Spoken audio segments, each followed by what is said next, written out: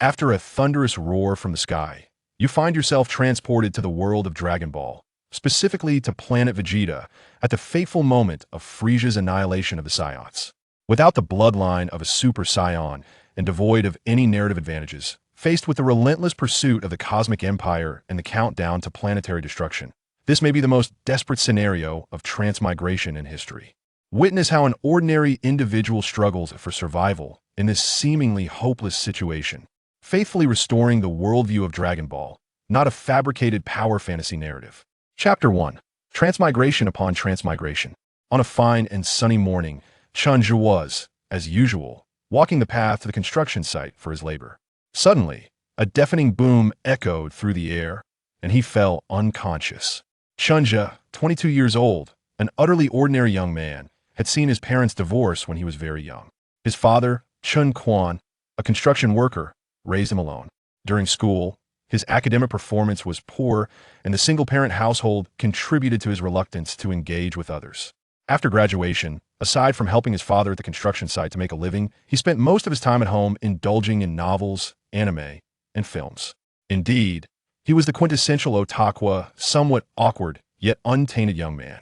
Where am I? What on earth? Chunja woke after an indeterminate amount of time, a blinding light piercing his vision. Instinctively, he raised his hand to shield his eyes, only to discover a terrifying reality. His hands were not long enough. Even turning over was a struggle. After a while, as his eyes adjusted to the brightness, he began to comprehend his predicament. What is happening? What on earth? After adapting to the intense light, Chunja looked at his hands and attempted to sit up, but while his upper body remained down, his legs lifted instead. Eventually, he confirmed one shocking fact. Have I turned small? Am I now an infant? What's going on? Did someone drug me like Conan? No. I heard a loud bang before I lost consciousness. Could it be that I was abducted by aliens for experimentation? Upon realizing he had become an infant, Chunja shouted, but all that escaped his lips was a series of infantile cries. After a prolonged period of wailing with no one coming to his aid, he began to spiral into irrational thoughts. I'm just an ordinary person, this makes no sense. Am I the protagonist? Yes, you are the protagonist, for I, the time-space transmigration system, have chosen you as the host. You are destined to be the protagonist. Amidst his musings, a voice echoed in his mind. Who? Who is speaking? Where are you? Chunja exclaimed in shock, momentarily forgetting that he had transformed into an infant, resulting in only more infantile cries. Stop. You're making too much noise. You don't need to shout, just respond in your mind, the voice continued. I am the time-space transmigration system. With me, you shall be the sole protagonist across all realms. Isn't it magnificent? Bow before me, mortal. Ha. Listening to this excessively narcissistic proclamation, Chunja felt utterly speechless. Where did this lunatic come from? How could such a voice exist in his mind? Could it be his inner self? Impossible. Chunja, would never stoop to associate with such a delusional entity. Fine, it was I who transformed you into your current state. Though you have shrunk, you now possess one of the most formidable bloodlines in this world. You will grow stronger merely by lying there. You shall be the strongest protagonist in this realm. Am I not powerful? Perhaps Chunja's indifference prompted the voice to chuckle before continuing its soliloquy. You transform me? Where's this place? What do your words mean? Am I truly the protagonist? After hearing its claims, Chunja was inundated with a barrage of questions. The last inquiry could be disregarded. There was no way Chunja, would ask such a foolish question. It must be the influence of that delusional voice in his mind. A moment of silence followed. I can hear you. You are the delusional one. I can hear everything you think. The voice resumed. I am the time-space transmigration system. You may call me Dawn. With my guidance, you shall save all realms, become a savior, and bring light to every world. Chunja. Actually, I ran out of energy while traversing through time and space. I spotted a massive energy source and attempted to absorb it, but during the process, an accident occurred, resulting in your death. The voice in his mind, now identified as Dawn, grew fainter. Chunja. Noticing Chunja's silence, Dawn continued, Don't blame me, I have compensated you. I have brought you to this world and infused you with the energy from the remaining original stone, granting you one of the most powerful bloodlines, the Limit Saiyan bloodline. Limit Saiyan bloodline? What on earth? Is this the world of Dragon Ball? However, I've never heard of any Limit Saiyan bloodline in the Dragon Ball universe. Chunja questioned, skeptical of Dawn's claims. Are you trying to deceive me? I've watched every episode of Dragon Ball, it's my favorite anime, and I've never encountered any mention of a limit Saiyan bloodline, only Super Saiyans. Dawn, I've told you, I merely modified your bloodline by infusing it with the energy from the remaining original stone. You are now a limit Saiyan, Dawn explained. Do you not know about Broly? In your terms, he possesses the Super Saiyan bloodline, enabling him to become a Super Saiyan without training, and he is the strongest form of Super Saiyan. You, however, are a limit Saiyan, capable of attaining the ultimate form of a Saiyan without training. Super Saiyan 3. Super Saiyan 3 is the ultimate form of a Saiyan? Isn't there Super Saiyan 4? Aren't there also God forms, blue forms, and even destroyers? What's with this original stone? It sounds incredible. Chunja pressed on with his inquiries. And with your explanation, I feel that Super Saiyan 3 sounds rather weak. Super Saiyan 3 is quite formidable. This world is considered a high-tier realm. Look outside the so-called Universe Emperor, Frieza, a genius of the Frost Demon race, hasn't even achieved Super Saiyan status yet, Dawn replied, somewhat helplessly. As for the original stone, it is the primal force of the universe, the purest form of energy, also known as the Yuan Stone. Oh, Chunja responded, somewhat understanding, and then wait, Frieza outside? If you remembered correctly, Frieza usually wouldn't come to Planet Vegeta. If his memory served him right, Planet Vegeta was destroyed by Frieza shortly after the births of Broly and Kakarot, who would later become Goku. Since Dawn just mentioned Broly, this meant Frieza's arrival could indeed be to annihilate Planet Vegeta. Could it be a mere coincidence? What? Oh, you're wondering if Frieza is here to destroy Planet Vegeta? I'm not sure, but I don't think so. Let me check, Dawn replied before falling silent. After a moment, it continued. It seems there's only one Saiyan named Bardock being attacked. What? Bardock is being attacked? Dawn, think of a way to save me. I don't want to die right after being revived. Chunja exclaimed, nearly leaping to his feet. If his memory was correct, this was precisely the moment Frieza was coming to obliterate Planet Vegeta, and Bardock, Kakarot's father, was the only Saiyan who had gone out to resist, only to be obliterated by Frieza's planet-destroying attack, along with Planet Vegeta. What's happening? Wait. Is that the planet-destroying attack? Is Frieza really here to annihilate Planet Vegeta? Dawn realized the implication, but aside from the time-space traversal ability, I possess no other means of escape. Time-space traversal consumes a tremendous amount of energy once I use it. I will be out of energy. Listening to the words of Dawn, Chunja felt a chill run through him. Moments ago, he had spoken so boldly, yet now he found himself powerless, akin to an infant, devoid of any means to resist. Was he truly destined to meet his end again so soon after being reborn? At that moment, outside, as if in response to Chunja's plight, Frieza unleashed his devastating star-destroying attack.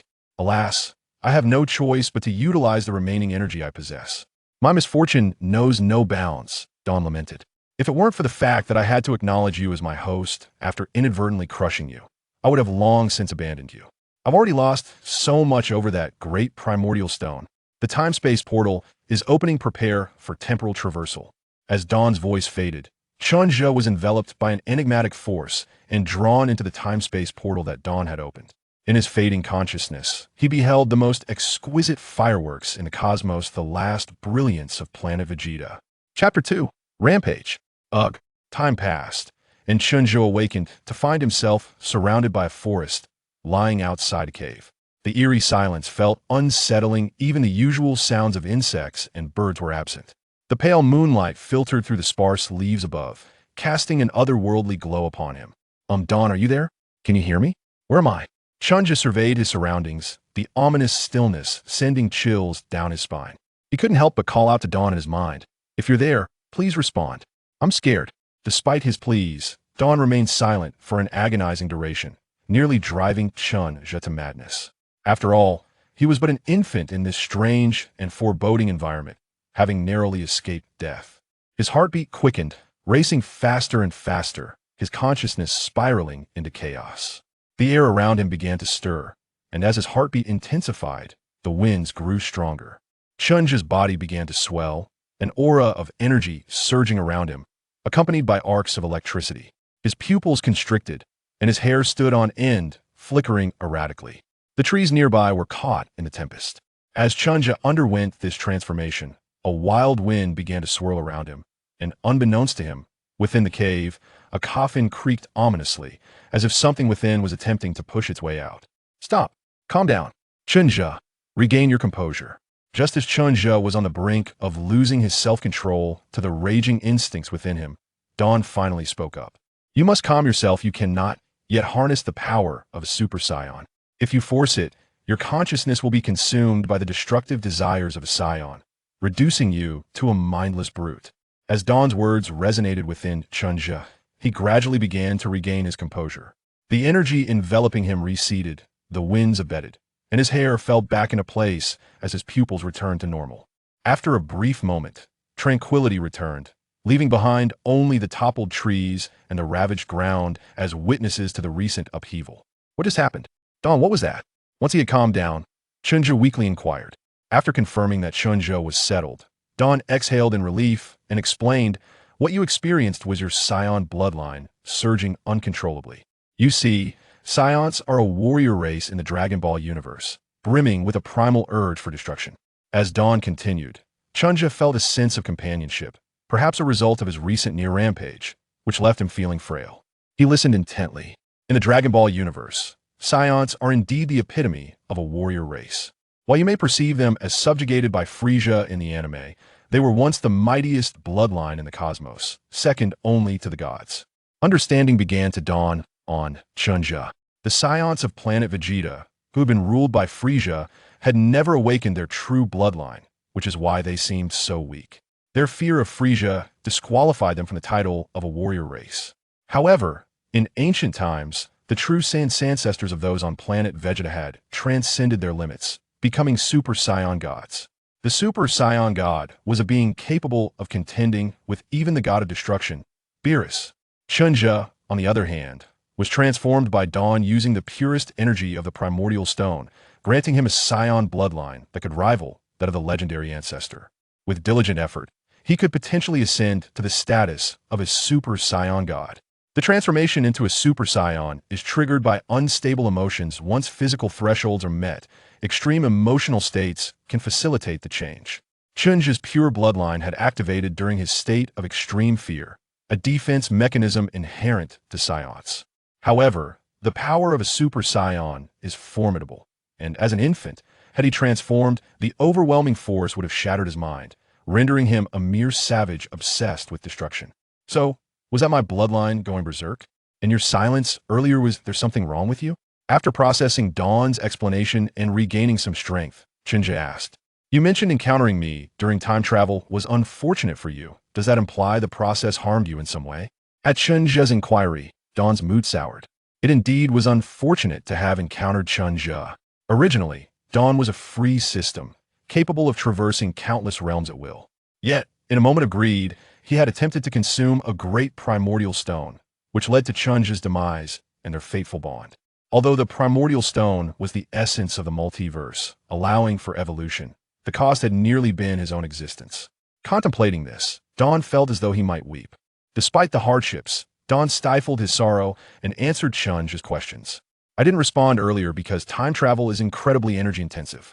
After preserving your soul and transporting you to the Dragon Ball universe, I expended all the energy from the primordial stone to modify your bloodline. Furthermore, to save you from Frieza's impending attack, I had to draw upon my own source energy, nearly leading to my own slumber. Had your earlier outburst not triggered my alarm system, I would have been in a deep sleep right now. Dawn's grievances deepened as he recounted his plight. Had he not already recognized Chunja as his host, he might have willingly chosen to perish alongside him. Enough of that. Where exactly are we? Chunja, feeling somewhat awkward after realizing how much trouble he had inadvertently caused Dawn, hastily shifted the topic. Then it struck him, wait a minute, if you hadn't killed me, none of this would have happened. That's precisely why I lament my misfortune, Dawn replied, exasperated. As for where we are, I couldn't possibly tell you. In my haste, I opened a random world without the time to pinpoint coordinates, and here we are.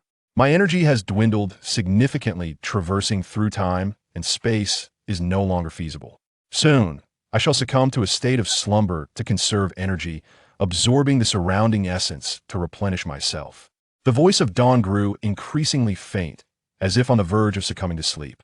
Observing this, Chunja hastily inquired, did you not consume a massive primordial stone? Was it not claimed that this stone contained the most fundamental energy of all realms, capable of facilitating your evolution? How can you be devoid of energy? Seemingly responding to Chunja's query, Dawn replied in a tone akin to that of a weary human on the brink of slumber. Do you presume that the transformation of such a potent bloodline is an effortless endeavor? You are already an adult. You must learn to safeguard yourself. Hey, what do you mean by you are an adult now? You must protect yourself. While it is true that I was an adult before, at this moment, I am but an infant, helpless and powerless. Please, Dawn, do not fall asleep. Do not abandon me to solitude.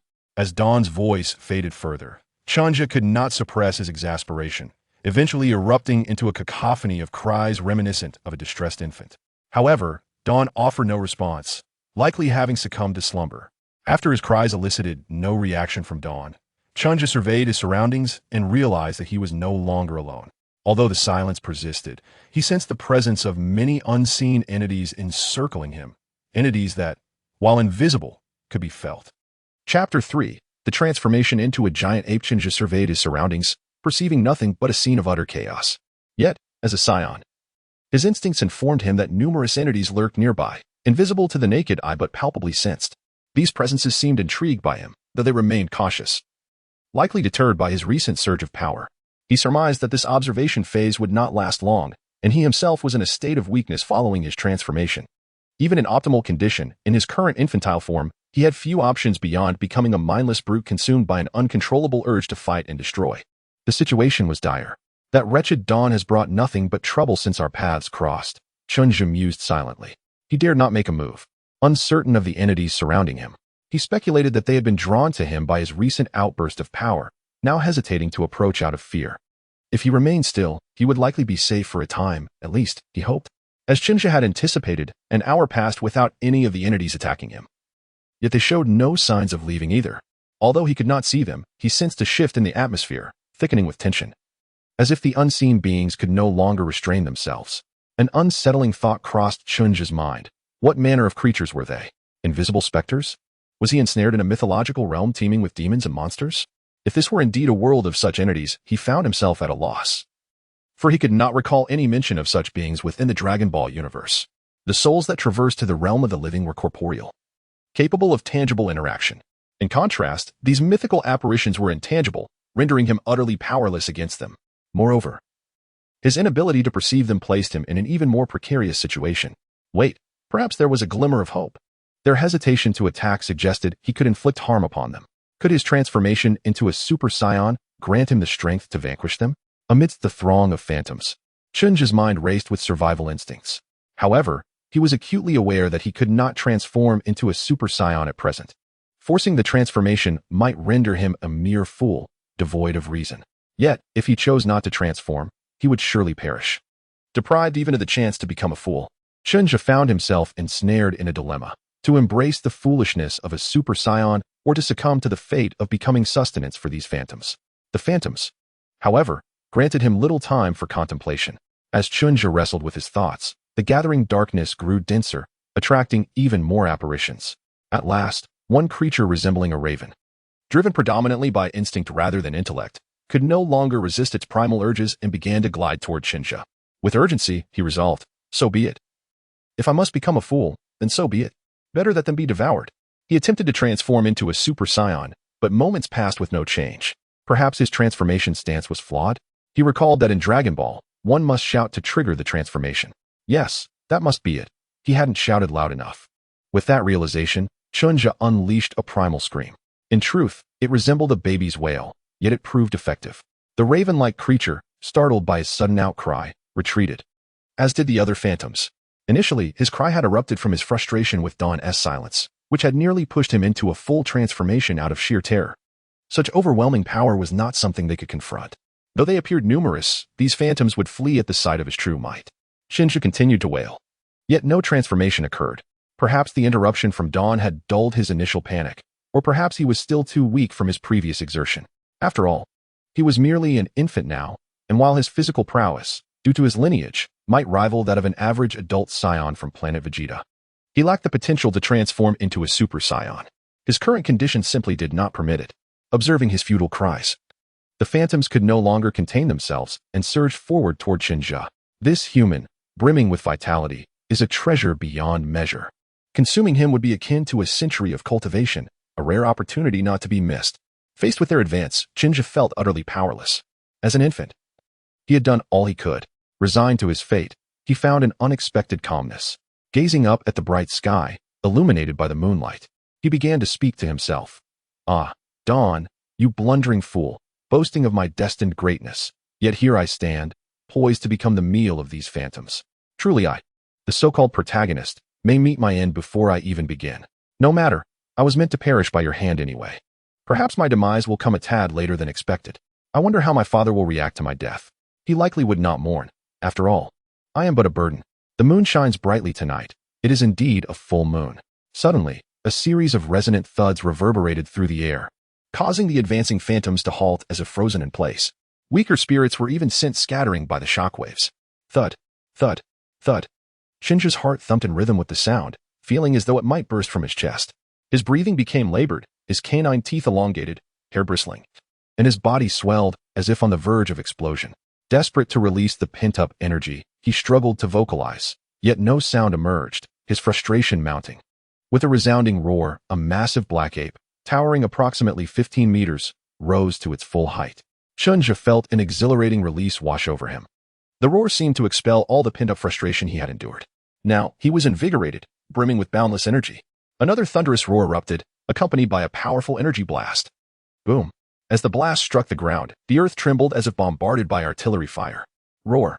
With yet another bellow, an entire grove of trees vanished from existence, along with the phantoms that had once encircled him. Indeed, this formidable black ape was none other than Shinja himself. On this night of the full moon, he had transformed into a colossal ape. Now, Shinja felt an exhilarating surge of power coursing through his being. He unleashed energy blasts from his mouth, using his fists and body to obliterate everything in his path. He craved destruction. He needed to vent the overwhelming power within him. He dared not pause. As he relished the initial roar that brought him a sense of ease, he now found himself ensnared in a dilemma once more. The overwhelming power awakened the primal ferocity within his Saiyan bloodline, compelling him to unleash his might. He was acutely aware of his actions, yet he could not halt. For if he did not vent his power, it would ultimately render him a fool. Chapter 4. The Battle. A thunderous roar erupted from Shinja, mingling with the earth-shattering sounds of destruction, transforming the once tranquil forest into a tumultuous arena. Shinja wreaked havoc upon his surroundings. Yet his consciousness was gradually being overshadowed by the wild instincts inherent to his Saiyan nature. This level of release was insufficient. He craved a battle. He yearned for a confrontation that would allow him to fully unleash his strength and express all his pent-up frustrations. Not enough, not enough. Another resounding roar erupted, accompanied by a ki blast that hurtled towards the mountain beside him. The colossal peak was obliterated, and amidst the debris, a voice emerged, a sound that transcended human and beast alike. It was not loud, resembling the disgruntled murmur of one awakened from slumber. Yet it bore an air of authority akin to the whispered command of a sovereign, impossible to disregard. Upon hearing this voice, Shinja responded with a roar of his own. Now almost entirely consumed by his primal instincts, he struck the cave from whence the sound originated. The whisper of a ruler? For a Saiyan, there is only battle and subservience. A true Saiyan bows to no one. They are a warrior race forged through relentless combat. Even the Saiyans of planet Vegeta accepted Frieza's rule only after being defeated, and even then, their acceptance was one of outward compliance, not inner submission. Let alone Shinja, whose bloodline had been forged from primordial stones, the most original and purest essence of a Saiyan. In ancient times, Saiyans were born for battle. No one could compel their surrender, not even deities. Shinja struck the mountain with such force that it caved in, revealing the interior. Inside lay an open coffin, devoid of any elaborate arrangements, having long been ravaged by Shinja. The figure emerging from the coffin could only be described as a man, albeit an unkempt one. His hair was disheveled, and his tattered clothing indicated he had no means to groom himself while hiding away. His eyes glowed a deep crimson, exuding an oppressive aura. "You've disturbed my slumber," he said slowly, seemingly unfazed by the passage of time. "How long have I been asleep? It appears this world still harbors beasts like you." His tone was calm, devoid of any emotional upheaval. Each word he uttered rang with an air of certainty, and his disheveled appearance did nothing to diminish his commanding presence. He exuded the aura of a formidable entity. Yet, in response, Shinja unleashed a ki blast. After his punch was caught, he swiftly leaped back and sent forth a ki blast as a rather hospitable greeting to the awakened man. The man, however, displayed no particular reaction. He merely raised his hand and swatted the ki blast aside, as if it were a mere plaything. "Ah, how very hospitable of you. It has been a while since I engaged in any exercise. I suppose I shall treat this as a refreshing morning workout," he remarked casually, stretching as he did so. With a roar, the man transformed, manifesting a pair of massive, bat-like wings reminiscent of a dragon from Western mythology. "It has been ages since I assumed this form. I did not expect to encounter such a being among the beasts. I hope you can provide me with some excitement," he said, launching himself towards Chunja. In that moment, Chunja felt as though time itself had frozen. It was as if he were caught in a time warp. Reminiscent of when dawn carried him through the ages, yet distinctly different. He could do nothing but watch as the man's fist barreled towards him. With a thunderous impact, Chunja was sent flying to the ground, his massive frame crashing down with a resounding thud. Although he had been struck, no harm befell him. Rising from the ground, he shook his head and fixed his gaze upon the man, fully consumed by the primal instincts of his Saiyan heritage. Narrowing his eyes, he unleashed another ki blast. The man dodged, and as the ki blast sailed past, Chunja's fist followed closely behind. With a resounding crash, the man was caught off guard and struck by Chunja's punch, sending him skidding across the ground, leaving a massive fissure in his wake. Yet Chunja did not relent. His colossal form surged forth with astonishing speed, pursuing the man as he continued to pummel him relentlessly. With another powerful strike, the man caught Chunja's fist, flipping him effortlessly to the ground. "Impressive. It has been a long time since I encountered a beast of your caliber. You actually managed to draw blood," the man remarked, wiping the corner of his mouth. "Very well. It seems I must take this seriously. Don't die on me." With that, the man charged at Chunja with unbelievable speed. Chunja barely had time to react before he was struck, sent soaring through the air, only to be kicked back to the ground, becoming a mere punching bag, assaulted relentlessly. As he endured the onslaught, Chunja felt an excruciating pain coursing through his body, as if every bone were on the verge of shattering. This overwhelming sense of helplessness ignited a fury within him. With a deafening roar, he channeled all of his energy into a blazing aura, the sudden eruption of power catching the man off guard and sending him hurtling away, granting Chunja a fleeting moment of respite. Suspended in the air, the man regarded Chunja, who was now enveloped in a swirling tempest of blue and gold energy, the ferocity of his aura escalating. At that moment, Chunja harbored but a singular thought: to utterly obliterate this man before him. As his energy intensified, the aura shifted toward gold, tinged with a visible crimson hue. What manner of beast is this? How can he possess such power? The man's expression shifted from playful to grave, recognizing the formidable force emanating from Chunja. Since the realms of heaven, divinity, and demon had separated from the mortal world, how could such a formidable creature still exist here? In the man's perception, Chunja had ascended to his level, a rarity in this world. The aura radiating from Chunja was no less potent than his own, and in a direct confrontation, the man knew he was the strongest being of his caliber in this realm.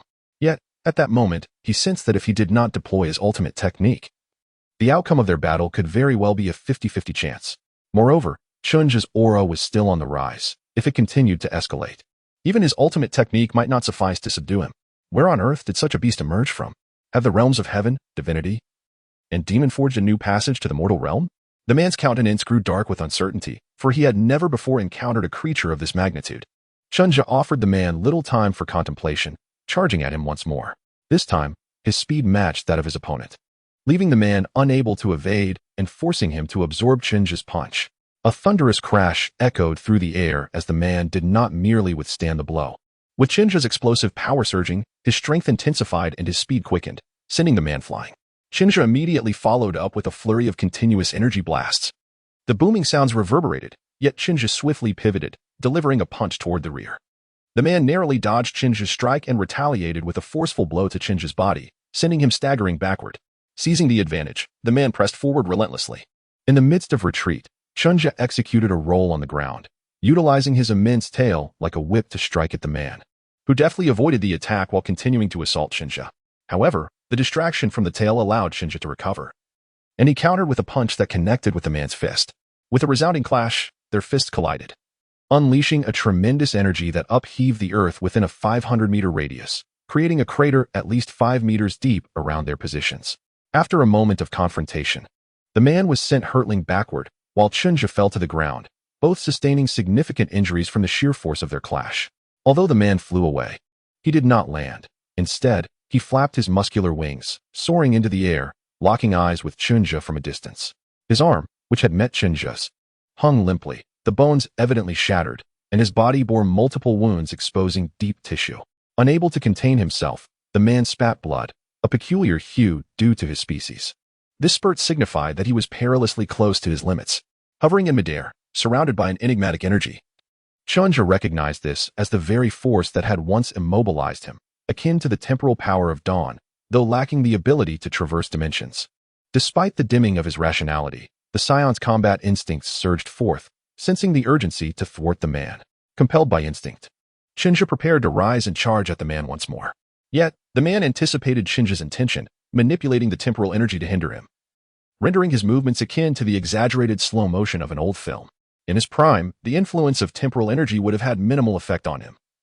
Much like their initial encounter, he would have been immobilized only when caught off guard, but now, severely injured, he lacked the strength to break free from this temporal grip. The man controlled the flow of time, slowing it around Chinja to prevent interference while hastening his own actions. The man unleashed his ultimate technique, confident in his invincibility against any adversary of equal standing. As he wielded the power of time, the space around him grew increasingly intricate, and the temporal energy began to warp, creating an impression of imminent rupture. With the activation of this force, the man's injuries started to mend. Under the influence of time, it was unclear whether moments or ages passed, but Chinja beheld the man's wounds fully healed, save for a pale complexion, rendering him indistinguishable from the first time Chinja had laid eyes upon him. Yet it was not over. The temporal energy accelerated, causing chaos in the surrounding space where time became a fluid, indistinct river. Suddenly, Chinja glimpsed two figures emerging from this nebulous stream of time, one advancing forward, and the other retreating backward, both bearing an uncanny resemblance to the man before him. One was clad in ancient robes, exuding elegance, while the other donned a modern white trench coat, radiating composure and authority. "Is this the beast?" the ancient figure inquired, pointing at Chinja. "What manner of creature is he? Must you resort to such measures to confront him?" Upon hearing the ancient man's question, the man replied, "I know not his origin. He awakened me from slumber. His power is formidable, and I have never encountered information regarding this beast. I wonder if the 6 realms are once again intertwined. You hail from the future. Do you know anything of his background?" With that, he turned to the figure in the trench coat, while the ancient man also cast his gaze toward him. The trench-coated figure regarded Chinja, who, still affected by the temporal energy, lay gravely wounded, his body marred with injuries from their prolonged skirmish. With the moon nearing its disappearance and the dawn approaching, Chinja's strength had waned, and he was on the brink of collapse, overwhelmed by the toll of battle and his injuries. The only thing sustaining him was the pride of the Saiyan warrior, born to fight and destined to perish in battle. Such is the fate of a martial race. The trench-coated figure observed Chinja, who met his gaze with fierce, crimson eyes reflecting an indomitable fighting spirit. The trench-coated figure averted his eyes, his lips twitching in a hidden expression. "I am aware of this individual's identity," he spoke. "Though the convergence of realms is yet a distant reality, this being is a rogue. Yet in battle, he transforms into a madman. With dawn approaching, he poses no further threat." As time slipped away unnoticed, Chinja began to transform, the night yielding to day, his strength depleted, reverting him to an infant state. In this vulnerable form, Chinja succumbed to unconsciousness, oblivious to the world around him. After an indeterminate period, the man and the ancient figure listened to the trench-coated figure, coming to understand Chinja's plight. They gazed upon the infant version of Chinja in silence. "Are you certain he can lead us to transcend our limits?" the man inquired. "I do not know, but I am willing to gamble. Let us take this opportunity with him, a chance to break through the finality of this world." The trench-coated figure replied with calm resolve. "Is the future truly as it appears? Why have you not attempted to alter it?" The ancient man, agitated, demanded of the trench-coated figure. The trench-coated figure remained silent, contemplating before finally stating, "Thus, we still possess a chance to effect change. I failed in the past, but this time we shall seize our opportunity together. Then let us proceed. Each of us shall offer our blood, ensuring we do not harm our essence. That should suffice." Both the man and the ancient figure declared in unison. "Agreed. Let us commence and bestow our essence upon him," the trench-coated figure said. With that, the three began to concentrate their blood, the ancient man and the man each producing 5 drops, while the trench-coated figure alone conjured 6. "You are indeed more powerful than us. It seems that even you believe this is the only opportunity we have, leaving us with no alternatives," the man remarked. The ancient attired man remained silent, as did the man in the trench coat, yet the speaker was unfazed. Ever since he had learned of the future outcome from the trench-coated man, his expectations for this world had diminished. Although he could not fully accept the future that the trench-coated man spoke of, the latter's prowess shattered his last vestiges of hope. As the 16 drops of blood from the three men merged into Chunja's mouth, the essence of their blood, owing to the man's lineage, served as the wellspring of their power. Such immense strength was beyond the capacity of an infant Chunja to bear. Thus, this formidable energy was absorbed by the slumbering dawn. This blood was the man's primordial essence, imbued with his intrinsic power, namely, the power of time. As this temporal force integrated into the slumbering dawn, it instinctively began to harness the power of time. The spatial energy, too, stirred into action, as the consciousness of the sleeping dawn flickered into a state of hazy awakening. Through the simultaneous operation of the powers of time and space, a portal to the temporal realm was opened, enveloping Chunja as he traversed through. In the midst of this blurred reality, Dawn heard a voice. I am the progenitor of the undead, Jiangchun. Today, I assist you, and in the future, I hope you will remember. Chapter 6. A New World Half-Awake. Dawn commanded the time power imbued within Jiangchun's blood, purging the negative aspects entwined with it. Of the 16 drops of Jiangchun's blood, 15 were absorbed by Dawn as a source of energy, while the final drop was utilized to transform Chunja's physique. Despite possessing the bloodline of the limitless Saiyan, the infant Chunja could only unleash formidable power when his life was threatened or, as in this instance, during a fortuitous full moon. At other times, his existence lacked any guarantee of safety. Both instances of power surges had inflicted grave damage upon Chunja's body, undermining his foundation and leaving indelible scars. The strain of overexertion was undeniably immense. Within the temporal tunnel, enveloped by the power of time and space, Chunja began to undergo transformation. Thanks to Jiangchun's blood, he commenced his growth. The potency of Jiangchun's blood, supplemented by the power of time and space, eradicated his internal injuries, restoring his severely wounded foundation from the battle with Jiangchun. At last, Chunja had matured to the age of 16. His appearance bore little alteration from his past life, yet due to his current Saiyan heritage, he had become more robust. His facial features were sharply defined, his gaze more piercing, and his physique muscular, without appearing excessive, a true embodiment of the phrase slim in clothes, robust without. Coupled with the inherent Saiyan hairstyle, he exuded an aura of handsomeness and reliability. In summary, had Chunja appeared thus in his previous life, he would never have descended to the level of manual labor. Returning to the matter at hand, upon reaching 16, the last drop of Jiangchun's blood was exhausted. Dawn once more opened the portal to the temporal realm, sending Chunja forth from the tunnel, creating an image as a makeshift alarm. Truly, he had grown wary of Chunja. This time, due to the time power inherent in Jiangchun's blood, Dawn found himself in a state of semi-slumber. His consciousness once again succumbed to sleep. Yet, Chunja could wield a fraction of his power, specifically the power of space. Given that Jiangchun's time power was a fundamental aspect of the rules of existence, Dawn allocated a portion of the power of space to Chunja. This gift served as a final lifeline, allowing Chunja a singular chance to traverse time should he encounter life-threatening peril. Dawn's concern for Chunja was palpable, even disturbing his sleep. He perceived Chunja's recent fortune as perplexing. Initially, in a past life, he had caused Chunja's demise, leading to a fateful connection that compelled him to resurrect him and recognize him as a host. Furthermore, in acknowledging Chunja as his host, he had facilitated the transformation into a formidable Saiyan bloodline. Yet, before long, before Chunja could fully mature, he had nearly been annihilated by Frieza, necessitating their hasty escape through time, which ultimately left Dawn in a state of slumber to absorb energy. It seemed absurd that despite traversing time with Chunja, he had narrowly escaped death once more. Originally, the power he received from Jiangchun could have awakened him. Yet he was compelled to divert that power to repair Chunja's injured foundation and body. Although the remaining strength of Jiangchun's blood could have roused him, it was insufficient to aid Chunja. Given Chunja's current streak of misfortune, lacking a safety net was undeniably perilous. Thus, he left behind a sliver of power, combining it with his own spatial essence for Chunja as contingency.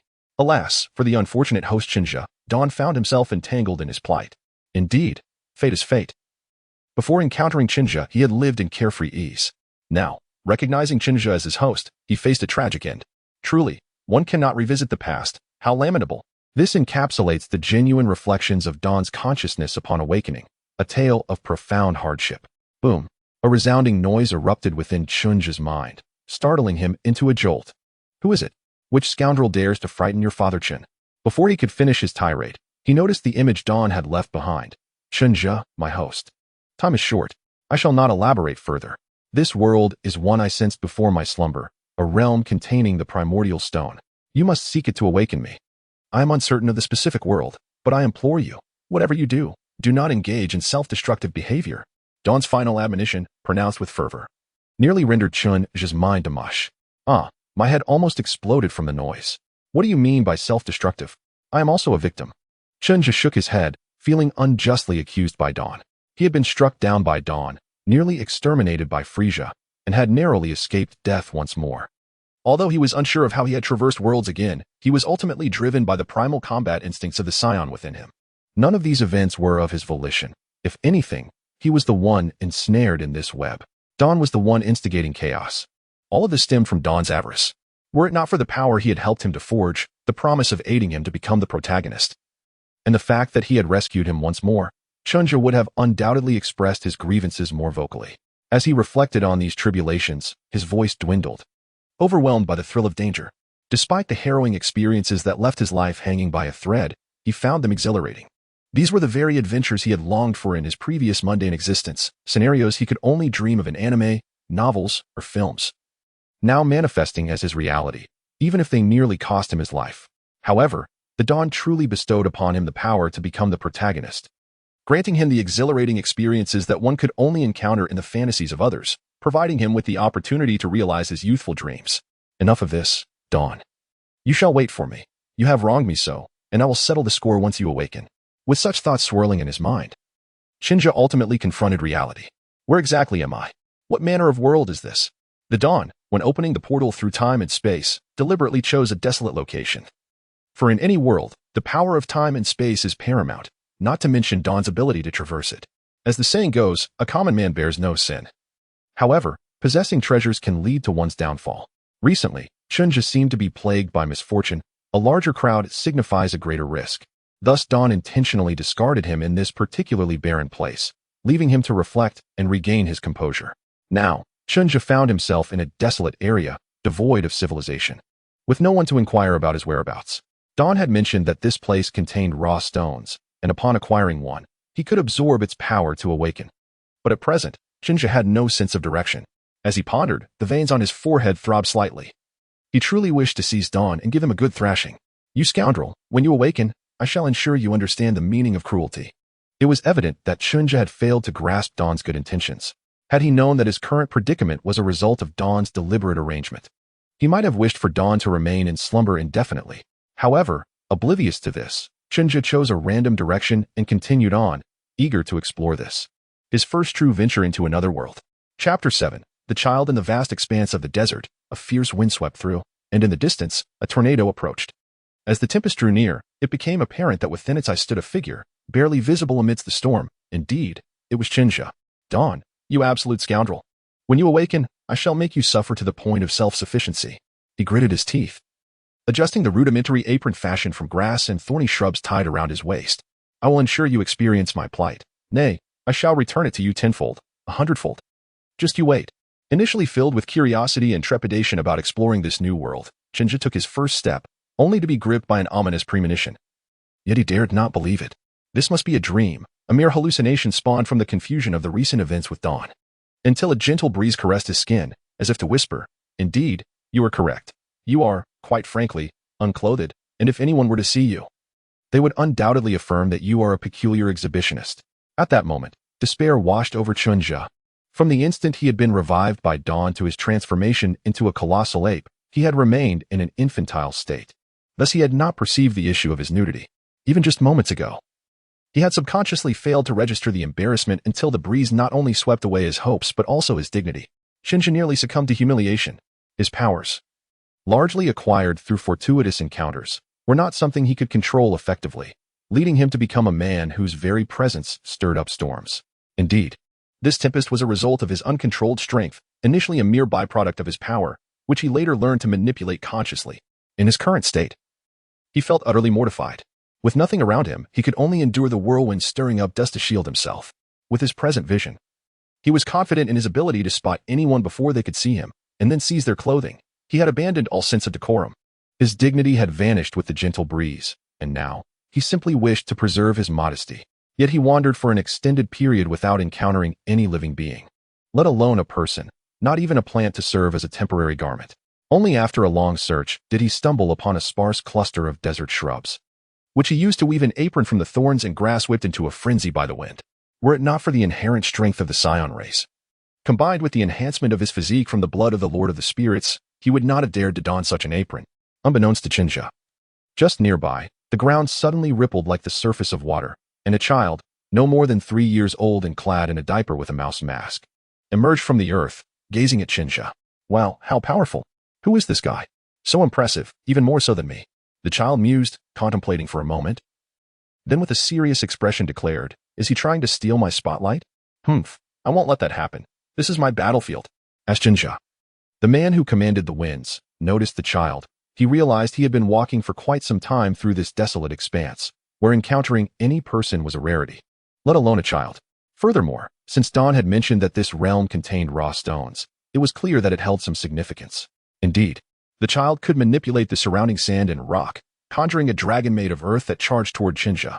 Observing the oncoming sandy dragon, Chinja bent his knees. Exerting force through his legs, his core engaged, fists drawn back to harness power. As the dragon neared, he leaped forward, delivering a powerful punch aimed squarely at it. Boom. The sandy dragon shattered under the force of Chinja's blow, sending debris scattering through the air. Quick as a flash, he seized the child. Now startled by the might of his punch, who was wearing a mouse hat and a diaper. At long last, he had encountered a native. He needed to inquire about this place and understand the nature of this world. Observing the child, who appeared dazed, Chinja felt a pang of guilt. While the child's ability to manipulate sand was clearly abnormal, he was still merely a child. Thus, Chinja's heart softened slightly as he spoke gently, "Little friend. Do not be afraid. I am not a bad person. Can you tell me where we are? Why are you here all alone? How is it possible? How could a single punch shatter my dragon? How will I explain this to them? This will surely diminish my reputation." The child muttered to himself, ignoring Chinja's questions. Upon hearing the child's words, Chinja felt a surge of joy. There were indeed others here, and judging by the child's tone, perhaps more than one. He pressed on. "Little friend, what is your name? Can you take me to find the others you mentioned? I am quite hungry and would like to find something to wear. Will you help me?" This time, the child finally acknowledged Chinja's words, scrutinizing his attire, and then suddenly, with a look of terror, exclaimed, "You pervert. Are you trying to steal my diaper?" With a sharp crack, the ground beneath Chinja's feet fissured. Yet he restrained the urge to deliver a sound thrashing to the child opposite him, who wore a mouse-eared hat. He continuously reassured himself. Children speak without restraint. He's merely a child, and I shall not hold it against him. Taking a deep breath, Chinja suppressed the impulse to teach the child a lesson in manners, and instead spoke gently. "Oh no, how could I possibly steal your diaper? I am an adult, and adults do not require such things. I merely wish to know where you hail from. I seek only to find some clothing to wear and perhaps something to eat and drink, for I have not eaten in a day." Perhaps it was Chinja's tender tone, or perhaps the sight of the cracked ground that lay beneath him, that finally silenced the child, who refrained from uttering anything further to provoke Chinja's wrath. "We're deep in the Sahara Desert, a desolate place where few venture, and I come from the academy." The child seemed to sense Chinja's mounting frustration, thus he obediently answered the question posed. "The academy? In the depths of the Sahara? That name seems somewhat familiar." Chinja pondered, struck by a sense of recognition regarding the child's mention of the academy, though he could not immediately recall why. However, he dismissed the thought for the moment, prioritizing his inquiries about the child's presence here and the need for food and clothing. He gently inquired, "This is indeed the heart of the Sahara Desert. How did you come to be here? Would you lead me to this academy so that I may have something to eat and find clothing?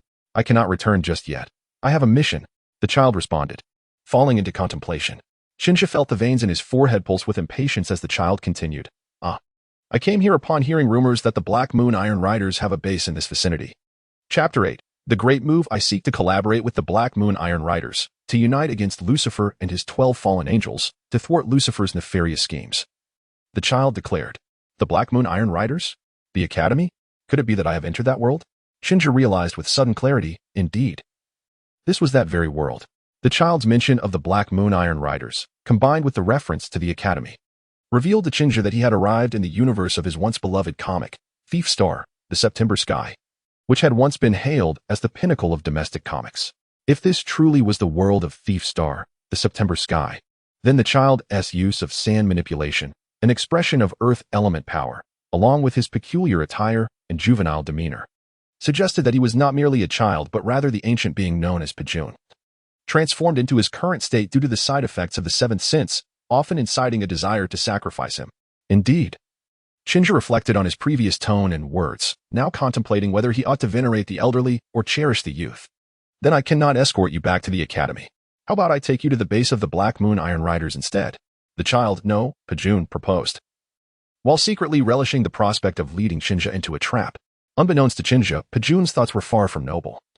Observing the smirk on Pajun's face, Shinja discerned that mischief was afoot. No. I'm far more interested in locating some clothing to wear and indulging in a hearty meal than accompanying you to the Black Moon base, Shinja replied. Although he longed to visit the Black Moon base and meet his childhood hero, the expression on Pajun's face suggested ulterior motives. Despite his bravery, Shinja understood that now, knowing he was in the world of Thief Star, the September sky, he comprehended the significance of the primordial stones mentioned by the Dawn. The origins of all events in Thief Star, the September sky traced back to the ancient kingdom of Shilon 9,000 years ago when a meteorite fell to Earth. Endowing humanity with diverse powers they referred to as the Seventh Sense. If Shinja's deductions were accurate, then this meteorite, considered a divine gift by humanity, was the very primordial stone that Dawn had alluded to.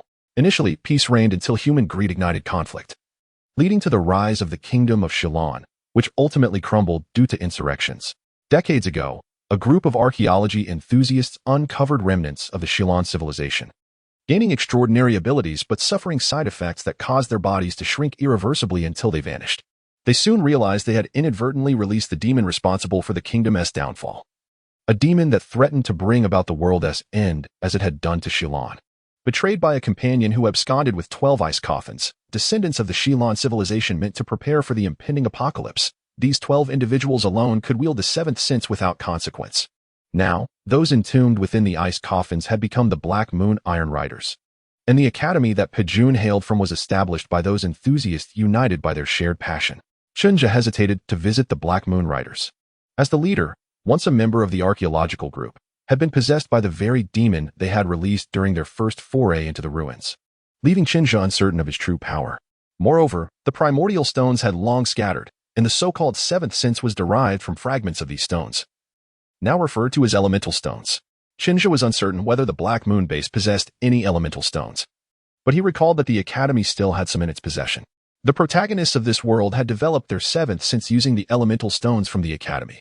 Thus, Shinja's primary desire was to reach the academy, to utilize the elemental stones, those primordial stones, to see if he could awaken Dawn. Ensuring Dawn's revival was his foremost objective. All else could wait, for he was now in this world, and he would inevitably encounter the protagonists in due time. However, if he did not allow Pajun to guide him to the academy, he risked losing him, making it exceedingly difficult to locate the academy later. Searching for the primordial stones in this world would be akin to finding a needle in a haystack. Therefore, Shinja resolutely stated, I wish to go to the academy now. However, I can assure you that the Black Moon Iron Riders do indeed have a base here. But they will not ally with you. How do you know this? Who exactly are you? Pajun's expression shifted from amusement to seriousness, scrutinizing Shinja with newfound gravity. I have never encountered an individual of your caliber. Your abilities should not render you so obscure. Yet, I have never heard any information pertaining to you or anyone resembling you. Are you one of Lucifer's creations, an angel fallen from grace nurtured by elemental needles? Pajun asked solemnly. Upon hearing his words, Shinja felt a surge of delight. He relished the opportunity to frighten Pajun a little, especially after the earlier offense. With a playful smirk, he replied, Oh, do you think I might be a fallen angel? What if I am? And if I am not? Do you truly believe you can escape? Dread filled Pajun as he contemplated the implications. He was uncertain of Shinja's true strength. Yet he had just witnessed a single punch shatter his formidable technique, the Hidden Dragon.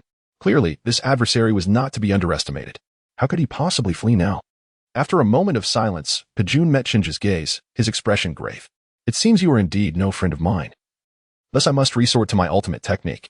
Shinja feigned indifference, though he had already steeled himself to withstand whatever Pajun might unleash. Very well. Show me your prowess. Let us see your ultimate move. I shall endure it. Are you prepared? I am about to unleash my secret weapon, Pajun stated seriously, his body crouching slightly as if he were gathering energy for a grand attack. Shinja's demeanor shifted, sensing the seriousness of the moment. Although Pajun had shattered his technique with a single blow, it had been a charged strike, and given Shinja's recent streak of misfortune, he resolved to remain vigilant, ensuring his own safety regardless of Pajun's capabilities. Ready or not, witness my ultimate move. Look, there's a flying saucer behind you, Pajun declared. And the ground beneath them morphed as if it were water, opening a vast chasm into which he began to descend. Shinja, reacting instinctively, turned to glance behind him but quickly realized that Pajun had already burrowed into the earth. He surged forward with all his might, managing to grasp Pajun's leg just before the ground sealed shut, yanking him out as if he were a stubborn root. Indeed, he should never have trusted this unscrupulous old man. This was a man devoid of decorum. Fortunately, his quick reflexes had spared him. Otherwise, Pajun might have escaped. And he would have no idea when he would cross paths with another soul in this desolate desert. Chapter 9. Pajun's trial. Shinja clutched Pajun's leg and swung him around like a windmill, chanting mockingly, "Run away now, old man. I was almost convinced by your deceit." Pajun, dizzy from the spinning, found himself involuntarily drooling as Shinja tossed him unceremoniously onto the ground. Gazing at the disheveled Pajun, Shinja, suppressing his disgust, taunted, "Go on, run away. You nearly had me fooled. Stop playing dead. I know you have awakened your sixth sense. This is merely a minor discomfort. It poses no real harm. Now, take me to the academy." Pajun lay still, maintaining a look of feigned defeat, and suddenly the ground beneath him opened up again, allowing him to drop into another hole, sealing it behind him. However, Shinja had anticipated this. As Pajun fell, he reached out, seizing him and plunging down into the abyss together. In the depths of the hole, their eyes met. Pajun, feeling awkward under Shinja's stare, said, Can I claim that we merely moved underground to escape the heat? It's much cooler down here." "Yes, indeed. Please continue," Shinja replied impassively, knowing well that Pajun was up to no good. Yet, he begrudgingly acknowledged that the subterranean environment was indeed more pleasant than the surface. "Could you perhaps let me go? Your grip is quite uncomfortable," Pajun said, feigning discomfort. Shinja continued to scrutinize him, refusing to relent. He was curious to see what further antics the shameless old man would attempt. "Please, don't be like that. Look, we're both without clothes. This situation is rather inappropriate. And it's quite embarrassing," Pajun exclaimed, adopting a coy demeanor that repulsed Shinja. The veins in Shinja's forehead throbbed as he decided to issue a warning to this brazen old man. Boom. Shinja concentrated his energy into a powerful ki blast and released it upward, producing a thunderous explosion that revealed the sky once more. Pajun, gazing at the heavens, was taken aback. Although he had only descended a little over 10 meters using his earth manipulation, Shinja's attack had shattered through, creating a vast pit several meters wide. The sheer might displayed by Shinja was terrifying. If this individual was indeed an enemy, bringing him to the academy would spell disaster. "Kill me if you wish, but I will never take you to the academy. Lucifer's scheme shall not prevail," Pajun declared earnestly, prepared to risk everything. As the academy's headmaster, he had never shied away from a significant matter, regardless of his usual demeanor. However, if he were to die, he would not do so passively. "Let me see your true strength." With that, Pajun unleashed all his power, transforming from a childlike figure into that of a young man. Shinja recognized that Pajun was now fighting with everything he had. Much like those who had awakened their seventh sense at the academy, utilizing it had consequences. While the side effects were manageable when employed casually, unleashing it with full force in battle was a matter of life and death. Each use would age him by at least a year, and as the fight progressed, he would diminish further until he completely vanished. Shinja was astonished by Pajun's sudden resolve. His initial intent was merely to toy with the old man out of spite. But witnessing Pajun's commitment to protecting the academy stirred something within him. "Wait, old man, this is a misunderstanding. I am not a fallen angel, I was merely jesting. I am not one of Lucifer's minions." Shinja hastily clarified. "You jest? After I've given it my all, you claim it was a joke? Do you think I would believe you? Regardless, if you can withstand my attack, I will take your word for it. Here it comes, behold, hidden dragon." Pajun did not relent, launching his assault. Regardless of whether Shinja was an ally or foe, now that he had fully activated his seventh sense, Pajun was determined to test Shinja's strength. The power Shinja exhibited was formidable. A single strike had penetrated through several meters of earth, leaving a significant crater. The casualness with which he executed such destruction was alarming. Pajun's attack, now fueled by his seventh sense, was his most powerful move. If Shinja could withstand it, the specifics of his allegiance would matter little. If he was indeed an enemy, Pajun would not divulge the academy's location, and if he was not, then perhaps he could save his own life. After all, anyone capable of enduring such a blow had no need to deceive him. And given the toll it would take on his own body, it was a gamble worth taking. As he watched the full-force strike of the Earth Dragon unleashed by the old warrior, Shinja's expression turned grave. This was not the same Earth Dragon he had encountered initially. Back then, it had been a singular sandy dragon, approximately 20 meters long. Now, however, he faced a formidable onslaught of over a dozen sandy dragons, each around 50 meters in length, converging towards him. With the mastery of earth manipulation at its peak, the density of these sandy dragons had become alarmingly solid, akin to that of marble or even granite, with several constructed of rock boasting a hardness rivaling that of diamonds. As these colossal sandy dragons bore down on him, Shinja knew he had to remain vigilant. The weight of their assault felt akin to moving mountains. In a swift motion, he unleashed a barrage of energy blasts, obliterating a few of the less resilient sandy dragons. Yet, 6 remained unscathed, crashing into the ground where he stood. Remarkably, Shinja had evaded their attacks just in time, leaping aside as the dragons surged forward. Damn it, you old coot. Are you not a man of your word? Did you not promise to cease your assault once I withstood your strike? Shinja berated the old warrior as the sandy dragons continued their relentless advance. The old warrior, unfazed by Chunja's outburst, merely shrugged and retorted. But you didn't truly take the hit, did you? Look at how many more there are. To withstand means to accept all of them, doesn't it? At a loss for words, Shinja resolved that he must let his strength speak for itself. Though these sandy dragons posed a nuisance, he could see through the old warrior's intentions. Regardless of whether he believed Shinja's claims, he was determined to test his power. Very well. Let us see just how formidable I have become. Since my rebirth, I have yet to engage in a true battle, Shinja mused, growing increasingly vexed by the prolonged pursuit of the Earth Dragon. No Saiyan is one to simply endure blows without retaliation. As the chase wore on, Shinja's Saiyan instinct surged forth. Unlike his previous encounter with the general, during which his primal instincts had overtaken his reason, this time he retained clarity of thought. He began to truly feel the warrior spirit within him awaken, igniting a fervent desire for combat. Chapter 10. Accept the challenge with his blood boiling. Shinja felt a surge of exhilaration. In his past life, he had been a rather introverted individual, shaped by his single-parent upbringing, which left him with little opportunity for deep connections or conflicts. Fighting had never been a part of his existence. Thus, the Saiyans' thirst for battle merged with Shinja's newfound curiosity about confrontation, rendering him somewhat ecstatically frenetic as he stood his ground. This time, rather than evade the incoming sandy dragons, he leapt into action, targeting one with a powerful punch. A true man relishes the visceral sensation of flesh upon flesh. Although inexperienced in brawling, he found joy in the raw impact of his fists, reserving energy blasts solely for clearing lesser foes. While he crushed the remaining adversaries with his own strength. Boom! As his fist connected with one sandy dragon.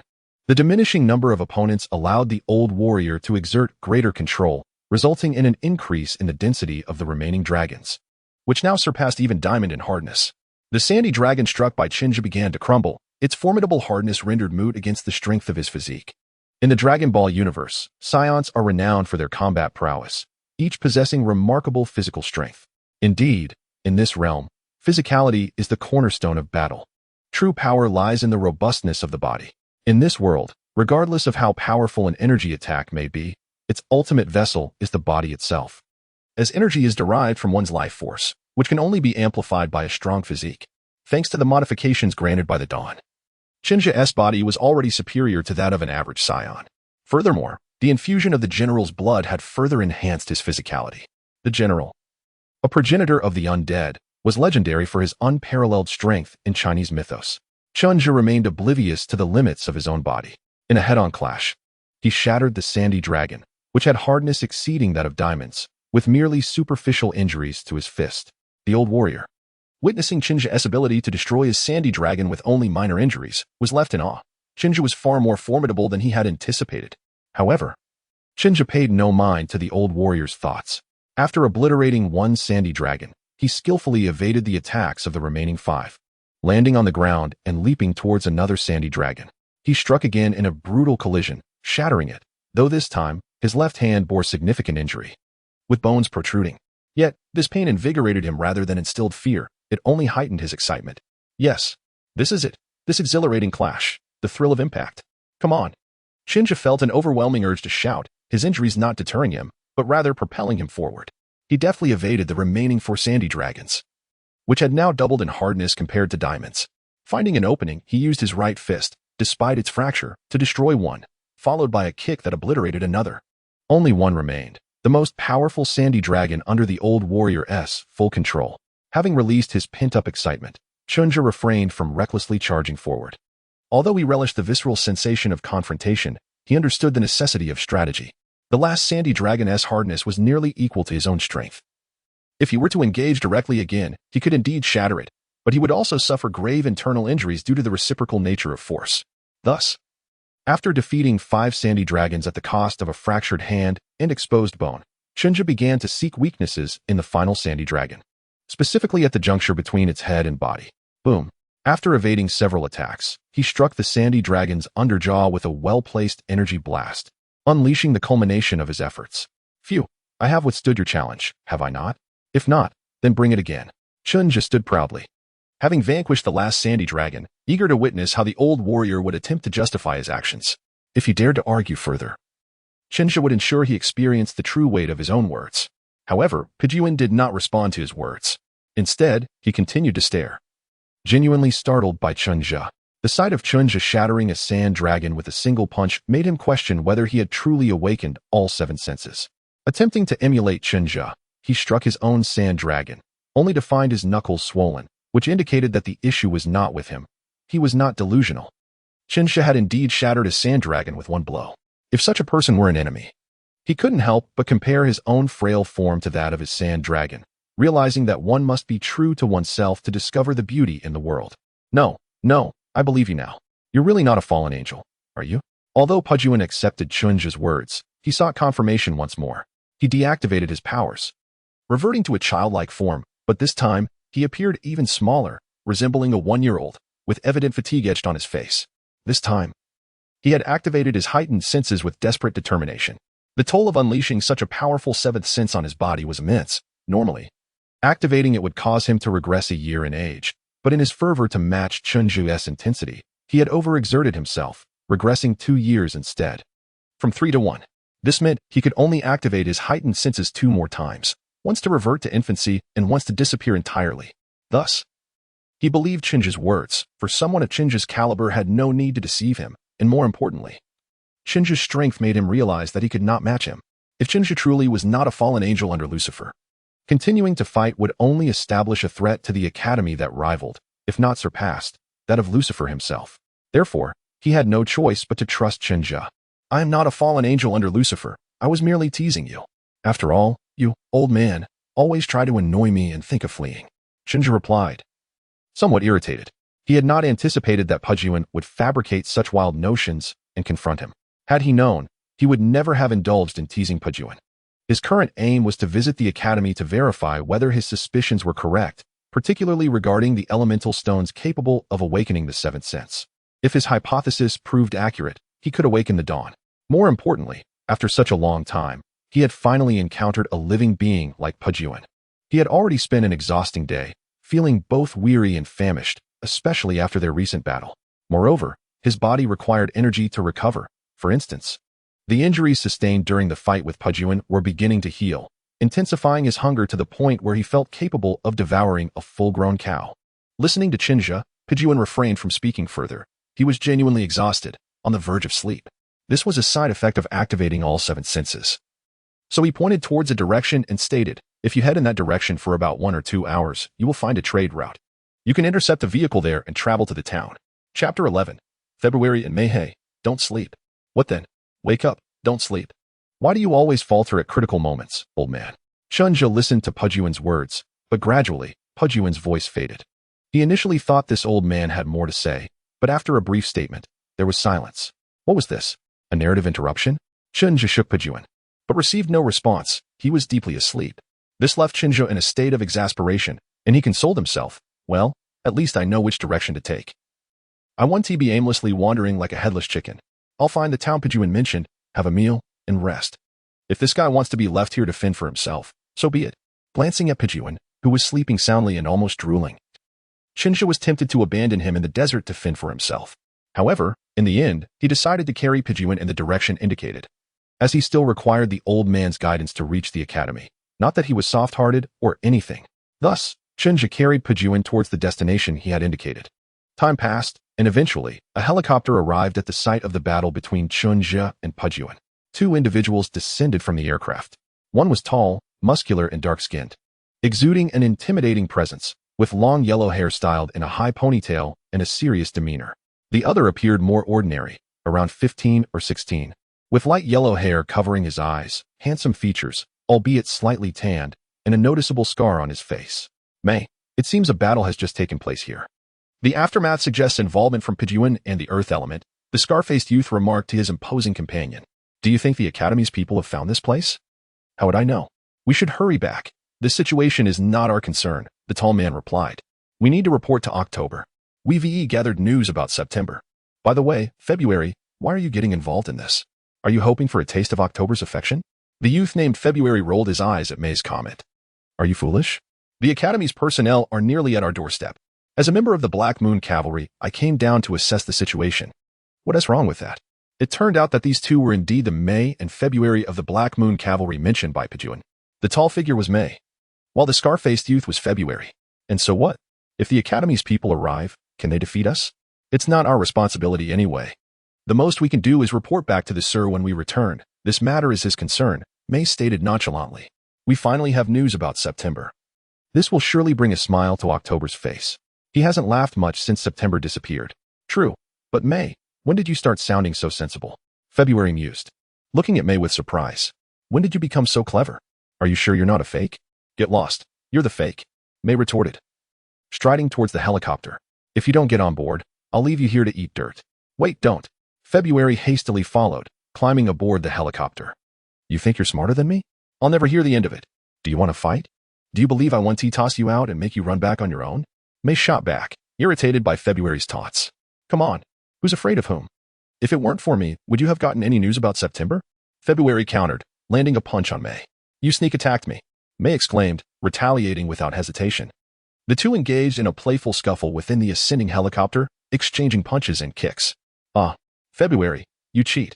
You're biting me. May's pain cry echoed as February sank his teeth into his thigh. Ugh, who told you to use biochemical weapons?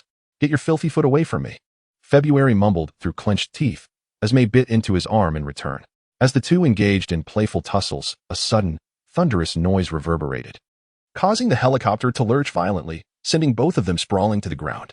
February, with a grave expression, turned to May and inquired, May, who is piloting the aircraft? It's just us aboard this helicopter. Why do you ask? May replied, momentarily distracted, his attention drawn to the bite mark on his thigh inflicted by the clumsy February. As he gazed out the window, he noticed the helicopter beginning its descent and quickly realized it was now flying on autopilot, heading towards imminent disaster. May, you fool. Hurry and take the controls. We're about to crash. February shouted in terror as the helicopter continued its perilous drop. May scrambled into the pilot's seat, fumbling with the controls in his haste, making several mistakes. Just as the helicopter seemed on the brink of plummeting, he managed to stabilize it. Phew, that was close. May. You idiot, didn't you claim to be clever? This is the result of your intelligence. We nearly went down. February, regaining his composure, sarcastically retorted. If you hadn't distracted me, I wouldn't have been in this predicament. You're the real fool for interrupting me while I was flying. May shot back without hesitation.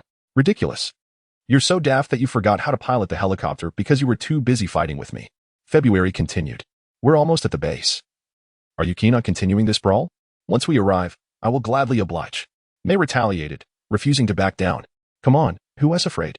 My battle eagle will take you down. Battle eagle? Since when did you acquire an eagle? That is just my dog. Oh, and what is your eagle's name? Fortune. Meanwhile, Shinja remained oblivious to the location where he and Broken Army had clashed, being discovered by the Black Moon Iron Cavalry. Even if he were aware, he would likely be unconcerned, for he had finally reached the trade route spoken of by Broken Army and even managed to hitch a ride into town.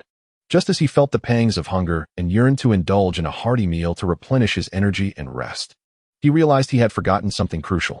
He had no money. Broken Army, that old codger, had none either. After walking for 3 hours in the direction indicated by Broken Army, Shinja finally spotted a road and decided to wait for a vehicle to pass by. Fortunately, he didn't have to wait long. Within 10 minutes, a car approached. Upon seeing Chunja's attire, the driver, noticing Chunja's age and the childlike appearance of Broken Army, assumed they were victims of a robbery. Chunja could hardly argue against that perception. The driver, seeing Chunja dressed merely in an apron, kindly offered him a larger piece of clothing from his own wardrobe, which, though oversized, was better than nothing, so Chunja gratefully donned it. The driver dropped him off at his destination without asking for fare, simply driving away. There truly are many good-hearted individuals in this world, thanks to the kindness of strangers. Shinja found himself in a situation where he didn't need to spend any money. Momentarily caught off guard, he entered a restaurant and ordered an extravagant feast. Saiyans indeed have an enormous appetite, and after such a long period of hunger, coupled with the need for energy recovery due to his injuries, Chunja nearly consumed everything available in the kitchen. The restaurant, either overly confident or unconcerned about the risk of customers skipping out on their bills, was the largest in town. The owner, Legay, was a powerful figure with deep connections, and he had recently been rumored to have aligned himself with a significant personage, further enhancing his reputation to an unmatched degree, making him a force to be reckoned with. Once Chunja had finished his meal, the waiter approached to collect the payment. "Good day, sir. Your total comes to 187,900 yuan. Due to your rapid consumption, we had to hire additional temporary chefs and dishwashers, thus increasing our costs. We kindly ask you to cover a bit of that expense, rounding it up to a total of 200,000 yuan. Chunja, bewildered, looked up at the smiling waiter. At that moment, he recalled an essential fact. He had no money. From the moment he was reborn, Chunja had not known a moment's peace, constantly embroiled in battles or fleeing for his life. Had it not been for the life force from the blood of the general sustaining him, he would have starved to death in his previous world. Arriving in this new realm, he had wandered aimlessly in the desert, and after battling with broken army, he was famished. Upon entering the town and spotting the restaurant, he had eagerly ordered a mountain of food without a second thought, driven by his hunger. Now, having eaten his fill and wishing to rest, the waiter's request for payment jolted him back to reality, reminding him that he had just arrived in this world without any funds. However, he reasoned that broken army, as the principal of the academy, must surely have some money. Thus, he began to search broken army thoroughly, lifting him up and checking every inch, even under his diaper, only to discover that the old man was also penniless. "I truly wonder how you became a principal, lacking even a single coin." Chunja scolded the still unconscious broken army. To the waiter observing this scene, Chunja appeared increasingly deranged. Did I really consume that much? I mean, could I perhaps return later to pay? Or could I leave this fellow here as collateral? Chunja awkwardly suggested, lifting broken army to indicate his willingness to leave him behind. "What? You intend to dine and dash? Do you even know whose territory this is?" "Eating without paying is not easily overlooked here," the waiter replied, maintaining a professional demeanor while smiling. "Not at all. I would never consider that. I simply don't have any money at the moment, so I thought leaving him here as collateral would suffice," Chunja stammered, feeling deeply embarrassed, realizing this was his first experience with dining and dashing. "Apologies, sir, but we operate legally here and do not accept hostages as collateral. Furthermore, given your demeanor towards this child, I suspect you might be a trafficker," the waiter stated, his suspicion of Chunja's intentions growing. "If you truly intend to evade payment, I have already alerted the authorities, and I will inform them you are a trafficker." Do you even comprehend the implications of trafficking here? This is Legay's territory, and attempting to engage in such activities here is a grave mistake. You may find yourself and this child becoming merchandise in Legay's dealings if you are apprehended. The waiter mused internally. Indeed, Legay was the most powerful figure in this town, reigning over a land plagued by marauders. In such an environment, the most lucrative business was human trafficking. As the most influential individual in the town, he ruled like a local emperor. Not only was he in charge of the town's security, but he also managed the largest human trafficking market, with over half of the underground forces operating under his clandestine direction. Though he held immense power, he was still subject to the official government. Thus, he would first ensure that captives were taken to the police station, where they would be charged with various crimes and sentenced to death, only to be swapped for profit afterward. The townspeople were aware of Legay's operations but dared not speak out. Consequently, government officials viewed Legay as a radical. But no one cared, for with so many bandits in the desert, a radical could better intimidate them. Moreover, Legay was not someone to be trifled with, and both sides maintained a wary respect for one another. Chunja was blissfully unaware of the thoughts swirling in the server's mind, nor was he privy to the affairs of the proprietor, Li Gu. Thus, he found himself awkwardly proposing, "How about I stay and work off my debt? Or we could wait for this fellow to awaken. He is wealthy and will surely pay you once he regains consciousness." Chunja once again brought the unconscious figure of Pejun to the server's attention, firmly believing that Pejun possessed significant wealth, albeit hidden from view. After all, the academy was renowned as a prestigious detective school, with countless aspiring students yearning to enroll, and the tuition fees were exorbitantly steep. As the principal, Pejun could not possibly be devoid of funds. Even if he truly lacked money, once he awoke, he could have someone from the academy come to secure his release. "I have already contacted the authorities. I will await their arrival for further proceedings. You must remain here and refrain from any thoughts of fleeing," the server stated, finally retracting her professional smile. She summoned several towering men, their muscles as thick as Chunja's thigh, who encircled them. Faced with this situation, Chunja felt a sense of helplessness. Although these individuals appeared formidable, they were merely ordinary men and posed no real threat to him. If he truly wished to leave, they would be incapable of stopping him. However, he recognized that it was his lack of funds that had led to this predicament, and he felt it was unjust to resort to violence against these individuals. After all, in his previous life, he had been an ordinary man, and being surrounded in such a manner left him rather uncomfortable. Of course, Shinja remained oblivious to the fact that these men were engaged in the nefarious trade of human trafficking, with intentions to fabricate a charge against him and Pejun to sell them off. Had he been aware, he might have resorted to violence against them, though he would have been at a loss for what to do next. In his previous life in Huaxia, he would have simply called the police, who would handle matters and provide a resolution. Yet, here, despite the presence of a government, it was not the same as the one in his former life. Nor did it belong to the same nation. Here, the local sheriff was the mastermind behind the very trafficking operation. Even if he were to discover their intentions, his options would be limited to a confrontation, after which he would still be uncertain of his next steps. Surely, he could not eliminate them all. As a blossoming flower nurtured under the red flag, a future successor to my homeland, I cannot stoop to such depths, Shinja mused. Please, do not dismiss me. This man truly is wealth. Despite his current disheveled appearance, he is the principal of the renowned detective academy. As Shinja observed the imposing figures surrounding him, he noticed the server at the entrance hastily preparing to depart and quickly implored, "You must believe me. Are you familiar with the academy? If not, it matters not. Once he awakens, you can have him contact someone from the academy to pay for my release. I assure you, I am not trying to dine and dash."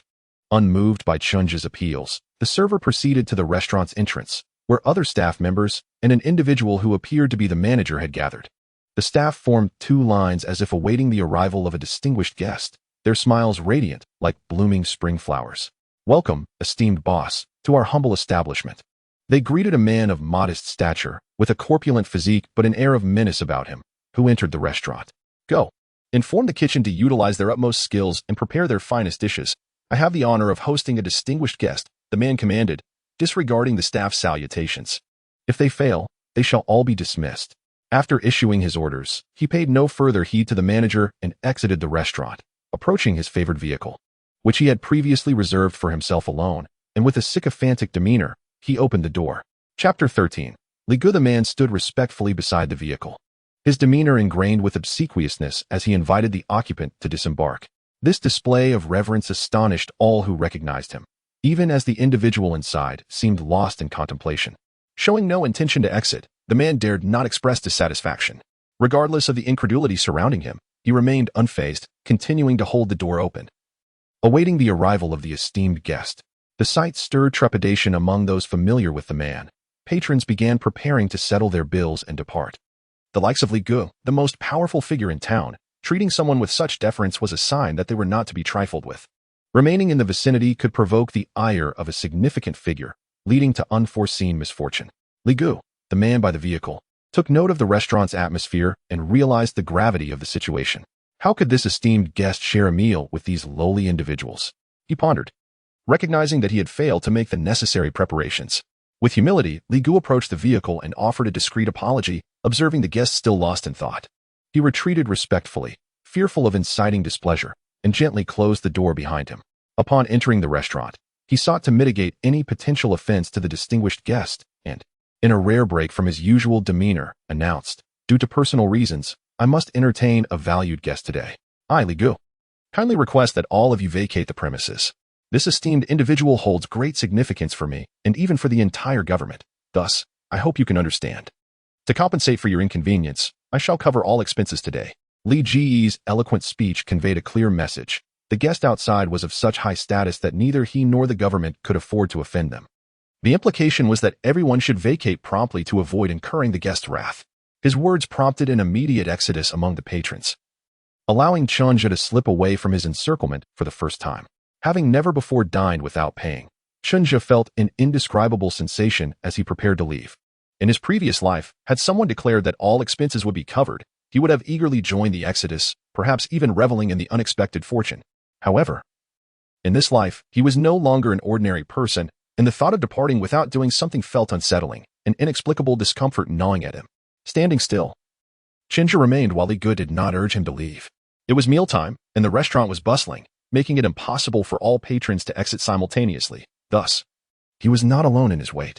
As the last of the diners trickled out, the restaurant manager finally seized the opportunity to approach Ligu and quietly report, "Sir, you did not inform us in advance, and now the fresh ingredients in the kitchen are nearly depleted. The remaining supplies are insufficient to prepare a sumptuous meal for our esteemed guest. The restaurant manager, with a cautious demeanor and a lowered head, reported to Liga, his voice trembling with fear, unable to meet Liga's gaze. In a desperate attempt to divert Liga's attention, he gestured towards Chinja. Regardless of how you choose to resolve this, ensure that everything I require is arranged before 10 o'clock. Otherwise, you know the consequences. Liga cast a fleeting glance at Chinja before continuing to address the restaurant manager, disregarding the latter's words. The essence of running a restaurant is to serve guests, and it is only natural for patrons to consume the available ingredients. If the restaurant runs short on supplies, that falls squarely on the manager's shoulders. Liga was solely interested in results, indifferent to the process. Moreover, the manager's words hinted at an accusation against Liga for not providing prior notice. If circumstances were different, Liga would have ensured that this manager would not see the light of day again. Who did the manager think he was? Daring to speak to Liga in such a manner? Even if the manager did not intend it, Liga perceived an affront that warranted a stern response. His preoccupation with securing influential clientele had perhaps led to a neglect of trivial matters, and now, these individuals had the audacity to contradict him. It seemed a lesson needed to be taught. A glint of menace flickered in Liga's eyes, though he skillfully concealed it. This was not the time for a display of power. Provoking the displeasure of the esteemed guest in the vehicle could lead to dire consequences for him. Chinja, however, noticed the threatening glimmer in Liga's eyes. His keen instincts, akin to those of a Saiyan, sensed the fleeting aura of aggression emanating from Liga. Although this hostility was not directed at him, it compelled Chinja to scrutinize Liga further. The man appeared far from benevolent, and the earlier display of malice only confirmed this impression. Liga's urgency to disperse the crowd suggested hidden motives. Yet, Chinja chose to remain, feeling a twinge of discomfort for indulging in a free meal from a man who exuded the aura of a bully. However, after witnessing Liga's brief flash of menace, he felt no pressure in accepting the meal offered by someone so evidently unscrupulous. As the crowd began to thin, largely due to Liga's direct intervention, those present quickly made their exits, fearing the repercussions of lingering in Liga's presence, not to mention the formidable guest he spoke of. A figure that even the nation's government dared not provoke. Only a few nobles, clinging to their perceived superiority, hesitated to leave in a manner deemed unbefitting, while the rest waited impatiently for the path ahead to clear. As the last of the crowd moved toward the exit, Chinja followed suit, feeling a sense of relief wash over him.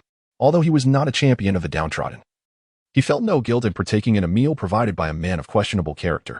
Just as Chinja reached the doorway, the car door opened, revealing a young man of around 20, as if he had stepped out of a painting. His cascading, naturally curly, light blue hair flowed down to his waist, and his ruby-red eyes captivated all who laid eyes upon him. Clad in a simple white overcoat that fell to his knees, he possessed an aura that commanded attention, as if the world itself revolved around him. To summarize, he stood at an impressive height of 6 feet, radiating an imposing presence.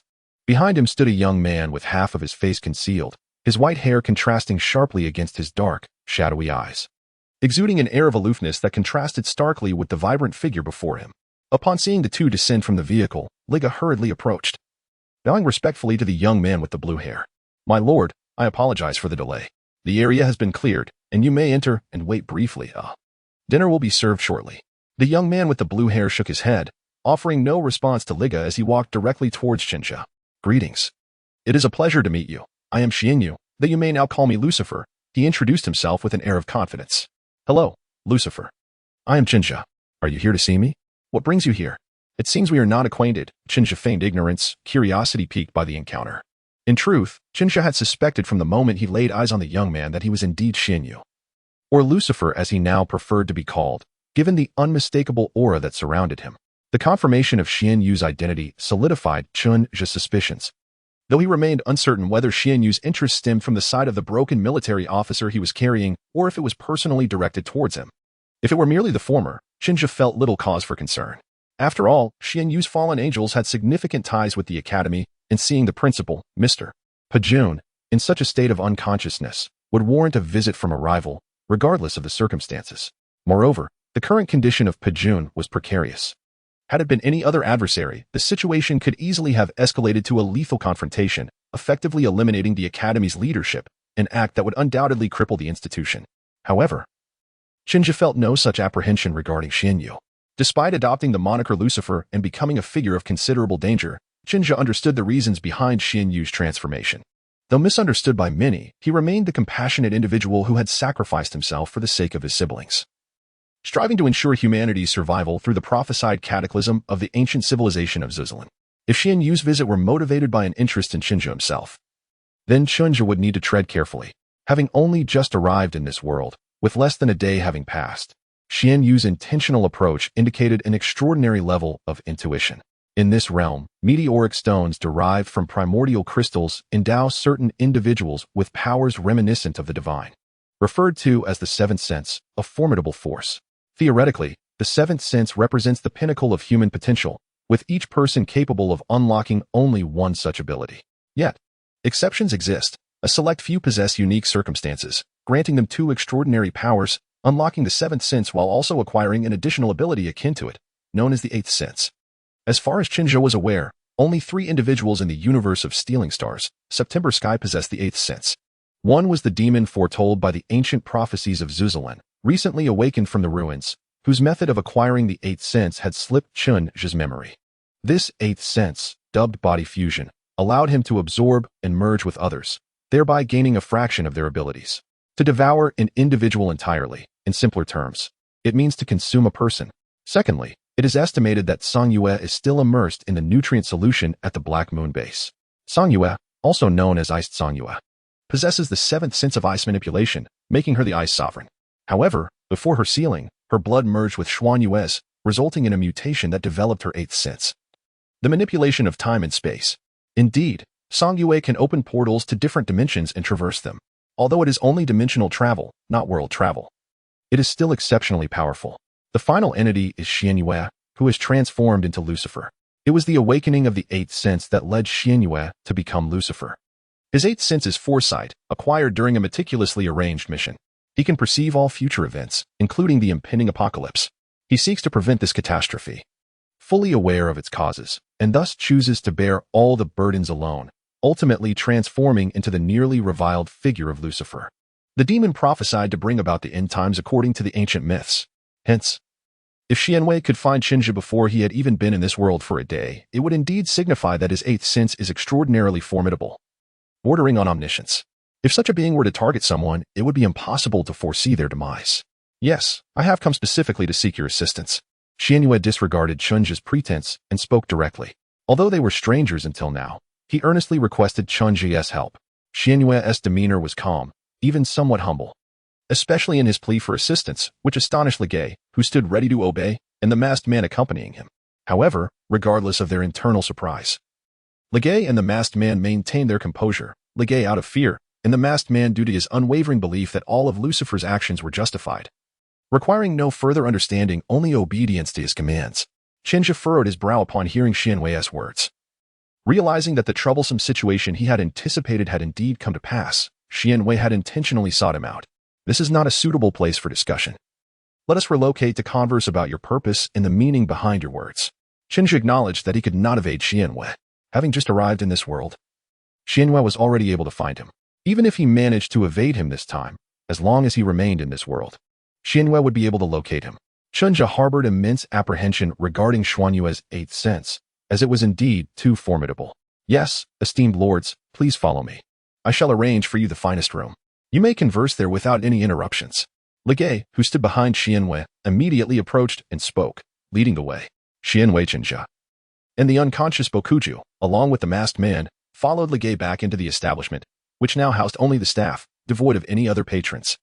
Legay guided them to a private room on the top floor and respectfully stated, "You may converse here without fear of disturbance. Should you feel hunger, do not hesitate to call for me. I have ensured that food is prepared." After speaking, Legay respectfully exited, showing no hint of his previous assertiveness in front of others. However, Chinja and the others did not acknowledge Legay's presence. Now, let us discuss how you came to know of me and your intention for seeking me out. After Legay departed, Chinja coldly inquired. He was genuinely curious and also wished to test whether Xuanyue's eighth sense was as formidable as he suspected. Indeed, I do not know you personally. My arrival here was prompted by my eighth sense, which revealed an unclear future, a future clouded in ambiguity. Xianwei replied placidly, his tone gentle, evoking a sense of spring.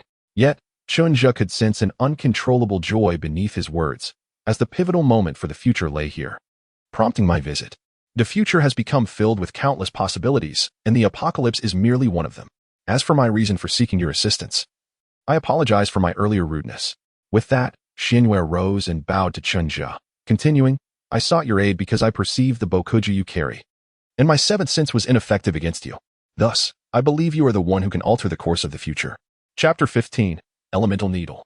The reason I approached you is due to the Bokuju you hold, and my seventh sense yielded no results against you, Xianyue stated, standing and bowing once more to Chenja. Listening to Xuanyue's account, Chenja felt a sense of relief. It appeared that Xuanyue's eighth sense was not as overwhelming as he had feared. Xuanyue's presence here was a consequence of the activation of his eighth sense upon Chenja's arrival in this world. This eighth sense revealed countless futures intertwining, ultimately shrouded in a fog, obscuring his vision of future developments. However, he recognized that the point of transformation lay here, prompting his decision to venture into this place, risking exposure in search of the source of this future shift. His alliance with Legay stemmed from Legay's role as his eyes on the ground, monitoring the Black Moon cavalry, or rather, serving as his informant. Moreover, Legay was familiar with the local terrain. Xianyue had not discerned who altered the future, so having Legay as a guide would expedite his search. Nonetheless, it seemed that fate had intertwined their paths, as Xianyue pondered the siblings he might encounter, reminiscing about past events, all while grappling with the present fog of uncertainty regarding the future. What could possess such significance to render the future so nebulous? Lost in thought, he suddenly found himself face to face with Chenja, who held the Bokuju. Despite Bokuju's eccentricities, he was also aware of his status as the Academy's principal, one of those excavated from the ancient relics. Although Bokuju might be somewhat unpredictable, his strength was undeniable, especially when he entered a frenzied state, where his earth element became nearly invincible. To see such a formidable figure being held by Chenja, someone entirely unfamiliar to Xianyue, piqued his curiosity. Thus, he employed his seventh sense to probe Chenja, only to find no effect. Few could resist Xianyue's mental influence, and those who could were likely among the strongest in this world. The appearance of Chenja in this peculiar place at this significant time, a person capable of carrying the unconscious Bokuju, was enough to draw Xianyue's attention. After determining that his seventh sense was ineffective, Xianyue was convinced that Chenja was indeed the one destined to change the future, leading to the scene where he intercepted Chenja. Therefore, it seems this all stems from the old man Bokuju, who drew your attention to me, Chenja inquired, feeling a mix of exasperation and amusement. It appears he had once again been noticed due to Bokuju's influence. In that moment, Chenja thought it might be best to leave the old man to fend for himself in the desert. Well, that could be one way to put it. Will you assist me? Xianyue responded, taken aback by Chenja's question. I will not. Chenja responded without hesitation, expressing that he lacked the energy to assist in altering any future and felt utterly incapable of doing so. He regarded himself as weak and believed he could not be of any help. The mere mention of changing the future made him disinterested. He genuinely felt inadequate. Since his rebirth, he had primarily been in a constant state of escape. In this world, he had only triumphed over Pajun, whose strength, while formidable, merely allowed him to eliminate some stronger minions during the apocalypse. He had never entered the true battleground, although the side effects of the seventh sense played a role. Chenja questioned why he should aid Xianyue in changing anything about the future. His primary goal was to find the elemental stone, or rather the shard of the original stone, at the Academy, hoping to awaken Dawn. If successful, he would consider extending his assistance. If not, he would let Dawn escape. Despite harboring the heart of a protagonist, Chenja felt immense pressure from Xianyue's words. He did not dare shoulder the burden of failure, as he was merely an ordinary person. According to Xianyue, the world would face an apocalypse if things went awry, a weight too heavy for someone like him to bear. Thus, he decided to leave. Xianyue's response did not surprise Chenja. The atmosphere remained seemingly peaceful, at least on the surface. Who would believe in the impending apocalypse he spoke of? Even if they did believe Xianyue's words, with his title as Lucifer, one would assume that he himself was the harbinger of doom. Such conclusions were unavoidable, and Xianyue chose not to elaborate, although Chenja had declined to assist. Xianyue continued, urging him not to dismiss the idea hastily. He explained that while the future had become shrouded in fog, he had still seen Chenja's involvement before it transformed into obscurity. Does that mean I ultimately still participated? Chenja pondered, slightly bewildered yet understanding. After all, Stealing Stars in September had once been his favorite comic, and perhaps he would indeed be unable to resist when witnessing beloved characters suffer. You may interpret it that way. I shall not intrude further. If I linger, my younger siblings may come looking for me. With that, Xianyue prepared to depart, standing up to bow respectfully to Chenja before addressing the masked figure beside him. Nightingale, let us go. The masked man, Nightingale, remained silent, moving alongside Xianyue, who placed a hand on his shoulder as they readied to leave. Wait, you possess elemental needles that can unlock the seventh sense, do you not? Might I have a few? Shinja called out just as Xianyu was about to leave. Intrigued yet not overly inquisitive about Shinja's intentions, Xianyu paused, ultimately handing him 12 elemental needles before allowing Nightingale to escort him away. Nightingale, one of the 12 fallen angels, possessed the 7th sense of teleportation. As long as he knew a location, he could instantaneously transport himself there by visualizing it in his mind. Typically, Xianyu would keep him close as his personal driver. Once in possession of the elemental needles, Shinja began to investigate them, spending a considerable amount of time without uncovering their secrets. This shouldn't be. These needles must also have been modified from elemental stones. Why does Dawn not respond? After experimenting fruitlessly with the elemental needle, he wondered if perhaps the method was flawed. Must I pierce my body for Dawn to sense and absorb it? With such thoughts, he drove the needle into his flesh, unafraid of the potential side effects. The threats of incompatibility or being rendered a fallen angel seemed trivial compared to the prospect of Dawn absorbing the energy, even if Dawn failed to absorb it. Shinja's physical constitution, a Saiyan's resilience, made him confident that the side effects would be negligible. As the elemental needle pierced his body, it transformed into a surge of energy that melded with him. However, Shinja felt no signs of awakening from Dawn. The energy seemed insufficient to even heal his wounds, let alone rouse Dawn. It dawned on him that if the energy were too weak to restore him, how could it possibly awaken Dawn? It was no wonder that the so-called 12 fallen angels surrounding Xianyu displayed such lackluster abilities, except for a select few with unique 7th senses. They had struggled against the Black Moon Iron Cavalry. Only at the onset had they managed to defeat a handful of them, while the rest were swiftly dispatched by a single member of the Black Moon, feeling that the dosage was inadequate. Shinja decided to pierce the remaining 11 elemental needles into his body, eager to see if this time Dawn would exhibit any reaction. Chapter 16. The 7th sense. Believing that the energy from the elemental needles was insufficient, Shinja inserted the remaining needles into his body, determined to witness a response. A thunderous explosion resonated within him as the energies of the 12 needles erupted, initiating a transformation within Shinja. For an ordinary person, such an internal explosion would result in certain death. Even if one managed to survive, the repercussions would be severe. However, Shinja's extraordinary physique allowed him to endure this transformation unscathed. Thus, this was the key to unlocking the 7th sense, finding compatible elements and forcibly integrating them into the body, allowing energy to reshape oneself and create a resonance that enabled manipulation of the elements. Shinja reflected on his metamorphosis, realizing why few could awaken the 7th sense. The 7th sense was born from the energy of the original stone, necessitating an exceptionally robust constitution. Ordinary individuals, with their inferior physical traits, would succumb to the overwhelming energy during such a transformation, even if they managed to endure the process through sheer willpower. They would likely suffer grave consequences due to their frail bodies. If one's resolve faltered, the energy could spiral out of control, leading to catastrophic backlash. This phenomenon was what was known as being a fallen angel. Conversely, those who successfully awakened the 7th sense possessed both physical strength and mental fortitude, typically having first developed their 6th sense. What, then, is the 6th sense? Contemplating the disparities in physical prowess among individuals, Shinja pondered how the 6th sense could exponentially enhance one's capabilities by 10-fold or even 100-fold. Such a disparity seemed astounding. What is this 6th sense? Shinja recalled Xianyu's words, understanding that he was destined to play a role in altering the future of this world. The process of bodily transformation and energy integration required time, and as his body underwent this metamorphosis, Shinja earnestly contemplated its implications for his own survival. If one could decipher the reasons behind the development of the 6th sense, it would undoubtedly lead to a remarkable enhancement of one's capabilities. Should Shinja discover a method to cultivate this 6th sense, he would exhaust every means at his disposal to augment his strength.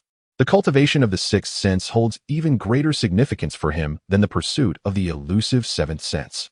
Shinja does not perceive his current prowess as sufficient to engage in the transformative events that Xianyu has alluded to regarding the future.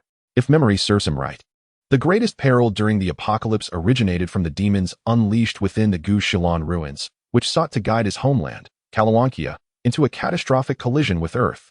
At present, Shinja has yet to attain the formidable strength of a late-stage Saiyan, capable of obliterating planets with a single blow. His physical constitution is not equipped to withstand such overwhelming force, prompting him to contemplate the means of developing his 6th sense earnestly. Individuals who have successfully awakened their 6th sense possess physical attributes that are 10 to even 100 times superior to those of ordinary people. This extraordinary physicality enables them to endure the arduous process of energy absorption from elemental needles or stones, thereby facilitating the emergence of their own 7th sense. While the 7th sense can be forcibly cultivated through elemental stones or needles, the sixth sense necessitates certain fortuitous circumstances for its activation. In the original narrative, the protagonist, Lu Xing, awakened his sixth sense purely due to the halo of being the main character, with no logical explanation to offer Chenja as a reference, leaving him in a state of confusion. Suddenly, an epiphany struck Chenja. Wasn't he attempting to utilize the elemental needle to elicit a response from the dawn, hoping to awaken it? How is it that this energy is now transforming his body, aiding in the development of his seventh sense? Initially, Chenja was oblivious to the fact that the energy unleashed from the elemental needle was flowing throughout his body. He had believed that it was only through his body that the dawn could absorb this energy, yet after some time had passed, it became evident that the dawn showed no inclination to absorb the energy from the elemental needles.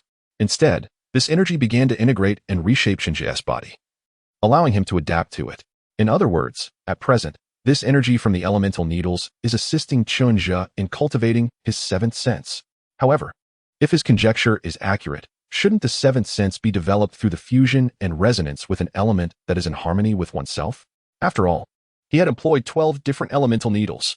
How could this result in the awakening of his seventh sense? Chenja felt a surge of anxiety, questioning what was transpiring. He cautiously attuned himself to the changes within his body, eventually exhaling deeply and calming his mind. It turned out that this energy, more accurately, the elemental needles, were transformed by Xian Yu into a formless elemental energy. The elemental needles lacked any specific elemental classification, as Xian Yu had converted them into pure elemental energy. When inserted into the body, this formless energy naturally adapts to the physique of the user, resonating with the elements that align with them, thereby initiating the transformation of the user's body. In simpler terms, using elemental needles to develop the seventh sense involves the needles adapting to the user, while the use of elemental stones necessitates the user adapting to the specific elements to resonate with their seventh sense. Although cultivating the seventh sense via elemental needles may not confer the same immediate strength as resonating with specific elemental stones, the transformation brought about by the energy of the needles is far more intense. The advantage lies in the fact that elemental needles do not require targeting a particular element, rendering them accessible to a broader population. This accessibility is Xian Yu's true aim, to enable a greater number of individuals to attain the seventh sense. Although the 1 in 1,000 chance may lead to numerous fatalities, causing Xian Yu to be perceived as the demon responsible for the apocalypse, it is through the proliferation of the seventh sense that humanity stands a greater chance of survival when the true apocalypse arrives, thus empowering them to avert the impending catastrophe. Returning to the main theme, after attuning himself to the state of his body, Chenja finally set aside his worries and began to experiment with the nature of his seventh sense. Curiosity sparked within him as he pondered what kind of elemental resonance he would experience. After conducting some trials, he discovered the essence of his seventh sense, a skill that may appear trivial to others, but is, for Chenja, the most fitting and powerful technique imaginable. His seventh sense is the ability to control his own cells. To others, this might seem like a mere novelty, an ability that lacks practical application unless one possesses sufficient physical prowess to utilize it as a mere target. However, for Chenja, it is a divine skill. The foundation of a Saiyans' combat prowess lies within their physical strength. The generation of energy emanates from their cells. Moreover, the Saiyan bloodline embodies a remarkable attribute. Each time they hover near death and recover, their combat capabilities surge, rendering them even more formidable. With Chenja's seventh sense of cellular control, he can rapidly divide his cells, facilitating swift recovery from injuries. This means that as long as he is not instantaneously incapacitated, he can continue to fight as long as he retains energy. Coupled with the innate traits of the Saiyan bloodline, as long as he is not defeated outright or completely exhausted, Chenja will only grow stronger with each engagement. His stamina will also rejuvenate through the newly formed cells. This method of pushing his physical potential to the limit could easily lead to his body collapsing. However, with the ability to control his cells, Chenja need not fear. Not only in combat but also during regular training, he can leverage his seventh sense to maximize his latent potential. Chapter 17. Cellular Control. Chenja is thoroughly pleased with his seventh sense of cellular control. Indeed, the seventh sense is about forcibly transforming one's body using the power of the original stones. As he reflects upon his physique after awakening his seventh sense, he is content, declaring that it is indeed the most suitable for him. Cellular control entails governing one's own cells, and as a Saiyan, Chenja's greatest strength lies in his physical prowess. The very foundation of a Saiyon's abilities rests upon their physicality, and Chenja's seventh sense allows him a deeper understanding of himself while simultaneously enhancing his training regimen, preventing the occurrence of hidden injuries.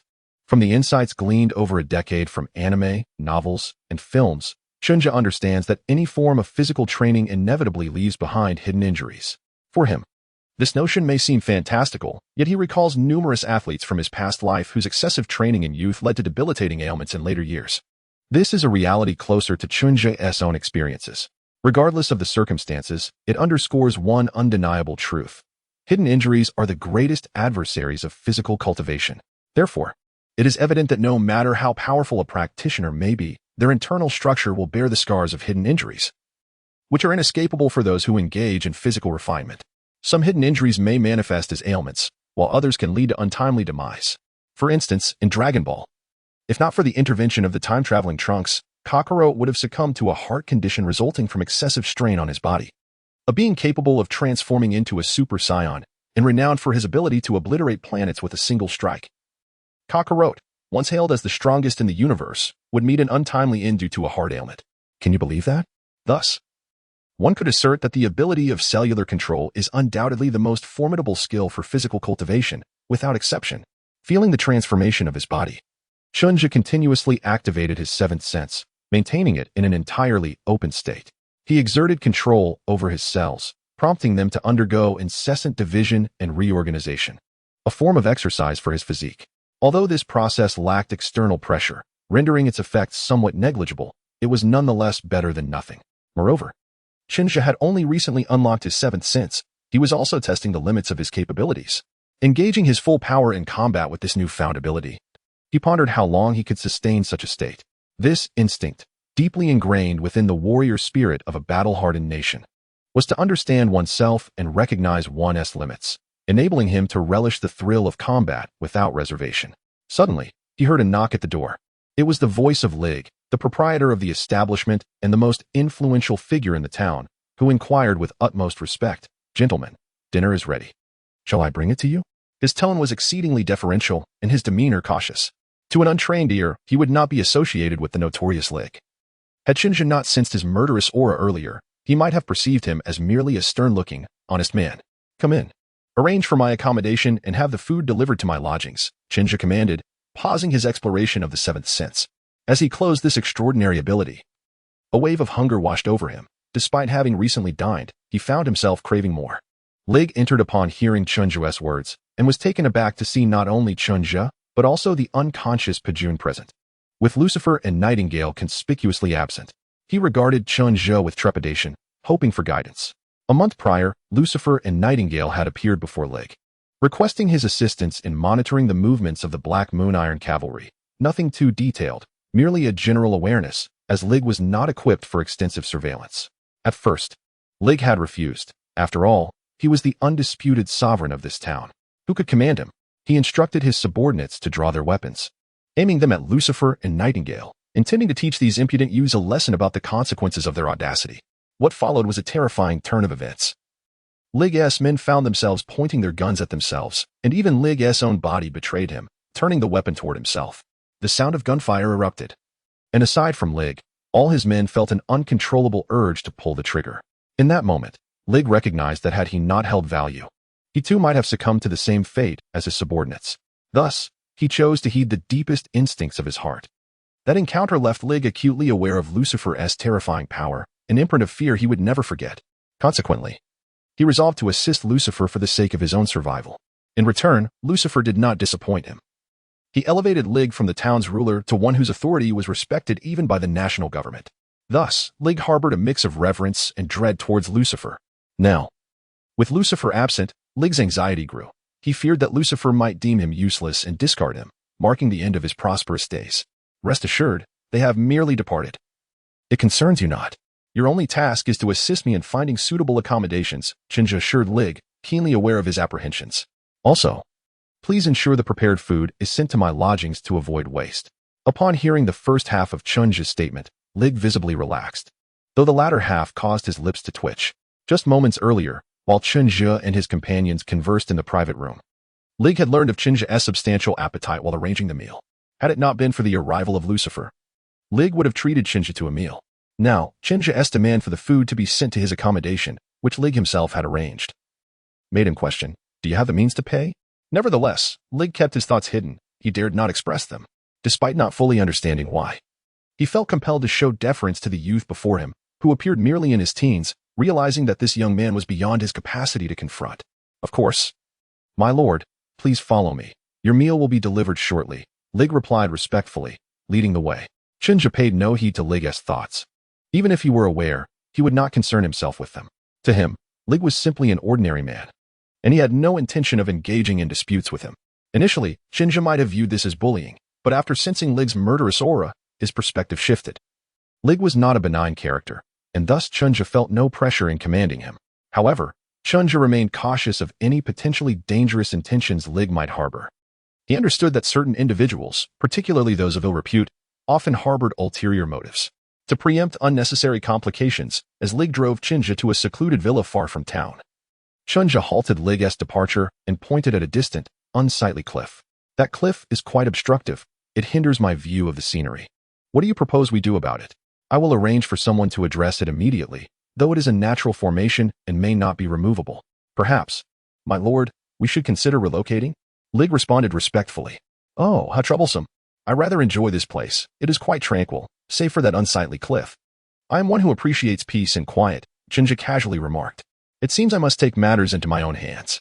Before Lig could comprehend Chinja's intentions, he witnessed the young man conjure a sphere of light and hurl it toward the cliff, followed by a tremendous explosion.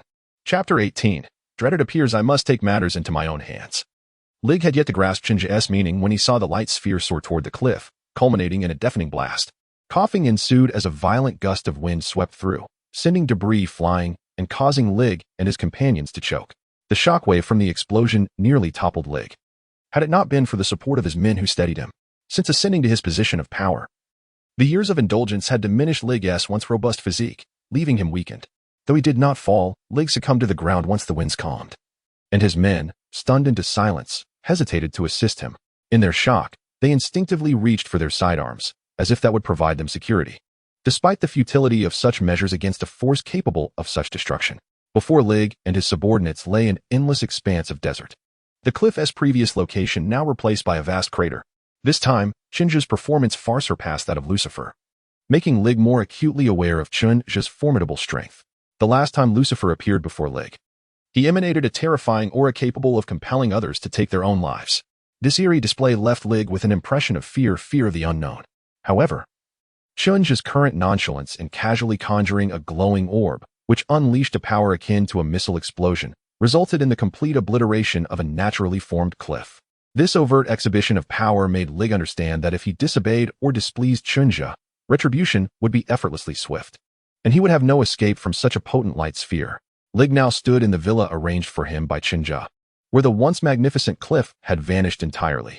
Observing Lig's reaction, Chinja felt immense satisfaction with his handiwork, though he was somewhat dissatisfied that his prowess was not entirely self-acquired, thus lacking in precision. Chinja's original intention was to obliterate the cliff without leaving a crater, transforming the scene into a vast, flat desert landscape. The evocative verses of Wang Wei's "In the desert, a lone smoke stands straight. A long river and the setting sun are round, and Li He's "In the desert, the sand is like snow." The moon over Yinshan is like a hook filled Chinja's mind, as he recalled the poetic descriptions of desert scenery he had learned in his previous life. Now, as he ventured into the desert and witnessed the beauty of the desert twilight on his way to the town, he was filled with anticipation for the desert's allure. In his former life, Chinja was a recluse whose greatest desire was to travel, to see the steppes, the ocean, and the desert, to explore this beautiful world. However, he had spent his days laboring on construction sites, struggling for mere subsistence, never having visited the seaside, the grasslands, or the desert. Now, with his newfound strength, even the ordinary desert was no longer an insurmountable challenge for Chinja. He found the scenery to be quite beautiful. Had it not been for this, he might have lost his sanity during the time spent in the desert since being transported by the dawn. Nevertheless, while Chinja contemplated, Lig was already somewhat shaken, questioning the nature of humanity. Is this truly within the realm of human capability? Lig pondered, still grappling with the reality of the situation. As a spy for the Black Moon Iron Cavalry, he was already aware of the existence of many extraordinary individuals with unique abilities, often referred to as superhumans. Yet, he had always maintained that no matter how formidable humans might be, they could never rival the power of firearms, until he encountered Lucifer. And now he was utterly astonished by Chinja's palpable strength. With a clap of his hands, Chinja snapped Lig and his subordinates back to attention. Lig realized he had unconsciously fallen to the ground and struggled to rise, now too intimidated to meet Chinja's gaze. Lig understood that anyone who could engage in equal conversation with the fearsome Lucifer could not be underestimated. The notion of equality was predicated on the possession of sufficient power to warrant such a perception. However, he was reluctant to accept that this seemingly youthful boy possessed the immense energy necessary to converse with Lucifer on equal footing. Lig believed there must be some hidden power behind Chunja that commanded Lucifer's respect, explaining the latter's equal demeanor towards the teenager. Yet, Chunja's displayed strength astonished him, extinguishing any previous notions of exploiting Chunja's youth for his own gain. Lig began to suspect he had misjudged the situation. Perhaps Lucifer treated Chunja with respect not due to fear of any underlying force, but because of Chunja's inherent power. Indeed, Lig realized that as an ordinary individual, he should abandon any thoughts of escaping Lucifer's control. Life had been rather pleasant since aligning with Lucifer. Not only had Lig become the local ruler of the town, but he also enjoyed a status akin to that of an unofficial king, provided he did not overstep his bounds, all thanks to Lucifer's benevolence. Yet, human desires are insatiable. Now comfortably seated in an air-conditioned villa, indulging in chilled watermelon, with no responsibilities to attend to, gazing at the boundless desert landscape was a true delight in life. Wouldn't you agree? Chunja remarked with a smile as he observed Lig and his subordinates regaining their composure. Although Chunja smiled, the cunning Lig understood the underlying message. Do not disturb me unless necessary. I wish to be a leisurely observer. Yes, indeed, my lord. I shall immediately ensure that everything you require is arranged. Should anything be lacking, do not hesitate to inform me, Lig responded with utmost respect, promising to do his utmost to fulfill Chunja's every request. Upon receiving Lig's assurances, Chunja adopted a non-committal demeanor and waved his hand, signaling that Lig and his subordinates could take their leave. Lig, understanding the cue, respectfully bowed to Chunja before hastily departing with his companions. Only once they had distanced themselves did Lig exhale a sigh of relief. Chunja's demeanor left Lig grateful that he had not been foolish enough to underestimate Chunja due to his youthful appearance. Anyone capable of delivering such veiled warnings against causing trouble could not be easily deceived. Lig even began to wonder if Chunja's youthful visage was a facade, concealing a cunning old spirit. Having now encountered the extraordinary powers discussed by Lucifer, Lig was more cautious in his dealings with these individuals. How else could one explain Chunja's actions and words? He had annihilated a natural cliff, claiming it was for the sake of the view. Lig found such an explanation utterly implausible. And after the explosion, Chunja had the audacity to issue veiled warnings against causing trouble. Such feats could not be attributed to someone merely in their teens. Of course, Chunja remained blissfully unaware of Lig's myriad suspicions. Even if he were to learn of them, he would merely take delight in his own remarkable performance abilities. In truth, Chunja's actions were inspired by the protagonists he had read about in novels, and he had simply sought to improvise, unexpectedly succeeding beyond his expectations. Chapter 19. The aftermath. After sending Lig and his entourage on their way, Chunja carried the still unconscious Pajun into the villa prepared for him by Lig. The villa was expansive, yet aside from Chunja and the unconscious Pajun, it was devoid of any other occupants. Clearly, this villa had been intended for Lucifer, who preferred solitude. Chunja was merely occupying it due to Lucifer's absence. In Lig's view, if Chunja were to request a residence, the location he arranged must be impeccable due to Chunja's demeanor towards Lord Lucifer. Furthermore, individuals like Lord Lucifer and Chunja likely prefer tranquil environments to avoid disturbances. Thus, with Lord Lucifer having departed, it seemed reasonable to accommodate Chunja in the very place initially designated for Lord Lucifer. It is likely that Lord Lucifer would not hold it against him upon discovering this arrangement. Lig had secured the finest villa in the town for Lord Lucifer. And given the limited options available, even Lig, as a prominent figure in the locality, could not find a better place. Moreover, if the dwelling allocated to Chunja were inferior to that of Lord Lucifer's, it would spell trouble for Lig, especially if Chunja were to find out. Although it might amuse Lord Lucifer if he learned that Lig had arranged a lesser residence for Chunja, it would not lead him to oppose Chunja on Lig's behalf, much like Lig himself. While he would be pleased if his subordinates managed to embarrass his adversaries for his sake, he would publicly refuse any demands to eliminate those subordinates, even if he covertly orchestrated their untimely demise. Although Chunja was indifferent to such matters, Lig admired his prudent decision after witnessing Chunja's formidable capabilities. However, Chunja remained oblivious to the underlying implications of needing Lig's assistance in securing a residence. He had simply realized that he lacked one. Having just arrived in this world today, Chunja had no place to stay, and was still troubled over where to sleep after being evicted from the inn. He was without funds, despite his current strength. He would only experience slight fatigue after days without food or sleep. Yet, the habits of his previous life as an ordinary worker persisted, compelling him to adhere to a regular sleep schedule, for even if he felt energetic, the absence of rest would render him somewhat disoriented. This was merely a remnant of his former life at the construction site, and now that he was no longer laboring there, he felt invigorated. Shortly after settling into the villa and enjoying a refreshing shower, Legay dispatched someone to deliver prepared food. Once Jinja had satisfied his hunger, he resumed his experiments with his seventh sense. He sought to explore the limits of this ability, curious whether it would manifest side effects similar to those experienced by the Academy's individuals when fully activated. Having only recently transitioned from an infantile state to that of a youth, any potential adverse effects that could revert him back would deter Jinja from utilizing his seventh sense unless absolutely necessary. As Jinja maintained the full activation of his seventh sense over an extended period, he ultimately discerned that he did not suffer from the same debilitating side effects as those from the Academy. However, he realized that the continuous division of cells while fully engaged in his seventh sense consumed a significant amount of energy. While fully activating his seventh sense indeed allowed for rapid recovery during combat, enabling sustained performance without hidden injuries, it was not as he initially envisioned. He had hoped that cellular control would enable him to recover injuries swiftly and maintain peak condition, allowing him to exploit his Saiyan traits to relentlessly push his limits and exhaust his adversaries. The reality was that, although cellular control did empower him to fight with increasing vigor, each injury was a trial for his body and cells. However, consistently engaging in battle while fully activating his seventh sense led to excessive energy depletion. Cells are the essence of life, and rapid consumption and recovery necessitate immense energy, adhering to the law of conservation.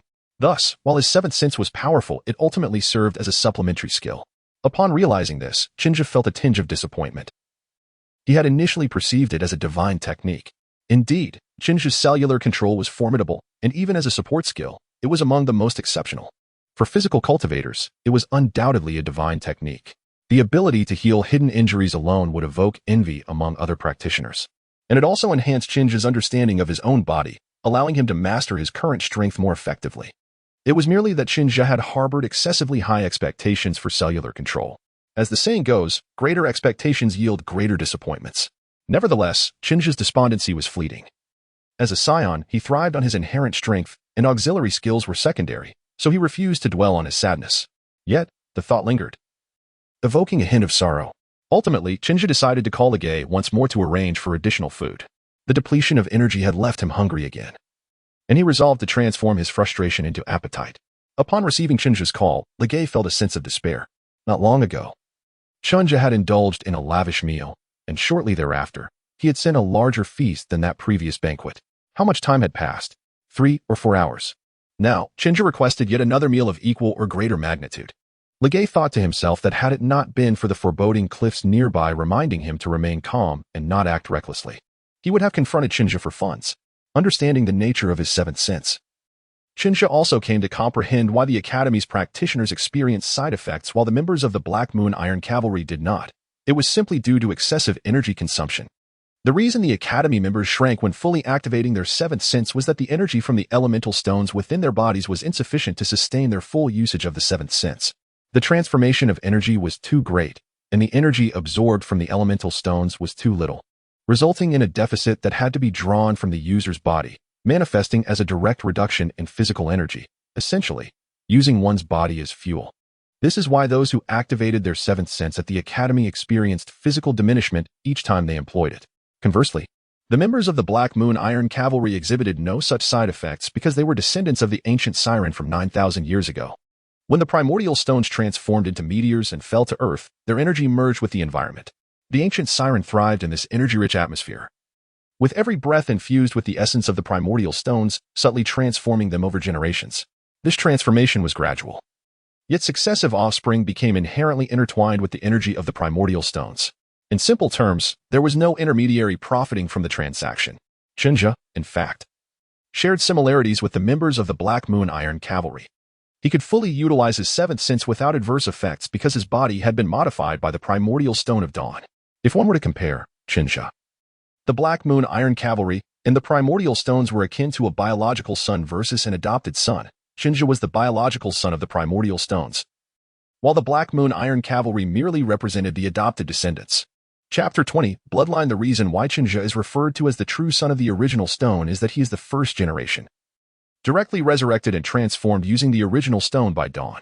In contrast, the members of the Black Moon Iron Riders have accumulated their strength over generations to withstand the fusion of the original stone's power.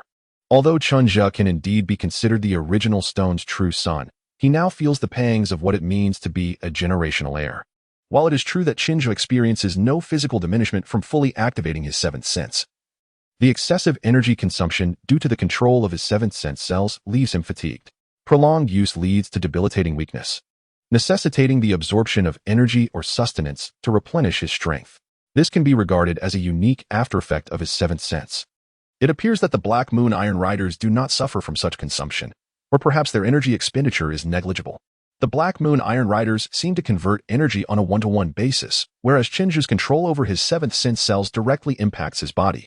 Being a Saiyan, he relies on his physical prowess in battles, which accelerates energy depletion. Saiyans are inherently suited for explosive combat rather than prolonged engagements. The Super Saiyan transformation is a manifestation of this explosive power. Chinja, due to his seventh sense, can unleash his full potential without reservation, even at the cost of burning out his own energy, potentially increasing his combat effectiveness 5 to 10-fold. Yet, the fact that his generational successors in the Black Moon Iron Riders do not suffer from such drawbacks irks him immensely. It seems that future encounters with the Black Moon Iron Riders will require a more concerted effort to engage with them. In a moment of malicious contemplation, while awaiting the food that Legay would bring, Chinja pondered how to express his enthusiasm upon meeting them. Shortly thereafter, Legay arranged for an enormous quantity of food to be delivered, enough to satisfy 50 ordinary people for an entire day. Legay, having delivered the provisions, did not linger, fearing that the youthful facade of Chunja concealed the essence of a formidable entity. He hesitated to remain too long, worried that he might inadvertently provoke Chunja's ire, leading to his own obliteration. Legay's apprehension towards Chunja's enigmatic nature only deepened. He had witnessed the catastrophic destruction Chunja could unleash, such as obliterating a naturally formed cliff. Therefore, he adopted a strategy of avoidance when it came to interacting with him. Chunja, meanwhile, was indifferent to Legay's reluctance to linger, as he himself was not particularly adept at socializing. Once Legay departed, Chunja surveyed the mountains of food before him, which, when piled together, resembled a small hill. He felt a sense of satisfaction with Legay's efficient and taciturn approach. However, Chunja did not perceive the quantity of food as excessive. Saiyans are known for their hearty appetites, and given his current energy depletion, the provisions were merely sufficient to satiate his hunger. Indeed, it seemed that his image would soon be that of a glutton, a persona that often elicits positive sentiments from others. After all, he is the protagonist, cursed with the burden of being a generational heir. As he consumed the food, he lamented the dissonance he felt with this new identity, yet the delightful taste of the meal made him feel quite content. After satisfying his hunger, Chunja noted that it was already past 5 in the morning, and the sky was beginning to brighten. Thus, he resolved not to rest any longer. Once again, he activated his seventh sense, but this time not in full capacity. Instead, he sought to attune himself to his current strength through the control of his seventh sense cells. Previously mentioned, Chunja's powers were acquired through fortuitous encounters, and having been an ordinary person in his past life, he struggled to master his newfound abilities. For instance, while he could utilize the energy blast known as the Ki Blast, his ability to regulate its power was woefully inadequate. The cliff he had destroyed to intimidate Legay was merely meant to be dismantled, yet the resulting Ki Blast had detonated it like a missile, creating a massive crater in the ground. While the intimidation factor was enhanced, it diverged entirely from his initial intentions. Thus, he now aimed to harness his seventh sense to gain better control over his ki, ensuring he would not unintentionally obliterate someone while intending merely to teach them a lesson. Ki, in the context of the Dragon Ball universe, refers to a form of energy derived from the physical body. Every object in the world possesses energy and can produce ki.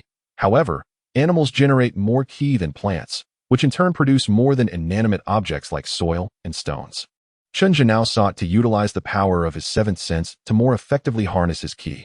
As a modified limit-breaking Saiyan, Chunja's bloodline granted him the ability to grow stronger even without training, much like Broly from the Dragon Ball universe, who, despite being equipped with a suppressor by his father, could still transform into a Super Saiyan and overpower trained Super Saiyans like Goku and Vegeta.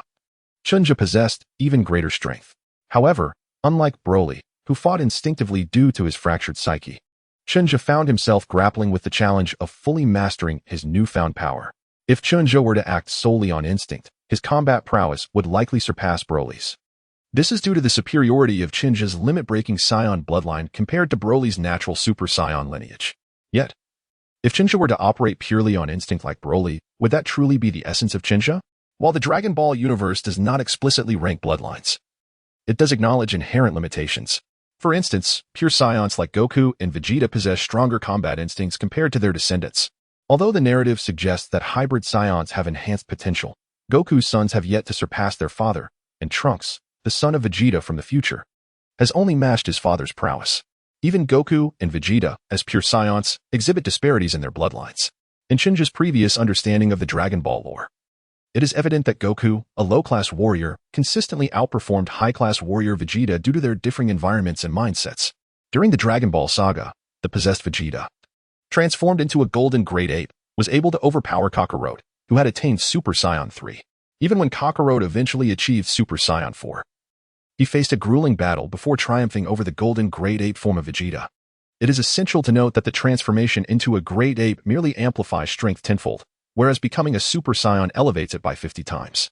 In Chapter 21, The Art of Flight, it becomes evident that Vegeta, in his great ape form, retains his intellect, while Kakarot, in his earlier transformations, is driven solely by instinct. Only upon attaining Super Saiyan 4 can he maintain his consciousness while transformed. Furthermore, the distinction in bloodlines is highlighted here, as Kakarot's transformation into Super Saiyan 4 is facilitated by his love for his granddaughter, causing him to regain control amidst the ferocity of the great ape transformation. If memory serves, Kakarot treated his sons, who were under baby's control, harshly, allowing them to experience their father's tough love, reinforcing the notion that, regardless of circumstances, a father is still a father. It was this profound affection for his granddaughter that enabled the violent Kakarot to regain his sanity. At this point, Shinja couldn't help but just about the burdens of generational affection. In contrast to Kakarot's arduous journey, Vegeta effortlessly succumbed to his primal instincts before swiftly regaining control and transforming into Super Saiyan 4, illustrating the significance of lineage. The Dragon Ball universe undeniably prioritizes bloodline over effort. Shifting focus, Shinja, utilizing his seventh sense, can now exert his body's strength more efficiently, reaching the limits of his current cellular capacity. In comparison, if Shinja could completely harness his strength, he would rival Vegeta's power upon his arrival on Earth. Whereas his current inability to fully control his might places him at merely a fraction of that strength. Thus, Shinja is now igniting his seventh sense, pushing his body to its limits while simultaneously attempting to harness the unstable energy within him and experimenting with the possibility of mastering the art of flight. Should he succeed, he would soar through the skies, an aspiration he never dared to dream of in his previous life. Although he once flew in an airplane, as a recluse, he rarely had the opportunity to board one, nor did he have a compelling reason to do so. Furthermore, flying in an aircraft pales in comparison to the exhilaration of soaring freely on one's own. Shinja recalls that during the battle with Cell, Kakarot was bested by his son Gohan, leading to Goten's training being imparted by his elder brother, with the art of flight being taught to him while Gohan instructed his future bride. How does one learn the art of flight? Shinja reflects on the Dragon Ball storyline and soon remembers that it merely involves the mastery of energy control. Understanding what energy is and how to manipulate it allows one to fly effortlessly. However, the speed at which one can fly depends on their proficiency with energy. In essence, the art of flight entails enveloping oneself in energy and using it to propel oneself. Hence, every character in Dragon Ball is surrounded by an aura when they fly. Ultimately, the key lies in mastering one's own energy. Shinja sighs, contemplating that speed can be addressed later. For now, he will focus on achieving flight. With this thought, he begins to practice controlling his energy in the villa's courtyard. A task that proves simple for him, perhaps a benefit derived from his Saiyan instincts after transforming into a great ape.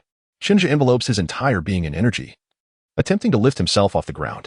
Before long, he manages to elevate himself, and while he cannot yet fully control all of his energy as a limitless Saiyan, even a fraction of his strength is considerable, making it relatively easy to achieve flight. Elated, Shinja floats for the first time, something he had never imagined possible. However, for now, he can only hover. True freedom in flight will require more precise energy control. Yet, this challenge does not daunt him, as he, being a typical Saiyan, possesses an innate understanding of combat-related skills, and Shinja, in particular, excels in this regard. Once capable of floating, Shinja ventures to explore flying freely. After several attempts, he soon finds himself soaring effortlessly through the skies. The art of flight, initially a hallmark of the Turtle School, has become a standard skill for every warrior in the later stages of the saga. To claim oneself a martial artist without the ability to fly would be rather embarrassing. For those unfamiliar with energy, the art of flight may seem like an elusive technique, but for those who grasp the concept and can wield energy adeptly, it is merely a skill that can be mastered with diligence. Thrilled by his newfound ability to soar through the heavens, Shinja notes that it is still early, perhaps around 6 in the morning, and he has learned and mastered the art of flight in under an hour. Initially, he plans to venture outside to relish the thrill of flying, but upon reflection, he decides against it. Although this world is filled with extraordinary powers and perilous locales, it remains fundamentally similar to the world of his past life. The extraordinary abilities have not yet fully revealed themselves to the general populace, and the lives of ordinary people remain disconnected from those of the seventh sense wielders, the superhumans. Thus, Shinja chooses to avoid unnecessary trouble. Despite his reluctance to fly freely in public, he finds solace in gliding around the villa's vicinity. The spacious abode arranged by Lig is secluded enough that those aware of its significance will not intrude, providing Shinja with ample opportunity to indulge his desires. After a brief period of flight, Shinja realizes that his approach to the art of flight has evolved beyond mere enjoyment. He discovers that using the art of flight enhances his mastery over energy manipulation. While the technique may be straightforward for those proficient in energy control, flying freely in combat necessitates considerable skill. Fighting in the air differs vastly from ground combat, particularly in terms of utilizing leverage. On solid ground, one can draw strength from the earth beneath their feet, but in the air, there is no solid surface to aid in leveraging power. The air is intangible, making it far more challenging to harness strength. Shinja was not only using the void technique to soar into the skies, allowing him to master the control of his energy, but he was also meticulously exploring the intricacies of aerial combat. If he remained unskilled, he would merely become a living target in the air. Time and again, Shinja focused on regulating his swift flight, abruptly halting to remain stationary before dashing forward again, only to stop once more. Having just feasted an hour prior, his energy was abundant. Moreover, he discovered that his sixth sense seemed capable of storing excess energy within his cells. This revelation meant that as long as he had energy, he could continue to fight, just as he had always envisioned. Indeed, he had always considered his sixth sense to be a remarkable skill. With this newfound understanding, Shinja laughed heartily towards the heavens, resolving to indulge in more food to fill his body with energy. This way, unless he faced instant annihilation, he would surely emerge as the victor, the most dazzling figure in the end. Absorbed in his thoughts, he lost interest in further training, prioritizing the replenishment of energy within his cells before attending to anything else. Giggling foolishly, he strolled into the villa, unable to suppress his mirth, with his laughter echoing through the entire villa community. Coughing softly, he reminded himself to remain discreet. He must not draw unnecessary attention. After his nervous laughter subsided, he reflected on his earlier demeanor, feeling a wave of embarrassment wash over him. He lightly slapped his cheeks, attempting to regain composure, utterly mortified by his behavior. "What are you doing?" A voice suddenly broke through his reverie. "Is there no one here? Am I hallucinating from lack of sleep?" Shinja glanced around, bewildered. "Hey, where are you looking? Look down. I'm right in front of you." The voice called out again. Following the sound, Shinja looked down to find the diminutive figure of Pajun, clad in a mouse hat and wearing a diaper, standing before him. At his current height, Pajun was barely as tall as Shinja's thigh, which had caused Shinja to overlook him. "Oh, it's you. You old rascal, finally awake." Shinja coughed awkwardly, acknowledging Pajun with a casual wave.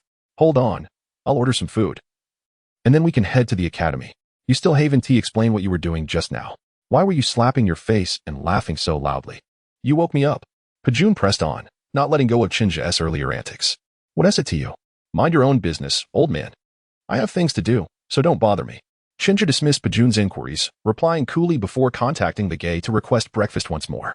He certainly had no intention of divulging his recent antics to Pajun, as that would be a matter best kept secret. Not bothered by Chunja's silence, Pajun understood that Chunja would not respond.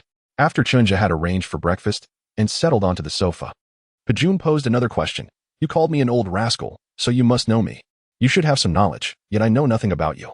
As the academy principal, it's impossible for me not to know someone as powerful as you. After all, the academy is renowned for its detective prowess, specializing in intelligence gathering." Pajun adjusted himself comfortably on the sofa across from Shinja and continued, "However, I've seen no information related to you in our academy's records, not even a hint." Listening to Pajun, Shinja remained silent, sipping a beverage and encouraging Pajun to continue, intrigued to see this serious side of him. "Your ability to conjure a sphere of light with such formidable power, that sphere must be your sixth sense, correct?" Pajun's expression grew serious as he regarded Shinja. If I'm not mistaken, your sixth sense corresponds to the light element among the 8 elements. If this is true, it explains your desire to join the Academy. By harnessing the 8 elements, one can attain divine power. The Academy, including myself, possesses 3 of those elements. Coupled with your own, that totals 4. In other words, if you can merge these 4 elements, you would wield demigod strength. Thus, your true objective must be me, along with Wen Chu and Wu Chu. After his declaration, Pejun maintained his serious demeanor, his gaze fixed on Chunja, as if trying to peer into his very soul. Upon hearing Pejun's assessment of his energy blast as the light element of his sixth sense, Chunja felt a chuckle bubbling within him, yet he stifled it. He could not afford to laugh, doing so would betray him. He was curious to see what else Pejun had to reveal. As Pejun continued his intense scrutiny, he noted Chunja's struggle to suppress laughter. Sensing the effort was becoming quite burdensome for him. Although puzzled, he pressed on as Chunja gestured for him to continue. Since your aim is the 8 elements, you must be aware of the prophecy. We are willing to grant you the elements, but you must assist us in countering the prophecy's arrival. Otherwise, once at the Academy, if the 3 of us, myself, Wen Chu, and Wu Chu join forces, you will find it quite difficult. Pejun's expression remained grave as he stated. Currently, the prophecy has yet to unfold. If you wish for us to share the elements with you, you must demonstrate sincerity. He then leaned forward earnestly. As the principal of the Academy, I formally invite you to join us. After his invitation, Pejun continued to regard Chunja with a serious expression, awaiting a definitive response. His desire for Chunja to join stemmed from 2 reasons. First, a person of Chunja's sudden emergence and immense strength could prove to be an unpredictable force, akin to a ticking time bomb. Second, Pejun perceived Chunja not as a villain, but rather as someone with compassion. During Pejun's unconscious state, had Chunja wished him harm, he would have faced peril countless times. If left unattended in the desert, Pejun would not have survived in his vulnerable state. Chunja remained silent, maintaining his serious demeanor as he met Pejun's gaze. The only indication of his struggle to contain his laughter was the twitching of his lips. Finally, he could no longer hold back. Haha. Chunja erupted with laughter, unable to resist the sight of Pejun's serious, childlike face. You old rascal. Your serious expression is utterly hilarious. Haha. Initially taken aback by Chunja's laughter, Pejun felt his solemnity slip away. Having rarely been serious, he found the situation absurd. If not for the fact that he couldn't overpower Chunja, he would have relished the opportunity to knock some sense into the seemingly deranged individual before him. Accepting the reality that he could not defeat Chunja, Pejun resignedly said, Stop. Enough with the laughter. I'm serious. Will you join the Academy? The war god truly felt an urge to strike the individual before him. Observing Chunja's incessant demeanor, the veins on the war god's forehead began to throb. He finally began to comprehend the feelings of others when faced with him. After a moment of laughter, Chunja finally ceased his antics. In truth, he could not fathom why teasing the old man, the war god, brought him such joy, leaving him with a sense of exhilaration throughout his being.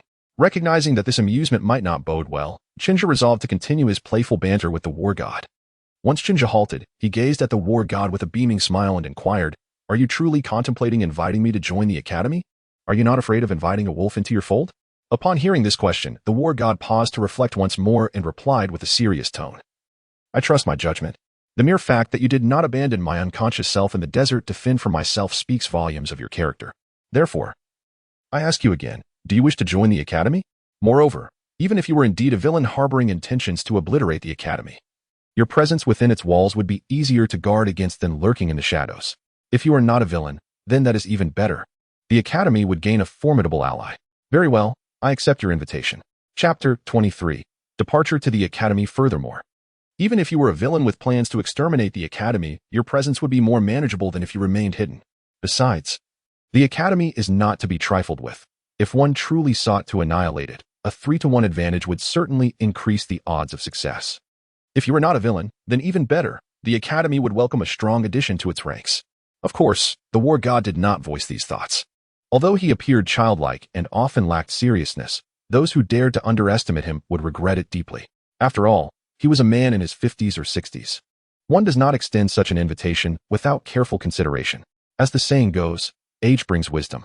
Very well, I can accept your invitation to join the Academy. But I have one condition. The Academy must not interfere with my decisions, and I wish to receive all the elemental stones within it. Upon hearing the war god's words, Chunja finally ceased his playful demeanor, contemplated for a moment, and responded earnestly, certainly, in exchange. I shall serve as the Academy's primary force when needed. That is impossible. the elemental stones cannot be given to you in their entirety. And since you have already awakened your seventh sense, they hold no significance for you. The war god, upon hearing Chinja's conditions, immediately rejected them without hesitation. The elemental stones, vital for awakening the seventh sense, could not be relinquished entirely. They were considered a cornerstone of the Academy's strength. Each stone that facilitated an individual's awakening of the seventh sense represented an enhancement to the Academy's combat capabilities. Thus, trading these stones for Chinja's strength, while he was undoubtedly formidable, was not a fair exchange. Moreover, in the war god's understanding, Chinja had already developed his seventh sense, rendering the stones useless to him. Do not be hasty in your refusal. Consider my words. You have only witnessed a fraction of my power. I am currently unable to unleash my full potential, but if I were to do so, you would understand. Chinja was not surprised by the war god's rejection. He had anticipated this outcome when proposing his conditions, but wished to see if the elemental stones could awaken the dawn, having failed to awaken it with the elemental needles. Chinja believed that the quantity was insufficient to meet the energy threshold required for awakening. Thus, he intended to attempt once more with the elemental stones, which contained energy several times, even dozens of times, greater than that of a single elemental needle. Moreover, Chinja did not wish to sever ties with the Academy, as that would lead to unnecessary complications. His feelings toward the Academy were generally favorable. Aside from a few characters he disliked, he held a positive view of most. Therefore, he did not intend to resort to violence to seize the stones. Rather, he would negotiate terms, regardless of Chunja's thoughts. The war god was taken aback by Chunja's assertion. The ability to shatter his most powerful technique with such ease suggested that Chunja's true strength remained untapped. If Chunja's claims were indeed accurate, the war god would have to reconsider his conditions. Just then, the doorbell rang, and Chunja received a call from Legay. Sir, the food has been delivered. Would you like to dine now? Please take it to the dining room. I will be there shortly, Chinja instructed before hanging up and turning to the war god. Let us have breakfast first, and you can ponder your decision while we eat. I am in no rush. Once we finish, we shall set off for the Academy. With that, Chinja made his way to the dining room, feeling no urgency, regardless of the war god's agreement to his terms. Chinja was determined to go to the Academy. The war god followed Chunja into the villa's dining room, where Legay had already arranged the food on the table. Though he was reluctant to remain there waiting for Chunja, Legay dared not leave without instruction. The war god was astounded by the sheer scale of the breakfast before him. Have you ever seen an entire roasted camel laid out on the dining table? An adult camel, no less. Not to mention the array of breads, meats, rice, noodles, vegetables, and more, all piled high like a small mountain. Is this truly breakfast? He exclaimed. Is it even possible for you to consume such a feast? Legay, overhearing the war god's words, wholeheartedly agreed. Receiving the order from Chunja early that morning had been a near-death experience for Legay. Just the previous evening, Chinja had arrived in town and had already devoured a $20,000 feast, followed by a dinner for 50. And then a midnight snack sufficient for an entire day's worth of meals for 50 people. And now, just hours later, he required an even larger breakfast. Legay could not fathom how Chunja managed to consume such quantities. Was it a trait of those with supernatural abilities? As he envisioned the implications of Lord Lucifer possessing similar eating habits, he quickly shook his head to dispel the thought, deeming it blasphemous. Unbeknownst to Legay, he had narrowly escaped a fate worse than death. The seventh sense's cerebral wave control could monitor the thoughts of those marked. Had he not instinctively dismissed those thoughts and remained a mere intermediary with Chinja, he might have faced dire consequences for the musings that had briefly crossed his mind. Returning to Chinja, who had not noticed Legay's internal struggle, he merely shrugged at the war god's inquiry and, without offering a response, took a seat at the table. He intended to demonstrate through action that he would not waste food and that he could indeed finish his meal. Thus, for the next hour, the war god was left in awe of Chunja's astonishing appetite. The speed and quantity with which Chinja consumed his meal left the war god deeply concerned about whether the Academy would be financially drained should Chinja join its ranks. Once breakfast concluded, Chinja turned to the war god, having considered for quite some time. What have you decided? After finishing his breakfast, Chinja settled onto the sofa in the living room, deftly picking his teeth with a toothpick while addressing the still-dazed Pajun, who sat opposite him. As for Li Gu and the others, they had departed promptly after Chunja concluded his meal. Li Gu felt as if a great weight had been lifted when Chunja instructed him to leave. He was quite taken aback by the sheer quantity and speed at which Chinja consumed his food. In fact, Li Gu was even more alarmed, as he was the one responsible for preparing such an abundance of food. Given Chunja's eating pace and appetite, Li Gu surmised that he would need to assemble a team of chefs to cook ceaselessly around the clock to meet Chinja's demands. Still reeling from shock, Pajun could hardly believe his eyes. Had someone told him that a single individual could devour the equivalent of 100 people's breakfast in just 1 hour, he would have laughed at their absurdity. Yet, witnessing it firsthand left him questioning the limits of human capability. Noticing Pajun's lingering astonishment, Shinja playfully tapped him and reiterated his earlier inquiry. Old man, have you thought it over yet? Huh? Oh, right. I've considered it. I still hope you can join the academy, but it's impossible to give you all the elemental stones. I can only provide a portion. Pajun, finally snapping back to reality after Chunja's nudge, responded. Then let us set off now. Destination, the academy. All right, it's settled. Let's go to the academy. Chunja declared as he sprang to his feet upon hearing Pajun's agreement. I'll go greet that fellow from earlier. You contact the academy to arrange for your pickup. We can leave immediately. With that, Chunja hurried off to the study to make a phone call to Li Go, intending to inform him of their plans. While instructing Pajun to coordinate with the academy for a pickup, Chunja was indifferent to Pajun's mention of providing only a portion of the elemental stones. Once they arrived at the academy and confirmed that Dawn could absorb the energy from the stones, the quantity would no longer be within Pajun's jurisdiction. If Dawn truly could harness the elemental energy, Chunja would likely agree to unite with Pajun against the impending apocalypse. By then, the elemental energy would have been fully absorbed by Dawn, and the academy would not be overly concerned about Chunja, their steadfast ally, who was unperturbed by their scrutiny. This was the plan Chunja had devised. His moral compass had long been cast aside upon entering this world. Since Xian Yu had confirmed with her 8th sense that Chunja would inevitably become embroiled in the apocalypse, he pondered the significance of pride. Chunja chose to abandon any semblance of shame, despite his reluctance to be drawn into such chaos. However, he placed considerable weight on Xian Yu's words. Since he would be swept in regardless, and given the current circumstances, it was prudent to acquire the elemental stones from the academy without causing any rifts. Pajun found himself bewildered by Chunja's rapid-fire thoughts. He realized that Chunja's cognitive leaps outpaced his own, leaving him struggling to keep up. Hey, are you not considering this? Did you grasp my meaning? Pajun queried. Observing Chunja making a call to inform Li Gu that no lunch was required and that he would be departing imminently. I meant that I cannot provide all the elemental stones. You must join us in confronting the prophesied apocalypse. I understand. Is anyone coming to pick you up? What is the academy's address? I need to arrange for a plane ticket, Chunja replied, half-heartedly acknowledging Pajun's words before redirecting the conversation. Never mind. It's not that complicated. I will take you to the academy's base. It has no fixed location, so only I can guide you. Others wouldn't find it.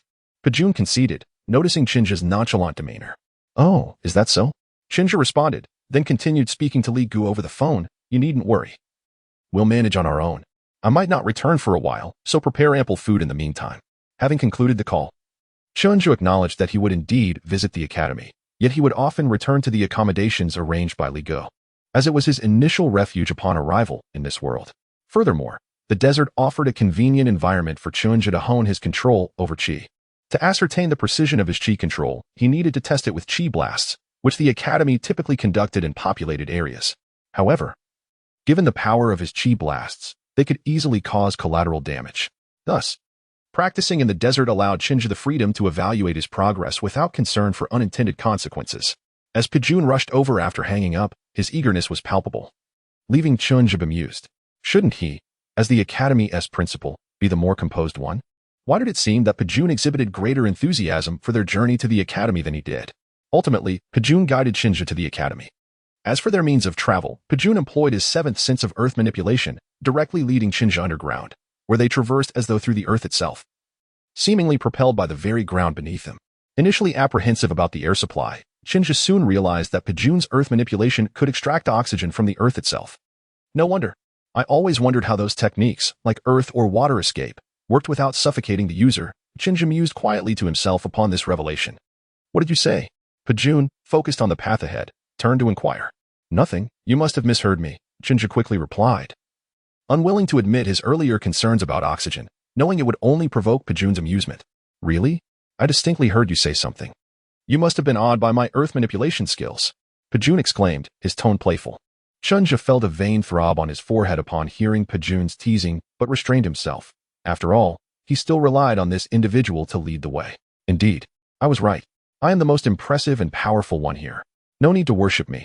I do feel embarrassed. Basic skills, don't overdo it. Sit down. Pajun declared, his expression gleefully smug. Truly, he reveled in his own perceived superiority. Now, let me show you something even more challenging. Are you excited? Excited? Please. Just focus on leading the way. Chinja retorted, unable to suppress his irritation at Pajun's antics. Don't be so bashful. Watch me do a 360-degree spin. Charge ahead. Depths and shallows await. Soar to the skies. Pajun seemed even more invigorated by Chinja's response, interpreting it as bashfulness. Young people often acted coyly, wanting to impress while pretending to be modest. Thus, Pajun demonstrated an array of flashy moves using his earth manipulation. The sudden display of flamboyance caught Chinja off guard, leaving him dizzy. After regaining his bearings, he retaliated with a chi blast, exclaiming, "Your performance was outstanding. I have nothing else to offer but this firework to express my enthusiasm. Let us celebrate together." Boom. Chinja's Qigong blast abruptly halted the advance of Pajun, who was forced to stop. Approaching Pajun with a smile tinged with danger, he remarked, "Is this firework sufficient to convey my admiration for you? Does it adequately reflect the fervor of my enthusiasm? Should I summon an even grander display to articulate my current feelings?" With a chuckle, he added, "No need for such fervor. Let's remain rational." Pajun, startled by Chinja's smile, stumbled over his words. "No, I will clear the path properly. But I feel I have yet to fully express my passion. A nameless impulse stirs within me, and if I do not release it, I shall be in great discomfort." Chinja, ignoring Pajun's words, was consumed with the desire to strike him. "Do not. If you strike me now, I will surely resist, and in doing so, I will unleash my full senses, and then I shall fall asleep. At that point, we would be trapped in this abyss." Pajun, driven by a strong will to survive, pleaded. As Pajun spoke, a droplet of water fell upon Chinja's nose. He looked up to see the ground above becoming increasingly damp, the wet patch expanding as if it would collapse at any moment. Realizing the gravity of the situation, Chinja turned to Pajun with a serious demeanor and asked, "Old man, I must ask you a question. Do you know where we currently are? Think carefully before you respond. Where are we? Let me think. We are likely beneath the western coast of the Indian Ocean, right? What of it?" Pajun, noticing Chinja's sudden seriousness, sighed in relief as he answered. Chinja did not respond but pointed upward. Chapter 25. Arrival at the Academy. Chinja remained silent, gesturing for Pajun to look above. Following Chinja's, Pajun's eyes widened in shock. "Oh no. We are underwater. It's about to collapse. What should we do? I cannot wield water manipulation. Such skills belong to that old crone Wachang." Chinja, observing Pajun's frantic circling and muttering, felt a vain throb on his forehead. If he were not concerned about the depth of the ocean and the danger of being trapped by the water without Pajun, he would have left this foolish individual to his fate. "Aren't you capable of earth manipulation? Just dive deeper. Have you forgotten how we got here?" Chinja exclaimed as he could no longer contain his frustration. Startled by Chinja's outburst, Pajun suddenly realized, "You're right. While I cannot control water, I can still delve deeper into the earth. The heavens have not forsaken me. Watch as I wield my earth manipulation. Let's go." Pajun, filled with renewed enthusiasm, broke free from Chinja and activated his seventh sense, propelling them deeper into the earth. Sighing in exasperation, Chinja thought to himself, "I cannot believe I allowed this old fool to lead me here. How foolish I was to expect anything from him." During their journey, whenever Pajun became overly exuberant, Chinja would launch a firework to express his admiration, stating that if Pajun continued to showcase his talents, he would not only offer fireworks but a grand gift as well. Due to Chinja's overwhelming enthusiasm, Pajun finally settled down and focused on navigating the path. Chinja felt as though only a few hours had passed when Pajun announced they had arrived at their destination. "Already? So swiftly? Your base is near the Sahara?" Chinja inquired with curiosity. "Is it really that fast? This guy has been reckless all along, and suddenly he is efficient. It feels surreal." "Indeed, we have arrived. I have already notified Lianjin and the others to come for us. Our base is not in the Sahara Desert. It is in Huagua, East Asia." "Far from the Sahara," Pajun replied, but as he spoke, he began to lose himself in self-admiration. "Isn't it astonishing to have arrived so quickly? That is my strength. Is it not impressive?" Pajun laughed, lost in his own world once more, leaving Chinja utterly speechless. This foolish old man has no memory at all. And that laughter, he sounds like a simpleton. Pajun led Chinja to a less conspicuous corner, where they emerged onto the surface. "Come, I will take you to our academy in Huagua, so you can meet everyone. Afterwards, we shall proceed to our true base to retrieve the elemental stone." Chinja, hearing Pajun's words, said nothing and followed him into the renowned detective academy. Now that they had arrived, there was no rush for Chinja to obtain the elemental stone, and it would be beneficial to familiarize himself with these individuals, as they would interact in the future. As they entered the world-famous detective academy, Chinja was struck by its grandeur and serene environment, truly befitting its prestigious title. He was uncertain how it compared to universities from his past life, as he had never attended college due to family circumstances. But he could appreciate the beauty of the surroundings. The academy was adorned with flowers and trees, and each building was exquisitely designed, making the experience akin to stepping into a fairy tale. Following Pajun, Chinja observed numerous individuals bustling about, but they did not appear to be students. Perhaps sensing Chinja's confusion, Pajun explained, "This academy is renowned worldwide, unlike ordinary institutions. Those who come here are detectives and others with special skills."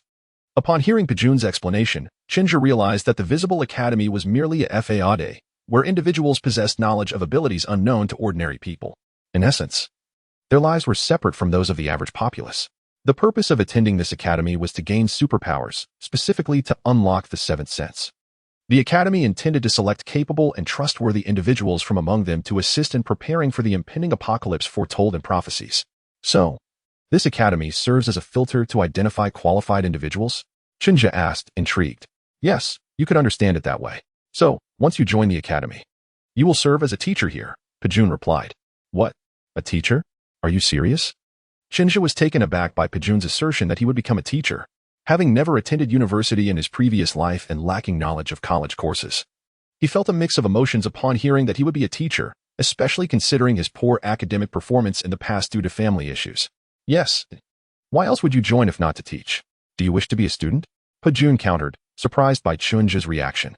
After a moment of contemplation, he exclaimed, "You don't genuinely wish to be a student, do you? While your age might suit being a student, I hope your intentions are not to flirt with the young girls." Boom. Upon hearing the words of Pajun, Chinja immediately delivered a powerful punch, sending Pajun crashing into the ground. After dusting off his hands, he looked down at the still prostrate Pajun and remarked coolly, "Why do you fail to understand that one should not court disaster? Must I take action? You truly are insufferable." Pajun, having been thrust into the earth by Chinja, emitted a faint sound, signaling that he was still salvageable. Observing this, Chinja pulled Pajun from the dirt and inquired, "So, would you have me teach if I am to be your instructor? I must clarify. I am not adept at teaching. If things go awry, do not hold me accountable."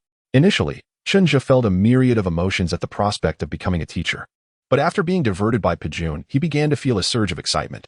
The notion of imparting knowledge and guiding students intrigued him, allowing them to experience the special attention he had once received due to his academic struggles. After all, if they turned out poorly, he would bear no responsibility. This thought made Chinja impatient with anticipation. While Chinja and Pajun were engaged in their amicable discourse, a room not far from them housed 5 individuals, all fixated on a large screen displaying the friendly exchange between Chinja and Pajun. "See, that is the formidable person Pajun spoke of," one observer remarked. A striking woman with white hair elegantly pinned up, exuding an air of maturity. Pajun appeared younger now, as he himself claimed, due to utilizing his full sensory capabilities. Employing such abilities was intended to confront this young man, and yet he had been defeated. Consequently, he had agreed to join the academy, conditioned upon the acquisition of elemental stones.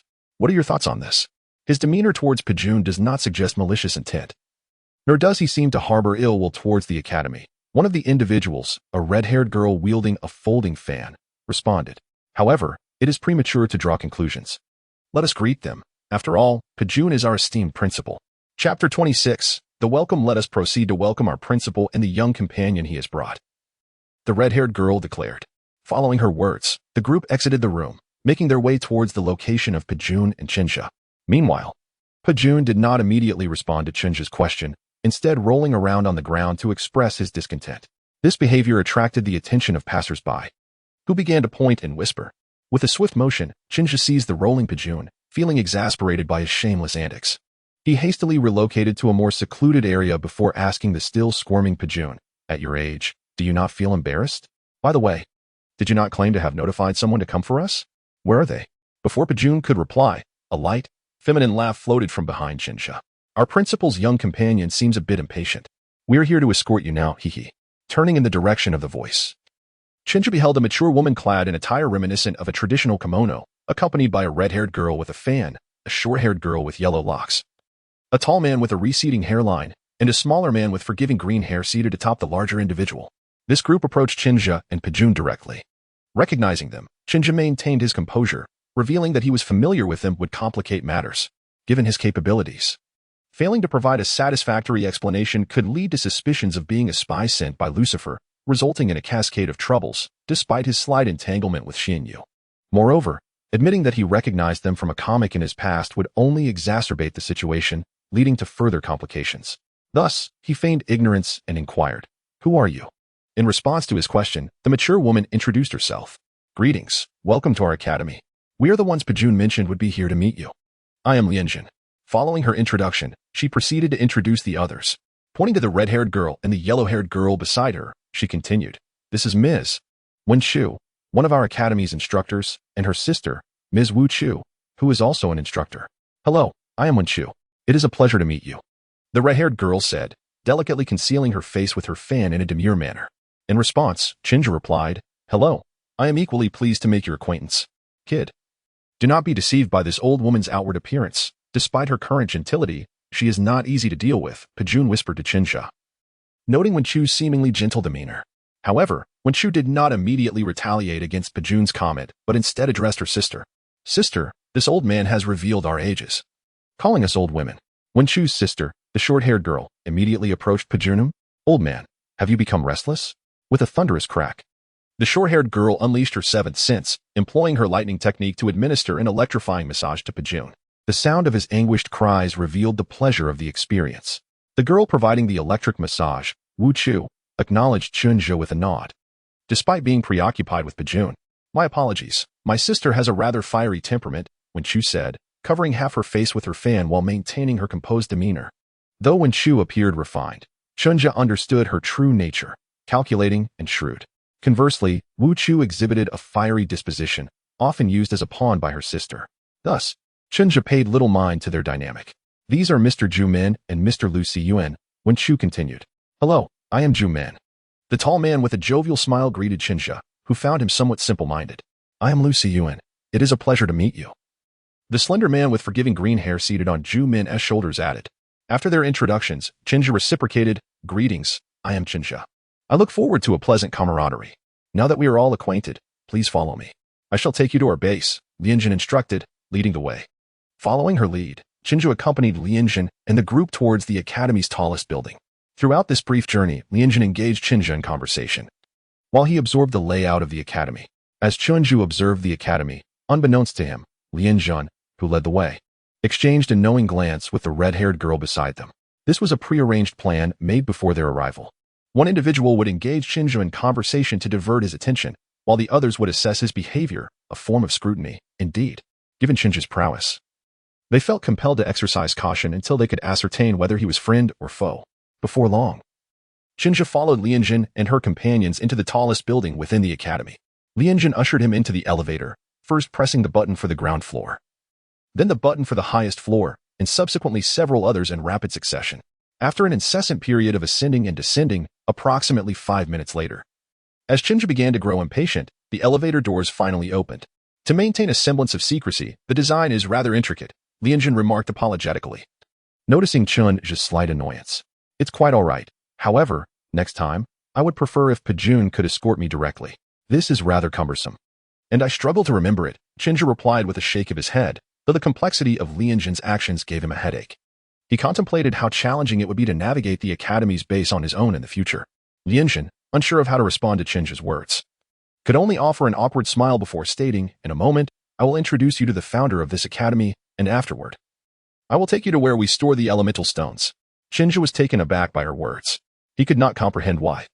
Despite being a newcomer to the academy, and given the current uncertainty surrounding his allegiance, the academy's members would dare to introduce him to Dr. Amy, the founder. It was known that due to the after-effects of the seventh sense, Dr. Amy had become nearly embryonic in her state. If Chinja harbored any intentions of harming Dr. Amy, she would possess little in the way of resistance. Dr. Amy's significance to the academy was akin to that of the peacekeeper to a nation in Chinja's past life. Lianjin too bore a look of confusion. She was equally perplexed by Dr. Amy's intentions, having only just received a message from her. Nevertheless, although she did not fully grasp Dr. Amy's reasoning, Lianjin felt that the doctor had her own plans, and thus resolved to lead Chinja to meet her. Lianjin would remain nearby, ensuring that should Chinja exhibit hostility toward Dr. Amy, support from Pajun and the others would be readily available. Upon reaching the tallest building, only Lianjin accompanied Chinja. The others had already dispersed when Lianjin entered the building with him.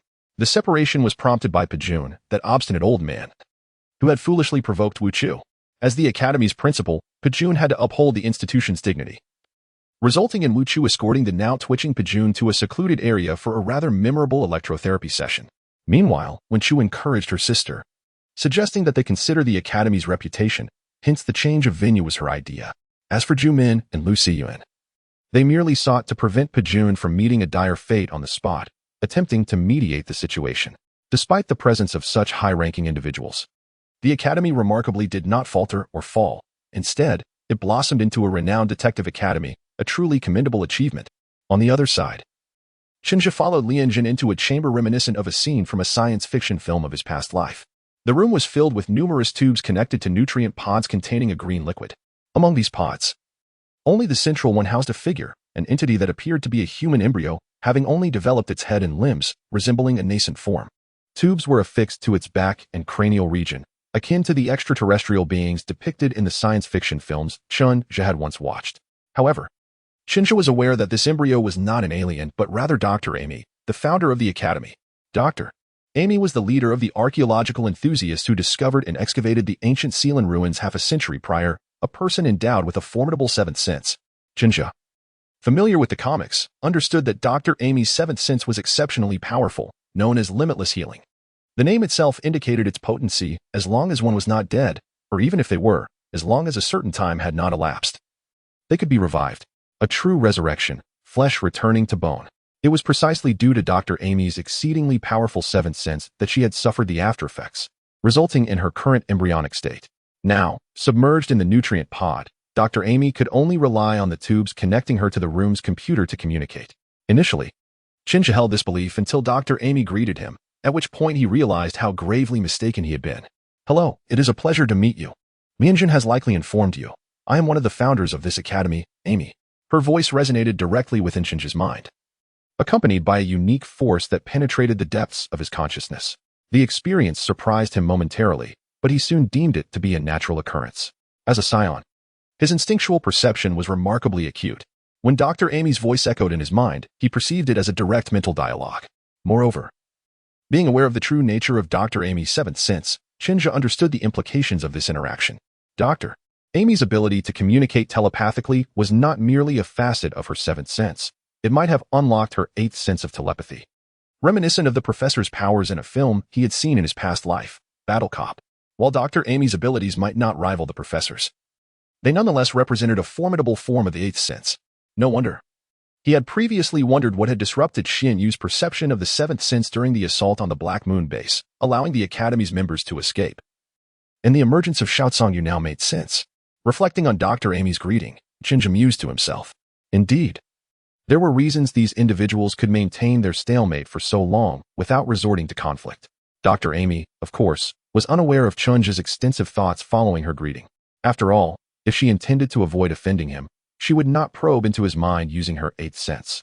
The force she projected was not an intrusion into his thoughts, but rather a pure manifestation of spiritual energy, enabling her to sense the inherent goodness or malice residing within a person's heart. Dr. Amy was indifferent to Chinja's background. However, he was curious about the essence of Chinja. This was the reason he had Lianjin bring Chinja to him.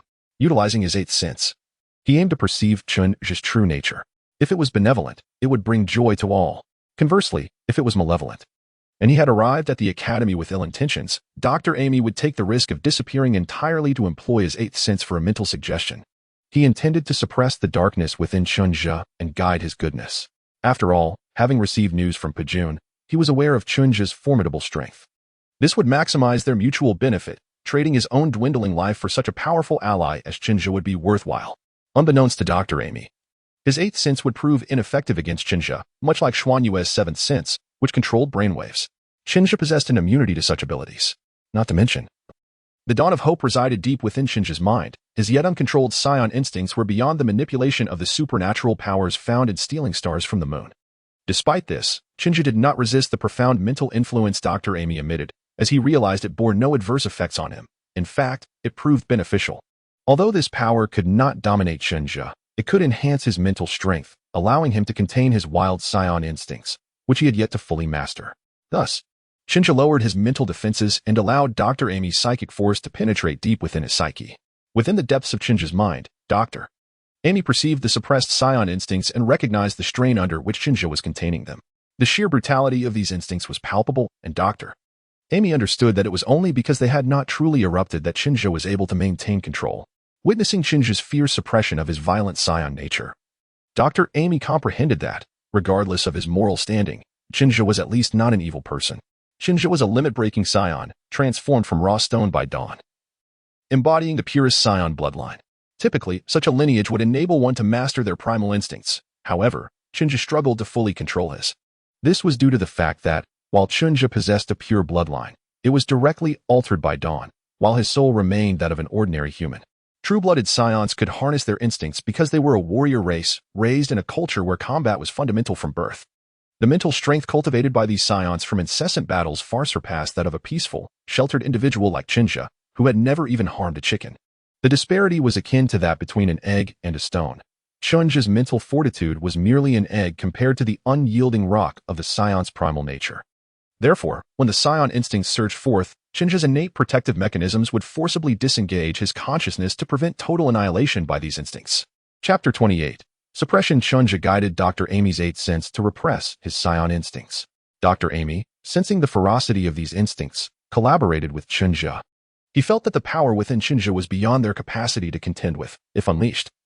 It could obliterate the world without waiting for the prophecy of the demons escaping from the ancient Shilan ruins to come to fruition. Simultaneously, Dr. Amy began to comprehend Shinja's intent in directing him to experience this power. There was no need to doubt his purpose. If he truly possessed malevolent intentions, destroying the academy or even the world would be a matter of moments. These were merely Dr. Amy's contemplations. Shinja remained unaware. Had he known, he would have expressed that he simply sensed Dr. Amy's power could assist him in maintaining his sanity, allowing him to avoid becoming a fool. Consequently, Dr. Amy amplified the output of his eighth sense, understanding Shinja's guidance. Together, they combined their strengths, and with Dr. Amy's eighth sense, Shinja felt that he could barely maintain control over his consciousness during his transformation into a great ape, preventing his Saiyan instincts from overwhelming him. Although Dr. Amy's eighth sense was relatively weak in comparison to Shinja's instincts, it was still derived from the same source as Shinja's abilities. Even if it was merely a fragment of raw stone, it served as a catalyst for Shinja to marshal his will to curb the brutality of his Saiyan nature. If Shinja could maintain control of his consciousness while transformed, he would be invincible in this world, provided he concealed his weakness, his tail. Thus, this became a potent trump card for Shinja. Feeling the barbaric Saiyan instincts temporarily subdued, Shinja experienced a profound sense of relief. This deep-seated comfort prompted him to exhale the pent-up frustration within him.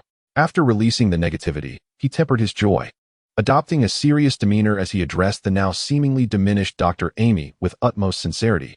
I am deeply grateful for your assistance. I owe the Academy a significant favor this time, and I will not hesitate to help you in the future whenever possible. Indeed, Shinja recognized he owed Dr. Amy a substantial debt of gratitude. To aid him in temporarily suppressing his Saiyan instincts, Dr. Amy had expended an immense amount of energy utilizing his eighth sense. Already in a state of frailty, akin to that of an embryonic infant, Dr. Amy was now nearing his limits. He could no longer employ his seventh sense for extreme healing. His eighth sense had become merely a means of communication, and using it for combat or delving into others' minds was no longer feasible unless he were to expend his final breath, which would result in his demise. Thus, Dr. Amy's assistance warranted Shinja's solemn promise. I will accept this favor from you. Now, I am weary. Lianjin, please escort him out. Dr. Amy, appearing exceedingly weak within the nutrient chamber, acknowledged Shinja's promise before instructing Lianjin, who had already placed her hand on her weapon after observing Dr. Amy's sudden frailty following his greeting to Shinja. However, seeing Shinja's closed eyes and contorted expressions, Lianjin refrained from acting rashly. Only upon hearing Shinja's words and Dr. Amy's command did she finally relax. To be honest, witnessing Shinja, who had just closed his eyes with a face of fluctuating emotions, filled Lianjin with immense pressure. As Shinja struggled to suppress his Saiyan instincts by harnessing Dr. Amy's eighth sense, he occasionally emitted an uncontrollable aura. This ferocity and brutality sent shivers down Lianjin's spine, akin to a prey confronted by a hunter wielding a firearm. This sensation nearly compelled Lianjin to summon Pajun and the others for assistance. However, observing that Shinja displayed no further actions apart from his terrifying aura, coupled with Dr. Amy's lack of alarm, Lianjin managed to quell his fear and refrain from calling for help.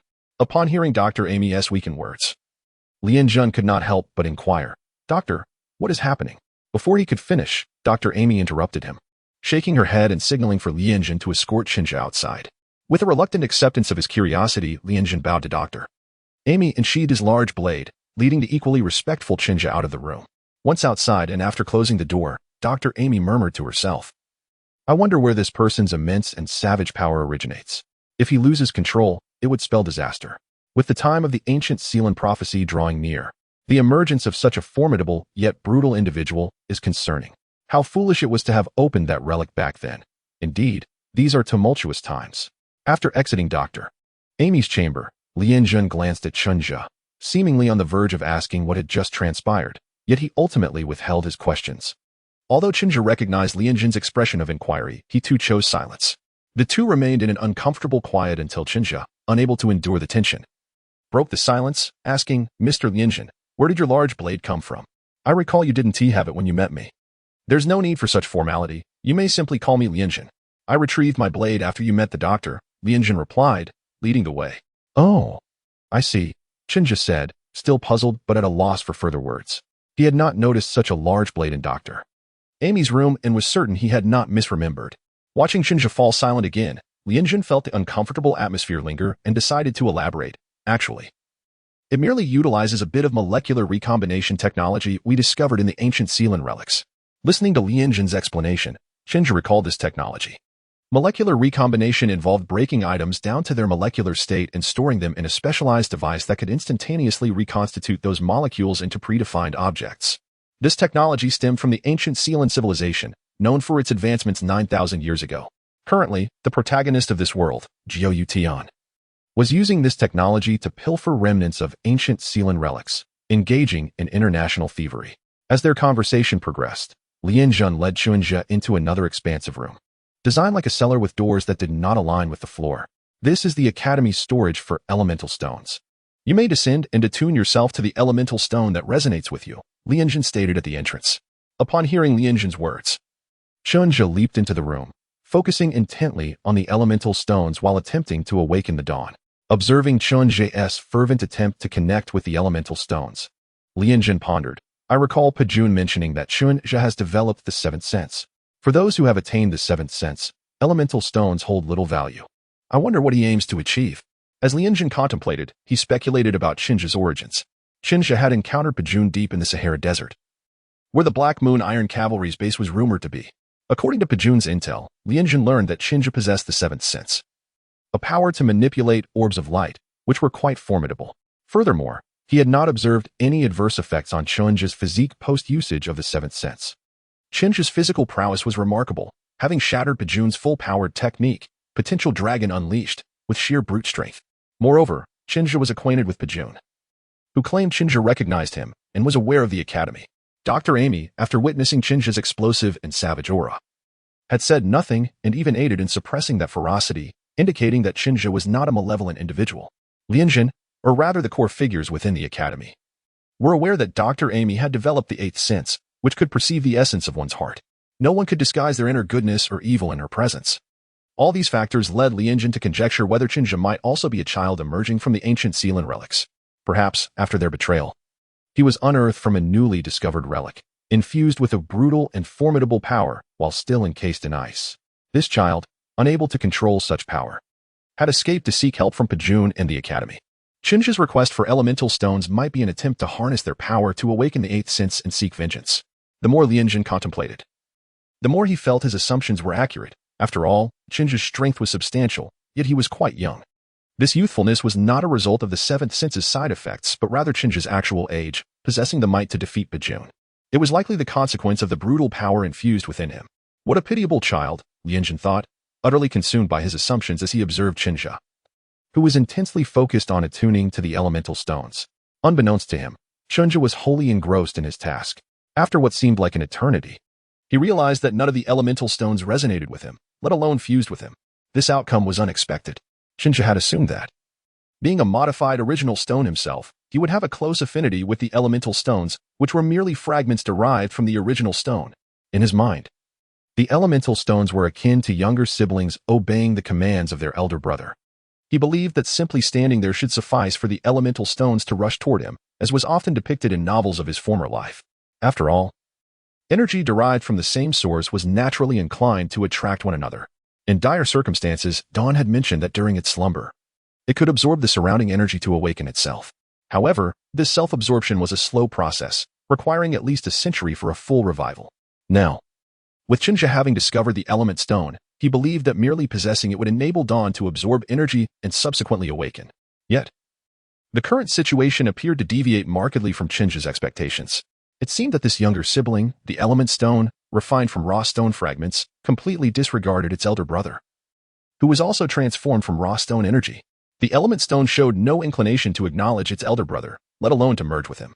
This scenario diverged significantly from the fantastical narratives Chinja had encountered in his previous life. It was hardly magical at all.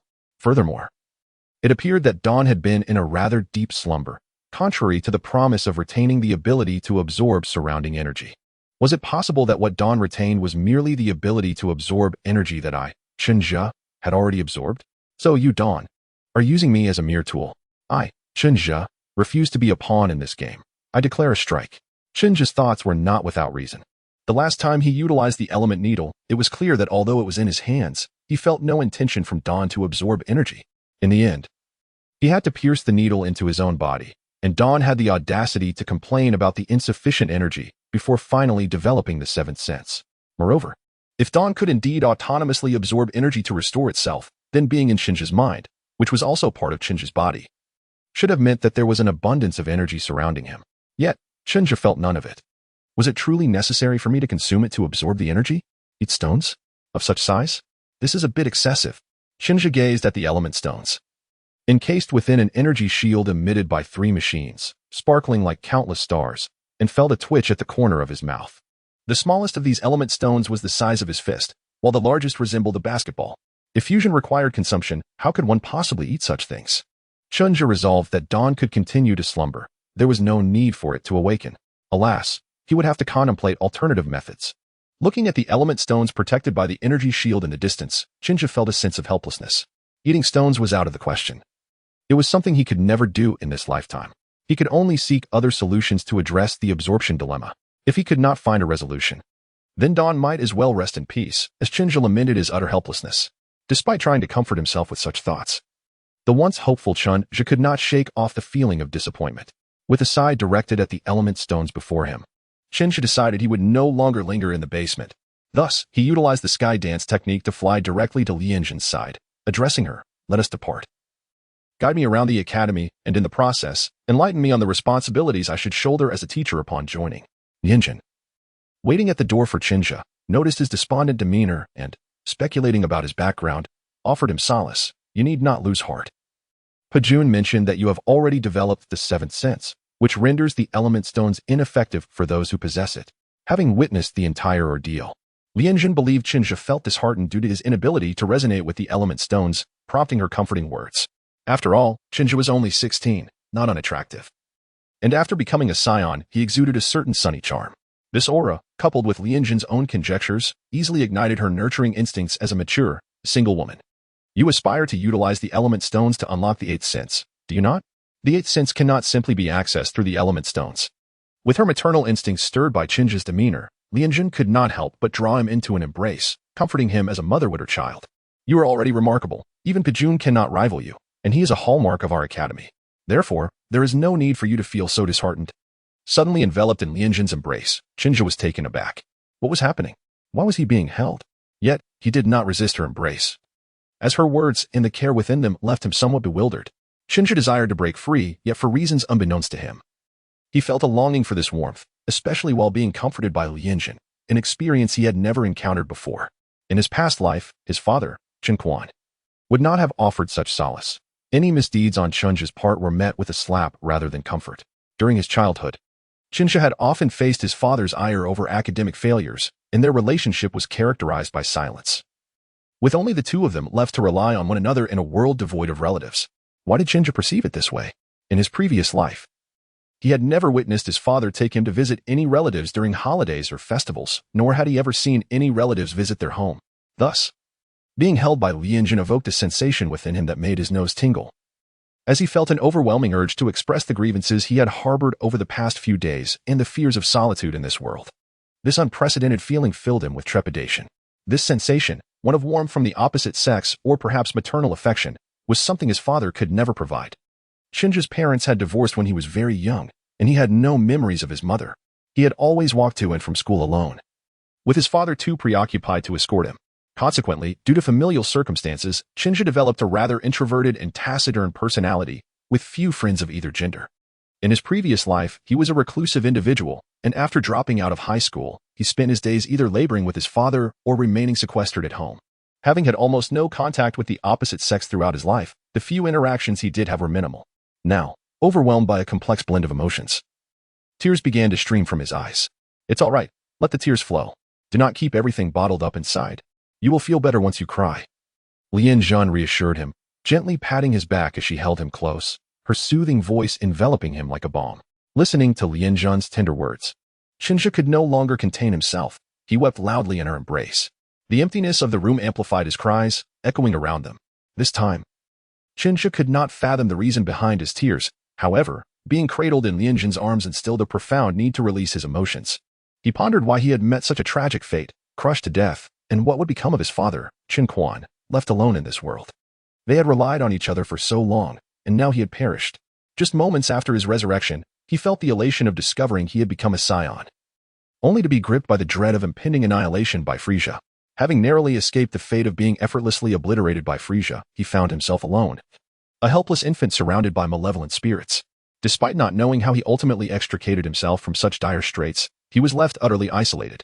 As a reclusive individual who seldom ventured beyond his home, the terror of arriving in this entirely foreign world weighed heavily upon him. Though Chinja outwardly maintained a facade of optimism, as if he were unfazed by the circumstances, he could no longer contain himself in Lian Zhan's embrace. Hearing Lian Zhan's comforting words, Chinja succumbed to the flood of emotions he had buried deep within, allowing all his grievances and fears to spill forth in tears. He was unaware of how long he wept. All he felt was a profound sense of relief after releasing his pent-up anguish. Why is it so damp? After his emotional outburst, Chinja realized his face was pressed against a wet garment. Recalling the events that had just transpired, he abruptly recoiled a few steps, breaking free from Lian Zhan's hold. Embarrassed by the sight of his tears staining Lian Zhan's clothing, he was left bewildered, questioning why he had lost control of his emotions so suddenly.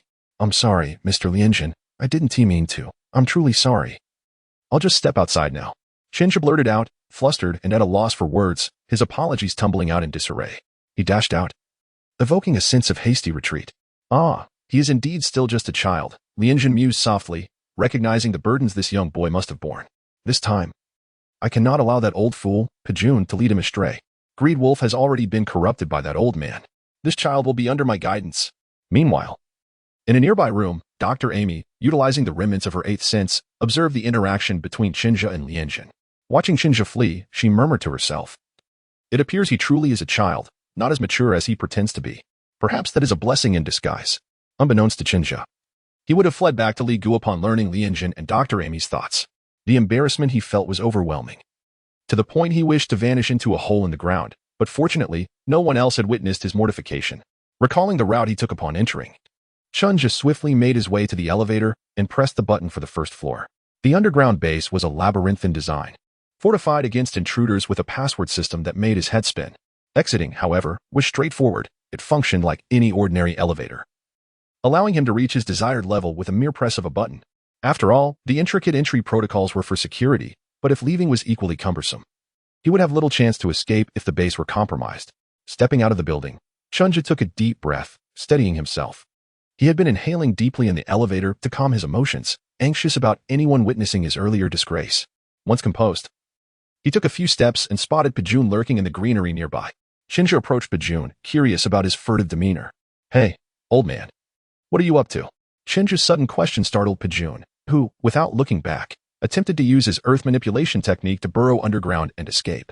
However, Chinja was quick to seize him, lifting him off the ground. Upon recognizing Chinja, Pajun exhaled in relief but then grumbled, What's the matter with you? Do you not know that startling someone can be deadly? I was just curious about your sneaky behavior. Aren't you the Academy's principal? Why act so timid in your own stronghold? Chinja replied, intrigued. He wondered if the people from Xianyu or Heiyu had come to confront them. Yet he saw no signs of conflict. After assessing his surroundings, Pajun cautiously beckoned Chinja to join him in the foliage. Chinja, driven by curiosity, complied. Eager to learn what had instilled such caution in Pejun, listen, kid, I need to confide in you about something, but you must not breathe a word of it.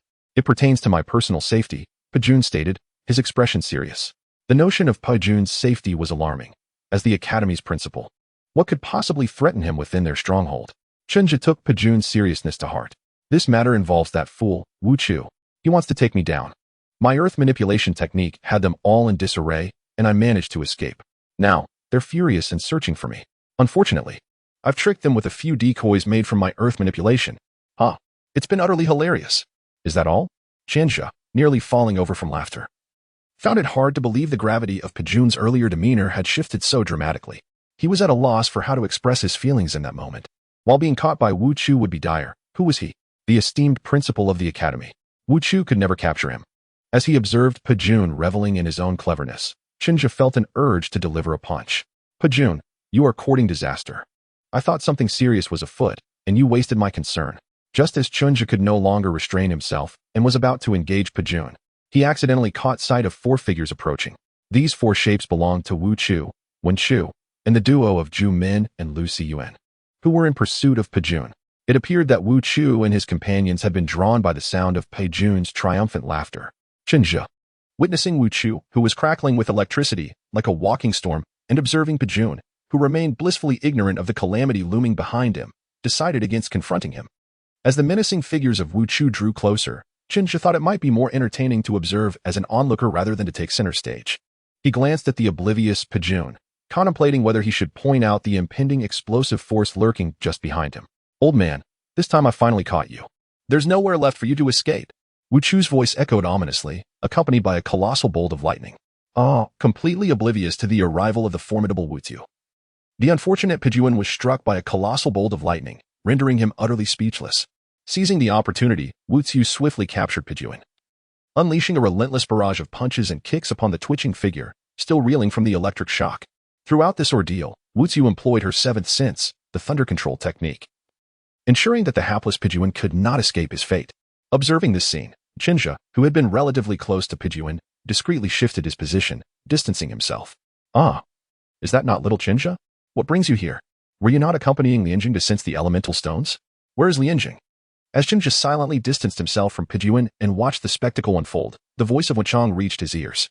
It turned out that while Chenja was engrossed in the sight of Pejun enduring a flamboyant beating, Wenchang and his companions had also arrived at the scene. Greetings, Mr. Wenchang. I have completed my task regarding the elemental stones, but Mr. Lianjing is likely still at the base. I came out first. Upon hearing Wenchang's inquiry, Chenja paused momentarily before responding. The mention of Lianjing reminded him of the time he had sobbed in Lianjing's embrace, prompting him to cough lightly to mask his embarrassment. Oh, I see. By the way, little Chenja, have you not already developed your 7th sense? Why then do you still need to sense the elemental stones? Wenchang, noticing the awkwardness in Chenja's response, did not press the issue but instead posed another question. This inquiry piqued the curiosity of the Academy's members, as the elemental stones were deemed invaluable for those who had not yet developed their 7th sense but aspired to do so. For someone like Chenja, who had already awakened his 7th sense, the elemental stones were rather superfluous, leading to a collective intrigue regarding his request.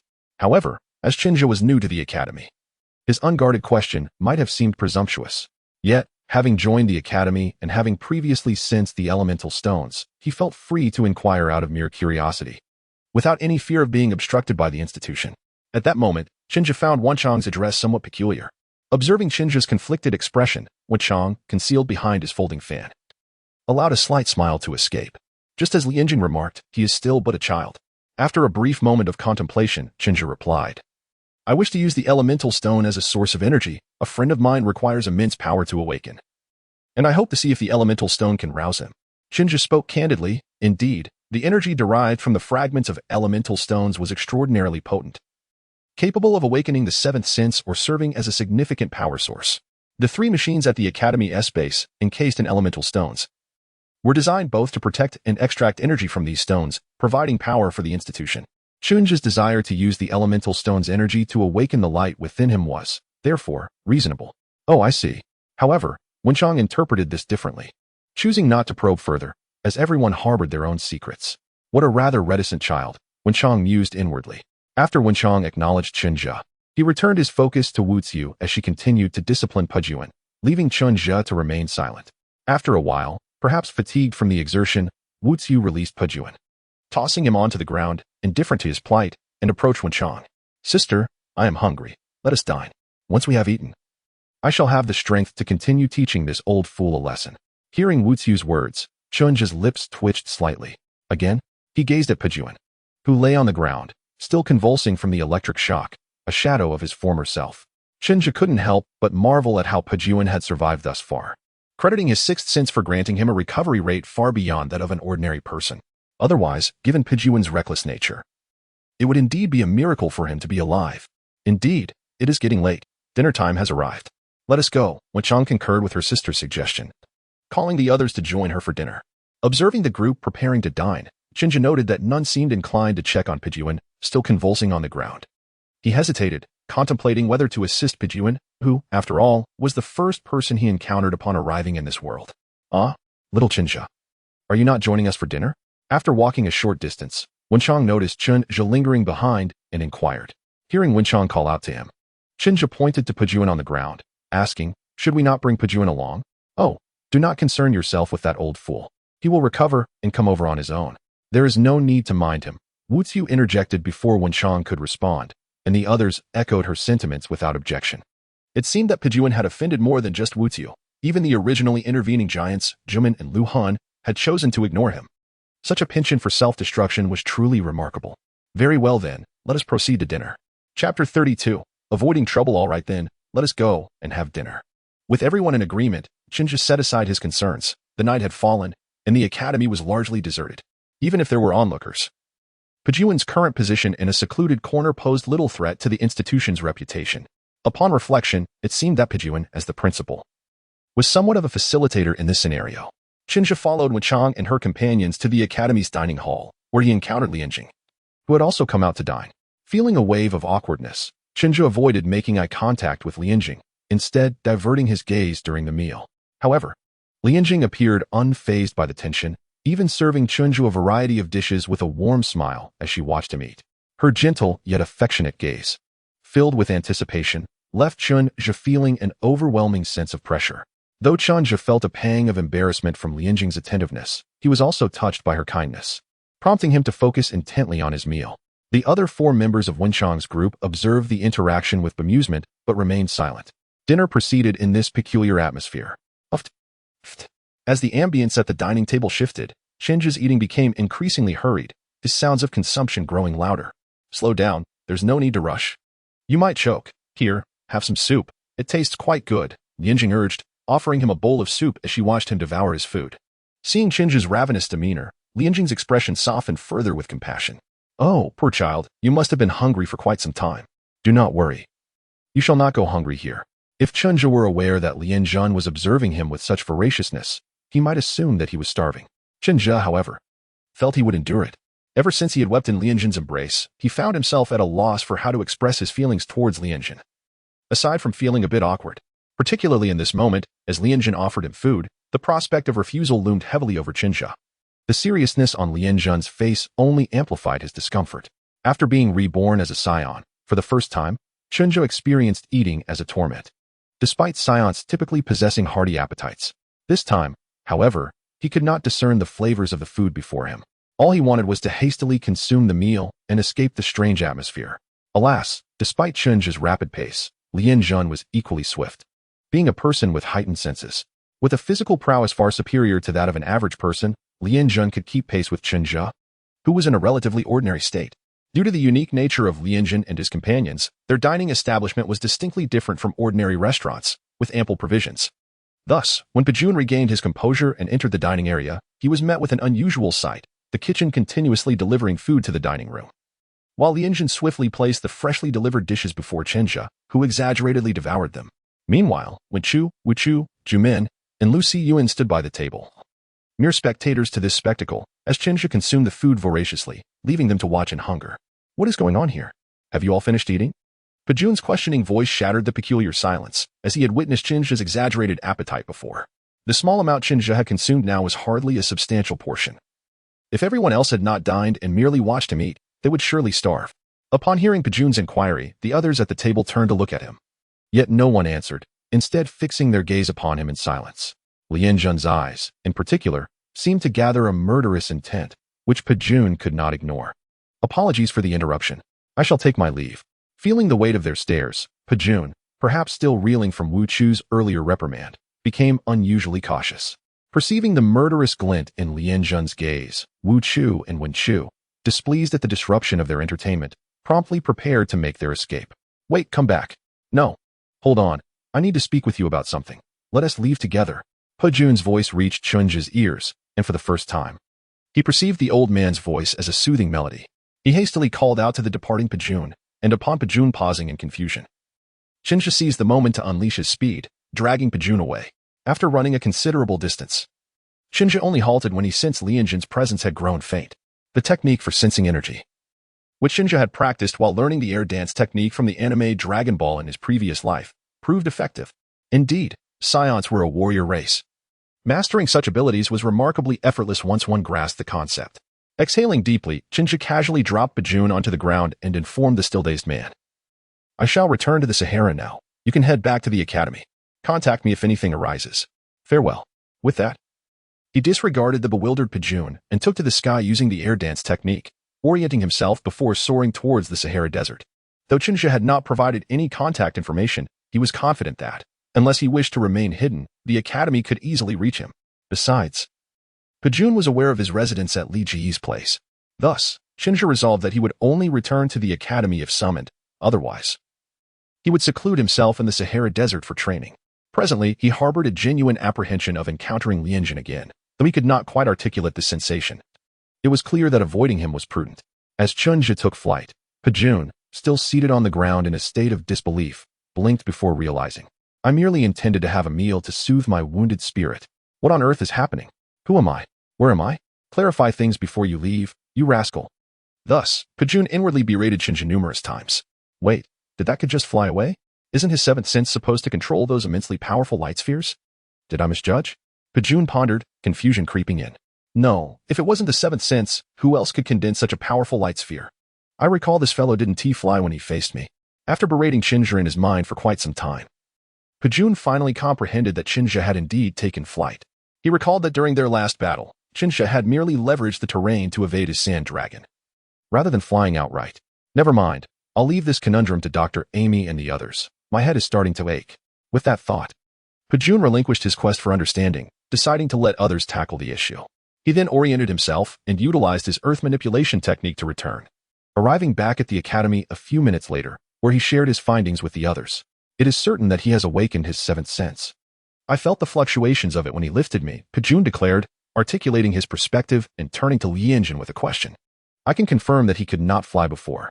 Could it be that he has truly developed an eighth sense through the elemental stone? Lianjun, since you spent time with him, what are your thoughts?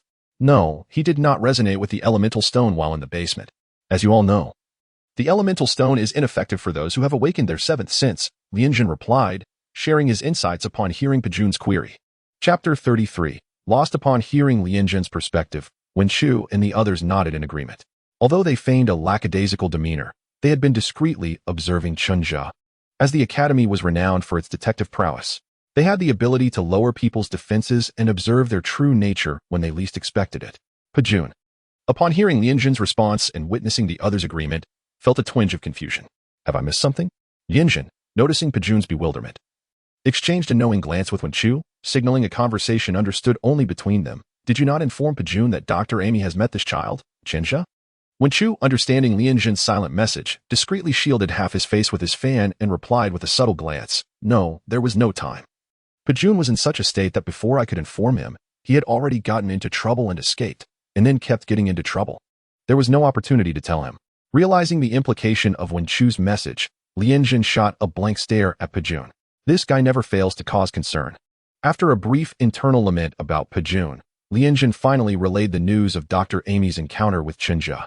Others have also gathered to discuss and organize their observations of Chunja when he was unaware. The consensus reached was that Chunja harbors no malice towards the academy. While it remains uncertain what other secrets he may conceal, he is expected to be a pivotal force when the prophesied apocalypse of the ancient Saiyan arrives. As long as these 2 points hold true, everything else becomes trivial. Regardless of Chunja's intentions, His willingness to stand against the impending doom suffices.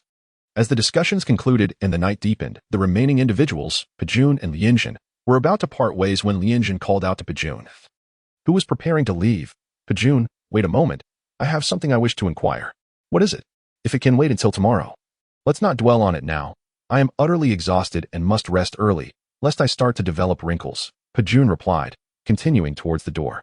Upon hearing Pejun's response, Lianjun felt a wave of frustration. What are you worried about wrinkles for? You're practically a child at this point. Wrinkles are the least of your concerns. With a sudden clang, a large blade fell directly in front of Pejun, halting his advance. The distance between Pejun and the blade, as Chinja would have described it, was a mere 0.01 centimeters. However, the blade's mistress would fall in love with him after an incense stick's duration. Wrong. Love is utterly impossible. Had it not been for Pejun's heightened sixth sense and strong survival instincts, Lianjun's blade would have undoubtedly struck him without hesitation. Well, what do you want? I assure you, I will speak candidly about everything I know. Pejun, observing the imposing blade, suggested that perhaps it would be best to sheath the weapon, as it posed a risk of accidental injury. Seeing that Pejun was finally willing to engage in conversation, Lianjun complied and withdrew the blade, recognizing that brandishing it in front of the principal could lead to undesirable consequences. I trust you as far as I can throw you, Pejun retorted. Lianjun, now bladeless, looked at Pejun, who appeared both valorous and somewhat bashful. What is it that you truly desire? If you wish for my demise, at least grant me a swift end. Unable to contain himself, Pejun implored Lianjun, what is this madness? First, it's that brute Wuchu wanting to pummel me. And now it's you, threatening me with a sword. I am the principal of the academy. Why does it seem that none of you extend me the most basic respect due to my position? Cough. Now, elaborate on how you encountered this child, Chinja. Where does he reside in the Sahara? Lianjun, trying to mask his embarrassment, forced a casual tone. Is that why you detained me, just to ask this? I thought I had mentioned it at the outset. If that was all, was it truly necessary to keep me here? And what was with your earlier hesitation? Pejun expressed his irritation at Lianjun's inquiry, but quickly reconsidered upon witnessing Lianjun's menacing gaze, the result of his prolonged silence. Driven by a strong instinct for survival, he recounted once more how he had met Chinja. I cannot confirm where he resides now, but when I awoke, he was staying at a place arranged by someone named Ligay. Pejun, filled with anticipation, looked at Lianjun, silently conveying his thoughts. Well, I've shared everything I know. Can I leave now? I truly need to rest. I am utterly fatigued. Ugh, stop looking at me with those revolting eyes. You may go. Lianjun, unable to endure Pejun's gaze any longer, dismissed him. With Lianjun's approval, Pejun dashed towards the exit without looking back. Finally, I've escaped this female tyrant. I must hurry. If I linger, I might find myself ensnared again. Lianjun ignored Pejun's departure, instead reflecting on his words. Sahara Desert, Ligay. That name seems vaguely familiar. Where have I seen it before? Meanwhile, Chinja, having fled to avoid Lianjun, initially intended to return to Ligay's location. However, in the midst of flying, he realized he did not know the way back. He had arrived via Pejun's earth manipulation, which had transported them directly underground to the academy. Indeed, Chinja had always been directionally challenged, even visiting an unfamiliar location once. Without having walked the route several times to familiarize himself with the surroundings, made him easily lost. Given that Pejun had brought him directly to the academy, it dawned on Chinja that he was now hopelessly lost. In a moment of desperation, Chinja had chosen a direction opposite to the academy, completely forgetting his navigational shortcomings. Realizing this, he remained undeterred and continued to fly in a particular direction. As he soared, another thought struck him. The Sahara Desert was in Africa, while the academy was located in East Asia. The distance between them was not merely a trivial matter. Vast nations, mountains, and rivers lay in between, making the journey seem insurmountable. Ultimately, Chinja resigned himself to the reality that returning on his own was beyond his capabilities. With no other options, he followed the lights and flew towards the nearest city. Hurry, do not let her escape. That is my prized possession. The violet star gem of the kingdom of Saiyan. I must capture her, otherwise my company will face ruin. To avoid drawing attention, Chinja landed on the rooftop of a tall building, where he spotted a lithe figure moving swiftly across the adjacent rooftop, pursued by a throng of security personnel. Hearing their shouts, Chinja recognized the agile figure as none other than the notorious thief, September, who had been pilfering Saiyan artifacts. September? What a surprise to encounter her here. This implies that Liuxing is nearby as well. Perhaps I might seek refuge with him? Chapter 34. Seeking refuge, seeing September's retreating form. Chinja recalled the storyline from his previous life, glancing at his current empty pockets. Should I follow in Qi Xiaosa's footsteps and crash at Liuxing's place? After all, Liuxing will eventually enter the academy. We would be allies, wouldn't we? Indeed, Qinzhi found himself devoid of funds. Since arriving in this world, he had not a single coin to his name. In the Sahara, Ligay had arranged everything he needed, and upon reaching the academy, he had no expenses to cover. Moreover, Qinzhi had only been in this world for a few days, leaving him no opportunity to earn money. Thus, he pondered where he might find shelter for the night. It seems rather abrupt to go now, and I appear to be unaware of Liuxing's residence. Am I destined to spend the night on the streets? Qinzhi rested his chin on his hand, lost in a tangle of thoughts. Perhaps returning to the academy would be a better choice. At least I wouldn't have to endure the misery of sleeping outdoors. Wait, which direction is the academy in? After much deliberation, Qinzhi, unable to find a place to rest, decided to retrace his steps to the academy. However, his notorious sense of direction failed him once again. Upon reaching the rooftop and gazing at the towering skyscrapers around him, he forgot from which direction he had come. In this vibrant and dazzling steel city, Qinzhi felt no warmth. A gust of night wind swept by, making his silhouette appear even more forlorn. Why do I inexplicably feel a twinge in my nose? Oh. A roadside bench in a park beckoned. Qinzhi sat up, stretched, and attempted to ease his discomfort from a restless night. Alas, I have indeed wound up on the streets. The protagonist I was meant to be, why can't I recall a single moment of effortless success? As he moved to alleviate the discomfort from his unsatisfactory sleep, Qinzhi lamented his plight. Ever since his rebirth, it felt as though all his luck had been exhausted. Truly embodying the phrase, in my life, there are neither poems nor distant horizons, only the struggles of the present. Sigh, I feel much better now. By this time, September must have purchased Liuxing's house. Perhaps I could go there and stay, for I no longer wish to sleep on the streets. Cough. The last two sentences are inconsequential.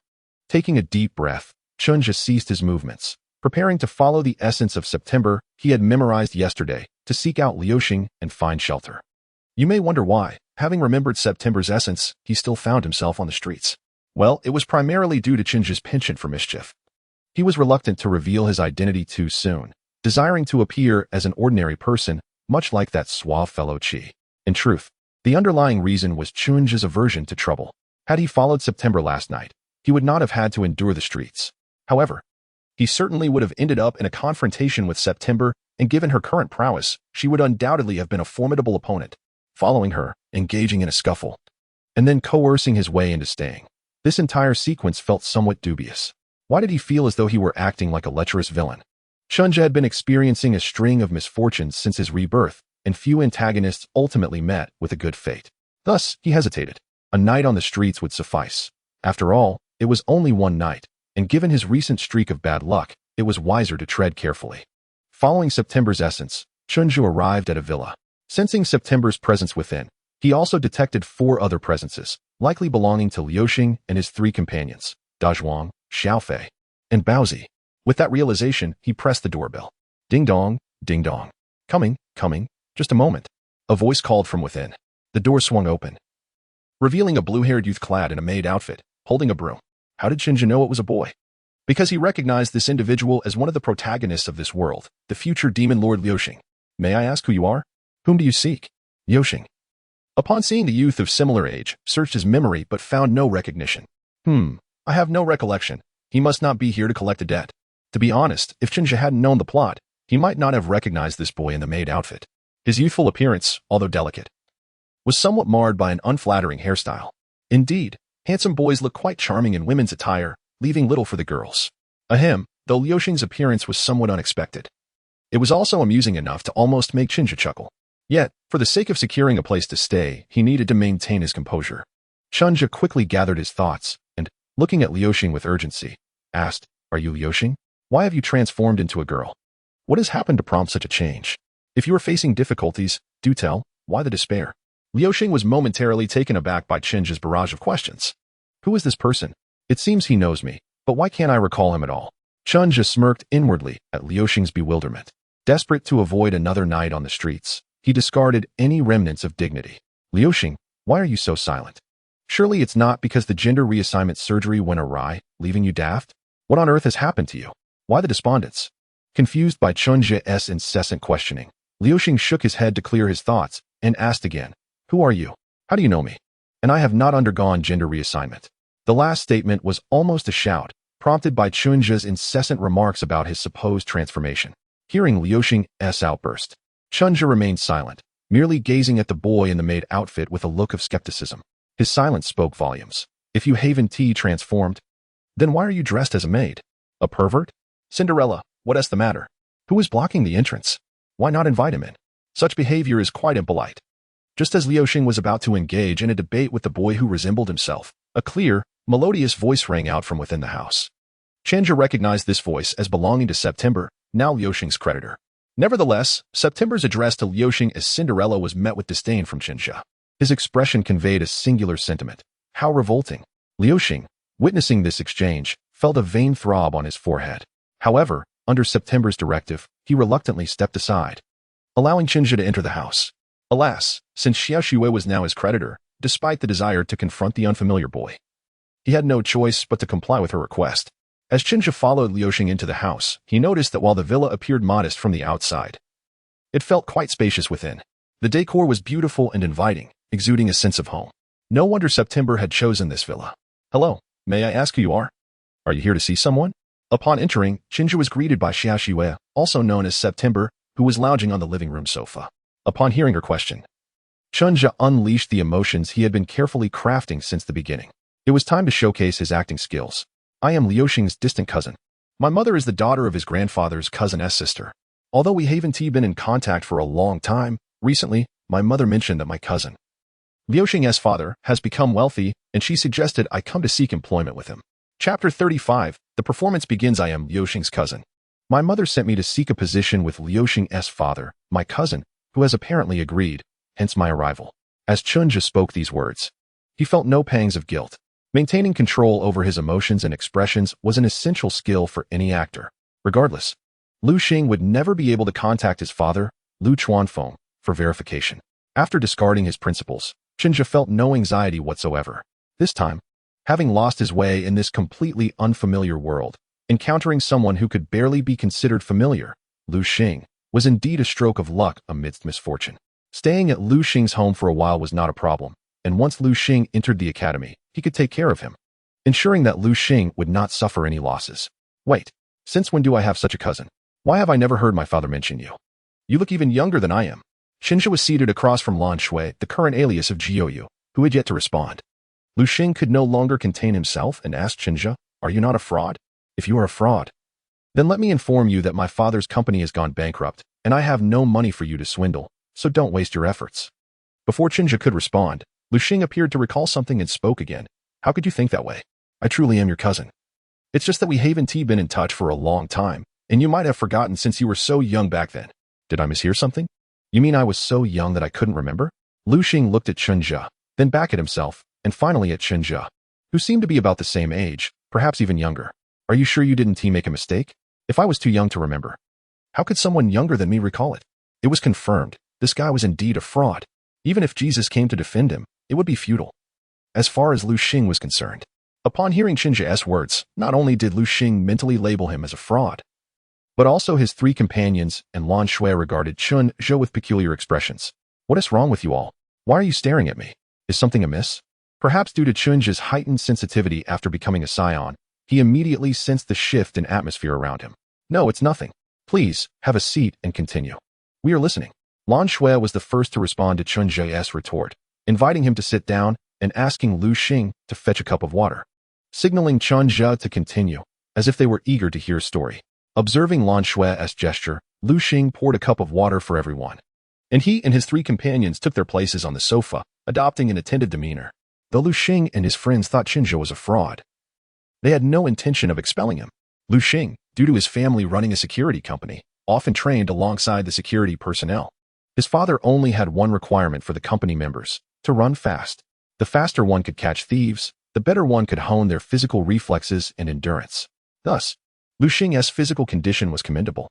His three companions, Baozi, Xiaofei, and Zhuang, had also trained with him, making them unafraid of what tricks this so-called fraud could pull. Rather, they were curious to see what Chunja would conjure. As for Lan Shui, despite appearing like an ordinary girl, her true identity was that of the renowned thief, Jiuyu Tian, formerly of the Black Moon Iron Cavalry. Having developed her sixth sense, she perceived Chunja as a mere ordinary person, and thus, She was unconcerned about any tricks he might employ. Consequently, the group now bore expressions akin to spectators awaiting a performance, watching Chunju intently. Go ahead, keep talking. The stage is yours. Let us see how far you can go. How can someone as young as you be a fraud? Chunja accepted the water Lu Xing handed him, took a sip, and observed the eager faces around him. Internally lamenting the contrast to his previous life where it seemed effortless for others to stay with Qi Xiaosa, although the outcome was not as smooth as he had hoped. Chunja was well prepared due to his recent streak of misfortune. Since the stage was set for him, he would not hold back any longer. It was time for his performance. My name is Chunja. I heard that my cousin started a security company, so my mother sent me to find work with him. Don't underestimate me because of my age. I can take on 10 of you, just like I could take down someone like Lu Xing. In the atmosphere of scrutiny, Chunja spoke confidently, using Lu Xing as a benchmark for his prowess.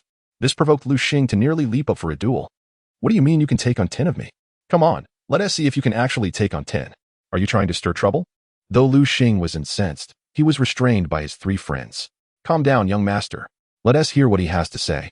What if he truly is your cousin? That would be quite a scandal. The short, bespectacled friend beside Lu Xing whispered to him. Yes, young master, Baozi has a point. Stay composed. Perhaps you genuinely cannot defeat him. Look at his muscles. Think carefully. The slender companion chimed in. Young master, Xiao Fei is right. You might truly be outmatched. Let us wait until we confirm he is a fraud before we act. The tall and sturdy friend among Lu Xing's companions also counseled him. Exactly. De Zhuang is correct. Let us listen to what he has to say first. Baozi and Xiao Fei eagerly agreed with De Zhuang. Hearing his friend's words, Lu Xing felt his temples throb. Is this how you comfort someone? He swiftly delivered a light slap to each of his companions, finally releasing some of his pent-up frustration. Cinderella, how can you behave this way?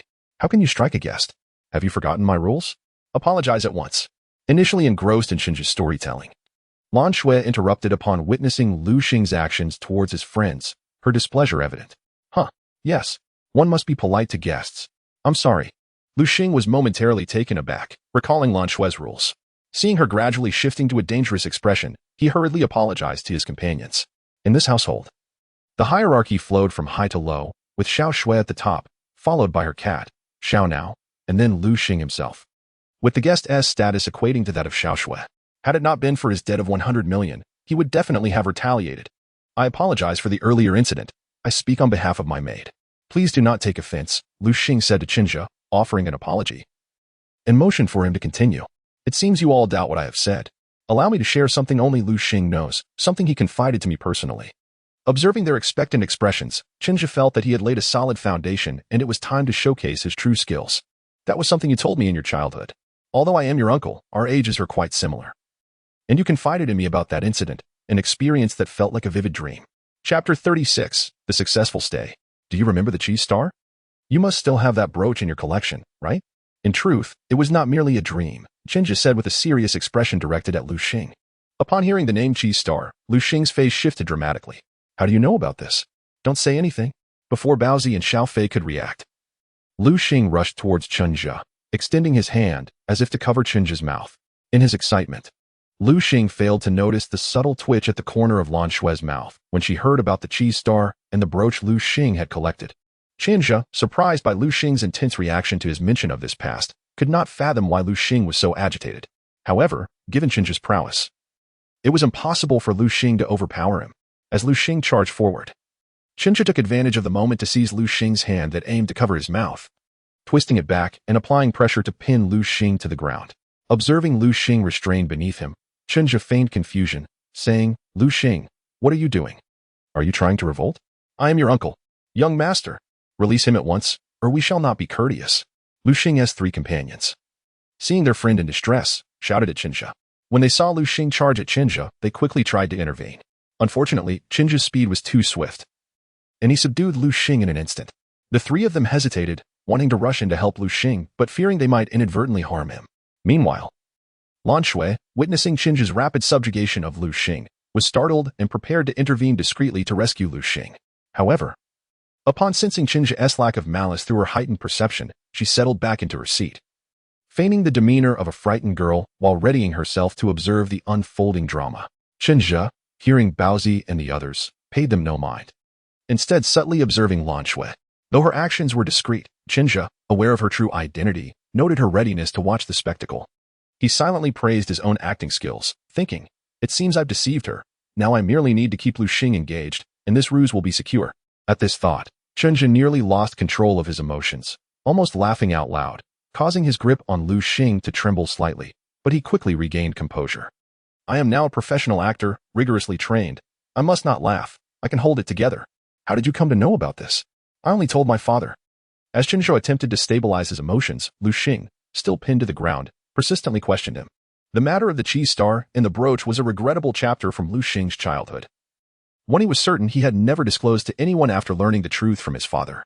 This hidden history was unknown even to his closest companions, Baozi, Xiaofei, and De Zhuang. Could this younger-looking individual truly be his uncle?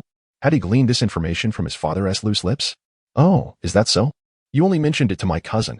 I recall you telling me directly, so perhaps I misremembered," Chunja replied, suppressing his emotions to avoid revealing any cracks in his facade.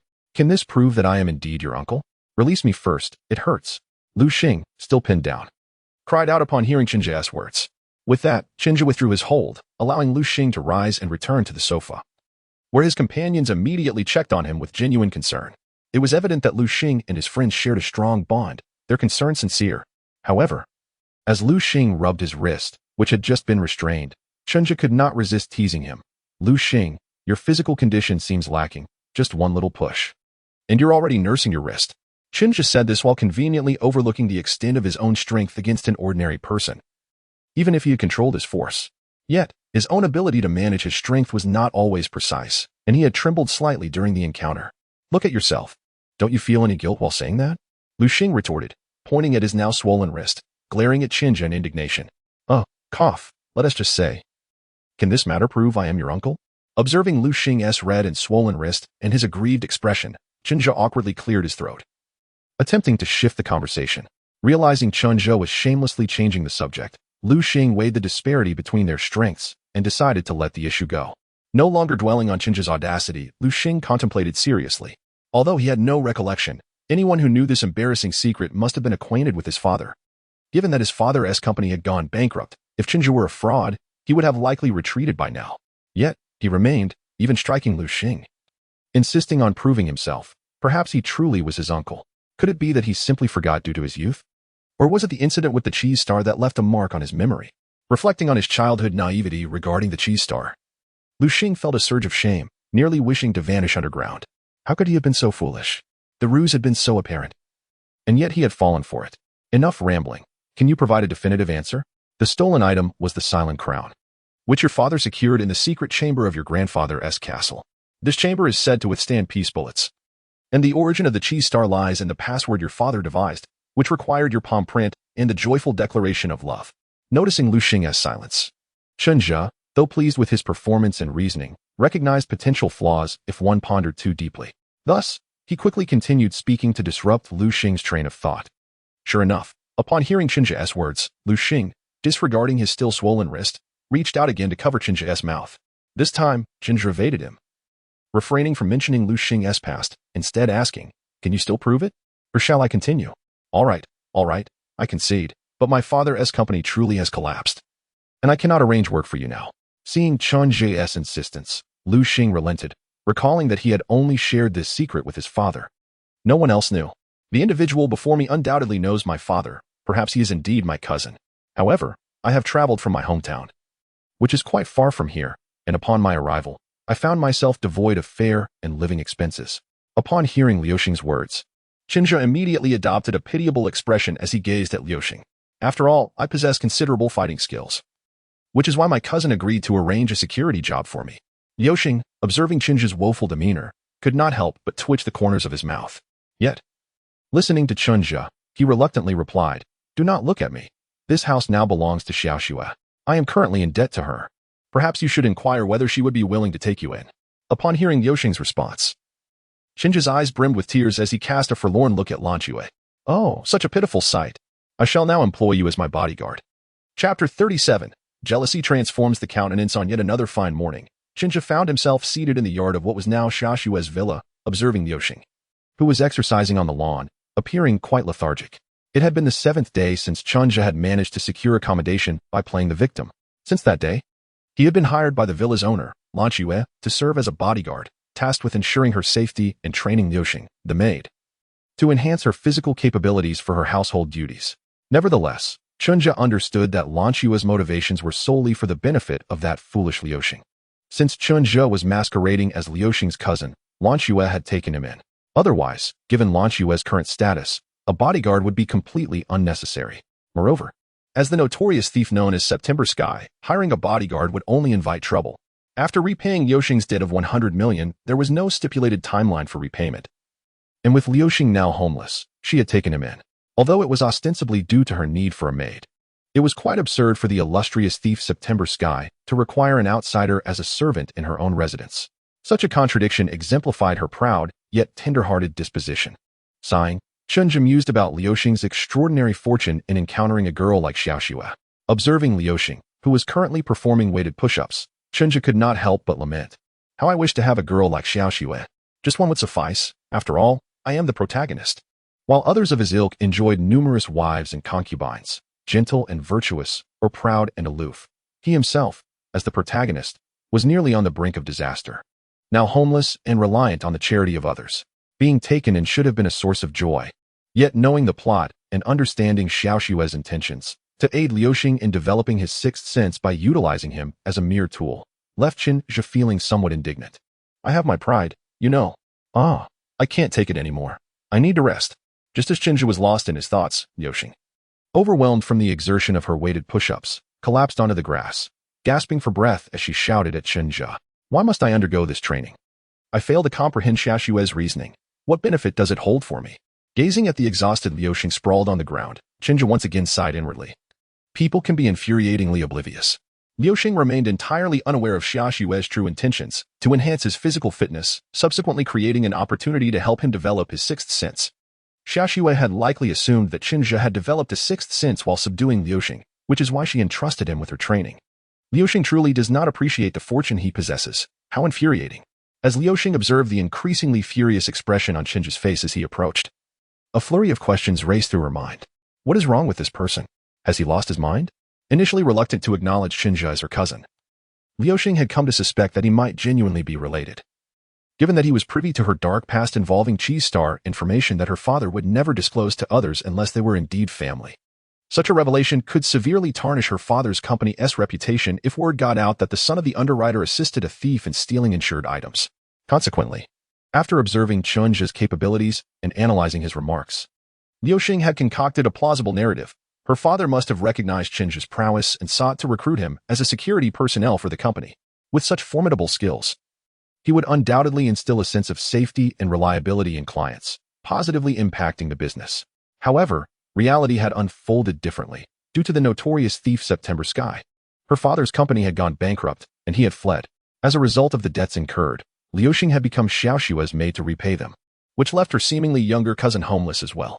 According to Chunja's account, he had previously resided in seclusion within a remote mountain range. Though he appeared youthful, he was the dominant figure in that wilderness, capable of battling tigers and elephants.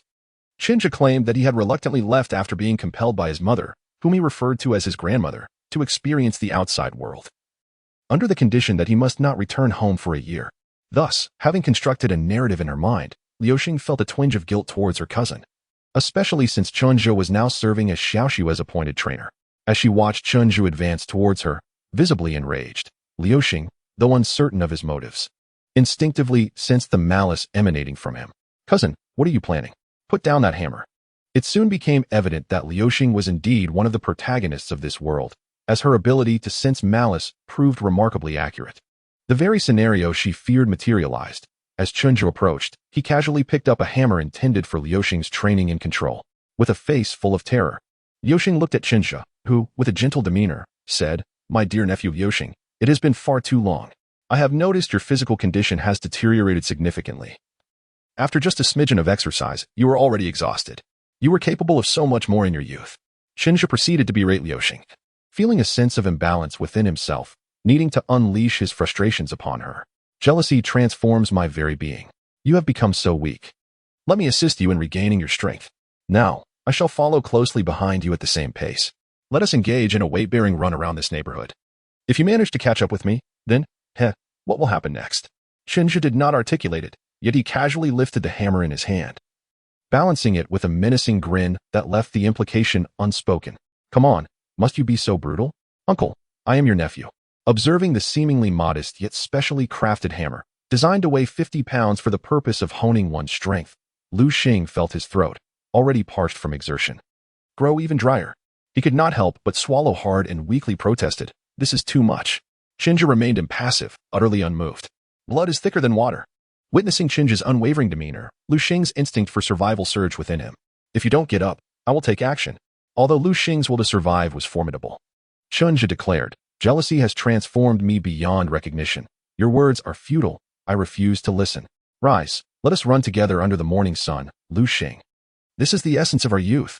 Chinja, without hesitation, swung the hammer towards Lu Xing, who knew well that Chinja would not truly harm him. Still, being struck would certainly inflict considerable pain, an experience Lu Xing had personally endured during their training sessions. Uncle, if I have erred, please tell me, and I shall amend my ways. No, you have committed no transgressions, dear nephew. I merely wish for you to comprehend the essence of youth. Chapter 38. Determined to succeed. Ouch. That hurt. Uncle, can we negotiate? Must you be so harsh? Each time, I end up in tears. I am your nephew. Do you not care? Finally, lunchtime arrived, and Lu Xing, massaging his sore body, complained to Chinja, who sat beside him. Lu Xing's training with Chinja commenced at 9 in the morning, prior to which he would rise early to clean and prepare breakfast. From 11:30 until 1. Lu Xing, as a maid, would prepare and consume lunch. After all, he was still Xiaoxue's maid, and although she aimed to help him develop his sixth sense, his duties as a maid could not be neglected. Listening to Lu Xing's grievances, Chinja feigned a look of concern and replied, "Oh, I feel your pain. What strikes your body pains my heart. Yet, this is my duty, and thus I must put you through this hardship. You can cry as much as you wish, and I shall feel your sorrow."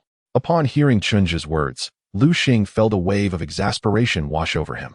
Truly, this was his uncle. He found himself unable to refute such statements. Resigned, Lu Xing channeled his frustration into his appetite, indulging in the sumptuous meal before him. Cinderella, it seems you are rather dissatisfied with my arrangements. Do you harbor objections? Observing Lu Xing's woeful expression, Lan Shui, seated across the table, remarked with a hint of indifference. Recently awakened and still clad in a bear-print pajama, her pink hair cascading lazily over her shoulders and her eyes half closed, she exuded an air of languor. Humph, Lu Xing. You foolish child. I specifically arranged for your uncle to train you so you could unlock your sixth sense, and you dare to express dissatisfaction? No, master. I harbor no objections whatsoever. Your arrangements are impeccable, your directives are my guiding light, and I shall always comply. Responding reflexively, Lu Xing promptly stood up, his words tumbling out in a rush. Though he dared not voice his discontent, he felt oppressed by their treatment. If it weren't for one being my uncle and the other my creditor, I would surely overthrow this tyrannical rule and make you experience my plight. And what about this wretched reflex? When did it manifest? Ugh. That is more like it. You must understand, this is all for your benefit. Look at your frail appearance. How can you fulfill your duties as a maid? Though Lan Shui understood that Lu Xing's inner thoughts were far from what he expressed, she maintained her facade of concern, addressing him earnestly. Yan, and you, Chinja, must ensure you train Lu Xing diligently. You cannot show leniency simply because he is your nephew. Otherwise, you will be the one to assume his maid duties. After admonishing Lu Xing, she turned her attention to Chinja. Despite her disheveled appearance, her words jolted Chinja into attention. Understood. I will fulfill my duty. I shall train Lu Xing rigorously. Chinja responded promptly. Better you than me, Lu Xing. Thank you, master, Lu Xing replied, forcing a smile that resembled more of a grimace than anything else. Upon your words, do I still have a chance at survival? Lu Xing felt his future darken. Do not mention it. After all, I am your master. Well, I have finished my meal. You shall resume training with Chinja this afternoon. I shall retire to my room for rest. Enjoy your meal at your leisure. With that, she wiped her mouth with a napkin, dragging her weary body towards the stairs, ascending to the second floor to rest. Once Lan Shui had retreated upstairs, Lu Xing, observing her laziness, sighed, having only just woken up to eat, and now she retreats to rest again. How could one be so indolent? Alas, how did I end up with such a master? What will my future hold? Upon hearing Lu Xing's lament, Chinja discreetly glanced at Lan Shui's room. Fully aware of why she appeared so fatigued, he knew that around midnight the previous night, after Lu Xing had fallen asleep, Lan Shui had transformed into September and ventured out, only to return around 5 in the morning. She must have visited the doctor or perhaps sought remnants of the ancient Xilan ruins. Yet, these matters were not his concern. His singular focus was to ensure Lu Xing was adequately trained, thus preventing himself from being forced to don a maid's attire. With this thought, he addressed the despondent Lu Xing, who was moping over his dismal fate. All right, Lu Xing, finish your meal quickly, then we shall resume training. I'm not keen on wearing a maid's outfit. Yes, I will clear the dishes and continue training, uncle, but Lu Xing, snapping back to reality, responded with little enthusiasm. He initially wished for Chunja to show mercy, but recalling Xiao Xue's earlier words, he understood that such leniency was an impossibility. Ding dong, young master. Open the door. We have significant news to share with you. Hurry, open the door. Alongside the doorbell, the urgent voice of his friend Baozi echoed. They arrived. Stop ringing the doorbell. Xiao Xue just went to rest. If you wake her, I will be in trouble. Hearing the commotion, Lu Xing hurried to open the door, calling out to Baozi, who was incessantly pressing the bell. If I were to wake up the little snow who just rested, I would undoubtedly face dire consequences. I am quite familiar with my masteress temperament. Young master, good news. Look at this, said Liu Xing as he opened the door. As soon as three little friends entered, Baozi took out a newspaper and pointed to a news article, urging Liu Xing to take a look. Following Baozi's finger, Liu Xing saw the glaring headline. A bounty of 3 billion to capture September Heaven. 3 billion? Such a large sum. Liu Xing quickly snatched the newspaper from Baozi's hands and meticulously read the article regarding the bounty on September Heaven. What do you think, young master? If we succeed this time, we'll be rich. Baozi couldn't help but exclaim as he observed Liu Xing's engrossed reading. Hearing Baozi's words, Liu Xing's excitement grew, and suddenly, an idea struck him, making his expression even more animated. Ha ha ha, this is truly a stroke of fortune. I've already discerned the next target September Heaven intends to steal. We can set a trap for her, and if we catch her, I can finally escape my current miserable existence. Once we capture September Heaven and claim that 3 billion, not only will I repay my debt to Xiao Xue, but I can also have her serve as my maid. Then, I shall let her experience the feelings I endure now. Young master, what's wrong? What is September Heaven's next target? Oh no, has the young master lost his wits? What shall we do? Baozi and the others queried as they watched Liu Xing lost in his fantasies. Bang, that's what you get for speaking nonsense.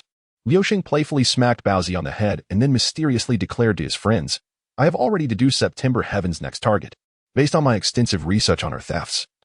I am certain that this time her target is the gemstone known as the Tear of the Goddess, which is on par with the Purple Star. This bounty of 3 billion is destined to be mine. Chapter 39.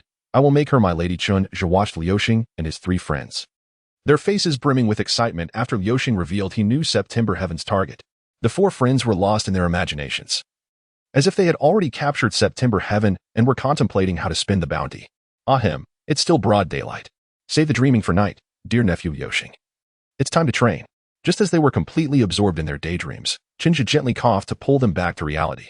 Daylight and already dreaming? Who is the notorious thief, September Heaven? That would be your master, Xiao Xue.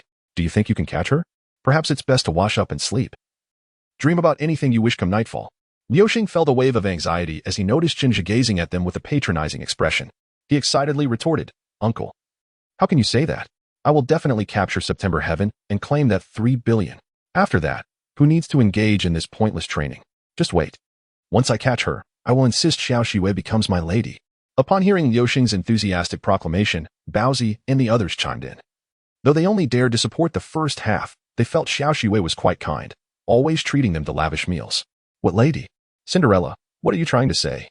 As Liu Xing and his friends debated with Chinja, a melodious female voice drifted from the staircase above. The voice was soft, even slightly languid, yet to Liu Xing's ears, it resonated like thunder. He recognized it instantly. It was Xiao Xue's voice. Upon hearing her words, Liu Xing froze, realizing that if Xiao Xue caught wind of this conversation, he would be in deep trouble. He needed to remedy the situation quickly.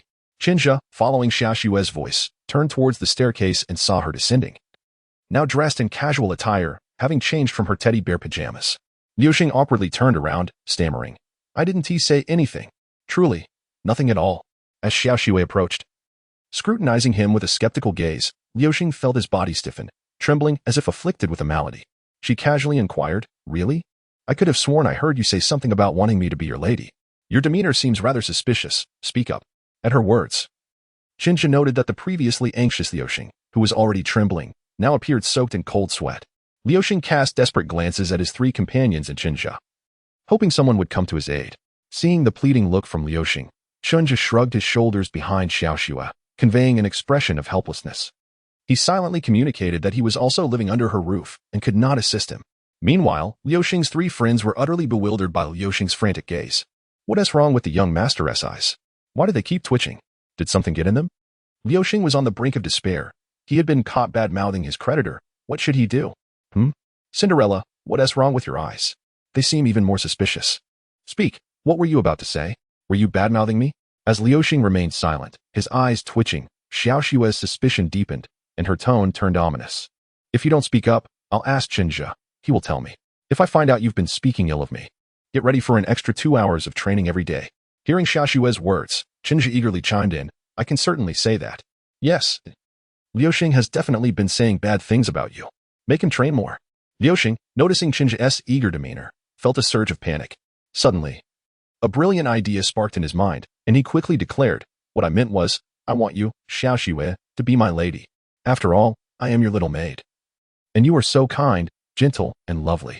However, Xiao Xue remained unconvinced, her expression still skeptical. She could not recall a moment when her maid had praised herself so profusely. After observing for a while, without finding anything amiss, she finally responded to the visibly anxious Liu Xing. Well, I suppose you barely passed this time.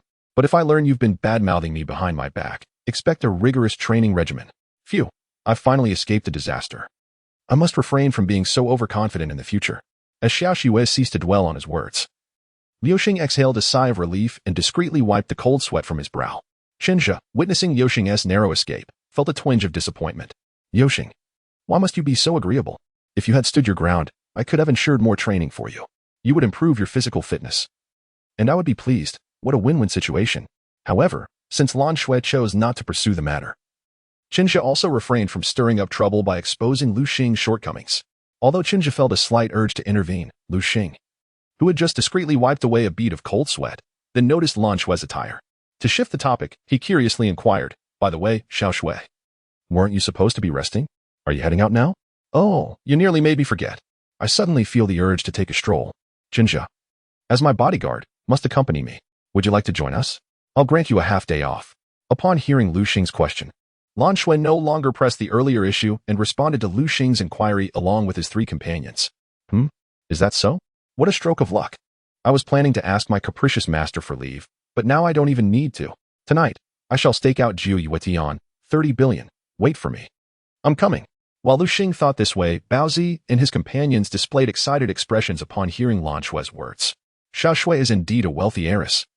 Accompanying her guarantees a delightful escapade. Most importantly, we won't have to spend our own money. Baozi exclaimed, sure. Xiao Xue, I want to go. I want to be your bodyguard. Rest assured, with us around, no one will be able to approach you within a meter. Xiao Fei added. I feel a bit guilty for making you spend money again. Xiao Xue. De Zhuang chimed in. If the young master is going, then I shall join as well. Sorry for the trouble, Xiao Xue. Upon hearing Baozi and Xiao Fei's remarks, Liu Xing's forehead twitched in irritation, nearly exploding like a volcano. Have you forgotten the purpose of your visit? What are we supposed to be doing? After delivering a swift smack to both Baozi and Xiao Fei, Liu Xing turned to Lan Shui with a serious expression and stated, no, we have other matters to attend to today. This is crucial to my future and of utmost importance. Therefore, we will not be joining you. Noticing Liu Xing's earnest demeanor piqued Lan Shui's curiosity, prompting her to inquire. What is it? Why is it so important? Choosing not to respond, Liu Xing gave another smack to Baozi, who was about to spill the beans. Am I going to tell you that we are going to stake out the notorious thief, Jiu Yuetian? That after capturing her, I'll collect the bounty and hire you as my servant? I'm not that foolish. You won't say? Do you still want that holiday? Believe me, I can revoke it right now and have Qinzhe make you train even harder. Seeing Liu Xing's evasive behavior, Lan Shui's expression darkened as she threatened him. Upon hearing her threat, Liu Xing immediately grabbed his three companions and dashed towards the exit, exclaiming, Humph, a promised holiday cannot be rescinded. I shall take my leave now. I want to tell you that we're going to stake out Jiu Yuetian. Chapter 40. Suspicion. I will not divulge that we are going to stake out Jiu Yuetian. Quack. Quack, quack. Long after Liu Xing had dragged his three companions away, the villa echoed with his somewhat foolish words. Qinzhe and Lan Shui, upon hearing Liu Xing's statement, were rendered speechless, their expressions resembling that of a crow flying overhead. Though Qinzhe had anticipated Liu Xing's character from reading comics, experiencing his foolishness firsthand was still astonishing, causing him to internally critique, haven't you just inadvertently confessed? How could you expose everything so easily? No wonder you have the nickname Silly Star. Truly, there are no misnomers. Only misnamed nicknames. Well, never mind this fool. Come on, Chinja, let's go out and explore. Lan Shui, having been thoroughly exasperated by Lu Xing, eventually regained her composure and, with a slight smirk, addressed Chinja, who was still lost in thought about Lu Xing. This fool Lu Xing. He truly has become nothing but a simpleton. I must have been out of my mind to make him my servant. Even the inventor of the famous true fragrance theory is superior to him. Go stake out Jiao Yuetian? I am already here. Where do you plan to stake out? Unbeknownst to Chinja, who continued to critique Lu Xing, Lan Shui was also silently lamenting about him. Had he been aware, he would surely commend Lan Shui for their shared sentiments, as it was a case of heroes recognizing one another. Oh, I'm coming. Let me change into some clothes. I'll be ready shortly. Hearing Lan Shui call for him, Chinja snapped back to reality, ceasing his internal monologue about Lu Xing, and quickly responded. He hurriedly returned to his room and, in less than 3 minutes, emerged dressed in his outfit. The attire Chinja donned was the standard bodyguard uniform commonly seen in movies: a white shirt, black suit, black shoes, and sunglasses. Though youthful, standing at a height of over 1.7 meters, he possessed a well-proportioned physique that made him appear taller. In this ensemble, he indeed exuded an air of professionalism befitting a bodyguard. This bodyguard uniform was custom-made for Chinja by Lan Shui, who reasoned that if the maid had a uniform, then the bodyguard should have one as well. Thus, she had several tailored for him, which made Lu Xing, who wore a maid outfit daily, envious beyond measure. Ah, splendid. You look just the part. Let us depart. Lan Shui, satisfied with Chinja's appearance in the custom-tailored bodyguard outfit, nodded approvingly and signaled for him to accompany her to her Maserati. This marked Chinja's first venture outside since arriving in this world. During his stay, he had mostly remained indoors, as Lan Shui had taken on the role of a homebody, rarely stepping out. Meanwhile, Lu Xing, as Lan Shui's maid, could only venture to nearby stores and supermarkets for daily necessities with Lan Shui's consent. Beyond that, without her approval, he was not permitted to go anywhere. Moreover, with Chinja's training commitments, he had been confined to the house, hardly stepping outside. He had previously conveyed that he lived in a remote mountainous area, isolated from the world, and lacked a driver's license, hence Lan Shui was driving. Despite being somewhat of a recluse himself, the prolonged confinement had left him feeling stifled, often leading to near disasters or getting lost, thus dampening his spirits. The opportunity to venture out and clear his mind felt refreshing, particularly with the company of a beautiful companion like Lan Shui.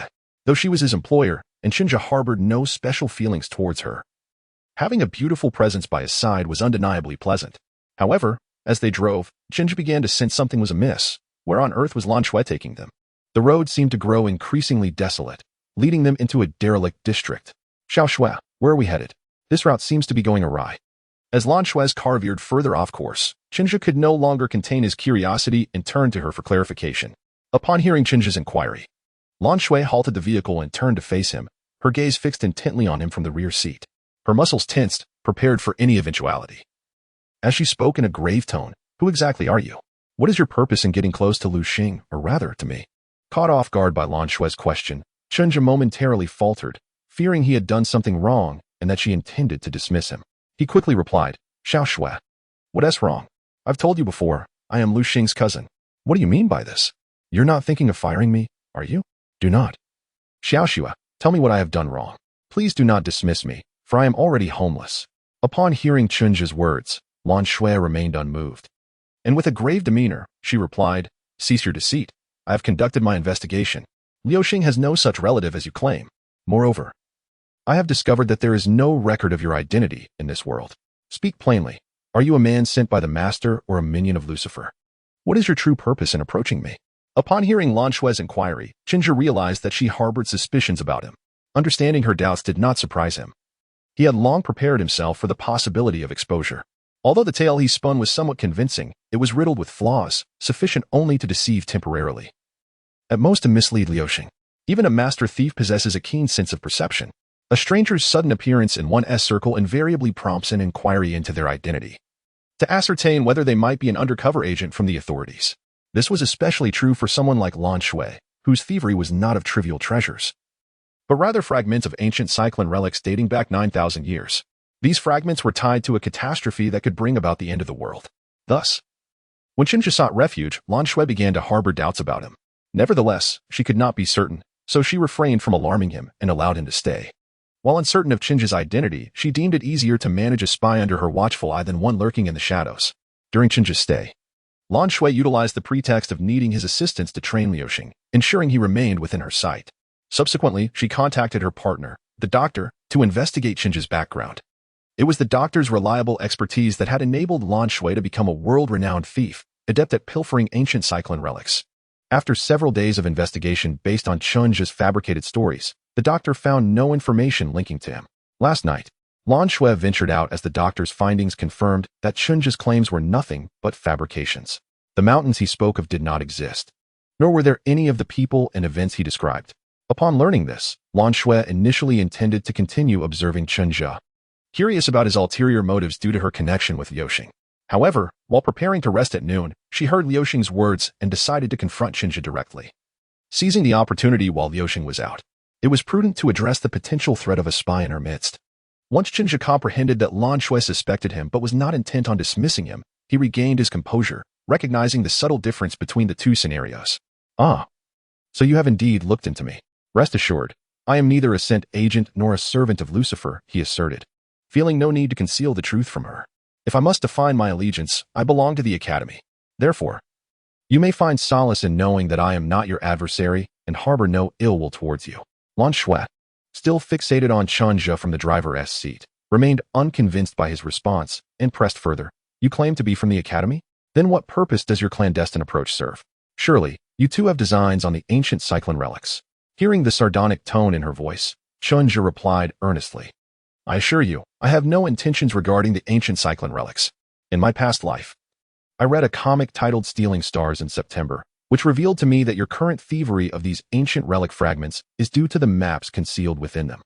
Knowing the narrative, I am aware of the general location of this relic, situated in the present-day Persian Gulf.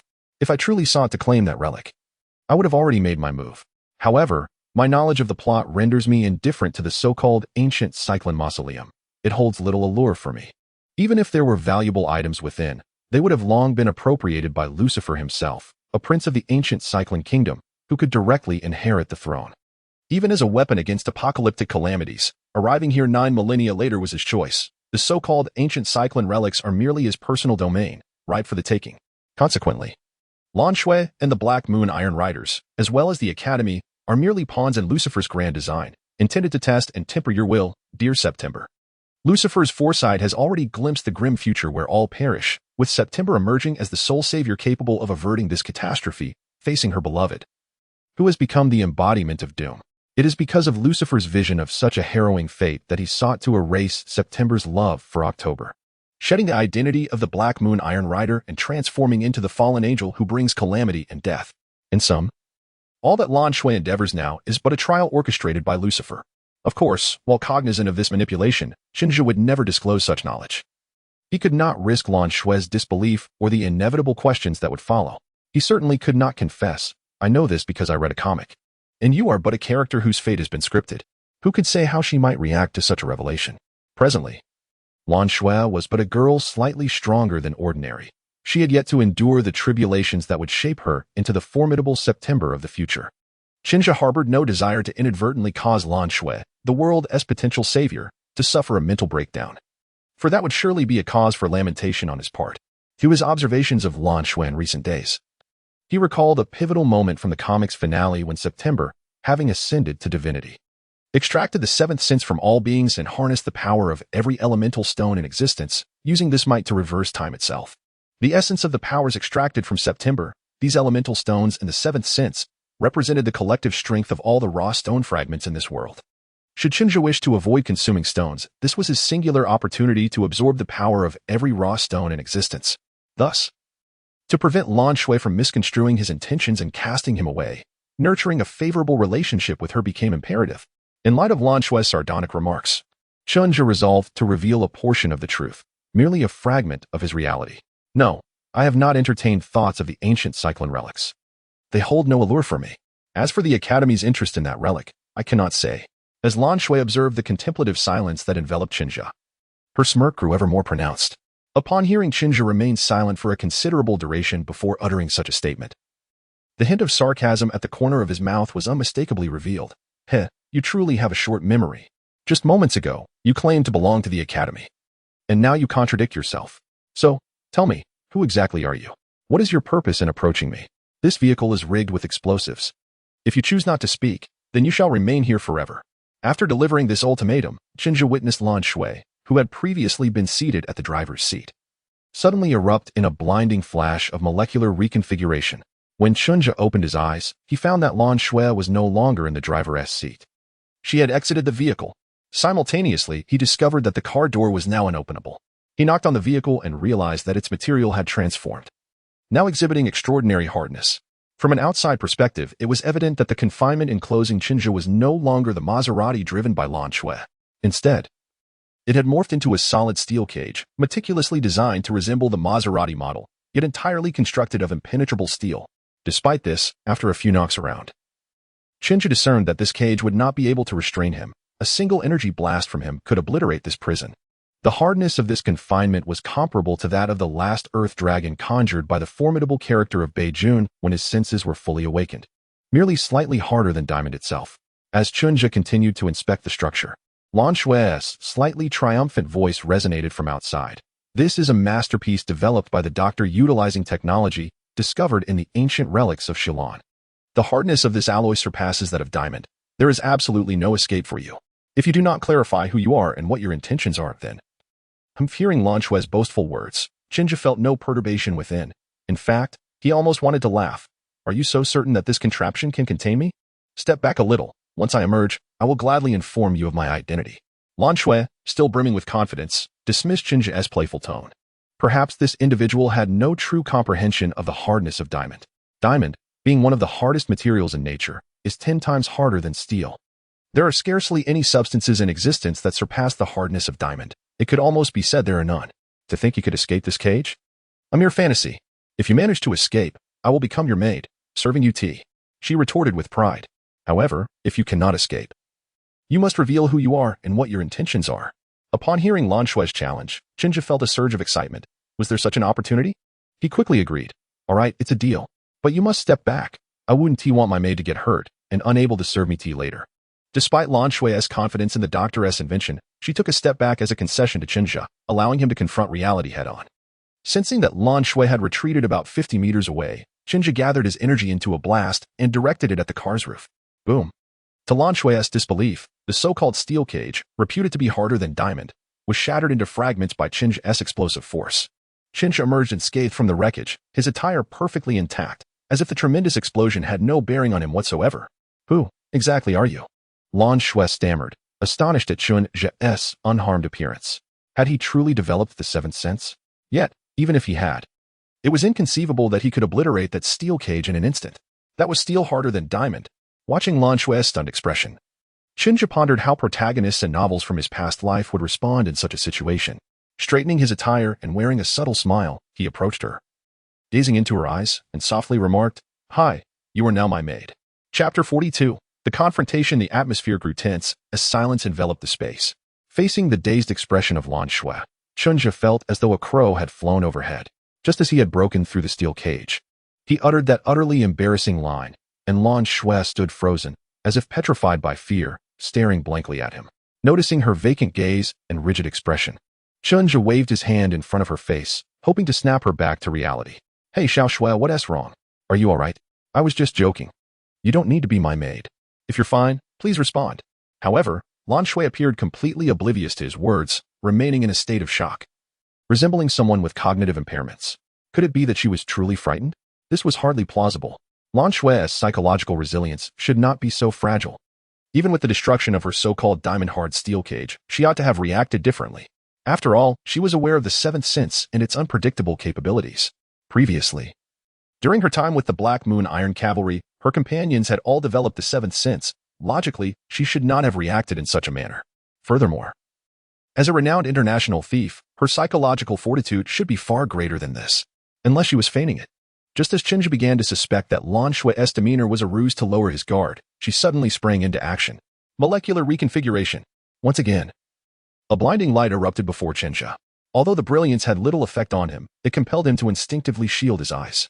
In that fleeting moment, the previously dazed Lan Shui transformed her appearance amidst the dazzling light. Her once soft pink hair shifted to a striking blue, and her casual attire morphed into a sleek black bodysuit, perfect for agility. With this transformation, Her demeanor dramatically shifted from that of a lively and charming girl to a cool and competent beauty. This was her alternate identity as the thief known as September. Utilizing the molecular reconfiguration bracelet invented by the doctor, Lan Shui had swiftly donned her September persona amid the brilliance. Seizing the opportunity while Chinja was distracted and instinctively shielding his eyes, she leapt forward, dagger in hand, aimed directly at Chinja's heart, executing her attack with impeccable timing. In truth, while the blinding light from the molecular reconfiguration bracelet did affect Chinja, its impact was minimal. He could sense September's energy without the need for sight, using her aura to perceive her movements and engage in combat. This was a fundamental skill possessed by every warrior in the world of Dragon Ball. Although Chinja is not a warrior and has never been taught this skill, he has diligently self-studied this practical combat technique. Sensing that Jiu was lunging at him with a dagger, Chinja understood that such a degree of attack could not harm him in the slightest. Nevertheless, he sidestepped the blow, regardless of whether it would inflict any injury. He adhered to his principle of evasion to avoid any unforeseen misfortune. Despite being a Saiyan who were often reckless, Chinja recognized that excessive audacity could lead to disastrous consequences. Just like Vegeta from the original Dragon Ball, who, after transforming into a Super Saiyan, effortlessly defeated Android 20, only to find himself nearly obliterated by Android 18. And then there was Sun Wukong, who, capable of annihilating Android Cell in an instant, chose instead to toy with him, ultimately resulting in the demise of his father, Kakarot. These are grim reminders that recklessness often leads to peril, coupled with his recent streak of bad luck. Chinja was even more cautious. When Jiu saw her attack miss and prepared to strike again, Chinja swiftly grasped her hand that held the dagger, rendering it immobile. Jiu, realizing her hand was captured, attempted to break free but discovered Chinja's strength was formidable. As she recognized her inability to escape, she quickly pivoted and lifted her right leg to kick at Chinja's head. Observing the incoming kick, Chinja raised his left hand to block the strike, then seized her left hand with his right, applying slight pressure. The kick thwarted, Jiu readied her other leg for another attack, only to feel an overwhelming force from the grip on her left hand. A sharp pain shot through her wrist, causing the dagger to clatter to the ground and interrupting her offensive. Seeing the dagger fall, Chinja exerted a gentle push, sending the now off-balance Jiu crashing to the ground. Xiaoxua, must you be so aggressive, targeting vital areas? Are you willing to concede now, or shall we continue? To avoid harming Jiu, Chinja refrained from using excessive force. He crouched down, observing her disheveled state with a smile, and inquired playfully. Jiu, gazing at the boy with a mischievous grin, felt an urge to bite him, had she not been acutely aware of her inferiority in strength. However, Chinja's earlier display of overwhelming power made her comprehend that this boy was immensely strong, far beyond her capacity to oppose. Thus, she refrained from any further aggressive actions and calmly asked, "Who exactly are you? With your strength, you needn't resort to such measures to achieve your aims.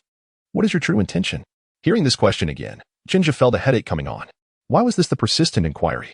From the very beginning, he had been asked this. Even though he had no ulterior motives, he was merely lost and seeking shelter.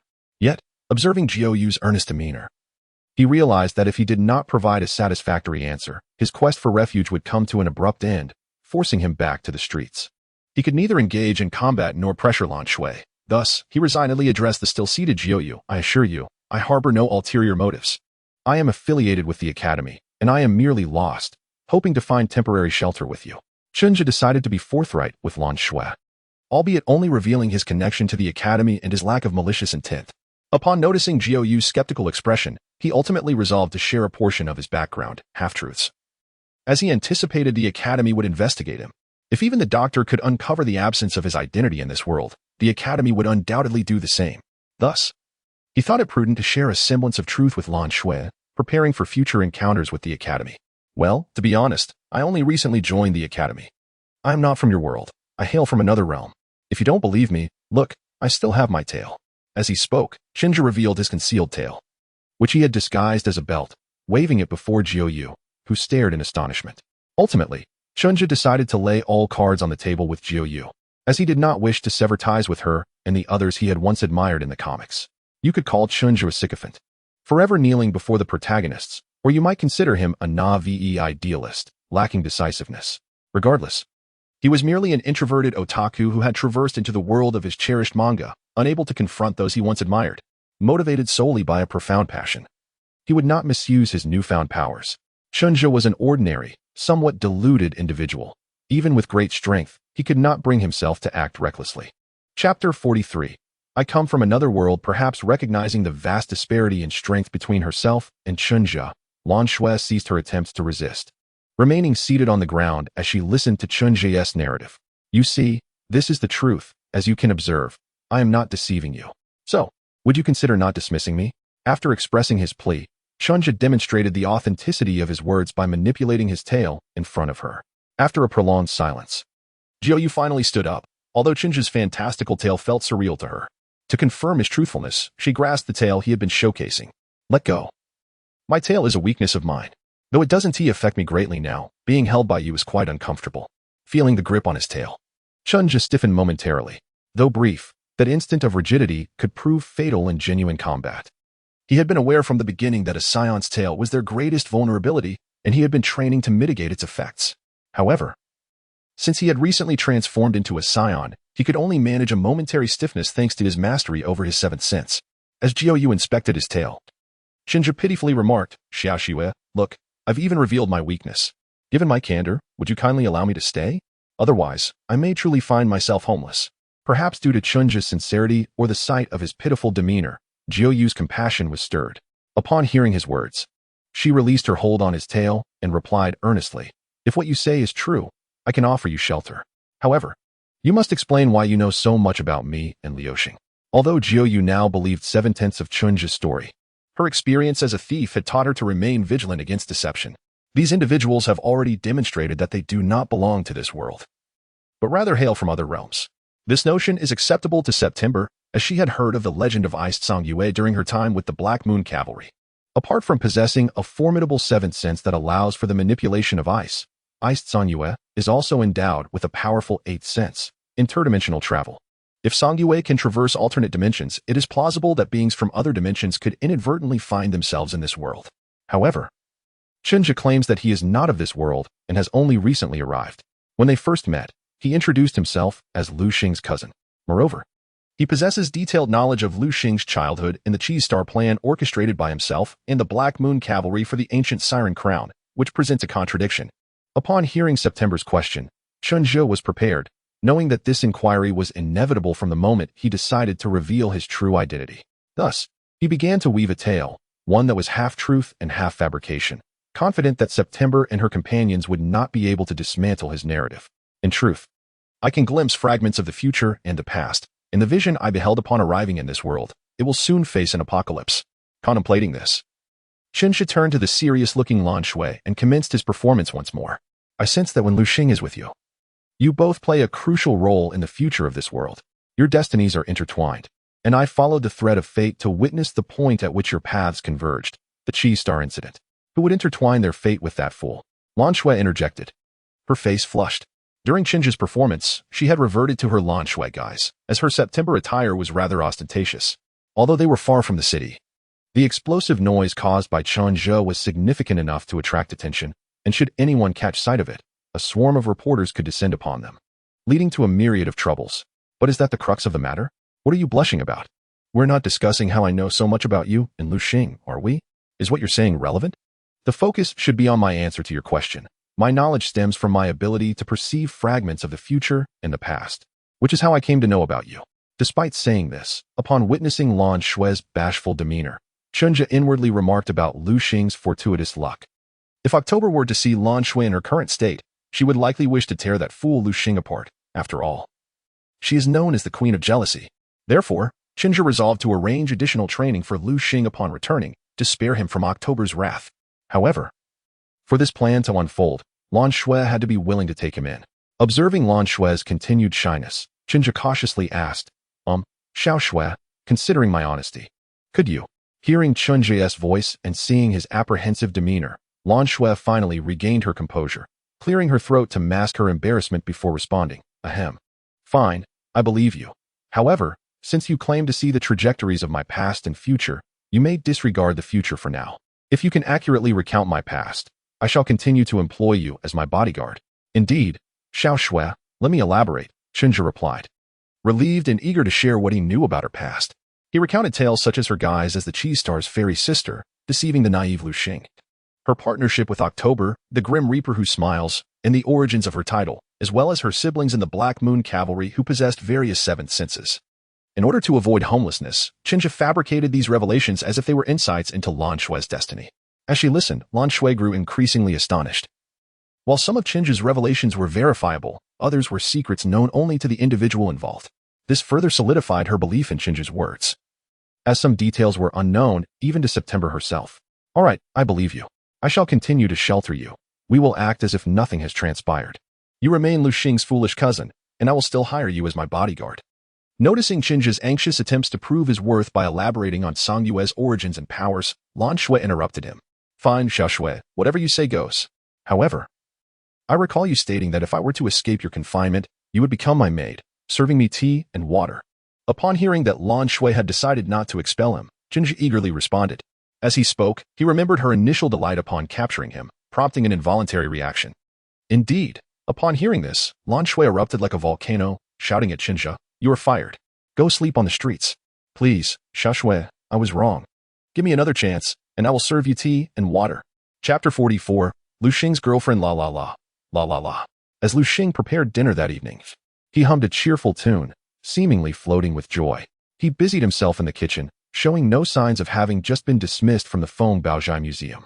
The Feng Baozhai Museum is the same establishment that houses the tier of the Gem Goddess, and where Lu Xing and his three friends had excitedly interviewed. Clearly, although Chinja's arrival disrupted Lan Shui's plans and caused Lu Xing to miss out on several opportunities, she ultimately succeeded in stealing the tier of the Gem Goddess. As the gem was also part of the ancient Siren relic map, this resulted in Lu Xing not only losing the promised 30 billion reward but also facing dismissal, further tarnishing the already declining reputation of Lu's insurance company. Several days had passed since Chinja's revelation to Lan Shui. Since that day, Lu Xing had been left in the lurch, ultimately failing to secure the tier of the Gem Goddess and facing dismissal. For the past few days, Lu Xing had been despondent, appearing as if his spirit had been lost. Thus, Chinja felt a twinge of curiosity at Lu Xing's sudden exuberance. Could it be that Lu Xing harbored a penchant for masochism? Lu Xing, what has brought you such joy? Share the news with your uncle, Chinja inquired, unable to contain his curiosity at Lu Xing's intermittent laughter. Ha ha ha, uncle, I have wonderful news. My girlfriend Diana is back. She has asked to meet me tomorrow morning. Lu Xing replied, unreservedly expressing his joy. Her family is quite affluent. Soon, I will be able to repay Xiao Shui's debts, and then I will be free. At that moment, I shall no longer be clad in this infernal maid outfit, incessantly addressing that capricious Xiao Xue as my master. To think that I, a dignified man of stature, must don a maid's attire, appearing effeminate and resembling a pervert. I am compelled to appease that willful Xiao Xue, calling her my master daily, and even cleaning up after her cat. My dignity as a man is nearly obliterated, but soon, liberation awaits me. As I pondered this, I caught sight of Liu Xing, lost in reverie, drooling at the corners of his mouth, sporting a dazed expression. Chinja's lips twitched slightly. It dawned on him that there was indeed a narrative in the original tale pertaining to this, albeit the outcome was not as favorable as Liu Xing imagined. Diana, Liu Xing's girlfriend and childhood companion, was the daughter of a wealthy oil magnate, a true titan of industry.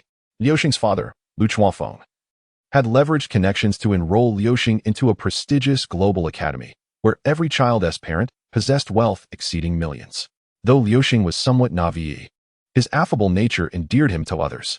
It was during this time that he met and charmed Diana. However, when Diana's father moved to America for business, she followed, and they lost touch, save for the occasional letter. If Chinja's memory served him right, it was likely that, having matured and due to the passage of time, coupled with the differing circumstances of their lives, Diana had long forgotten Liu Xing and taken up with another suitor. Now, upon her return to China, Diana meant to confront Liu Xing, and it was clear that he would not attain the freedom he yearned for. Instead, he would face ridicule and a profound emotional blow. Reflecting on this, Chinja felt a twinge of sympathy for the still grinning Liu Xing. He gently patted Liu Xing's shoulder, shaking his head in pity without uttering a word, and exited the kitchen. Liu Xing, snapped back to reality by the pat, gazed at Chinja in confusion. Yet, noticing Chinja's reticence, he dismissed it as perhaps a wistful sentiment regarding his impending departure. Believing he would take Chinja with him since they were family, Liu Xing reasoned that it was his father's influence that had ensnared him in Xiao Xue's grasp, and he vowed not to forget Chinja. The thought of escaping Lan Xue's clutches filled him with joy, and he began to hum an indecipherable tune, cheerfully preparing for the final supper. Unbeknownst to Chinja, who had left the kitchen, Liu Xing's inner musings remained a mystery. Had Chinja been aware, he would have found solace in Liu Xing's innocent charm, for despite his foolishness, Liuxing's naive was endearing and comforting. Meanwhile, Chunja contemplated how to assist Liuxing in overcoming this hurdle while simultaneously enhancing his capabilities. Though Liuxing possessed a thick skin, being discarded by his girlfriend, especially under such unaware circumstances, was a deeply painful experience. Diana, after all, was Liuxing's first love, and the blow would be significant.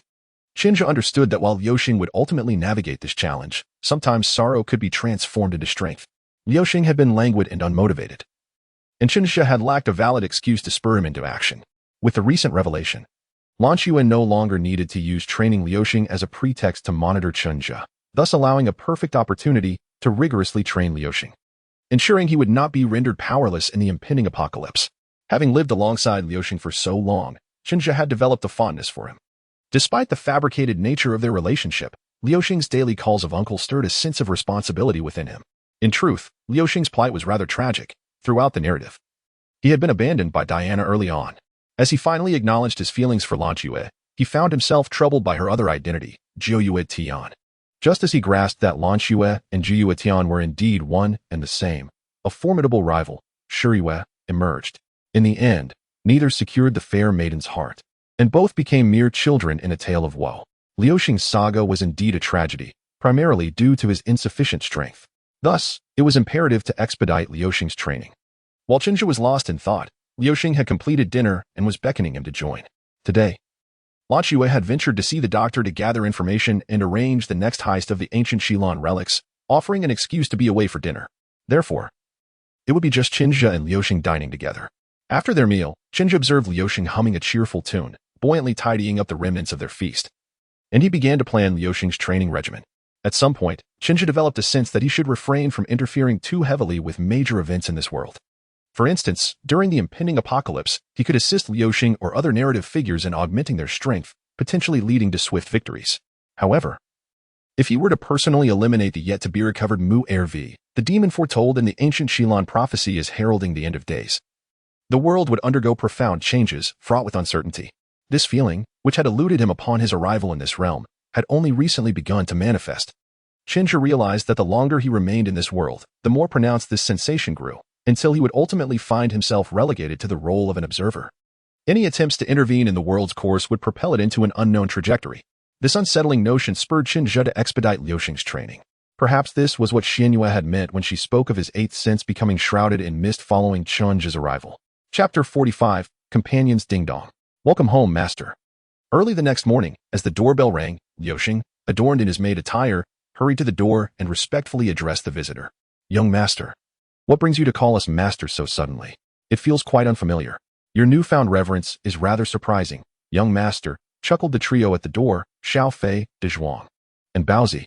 Upon opening the door, Liuxing, momentarily oblivious, finally registered the teasing tones of Baozi and Xiao Fei, realizing his blunder. His face flushed crimson at the memory of his earlier deference, and in a fit of embarrassment, he playfully retaliated by delivering a gentle slap to each of them. Young Master, I said nothing. Why must I be punished? Protested the bewildered De Zhuang, his cheeks still flushed from Liuxing's playful reprimand. Upon hearing De Zhuang's words, Liuxing paused momentarily but soon feigned ignorance, nonchalantly ceasing his actions and inviting them into the house. Once inside, Liuxing and his three companions settled onto the living room sofa, engaging in a casual conversation. Baozi and his friends had come solely for a visit, yet they noticed Liuxing frequently glancing at the door, appearing rather distracted. They recalled how respectfully he had addressed the master earlier when opening the door, leading them to speculate curiously. His courteous demeanor suggested he anticipated Lan Xue's return. However, Baozi and the others could not recall a time when their young master had shown such reverence towards Xiaoxue without a specific need.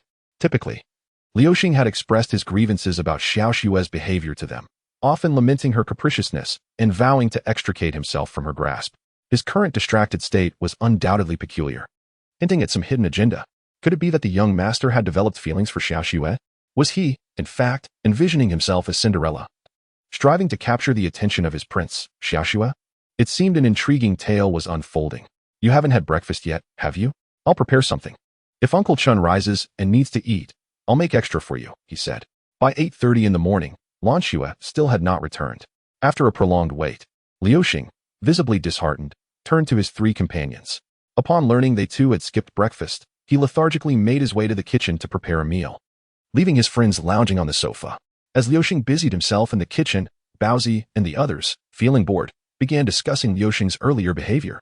Do you think our young master's demeanor is a result of the last incident with the Goddess of Tears? Has he completely lost hope in capturing Zhu Yuixin and decided to embrace the role of a servant? Baozi mused, covering his mouth with his hand. Speaking softly to Xiaofei and Dazhuang beside him, Xiaofei glanced at Liuxing in the kitchen before echoing Baozi's sentiment quietly. I don't think that's it. Can't you see how he looks? I believe it's because he might have feelings for Xiaoxue, and her absence has left him in such a distracted state. Dazhuang, sitting next to Baozi, chimed in with his perspective. I think he might just be tired, which is why he seems so lethargic. How could that be? When he was sparring with us earlier, he didn't seem tired at all. My head still aches from it. Baozi countered swiftly, and Xiaofei nodded in agreement. At that moment, Uncle Chun emerged from his room, coincidentally overhearing their conversation. He casually remarked, You're all mistaken. Your young master is merely broke and waiting for Xiaoxue to return so he can borrow money for a haircut to impress his girlfriend. Ah, it's Uncle Chun. Good morning. Uncle Chun. The three of them snapped back to attention and greeted him, then inquired, Girlfriend? Uncle Chin, when did our young master get a girlfriend? We had no idea. He never mentioned it. Chin stretched lazily, feeling relaxed. Upon hearing their questions, he replied, Oh, that's a long story. Let me freshen up first, and I'll share it with you. He then retreated to the bathroom to wash up. After more than 10 minutes, Chin returned to the sofa. Awaiting the breakfast, Liuxing was preparing while regaling Baozi and his friends with a narrative tone. You see, your young master wasn't always the carefree individual he is today. He used to be a true heir of wealth, and the story begins from that time. Before long, Liuxing emerged from the kitchen with breakfast, calling to Baozi, Xiaofei, and Dazhuang to join him. The meal was modest, comprising a fried egg, a slice of bread, a sandwich, and a glass of milk for each person. Knowing that Qin had been there for a while and had been mindful of his portions, Liuxing had prepared a large bowl of noodles for him as well. During the meal, Baozi, having learned the reason for Liuxing's current despondency, encouraged him. Young master, we understand. Once Xiaoxue is back, if you're too shy to ask, we can help you. Liuxing, still looking forlorn, responded with confusion. What do you mean you know? What are you talking about? Seeing his bewildered expression, Xiaofei assured him. Don't worry, young master. It's just about asking Xiaoxue for a favor to borrow money for your girlfriend, right? We know you're shy about it. So we'll speak on your behalf.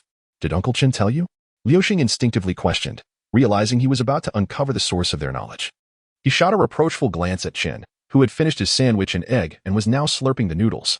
The look on Liuxing's face seemed to accuse him. Uncle, how could you disclose my private matters like that? It's quite embarrassing. Feeling the weight of Liuxing's gaze, Qin hurriedly responded, Don't look at me like that. What shameful things do Baozi and the others not know about you? They haven't laughed at you for wearing a maid outfit every day, have they? I only mentioned it because I was worried you wouldn't be able to ask for help. Upon hearing Qin's remark about his maid outfit, coupled with the memory of the stylish bodyguard uniforms specially tailored for him by Xiaoxue, Liuxing's expression grew even more mournful. Exactly. Uncle Qin is right. Young master. What can't you tell us? If you don't express it, how can we help? Are you treating us like outsiders? Baozi chimed in, with Xiaofei and Dazhuang nodding in agreement. They had been Liuxing's closest friends since middle school and had followed him into his family's company, addressing him as young master all along. The fact that Liuxing was now concealing his need to borrow money from Xiaoxue bewildered them. Had they not been in similar financial straits, they would have lent him the money long ago. Seeing Baozi's earnestness and the supportive nods from Xiaofei and Dazhuang, Liuxing sighed in resignation. All right, fine. I was wrong. But if you help, just promise not to cause any trouble. Ding dong. As soon as Liuxing finished speaking, the doorbell rang once more.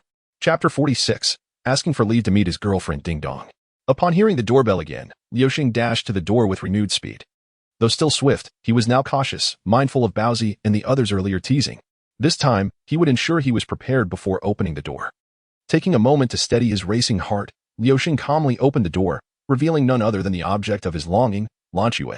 Upon seeing Lan Shui, Liuxing instantly transformed into a figure of utmost respect, slightly bowing towards Lan Shui, who still stood at the doorway, and with a hint of flattery in his voice, proclaimed, Welcome back, master. Ugh, what on earth is this?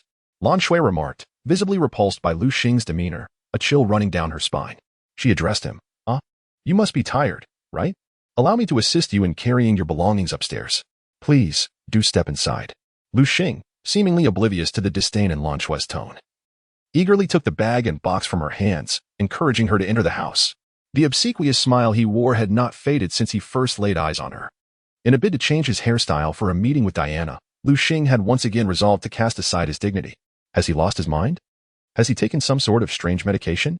Lan Shui, following Lu Xing into the house, observed his fawning behavior as he transported her luggage to the second floor. Muttering to herself in disbelief, lost in thought about Lu Xing's peculiar behavior, Lan Shui completely overlooked the presence of Bao Zi, Xiao Fei, De Zhuang, and Chun Zhe on the living room sofa. He was dismissed from his job. He wishes to change his hairstyle to impress his girlfriend. However, he has run out of money. They each responded to Lan Shui's unvoiced queries, their voices startling her out of her reverie. Mind your own business. Bam. Before Lan Shui could respond, Lu Xing's friend De Zhuang, who was in front of her, was struck on the head by a box Lu Xing had tossed, leaving Bao Zi and Xiao Fei in stunned silence. Why did you only hit me? It wasn't all my fault. Bao Zi and Xiao Fei spoke as well. De Zhuang protested, lamenting his unfair treatment. It was you who started it. Lan Shui disregarded their antics, turning to Lu Xing with a questioning gaze. Cinderella, is what they said true? At the sound of her inquiry, Lu Xing blushed, a wave of embarrassment washing over him as he averted his gaze. Timidly, he replied, Yes it is. Therefore, I wish to request a day off from you, Xiao Shui. Of course, if you could lend me a bit of money as well. His voice trailed off, becoming almost inaudible, and had Lan Shui not listened closely, she would not have grasped his request. To be honest, it was rather humiliating for a grown man to need to borrow money and request a day off to see a long-lost girlfriend.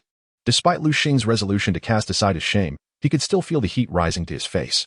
Very well. As long as you assist me in moving all my belongings, I shall lend you the money and grant you a day off, Lan Shui responded, maintaining her composure while imposing a condition on Lu Xing of, You little rascal, already have a girlfriend. Let's see how I can deal with you. Really? That's wonderful. You're the best, Xiao Shui. I'm off. Upon hearing Lan Shui's acquiescence, Lu Xing was overjoyed and hurriedly dashed towards the door. Given his past experiences with Xiao Shui, he had mentally prepared himself for her refusal, yet this outcome was beyond his wildest expectations, truly a cause for celebration. It seemed he had harbored many misconceptions about Xiao Shui. However, when Lu Xing reached the door, eager to bring in Lan Shui's luggage, he was momentarily frozen in place, as though turned to stone. Indeed, Xiao Shui had not changed at all. She remained the same person with a notoriously abrasive personality, devoid of friends. Before Lu Xing stood 3 colossal trucks filled to the brim. After a moment of silence, Lu Xing erupted like a suppressed volcano, his eyes seemingly ablaze with fiery determination. For the sake of reclaiming my masculine dignity. Witnessing Lu Xing's transformation, his 3 closest friends perked up, murmuring, The young master is furious. A miracle is about to unfold. Meanwhile, Xiao Shui, having overheard their words, braced herself for Lu Xing to backtrack. She glanced at Qinzhe, who sat silently on the sofa, oblivious to her intentions. Qinzhe's silence stemmed from his desire to avoid Lu Xing's attention, fearing that he might be asked for assistance. Knowing the storyline all too well, he was fully aware that Lan Shui was orchestrating a scheme to outsmart Lu Xing. Having resided here for some time, Lu Xing had been the one preparing meals and caring for him, treating him like an elder. Should Lu Xing seek his help, Qinzhe would find it difficult to refuse. Nevertheless, he was curious to see how far Lu Xing would go, as moving the contents of 3 large trucks before 11:30 was no small feat. Young master, you can do it. Is the young master flying? The young master is a superhero. Indeed, Lu Xing did not falter in the face of Lan Shui's challenges. Instead, he unleashed a formidable potential, swiftly transporting her belongings, all the while buoyed by the encouraging cheers of his friends. Finally, after what felt like an eternity, he exclaimed, I've done it. Lu Xing, undoubtedly a protagonist of this narrative, completed the task of moving all the items from the 3 trucks by approximately 10:30, having begun at 9. Wow, you are incredible. You've finished already. Here, this is the 5,000 yuan I promised you, Lan Shui remarked, astonished by Lu Xing's swift work, handing him the money, her expression betraying her surprise. Alas, there is no time to visit the salon. I must hurry to my appointment. Lu Xing, glancing at the money and then at the clock, waved his hand dismissively at Lan Shui, disappointment etched on his face. Oh, in that case, let me assist you. I am quite skilled at cutting hair, Lan Shui exclaimed cheerfully, noticing Lu Xing's crestfallen demeanor. Let me show you how it's done. You have a girlfriend now. Upon hearing Lan Shui's words, Lu Xing brightened up, joyously responding, Really? Xiao Shui, you are truly wonderful. His expression was one of uncontainable excitement, as though he might leap forward to embrace her in gratitude. Snip, snip. All done. After a flurry of activity with the scissors, Lan Shui happily announced to Lu Xing, surveying her handiwork with satisfaction. Yet, Upon glancing in the mirror and seeing his hair resembling a broom, Lu Xing's despair erupted as he shouted, "You've ruined my image." "Nonsense. I think it looks quite handsome," Lan Shui replied, her face a mask of innocence as she regarded his distress. "What kind of aesthetic do you possess? This is considered handsome?" Lu Xing retorted, pointing at his broom-like hairstyle. Meanwhile, Lan Shui cradled her cat, Xiao Nao, and earnestly explained, "This is the trendy pineapple hairstyle of the year. Just look at my Xiao Nao." Seeing Lan Shui's cat with a similar hairstyle, Lu Xing was overwhelmed with tears. Unable to stem the flow. "I've ended up with the same hairstyle as a cat. What a life I lead. Well, Xiao Shui. Perhaps I should try a different style?" Realizing he could not win against Lan Shui, Lu Xing resorted to his shameless tactics, showering her with flattery while she sat on the sofa, visibly irritated. Unable to tolerate his tone, Lan Shui handed him a hairstyle design booklet, instructing him to find a more suitable option for himself. Lu Xing gazed at the album, observing the myriad of hairstyles sported by Xiao Nao, some straight, some curled, some angled. Unable to restrain himself, he shouted at Lan Shui, "What on earth are these ridiculous styles? Are you intentionally mocking me?" Lan Shui's face darkened upon hearing Lu Xing's outburst. As their argument escalated, Chenja glanced at the time and calmly interjected, "Lu Xing, the date is approaching."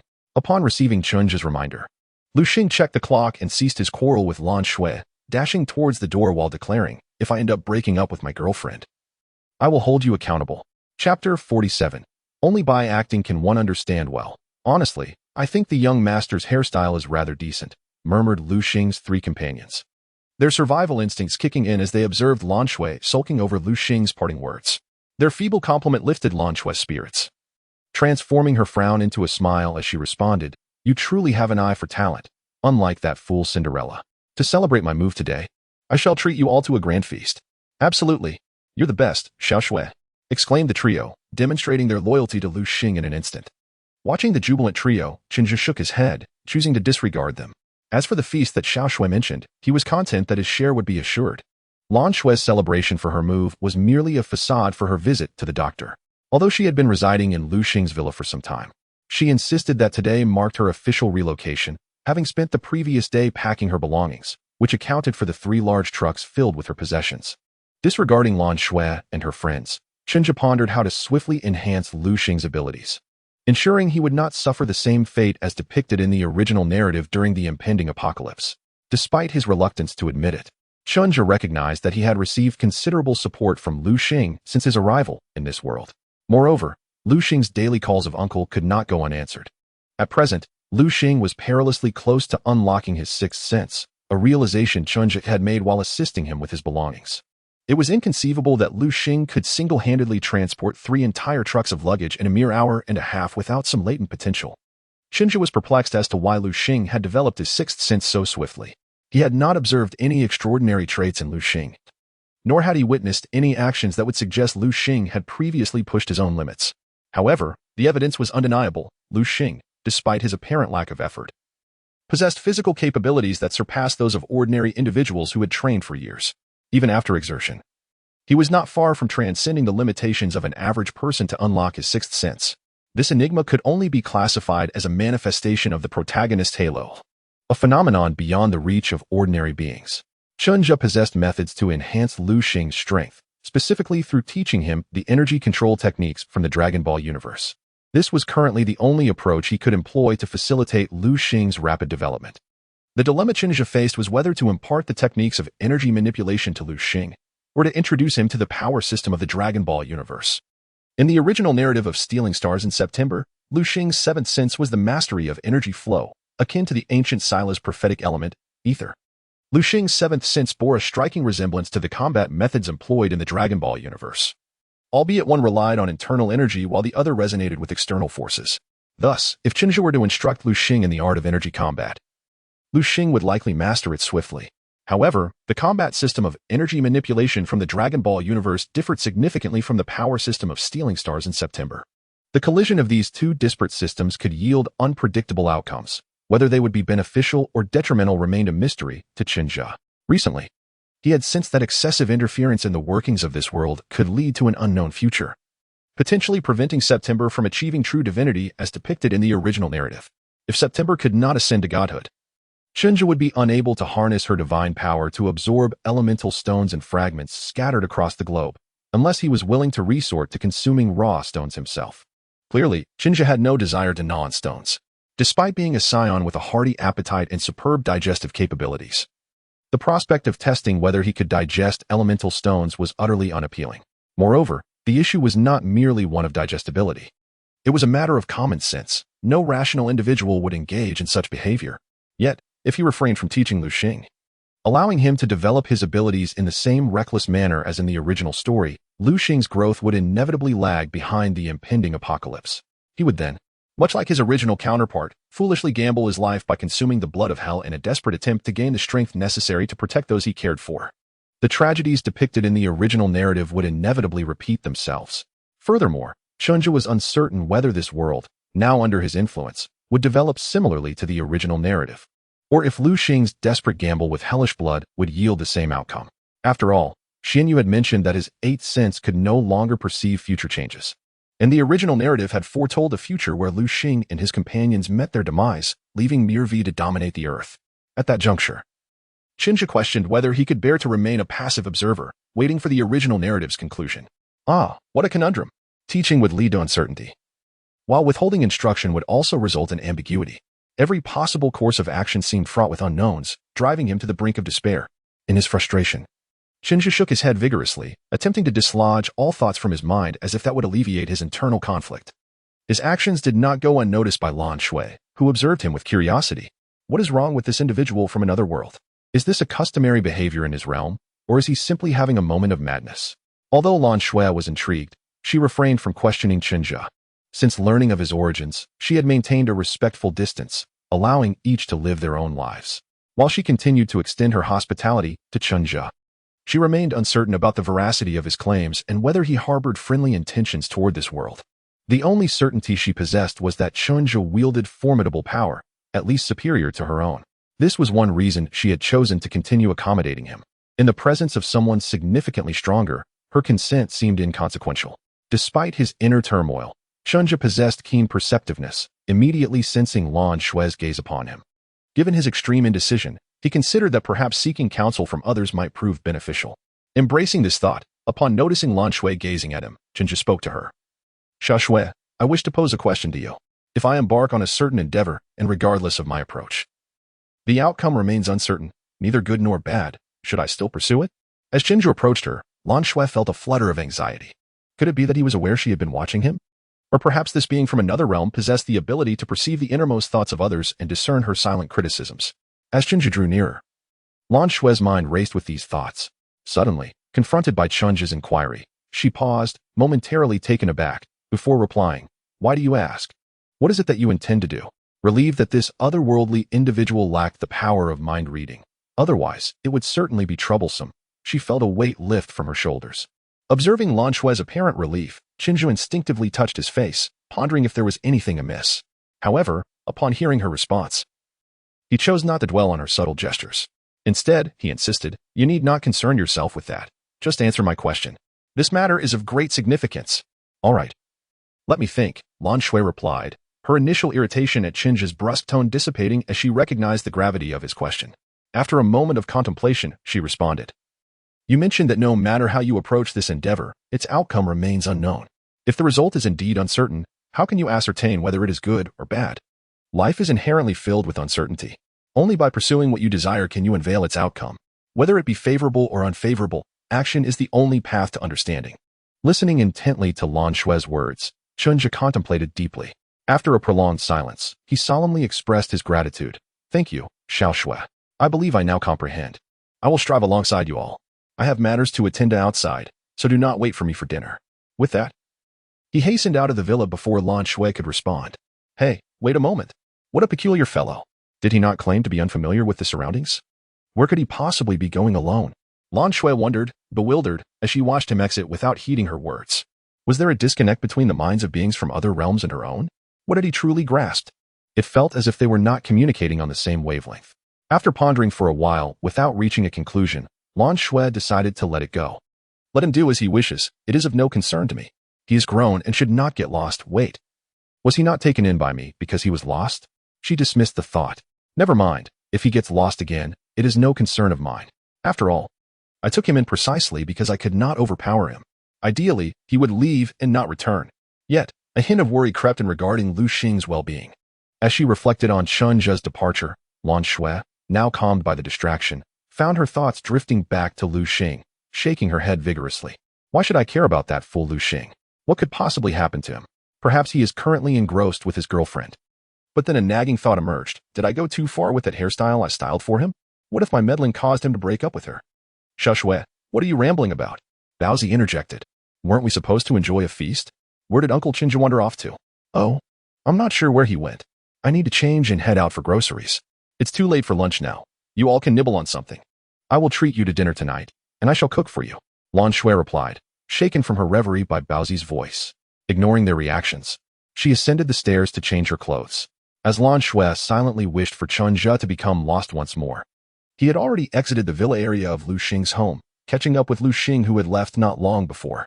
Following Lu Xing at a distance, Chen Zhe had resolved to assist him in training, enhancing his abilities for the imminent apocalypse, recognizing that whether he chose to help, remain a bystander, or intervene would alter the future of this world, rendering it uncertain, he decided it was better to exert effort in attempting to effect change. Though he had previously prevented a catastrophic future, it had come at the cost of September sacrificing his emotions to become a true deity, resulting in Xian Yu's demise in October and Lu Xing losing their essence to restore September, reverting to children.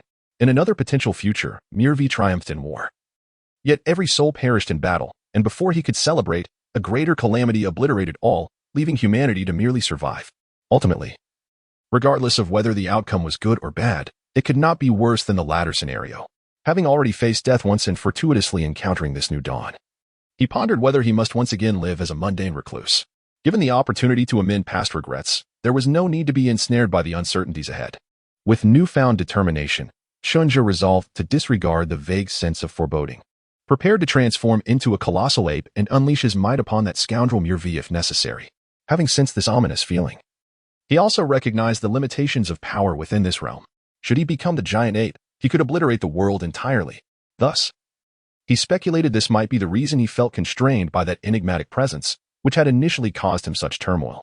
Observing Lu Xing, clad in an ill-fitting maid outfit, hurriedly enter a clothing store, he watched as Lu Xing emerged shortly after in formal attire, anxiously hailing a taxi to rendezvous with Diana.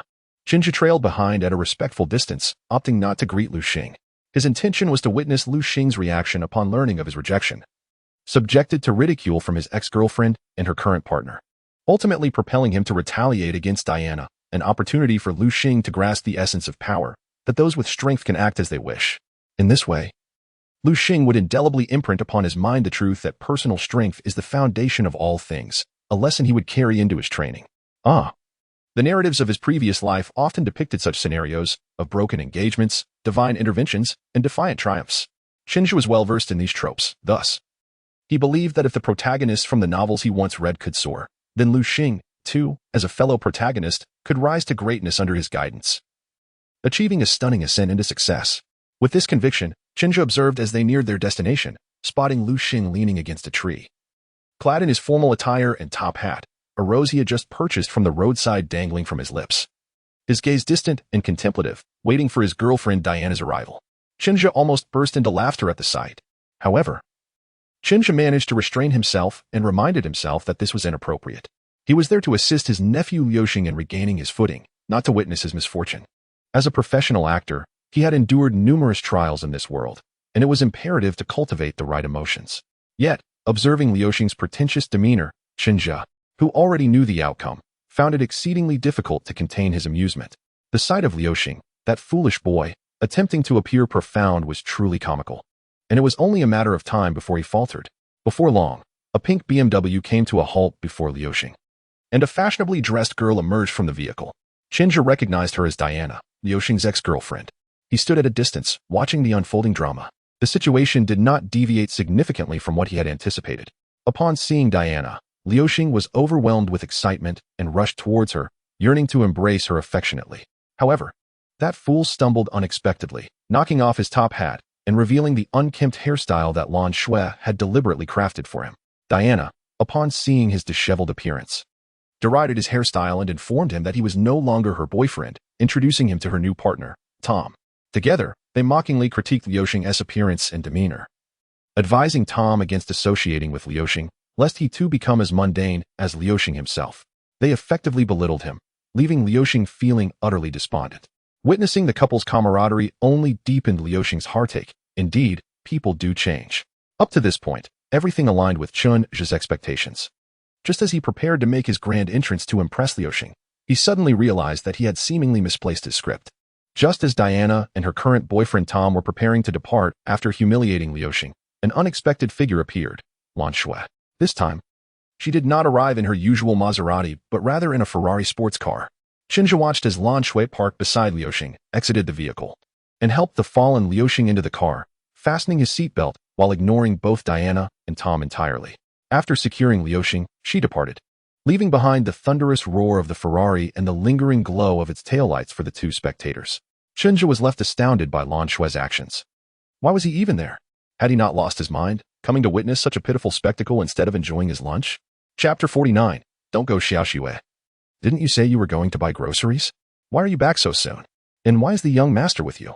Bun, who was enjoying a bowl of noodles, asked in surprise as he noticed Lan Shui empty-handed and saw Liuxing, who was supposed to be meeting his girlfriend.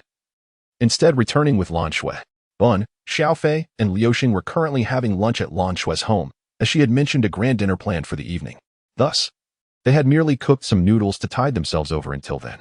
If one wondered why they chose to cook in Lan Shui's home rather than their own, it was simply because she had permitted and encouraged it.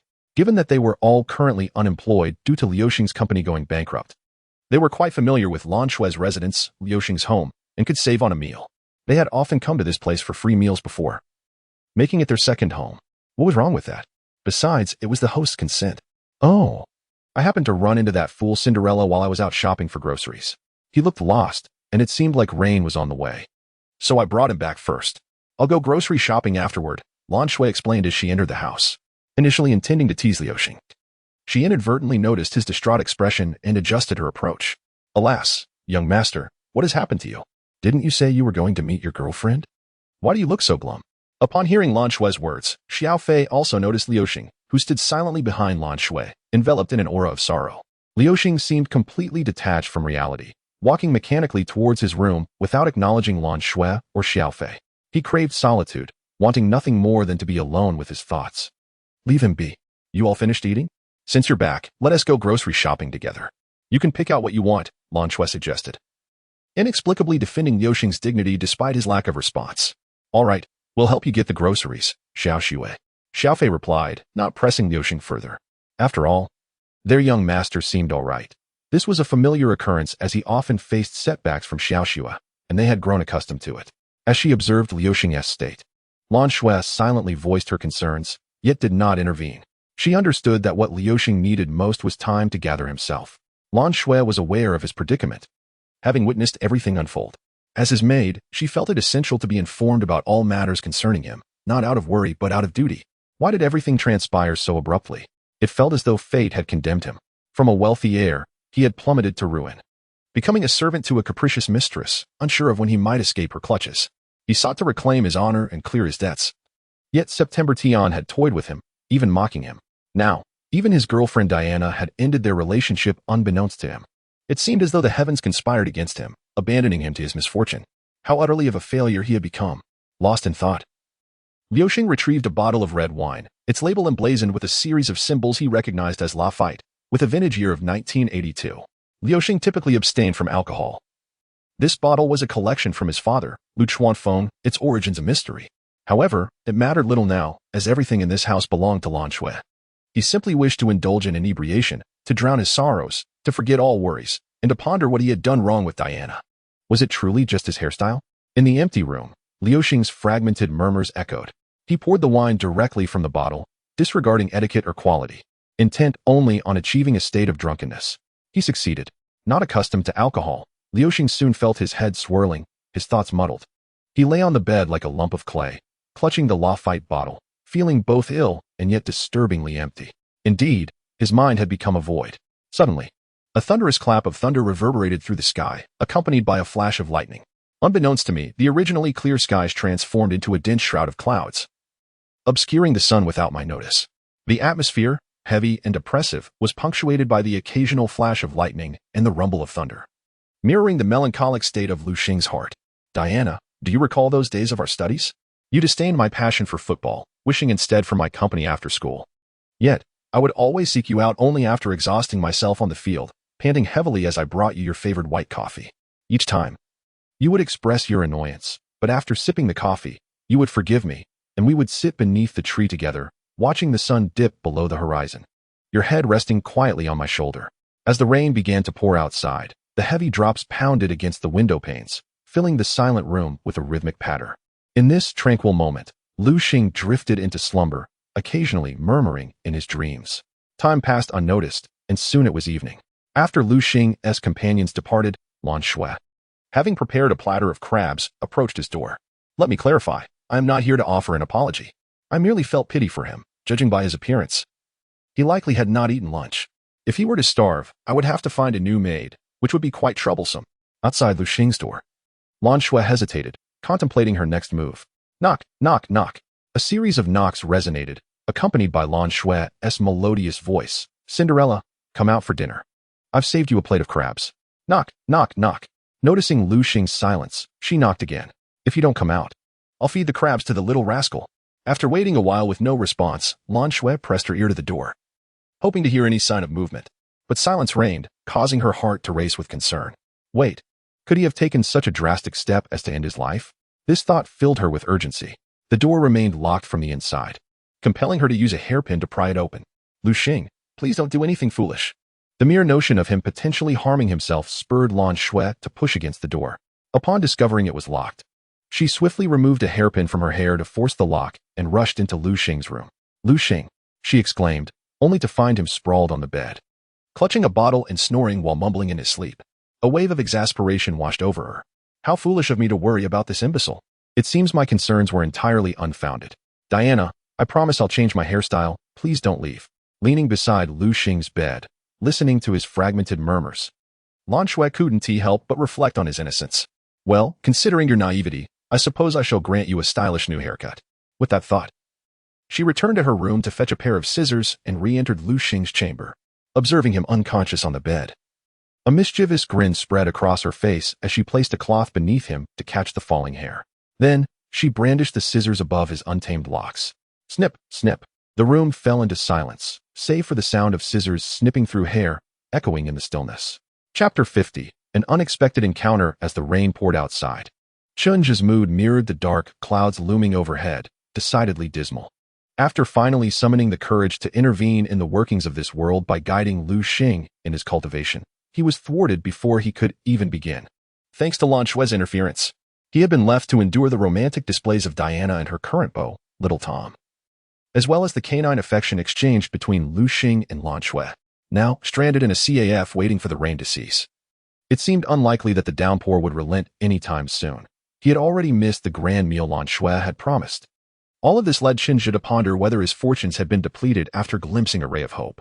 Could it be that his status as an outsider in this world was somehow jinxing his luck? After all, how could he be so unfortunate, given his commendable character?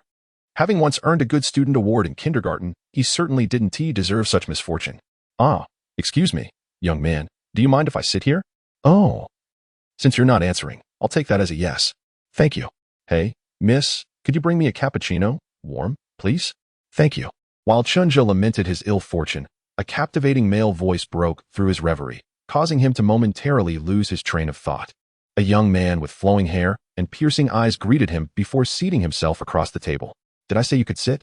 Chinja thought, watching the newcomer flirt with the waitress as he ordered his coffee. The corners of Chinja's mouth twitched, wanting to protest, I do not consent.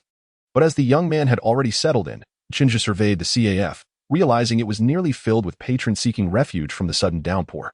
After the young man took his seat, Chinja began to scrutinize him. Appearing to be in his 20s, he possessed striking features. Chinja, a self-proclaimed introvert, was unaware of fashion brands, yet the young man's attire exuded a remarkable charisma. Sensing Chinja's gaze, the young man ceased his flirtation with the waitress and, assuming a pose he deemed charming, introduced himself. Hello, young brother. Fate has brought us together. Allow me to introduce myself. I am Chi Xiasa, the illustrious detective who has solved 999 cases, the renowned, handsome genius of unparalleled skill. I am also the illustrious high school detective, the savior of the police. In the homes of the Heisei era, Handsome genius, you say? Is that how one introduces themselves? How shameless. Shinja scoffed internally. Wait. What did he just say his name was? Chixiasa? After a brief moment of ridicule regarding the young man's vanity, Shinja realized he had fortuitously encountered Chixiasa, a hidden gem within the academy. So, you are the legendary Xiasa. It makes sense now, your arrogance and shamelessness are justified. You know me? Haha. It seems my fame as the great detective Chixiasa is indeed widespread. I've met a fan today. Given our fateful encounter, I would be delighted to offer you an autograph. Upon hearing that Shinja recognized him, Chixiasa couldn't help but feel a sense of pride. Indeed. The burden of fame was heavy, as he found himself constantly recognized by fans despite his efforts to remain low-key. I'm not. Listening to Chixiasa's cheerful banter, Shinja's mouth began to twitch. Who would ever consider themselves a fan of yours? How do you perceive your own fame? Surely, you must have some awareness of it. Do not be shy, young man. In truth, it would be no great matter to request my autograph. Although I usually maintain a low profile and a cool demeanor, since fate has brought us together, I would not mind granting you a signed memento. Just as Shinja was about to express that he was not one of his fans, he was interrupted by the ever-confident Chixiasa. Observing Chixiasa's unwavering belief that he was indeed a fan, Shinja was rendered speechless. This fellow, who managed to harness his sixth sense at the last moment to replicate and merge the 8 elements, becoming a demigod and using his own life to buy time for the ultimate victory. How could Shinja reconcile this self-aggrandizing individual with the self-sacrificing demigod greed wolf from earlier? Watching Chixiasa boast about himself, Shinja could only think, this fellow is indeed the product of that old rascal, the Break Army. He has inherited the latter's lack of decorum and shamelessness, perhaps even surpassing him. Well then, esteemed Detective Chixiasa, with your renowned reputation, I presume your presence in the city is due to some significant case that requires your expertise? Observing Chixiasa, who, having been ignored, assumed his shyness prompted him to distract himself by flirting with the waitress delivering his coffee, Shinja could not help but intervene. This fellow has crossed a line. After ordering a cappuccino, he began to tease the waitress, claiming that cappuccino meant I love you and telling her, from the moment I laid eyes on you, I realized you are my cappuccino. Such shameless words made Shinja's skin crawl. Yet, to his surprise, it seemed the waitress was not averse to his advances. In fact, she was giggling and blushing. Could it be that young women today are fond of such brazen flirtations? This thought made Shinja wonder if he had become outdated. However, due to Shinja's interruption and the persistent downpour, the waitress, needing to refill other orders, reluctantly departed, casting flirtatious glances back at Chixiasa, which drew a twitch from the corner of Shinja's mouth. Young brother, have you made your decision? I shall sign for you now. Where would you like it? Once the waitress had finally left, Chixiasa turned to Shinja, eager to sign. Completely oblivious to Shinja's earlier inquiry, he was still fixated on the autograph. Shinja felt that today's events would not only leave his mouth twitching but perhaps his entire face as well. No, thank you. I was asking you, Mr. Chixiasa, what brings you to the city? Upon hearing Shinja's question again, Chixiasa finally ceased his fixation on the autograph. After all, even fans do not always seek signatures. Perhaps it was merely shyness, as the current trend promotes rational fandom, or so it seems. Oh, I came to the city because someone invited me. Have you heard of the Lansdowne Museum? Their curator invited me to protect his collection of 7-colored cat eyes. He received a theft notification from the notorious thief September Sky, and I am here to apprehend that thief. This is confidential, mind you. I only share this because I see you as a fan, so do not let it slip. Chixiasa glanced around, ensuring no one was paying attention, then gestured for Chunja to lean in closer, whispering in his ear. Oh, is that so? That meant this fellow was about to seek refuge with Lan Shui? He would soon become Chunja's rival? Should he expose Chixiasa's identity? That would certainly add an element of excitement to the situation. Noticing Shinja's silence and drifting gaze, Chixiasa decided not to disturb him further and resumed chatting animatedly with the waitress who had returned. Unbeknownst to Chixiasa, who was blissfully ignorant of Shinja's thoughts, he concluded, this fan is quite shy. Chapter 51. Out of money for dinner. Well then, farewell, young brother. If fate allows it, do not be so shy next time. I may be low-key and aloof, yet I am quite fond of my fans. As these words left Chixiasa's lips, Shinja watched him vanish swiftly into the crowd, his expression darkening. Once Chixiasa was out of sight, he muttered to himself. Let us hope we do not meet again. I should never have been curious about that fellow's sixth sense. And I definitely should not have offered to treat him to dinner. This guy appeared youthful, yet his audacity was astounding. He showed no courtesy when invited to dine, and his stomach seemed like a bottomless pit. It seems I will have to seek Mr. Han tonight, or else I shall have to spend the night on the streets. Meanwhile, As Chinja watched Qi Xiaosa disappear into the throng, he too was grumbling. How can someone be so shameless? He promised to treat me to dinner and left before I was even full, running off without paying. He has truly learned the ways of that old rascal, the Break Army. It was already past 10 o'clock. Blame it on Qi Xiaosa, who, despite the rain having ceased, insisted on keeping Chinja occupied, causing him to miss dinner. He wondered what sumptuous feast Lan Shui had prepared today. It must be delightful. Glancing at the time as he walked, Chinja imagined the lavish dinner Lan Shui must have laid out, feeling his eyes welling with tears at the thought. Alas, by now, they had surely finished and were resting, likely leaving nothing behind. A sigh escaped him. If only he could drag Qi Xiaosa back to reclaim what he had lost. Originally, the rain had ceased around 7 o'clock in the evening. At that time, Chinja could have hurried home to enjoy Lan Shui's grand feast.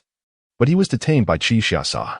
Because Chinja was a Saiyan, his physique was commendable. Unlike in his previous life, he was not a couch potato. With sharp features, youthful vigor, and the appearance of a sunny boy, Chinja caught Qi Xiaosa's attention.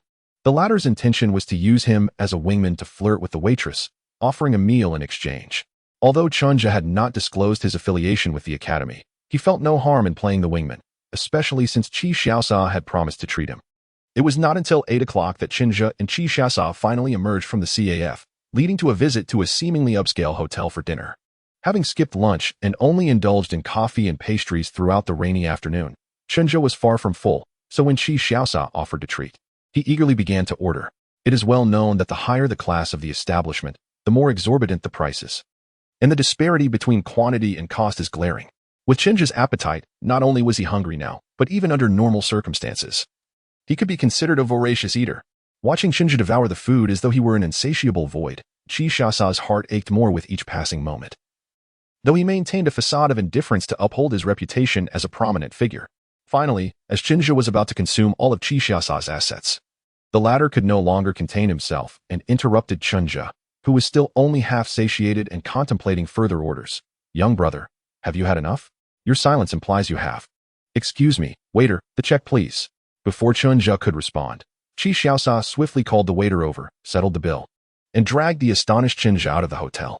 Chinja leisurely returned to Lan Shui's residence, gazing at the darkened villa devoid of light. Indeed, everyone had fallen asleep. It seemed he would have to rely on stored energy for the night, feeling only partially satisfied. He mused that being half full was akin to having consumed nothing at all. In the Saiyan perspective, there existed only the notions of being full or not. The idea that being somewhat satiated could be beneficial to one's health was foreign to him. Without sufficient sustenance, he lacked the strength to engage in battle. And without that strength, what could be called a warrior race? With a sense of disappointment, Chinja had initially intended to seek out a restaurant to fill his empty stomach. However, upon feeling his pockets, he realized his financial constraints would not permit such indulgence. While sighing internally, he fished out his keys and opened the door, careful not to disturb Lan Shui and Lu Xing, opting for quietness. As he entered and locked the door, the sudden flick of the light switch illuminated the living room, accompanied by Lan Shui's inquisitive voice. Where have you been?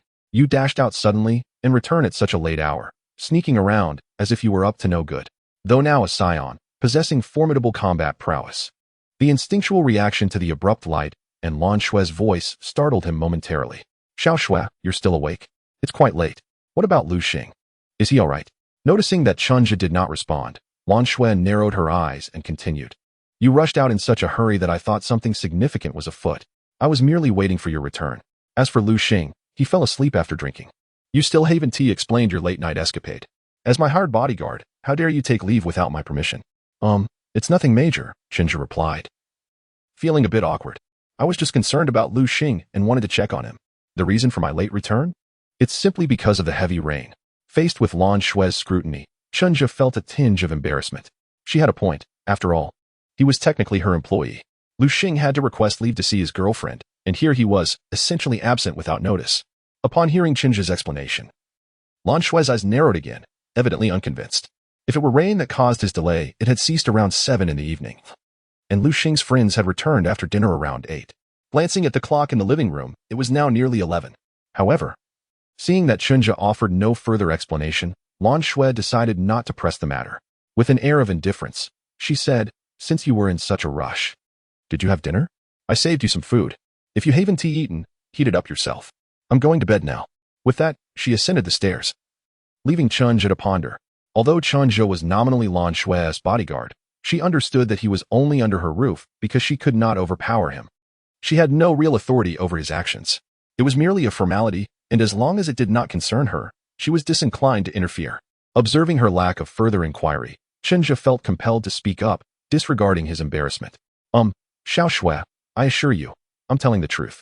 I met someone while waiting for the rain to stop, and he invited me to dinner, truly nothing more.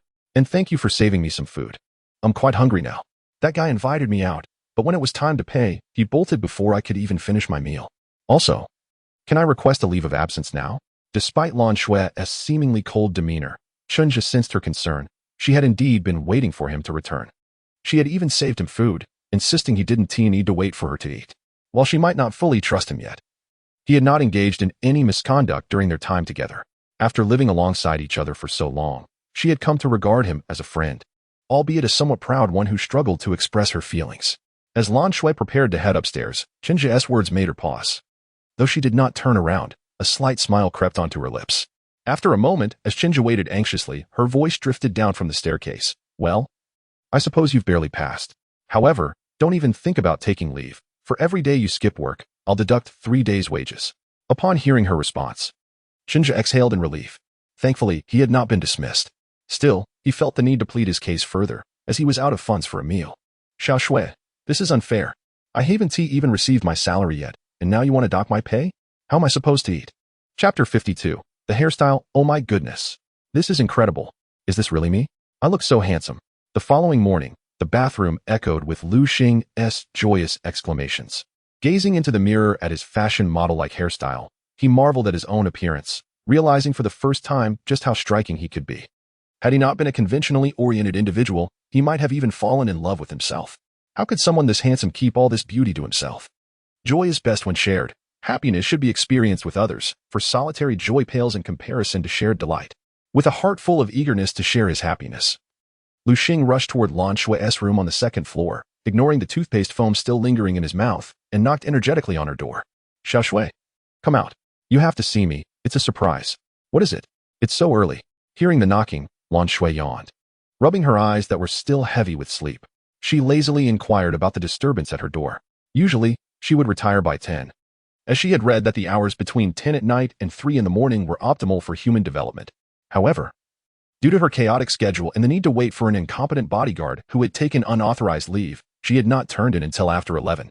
Considering Lu Xing's recent heartbreak, she might let his early morning intrusion slide this time. Yet, if he had no valid reason, he would soon learn who truly held authority in the household. Oblivious to Lan Xue's sleepy state and her inner musings, Lu Xing excitedly proclaimed, Xiao Xue, look at me. I'm so handsome. Ha ha. Lan Xue, initially appearing half asleep, was instantly alert, staring at the grinning Lu Xing, who bore a goofy smile.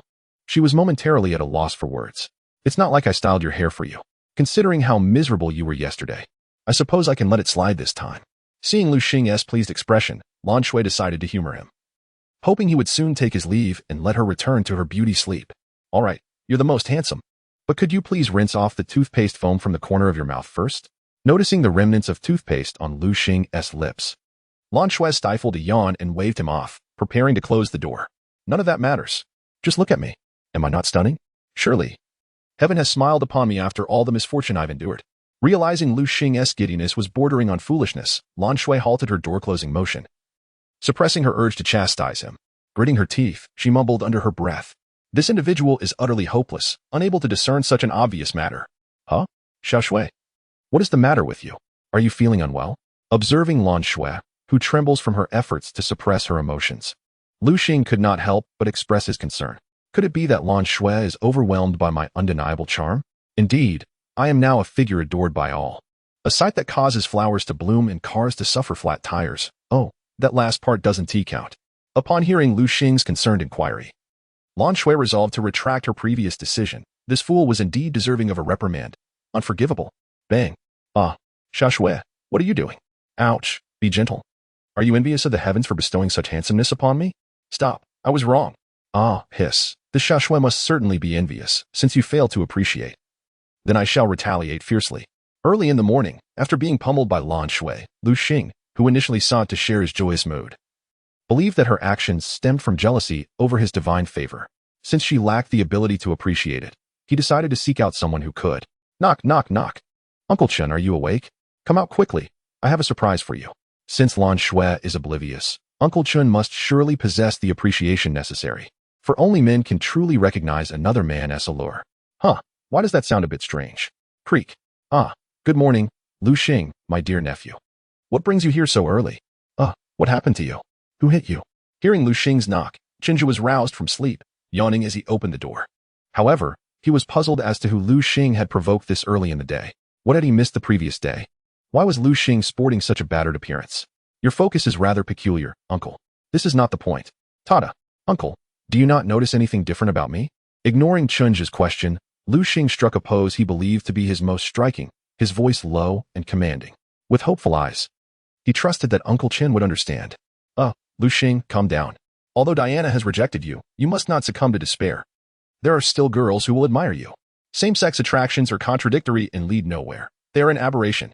Beautiful girls are whom you should pursue. Just like Xiao Shui. Don't you think she is lovely? Observing Lu Xing's left hand resting on his chest, his right hand supporting his chin. Leaning against the door frame with half-closed eyes and a dreamy gaze, Chen Zhou was quite alarmed. He hurriedly addressed Lu Xing, pushing him away as he prepared to close the door. How terrifying. What had Lu Xing experienced in the time since Lan Shui had taken him away? How had his orientation shifted? This early in the morning, knocking on my door and casting such disturbing looks, could this be the uncertain future wrought by my very presence? Had I inadvertently caused Lu Xing to deviate from the norm? How could this be managed? He is still one of the protagonists in this world. I merely had a thought. Must it manifest so aggressively? Stop, stop, stop. Uncle Chen, what on earth are you talking about? This is nonsense. What does Xiao Shui's beauty have to do with me? Wait, why are you closing the door? Seeing Qinzhi preparing to shut the door, Lu Xing quickly intervened, wedging his foot into the gap to prevent it from closing. Observing Lu Xing's foot caught in the door, Qinzhi found himself in a dilemma. He could close the door, but doing so might injure Lu Xing, both physically and emotionally. Having already caused Lu Xing such misfortune, he felt reluctant to inflict further harm. Since Lu Xing had changed, to prevent him from seeking out others, Qinzhi resolved to betray his ally. Dear nephew, I am a normal person. So why not go find your 3 companions? Aren't they your good friends? They should not refuse you. Baozi, Xiaofei de Zhuang, I'm sorry. But you must bear this burden. As Lu Xing's loyal companions, it is now time for you to fulfill your duties. Uncle, what kind of nonsense are you spouting? I merely wanted you to see my hairstyle, to see if I look particularly handsome. Upon hearing Qinzhi's nonsensical remarks, Lu Xing was bewildered. However, after some contemplation, he realized what was happening and shouted at the now cautious Qinzhi. Really? You know I can fight.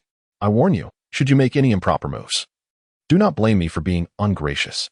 Upon hearing Lu Xing's words, Qinzhi was somewhat incredulous but ceased his attempt to close the door, warning Lu Xing instead.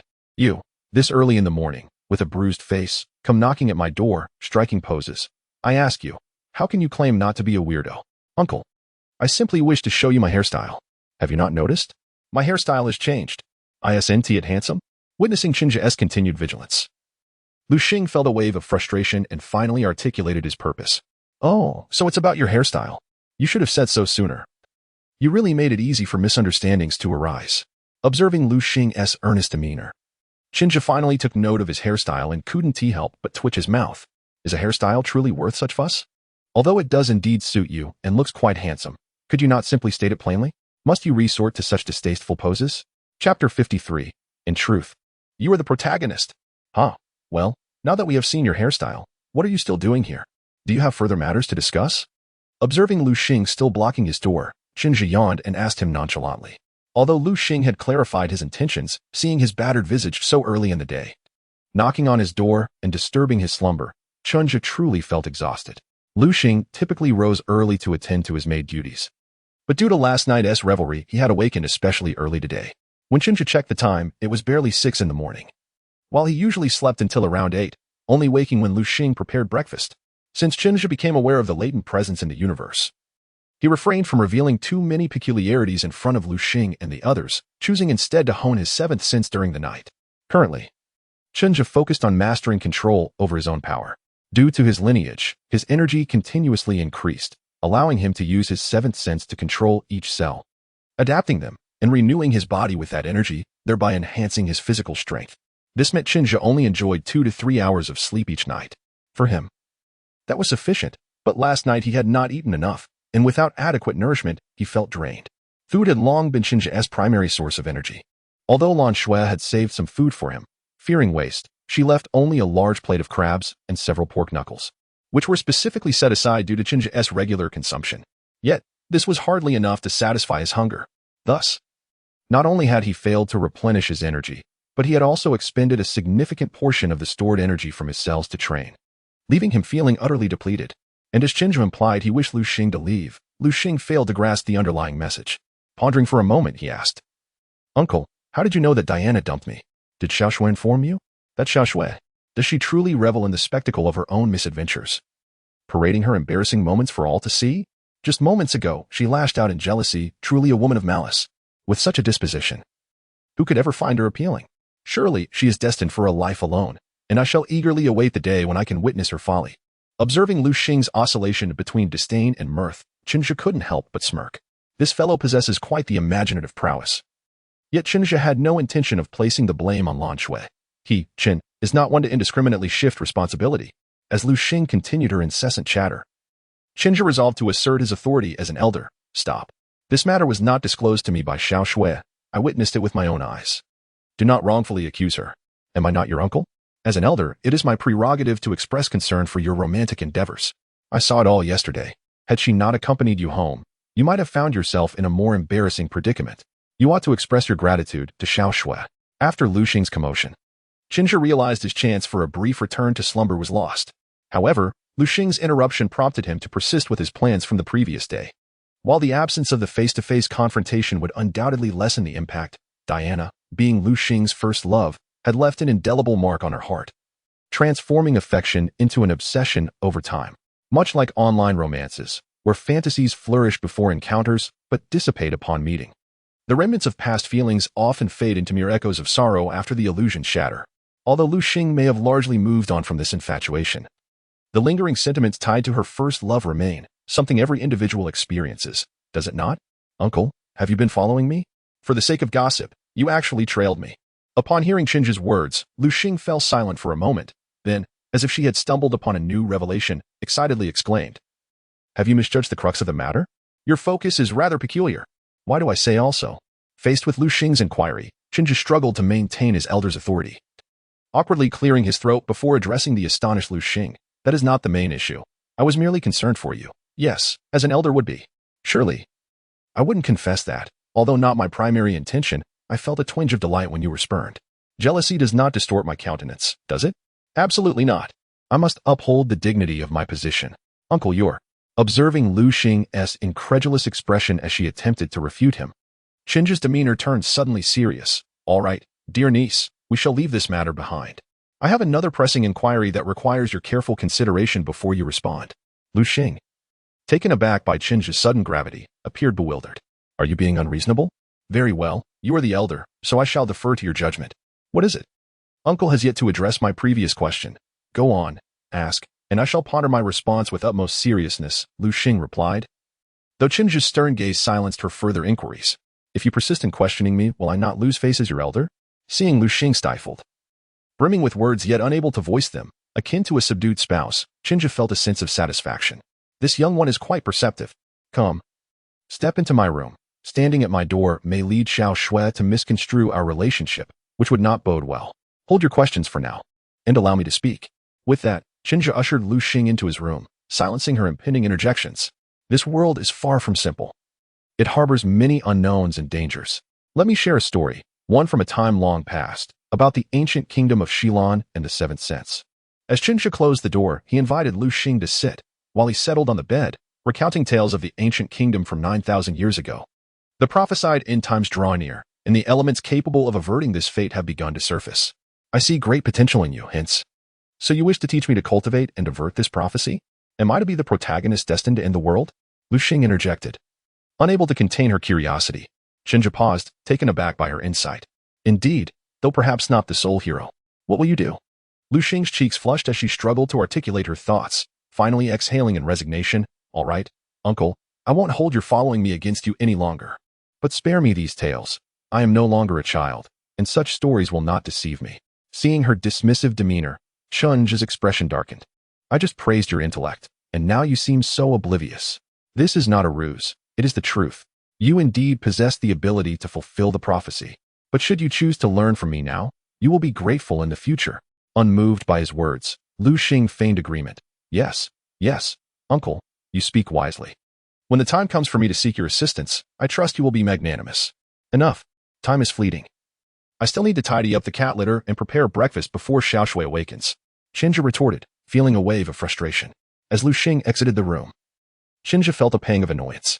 You little rascal, when you come seeking my aid, I shall relish the opportunity to remind you of this. Chapter 54. Analysis. By the time Qinzhi leisurely completed his morning routine, Lu Xing had already prepared breakfast, rousing Lan Shui to join them. After enjoying their meal, the trio savored their coffee when a series of knocks echoed from the door. Cinderella, go answer the door and see who it is, Lan Shui.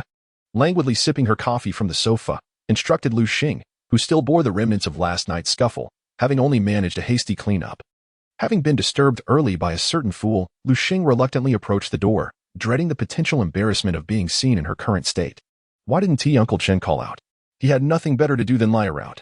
Of course, she kept these thoughts to herself, for uttering them would surely draw the wrath of her uncle, who would teach her the harsh truths of the world and the depths of a relative's affection. Wow, is this the young master? So handsome. The delighted exclamations of three voices outside the door confirmed Qinzhi's suspicions. Lu Xing's friends had arrived. Astonished by the transformation of their companion into someone who seemed to have undergone a complete metamorphosis with a new hairstyle.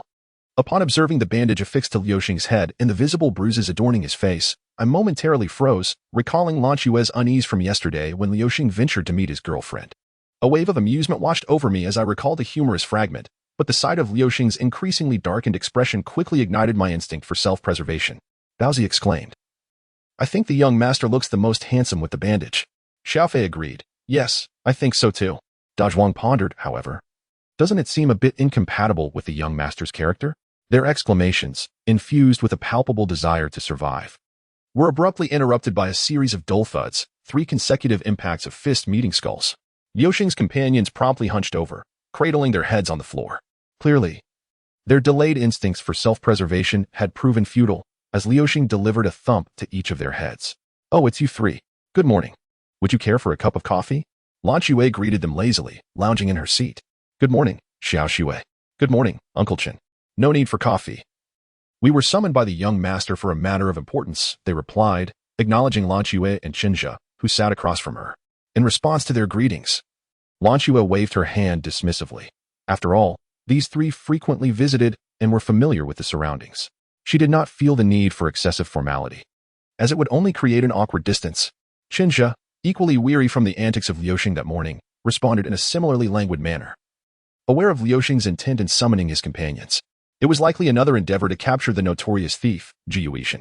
Qinzhi had surmised this when he encountered the suave gentleman yesterday. The outcome was predictable. Liu Xing, in his folly, would never succeed in apprehending Ji Yuishan. With a yawn, Qinzhi glanced at the actual Ji Yuishan, Lan Xue, and chose to ignore the plotting Liu Xing and his companions, opting instead to embrace the tranquility of being a mere bystander. Determined to remain unperturbed, Qinzhi resolved to continue his passive existence, akin to the state he had embraced upon his arrival. He contemplated the day when Liu Xing would seek his counsel, at which point he would impart a lesson, considering Liu Xing's earlier dismissal of him. The adage rang true. Today, you disregard me. Tomorrow, you may find it difficult to reach my heights. Of course, he had considered instructing Lan Xue, but a flicker of trepidation held him back. Lan Xue, or Jiao Yue, was the true protagonist of this world, destined to become a divine being. Should Qinzhi attempt to teach her the Dragon Ball system now? The ramifications were unpredictable. As for other matters, he felt confident in facing any challenges, even if the second tomb of the gods from the future emerged. He would merely cast it back into the cosmos. Calculating his growing strength, Qinzhi was assured that he could resolve any impending crises. What troubled him was the possibility that Jiao Yue might fail to gather the world's power, leaving the dawn to slumber indefinitely. He firmly declared he would never resort to consuming stones. After exchanging pleasantries, Liu Xing dashed into his room to retrieve a book, then joined his companions in the living room, casually finding a spot to sit and commence their serious discussion. Young master, what do you need a treasure catalog for? Xiaofei inquired, perplexed by Liu Xing's actions. Liu Xing, however, did not respond directly but instead pointed to the catalog, addressing Xiaofei, Baozi, and Dazhuang. All right, let us get to business. As I mentioned before, I have a clear understanding of Zhu Yuixin's next target. Previously, I was uncertain. But now I am convinced her next target will be the colorful cat's eye at the Langston Museum, he proclaimed. But, young master, I still don't quite understand. Dazhuang scratched his head, puzzled, while Xiaofei and Baozi shared similar expressions of confusion.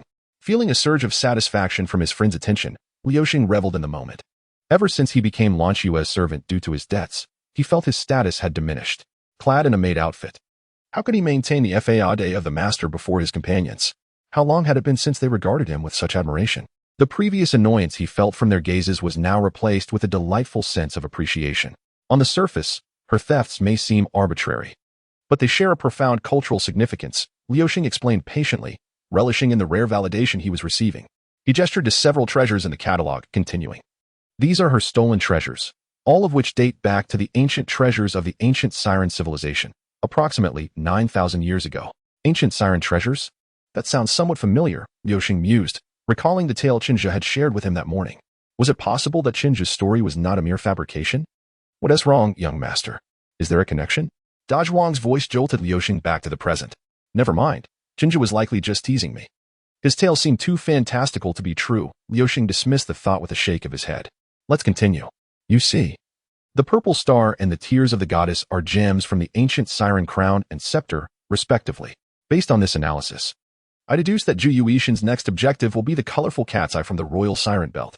Oh, I see now. His companions were astonished by Liuxing's deductions.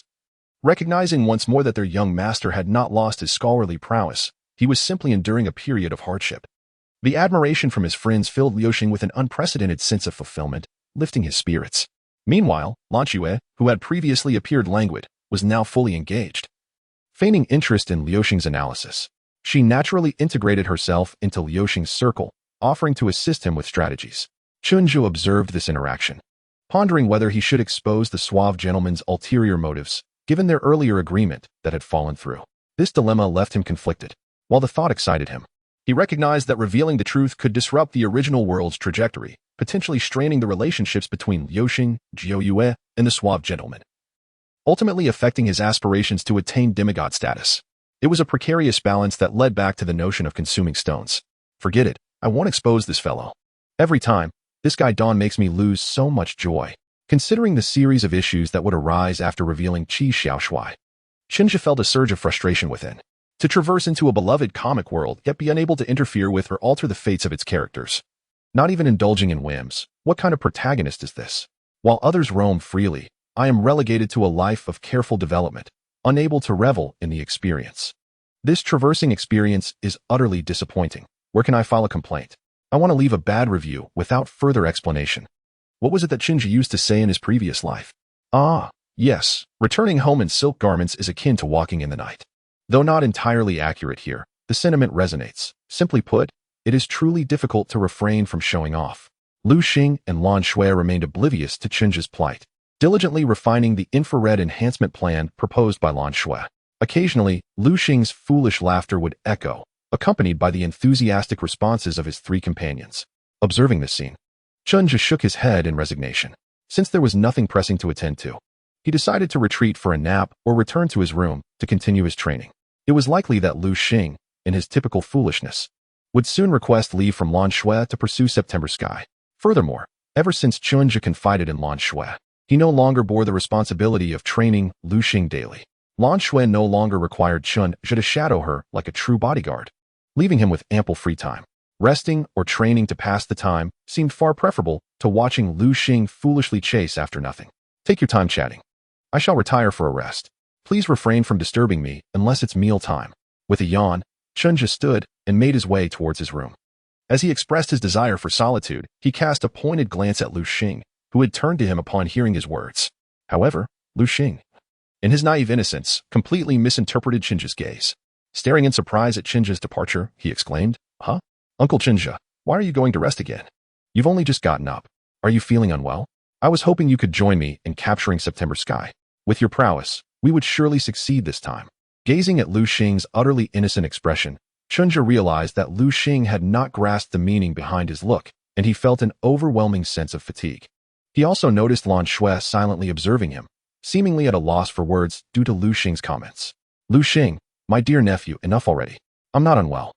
I'm merely seeking a moment of rest. I wish you success in capturing September Sky. After a long moment of looking at Lu Xing, Chinja sighed, patted Lu Xing on the shoulder, and disregarding the bewildered expression on Lu Xing's face, he strode back to his room and closed the door.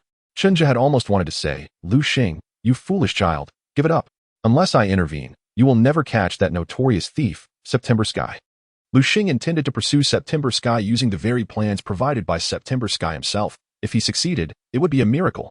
Staring at the closed door of Chunja's room and recalling his hesitant demeanor, Lu Xing felt a sense of urgency. Half-finished conversations were the most irksome. Yet, he hesitated to pursue Chinja further, knowing that if he pressed, Chinja would likely refuse to share and might even respond with the existential questions of the soul. Who am I? Where am I? What am I doing? Sigh. What could Uncle Chinja possibly want to say? How peculiar. Never mind. The density of this infrared design is such that not even a fly could escape. We will surely capture September Sky. Lu Xing shook his head, casting aside his chaotic thoughts, and quietly encouraged himself, choosing to focus on refining his plan with his companions instead of dwelling on Chinja. Upon entering his room, Chinja had initially intended to recover his sleep. After a satisfying meal, a good rest was what life demanded. However, perhaps due to his repletion, as he prepared to rest, an unexpected surge of energy coursed through his blood, flooding his cells. Reflecting on how his own weakness had led him to this world, leaving him to develop cautiously, Chinja resolved to train, for as the saying goes, why sleep long in life when eternal rest awaits after death? It wasn't merely because of his full belly that this uncontrollable energy surged, it was to ensure that he did not squander his time. Hence, he resolved to seize every moment to grow stronger. Determined to train, Chinja began meditating, seeking to control his seventh sense, thereby mastering the ever-increasing power within him. According to the Dragon Ball universe, Saiyans, a warrior race, must engage in battle to enhance their combat abilities. Fighting is indeed the swiftest way to harness one's strength. A Saiyan who cannot control their power either destroys foes unintentionally due to overwhelming strength or provokes stronger opponents without understanding their own limits, leading to their demise. Chinja belonged to the former category. He possessed immense energy and would continue to grow stronger until he reached the limits of his bloodline. With sheer force alone, he could dominate most realms. Moreover, in this world, no one could compel Chinja to unleash his full power without restraint, let alone bring him to the brink of defeat. Utilizing the Saiyan trait that allows them to grow stronger as long as they survive, he aimed to swiftly master his abilities. Yet Chinja never allowed himself to become complacent about the power he currently wielded. While he felt a sense of elation, he longed to control that power fully, for such mastery would bring him greater joy. Recently, he had felt as if his strength matched that of Vegeta upon his first arrival on Earth, and now, with this newfound surge of energy, he sensed that his power was comparable to Vegeta's after his recovery. Though perhaps this comparison is vague, it is clear that when Vegeta first arrived on Earth, his full power could barely threaten the planet, while his restored strength could easily overpower his former self. Thus, if Chinja mastered his power entirely, he would possess the capacity to obliterate planets. Of course, the rules of the Dragon Ball universe differ from those of the world of September Sky, and whether he could truly destroy the Earth remained uncertain. However, he felt confident that if he fully controlled his power and transformed into a great ape, he could obliterate Karankia. Nonetheless, Chinja was cautious, for as the surge of energy had manifested, he sensed an increased restriction on him, as if he were being watched. This feeling of surveillance and limitation was profoundly uncomfortable, contributing to his determination to train and gain control over his powers. Who knew what calamity might ensue if he lost control and caused destruction? As a Saiyan, Chinja found himself constrained, feeling an overwhelming sense of frustration due to the pride inherent in his bloodline. Simultaneously, he was consumed by curiosity regarding the enigmatic presence that seemed to loom in the background. The pride of the Saiyan race compelled him to seek it out and eliminate it. However, the harsh reality was that Chinja could only engage in cautious development, biding his time for the opportunity to act. Chapter 56, Salary Xiaoxiue. Uncle, I've just been to the Langston Museum. This time, I encountered an impressive individual. If we join forces, we will surely capture September Sky. Await my good news, goodbye. As he spoke, Lu Xing had already exited the door, leaving Lanwei in the living room, casually waving her hand in acknowledgement while calculating the bills with a calculator. Chinja watched Lu Xing leave and felt no inclination to respond. He held little faith in the foolishness of Lu Xing, who had been led astray by September Sky. How could they possibly capture someone when the target was right here, sitting in plain sight, and encountering an impressive individual? Chinja surmised that Lu Xing was likely referring to Qi Xiaosa, who, while indeed formidable when not faltering, was notorious for his frequent blunders. During their first meeting with September Sky, instead of focusing on the mission, Lu Xing had been preoccupied with showing off. A clear indication of the detrimental influence of that old coot, Pajun, on his upbringing. With Lu Xing's departure, Chunja sighed and glanced at Lan Yue, who remained engrossed in her calculations, seemingly oblivious to the outside world. He couldn't help but smirk. Xiaoxue, look at how enthusiastic Lu Xing is about preparing to capture you. Shouldn't you at least cooperate a little? It seems a tad unfair to Lu Xing's zeal while you leisurely calculate the bills. Yet Lan Wei appeared to have not heard a word of Chinja's remarks, continuing her calculations with a furrowed brow. No way, how can this month's bills be so high? Just the food expenses alone have reached nearly 2 million. What on earth has that fool Lu Xing been buying every day? She muttered to herself. Convinced she must have made a mistake and began recalculating. Chinja did not pay particular attention to Lan Yue's murmurs, thus missing the specifics of her grievances. Although his Saiyan senses were typically acute, he deliberately suppressed them in everyday life, preferring to blend in with the ordinary. Otherwise, his heightened awareness would lead him to undesirable discoveries, given they resided in a neighborhood with many other households. In the past, when he struggled to control his senses, sleep had eluded him, as he would often hear unmentionable noises from neighboring houses at night. Observing Lan Yue's continued indifference and her solitary calculations, he felt a twinge of sympathy for Lu Xing. He pondered how Lu Xing would feel if he knew that the very source of his financial woes was the culprit turning him into a burden. Just as Chunja was lost in thought, Lan Yue's voice suddenly pierced the air. Hey, Chunja, you usually go grocery shopping with Lu Xing. Can you tell me what that fool has been buying? How could our food expenses for this month reach 198,000? Is he buying gold? Taken aback by Lan Yue's outburst, Chunja was bewildered. So, she had spent all that time fretting over the food budget. He could have explained that the high expenses were a direct result of accompanying Lu Xing, which only made matters worse. If Lu Xing had not intervened, he suspected they might have spent even more. However, Lan Yue continued her tirade, her frustration unabated. Does he think he can live like a lord and feast on delicacies every day? How can our monthly food expenses reach 198,000? I've never seen him prepare anything particularly extravagant. She demanded. You were with him. Tell me, has he been secretly hoarding money? What does he need all that cash for? Wouldn't he just ask if he needed something? Am I supposed to cut his allowance? That fool. Listening to Lan Yue's rant, Chinja wished to interject with his perspective but faltered under her intense scrutiny. He wanted to clarify that the blame lay mostly with him, not Lu Xing, but wisely chose to remain silent. It was better to let her vent her frustrations before addressing the matter, as provoking her further would be unwise. After all, finding another affluent woman like Lan Yue would be quite the challenge, and he certainly didn't want to be cast out. Do you think that fool is being threatened? Why else would he take so much money? He doesn't usually need that much, Lan Yue speculated, her thoughts racing. Is he facing some difficulty that requires a sudden influx of cash? Or is he rekindling an old flame with his ex-girlfriend? Chunja watched as Lan Yue's demeanor shifted from concern to indignation, feeling as if she were a volcano on the verge of eruption. After a while, when Lan Yue had simmered down a bit, he cautiously said, Xiaoxue, perhaps you should take a breath.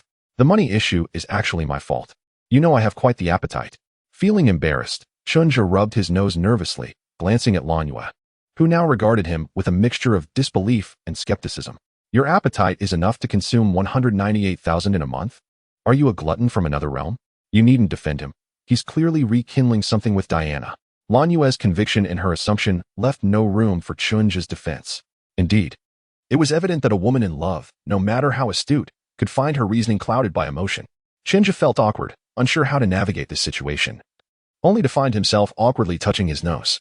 Xiaoxue, I see how much you trust me, but I fear I may be betraying that trust, he thought. Observing Lan Yue's rising ire, clearing his throat, he continued, Xiaoxue, I assure you this isn't Lu Xing's doing. While I may not be a glutton, I certainly eat a lot. Enhancing my power requires sustenance. At this, Lan Wei appeared utterly bewildered. Eating can enhance your power? What kind of being are you? Are all beings from your realm so peculiar? Wait, you were practically forced to live in my home, and I provide your meals to help you grow stronger? Isn't that akin to aiding the enemy? Lan Yue scrutinized Chunja, her eyes piercing through his facade, until she finally broke the silence. How long have you been here? Over a month, right? In that time, I haven't given you any salary, have I? The abrupt shift in conversation left Chunja struggling to keep pace with her thought process. Nevertheless, he noticed her calm demeanor, akin to the eerie stillness before a storm, and he swallowed hard, deciding to follow her lead. For over a month now, including today, I have yet to receive my salary. By the way, Xiaoxue, how much is my salary? Chunja followed Lan Yue's inquiry step by step, and as he spoke, He suddenly realized that Lan Shui had indeed mentioned that she was receiving a salary, living a life akin to a salted fish, with meals and accommodation provided. He had almost forgotten about it. However, upon hearing Chinja's question, Lan Shui erupted like a dormant volcano finally awakening, shouting at him, "It's gone. You still expect a salary? You lounge around like a salted fish every day. I had planned to give you 10,000 a month, treating you as a pet from another world, but now it's over. Don't even think about it. Moreover, without my approval, you have misappropriated so many of my expenses. That's 198,000 a month. Subtract a zero, and you owe me at least 10 years' salary. Until you repay me. You can't leave." Despite her words, Chunja's face lit up with delight, and he couldn't help but ask, "Really? I can't leave until I repay it? Don't worry, Xiaoxue, I absolutely want to run away. I, Chun, am not the type to flee from debt. By the way, meals are included, right? Get lost. You don't need to repay that. You're fired." Chapter 57, The First Encounter with the Black Moon Iron Cavalry at 8 in the evening. A distracted youth wandered alone through the bustling streets.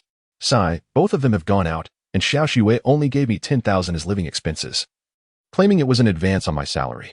Chunja touched the bank card in his pocket, sighing inwardly. 10,000 as living expenses for a month.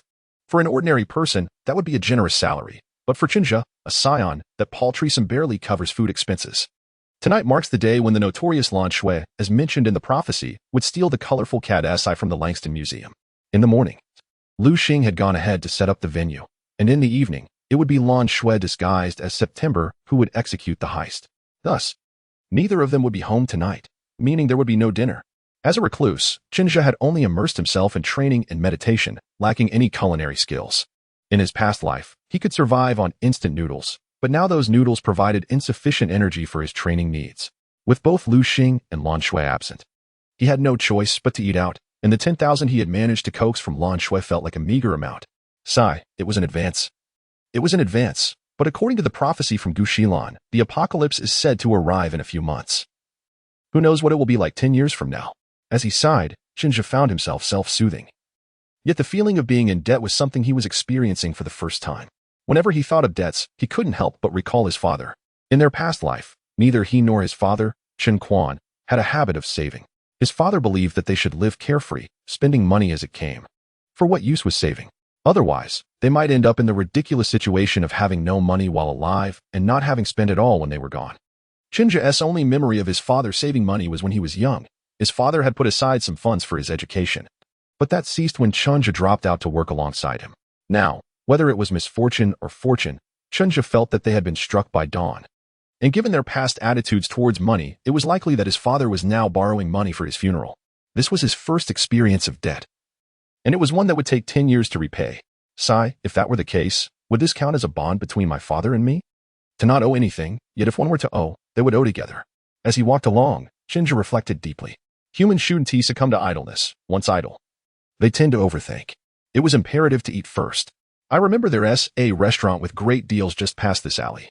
As Chinja pondered and entered a small alley, a white-headed eagle suddenly swooped toward him at blinding speed, akin to an arrow released from its bow. What is that? Just as the eagle was about to collide with him, Chinja's Saiyan instincts kicked in, allowing him to instinctively sidestep the attack.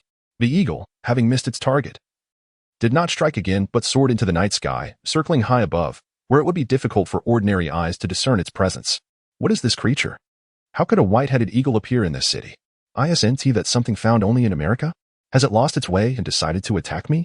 With his sharp eyesight, Chunja quickly identified the eagle as the American bald eagle, its head white, while its body feathers were black. Wait a minute. A white-headed eagle in the city, attacking me in a place where ordinary people wouldn't notice. Could this be the work of that February character? Observing the eagle circling above, preparing to launch another attack, Chinja couldn't help but twitch his lips. Is this a greeting from the Black Moon Iron Cavalry? Could it be that my cohabitation with Lan Shui has made October jealous, thus prompting this peculiar greeting? Why is Lu Xing unaffected? Is it because October and Lu are the true rulers? As if sensing Chunja's gaze, the eagle let out a sharp cry, seemingly beckoning him to follow, and then flew off in a specific direction. This clear call caused pedestrians to pause and look around, yet under the cover of darkness. Few noticed the eagle soaring and calling above the vibrant city. Huh, they are indeed greeting me. Is this an invitation to follow? Very well, I shall oblige. Watching the eagle soar further away, Chinja grinned and used his flight technique to ascend into the sky, trailing behind the eagle. Since the Black Moon Iron Cavalry had chosen such a unique method to invite him, he was more than willing to meet them, eager to express his enthusiasm. Shinja recalled that the original stones of the Black Moon Iron Cavalry had no after effects, while he, the true offspring of the original, suffered from energy depletion after effects. It was an imbalance that needed addressing. Has he arrived yet? In a grove not far from the city, a young man clad in black attire with silver hair, looking around 18 or 19, inquired of a scarred youth dressed in loose hip-hop attire. P.S. here, that fellow is indeed no ordinary person. He even flew here. Be careful, October, the scarred youth replied, though his tone lacked any hint of concern, clearly exuding confidence in the handsome young man. The responding youth was February from the Black Moon Iron Cavalry, while the handsome individual was October, as indicated by February's address. Understood, everyone should exercise caution. The capabilities of this individual remain uncertain, and our reckless decision to bring him here is already a rash move. Although we have mobilized fully, it is wise to remain vigilant, the man advised the youth and the remaining 7 individuals. Indeed, Brother October. Upon hearing October's counsel, the previously nonchalant members of the Black Moon Cavalry responded with newfound seriousness. Yes, it was the Black Moon Cavalry that lured Shinja here, comprising all members except for September and the twins, February. Shortly thereafter, Shinja arrived, guided by the White Eagle controlled by February, discovering the entire Black Moon Cavalry awaiting him. Upon spotting the main figure, Shinja no longer followed the White Eagle, accelerating past it to land directly before the assembled Black Moon Cavalry. He intentionally refrained from controlling his descent, crashing into the ground with such force that a large crater formed, sending debris flying, an impressive display meant to intimidate. Ah, so many await my presence? I am indeed honored. Black Moon Cavalry. Upon landing, Shinja greeted the now visibly alarmed members of the Black Moon Cavalry with feigned levity. Your reputation precedes you, esteemed one. Today, we have intruded upon your solitude solely to ascertain your intentions while lurking beside September, given your formidable prowess. Observing Shinja's display, the discerning members of the Black Moon Cavalry recognized his worth. October stepped forward, subtly concealing the other members behind him, and inquired of Shinja. Gazing at the Black Moon Cavalry, who were poised for action due to his earlier display, Shinja smirked and continued his playful banter. Oh, you truly wish to know? Then I shan't divulge a thing merely to vex you. Haha. Since you refuse to speak, it seems we must resort to more direct means. After a brief silence in which Shinja continued to appear nonchalant, as if not taking them seriously, October spoke in a low tone. The atmosphere thickened, charged with tension, as if a grand confrontation were imminent. Chapter 58. October of Flames. A gentle breeze swept through the grove, stirring the garments of those present. As the two factions stood in tense opposition, neither making the first move. Did you not say we would settle this through action? Why do you hesitate? Do I need to strike first? I must warn you, should I initiate the confrontation, you shall have no opportunity to respond. Observing the still serious Black Moon Cavalry, who had yet to reveal any intent to attack, Shinja maintained his playful demeanor. He had no intention of making the first move. Rather, he wished to gauge the 7th sense of the Black Moon Cavalry, which would allow him to infer the strength of the fallen angels on Lucifer's side. Based on the original tale, the fallen angels needed to exploit the Black Moon Cavalry's weaknesses to assault Black Moon Island, suggesting that even if the fallen angels were currently superior, their advantage would not be significant. Both factions served as benchmarks of power in this realm, thereby offering insight into the overall strength of the world. Moreover, Shinja surmised that, had he engaged first, few among the Black Moon Cavalry could withstand even 3 of his strikes. One exception was October, who stood before him. With his strength and protagonist's aura, he might endure 3 blows. The same could be said for the twins, July and August, who stood a short distance behind October. Although Shinja was uncertain of July's absolute defense, it was said to be formidable, and coupled with August, they might withstand 3 strikes. August's 7th sense was mind-reading, the specifics of which were unknown to Shinja. However, based on her prior interaction with the fallen angel Carmen, it was likely that, if she focused intently, she could evade 1 blow, relying on prediction alone, as the disparity in strength could not simply be mitigated by foreknowledge. As for the other members of the Black Moon Cavalry, Shinja felt little threat from them. January, the petite girl, had a 7th sense linked to explosive impacts, given her explosive power. Shinja believed he could stand still and she would not breach his defenses. February's creatures were ordinary beasts, posing no danger. March and April, relying solely on 6th sense and physical combat without a 7th sense, would be easy to toy with. May's ability to petrify his body had proven ineffective even against October's fiery avian attack in the original narrative. Shinja estimated that a single punch from him could incapacitate May. As for June, his sonic attacks were intriguing, but without first-hand experience. Shinja could not accurately gauge their potency. He too could potentially withstand 3 of my strikes, yet Shinja felt confident he could endure, as he had not sensed any warning from the innate instincts of a Saiyan bloodline. You all provide me with cover. I shall probe his depths. Should I falter, August? You in July will utilize his absolute defense to facilitate my retreat. Do not concern yourselves with me. No, brother October, we can fight too. In response to October's orders, August protested internally but was interrupted by October's stern gaze. We are still unaware of his full capabilities. There is no need for everyone to engage. If retreat is necessary, then retreat it shall be. This is a command. Very well, I understand. Though August wished to counter, she acquiesced upon meeting October's serious expression. If I falter, you need not worry about me. I possess my own means of escape. Facing Chunja's provocation, October regarded Chunja's confident demeanor and the manner of his arrival. He discreetly instructed August, then replied to Chunja, since you are so self-assured, I shall not be remiss in offending you. Without waiting for Chunja's response, October charged at him, unleashing his signature move, the Fiery Avian. A bird-shaped flame, conjured through October's 7th sense, surged directly toward Chunja. This Fiery Avian, compressed from flames, was no trivial attack. However, Shinja merely scoffed at the approaching Fiery Avian and effortlessly dodged aside. As the saying goes, one must not be reckless. Although he could likely withstand the Fiery Avian without harm, Shinja recalled the original tale of the fallen angel Master Ma, who, after defeating October once, was subsequently slain due to his own arrogance. In combat, one must never underestimate an opponent. It is permissible to regard them lightly strategically, but not tactically. Such hubris can lead to downfall. Learning from past mistakes, Shinja evaded October's Fiery Avian, and, as it reached him, he raised his fist, enveloped in searing flames, toward October. With remarkable speed, he maneuvered behind October and struck with a hand chop aimed at his neck, an essential target that would incapacitate him instantly. Although October faltered momentarily due to Chunja's blinding speed, his years of combat experience allowed him to quickly sense Chunja behind him. Reacting swiftly, he summoned flames from his surroundings, enveloping himself. Flame Tornado. Feeling the fiery vortex of October, Chunja could not harness its power, thus he retreated to a safe distance. Observing October enveloped in flames swirling like a dragon, he tempered his earlier dismissive attitude. At this moment, October completely encased himself in fire. The whirling flames transformed into a fire dragon, which he directed towards Chunja while he was still retreating. Chunja, faced with the approaching fiery dragon, dared not underestimate it, as he sensed an unseen force pressing down upon him. Uncertain whether he could withstand the impact of the fiery vortex without being suppressed again, he opted to counter it with a ki blast. The collision of energy sent trees and dirt swirling around them. Taking advantage of the obscured vision caused by the flying debris, Chunja, undeterred, surged forward, leaving a fleeting afterimage in his wake. Though swift, Chunja's speed was met with October's combat experience, honed since childhood. Just as Chunja's fist was about to strike October's handsome face, October raised his hand in a split second, conjuring a blazing dove in his palm to absorb the blow. Nevertheless, the immense force propelled him backward until he adeptly adjusted his posture, stabilizing himself just before colliding with a tree. Phew, this guy is incredibly strong. He might not have exerted his full power. At the very least, he has utilized his ability to fly in battle. Upon landing, October took a breath, choosing not to charge at Shinja immediately. Instead, he observed the seemingly unfazed Shinja while contemplating the situation. What could such a formidable individual be doing lurking beside September? What are his intentions? Perhaps it's best to ensure he stays away from September for her safety.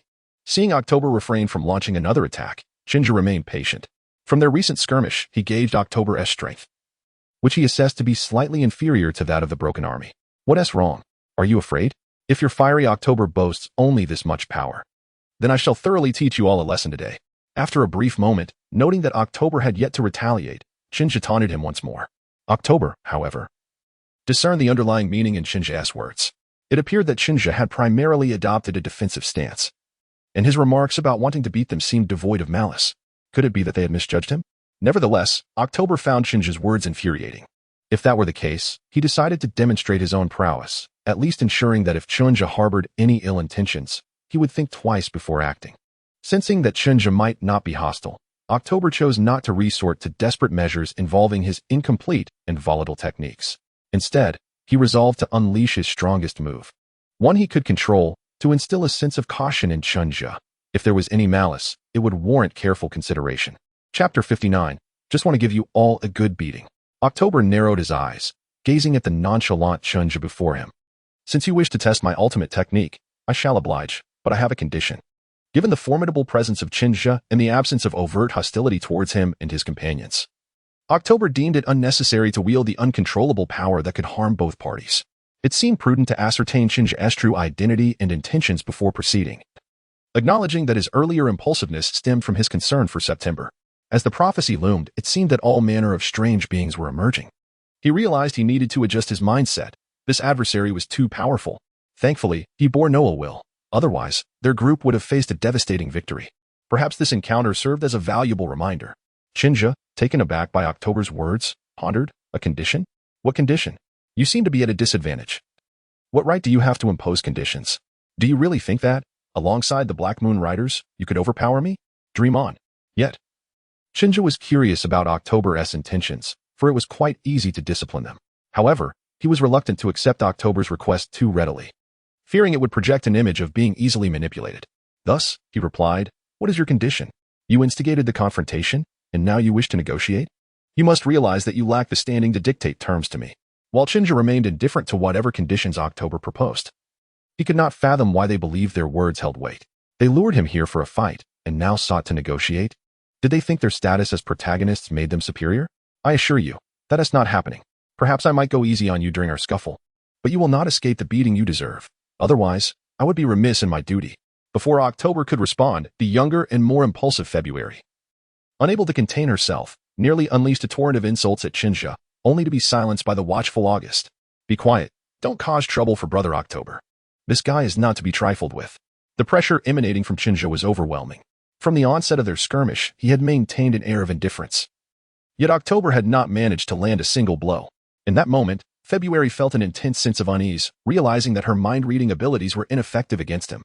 Despite August's admonishment, February was about to retort when a single glare silenced her. She had a healthy respect for August, not just because of her physical stature, being the largest among them besides October, but also due to her formidable mind-reading skills. Everyone had their secrets. This piercing gaze, coupled with August's established authority, quickly subdued February. Meanwhile, Chunja and October remained unfazed by the commotion. October was unconcerned, while Chunja thought, regardless, I will be delivering a beating shortly. Perhaps I should show some leniency towards February, since you harbor no ill will towards us and we were in the wrong first. I apologize, October stated solemnly, bowing to Chunja in apology before continuing. Why not hear my conditions? After all, you stand to gain nothing from refusal. Though I recognize your formidable strength, I may not be your match alone. However, should I disregard the consequences, I am confident I can hold you off. What then? October did not explicitly state it, but Chunja understood the implication. October believed that with his companions, they could overwhelm him, rendering him unable to contend effectively. In truth, Chunja was intrigued to hear October's proposal.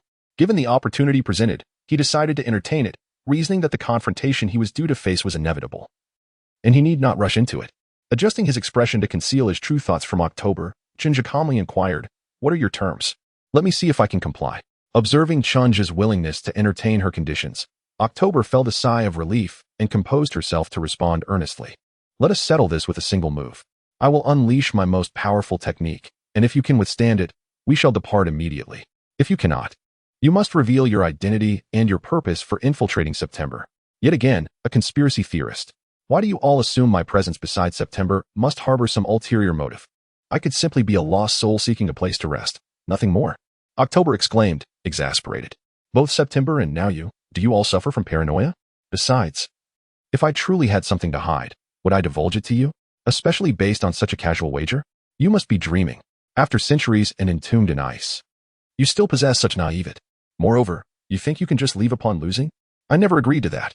You cannot escape this beating today. Not even if Mirvi were to arrive, I assure you. Although Chunja had resolved not to abide by October's terms, he maintained a facade of indifference, replying, "Very well.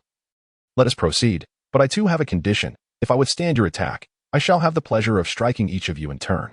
As he uttered these words, Chunja could no longer restrain himself. A hint of resentment laced his tone, leaving October somewhat bewildered. Regardless of the reason behind his ire, she promptly acquiesced. "Fine, I shall attack." After all, if she lost, her group could simply retreat, and if Chunja pursued, they would see who truly overpowered whom. Besides, she might not even lose. Swastika Buddha Seal, Great Brahma. October unleashed her strongest move at this stage. Utilizing her seventh sense, she compressed flames into a swastika shape, transforming them into a jet-black inferno that surged toward Chunja. Upon witnessing the approaching swastika seal, Chunja felt neither surprise nor fear. Rather, disappointment washed over him. He recognized this technique from October's repertoire in his previous life. Initially, it had been her signature move, yet in the original tale, it was effortlessly withstood by the fallen angel Mastema, who remained unscathed. Chunja had anticipated her ultimate technique to be her fully awakened seventh sense, or perhaps an advanced form of the immutable king. Now, this swastika seal, which even Mastema could endure, left Chunja utterly disheartened. October's strength remained far too inadequate, rendering it difficult for him to gauge the true power dynamics of this world. How could he ascertain the appropriate level of force to avoid being restrained? Alas, it was truly challenging, casually amplifying his power. He hurled a ki blast toward October's swastika seal, resulting in a tremendous explosion upon impact. October's expression shifted dramatically as she urgently called to her companions from the Black Moon Cavalry. "You all must flee. We cannot match this foe. I will hold him off." Stunned momentarily by the realization that their invincible October had faltered, the Black Moon Cavalry quickly regained their composure and prepared to retreat. However, Chunja's voice, akin to a devil's whisper, reached their ears. "Want to run? I promise to give you a beating, and I shall keep my word. Your opponent is me." As Chunja approached the retreating Black Moon Cavalry, October hastened to attack him, attempting to stall his advance, but it proved futile. He paid her no heed. In an inconspicuous grove far from the city, anguish cries echoed, startling the birds into flight. Chapter 60, I see your remarkable bones. That guy has finally left. I hope everyone is all right. This time, I have caused trouble for all of you. October lamented, gingerly touching his bruised face and hissing in pain. My handsome visage, now marred with bruises, how will I face September? I was promised not to strike the face, yet every blow landed squarely there. What a scoundrel. We're fine. It's just that July and May's seventh senses were disrupted, resulting in some backlash, and June was knocked out before he could activate his seventh sense. The rest of us are unscathed, replied August, the least injured, after assessing the situation of their companions. Moreover, October, you needn't blame yourself too harshly. We willingly undertook this for September. Apologies, everyone. Due to my selfishness, I will focus on enhancing my seventh sense after this mission, October responded. But his self-reproach remained unchanged as he wandered off alone, lost in thought. Observing October's demeanor, August sighed and turned to the others. February, March, April, are you all right? If so, gather yourselves and prepare to leave. Remember this lesson. We cannot afford to be so careless in the future. Yes. The trio of uninjured members replied earnestly, though each harbored different thoughts. February, oh dear, that fellow is utterly inhumane. I shall avoid him in the future. March, he is incredibly strong. I must double my efforts to defeat him next time. April, sigh, March is getting carried away again. I must keep an eye on him. This partner is truly a handful. Pleased with their responses, August glanced at the still crying little January and gently consoled her. Little January, don't fret. I'll buy you some lollipops later. Let's head back. All right. Hearing August's reassurance, January finally ceased her tears, struggling to compose herself while lamenting the loss of her treats, her expression utterly heart-melting. Oh, August. That mean it took all my lollipops. You must help me get some lollipops and popsicles. Seeing January's earnest yet tear-stained face, August felt a pang of sympathy and quickly promised her. What a scoundrel. How could someone snatch a little girl-less lollipops? All right, let's be off. It's time to return. October called to the group as they consoled one another. Casting a glance at the disfigured grove, he seemed to foresee their next encounter with Chunja. Next time, I shall reclaim my honor. Yet this encounter has proven that he harbors no malice towards September, so perhaps I shall show him a bit more mercy next time. Ouch. That hurts. La la la la la la. Savoring a lollipop, Chunja hummed an inconsequential tune, his spirits soaring. After enduring so much frustration, he finally vented some of it, feeling utterly refreshed. Ah, we have arrived. I've heard this buffet is quite delightful after a good workout. Indulging in a feast is truly a pleasure. Having dealt with the Black Moon Cavalry in no time, Chunja resumed his original course, finally spotting the buffet restaurant recommended by Liuxing. Welcome to the seafood buffet, where for just 300 yuan, you can indulge in all the seafood your heart desires. Upon entering the restaurant, a welcoming hostess approached to greet me. Thank you, just one person. All right, please come this way to make your payment. All drinks and food are available for your enjoyment.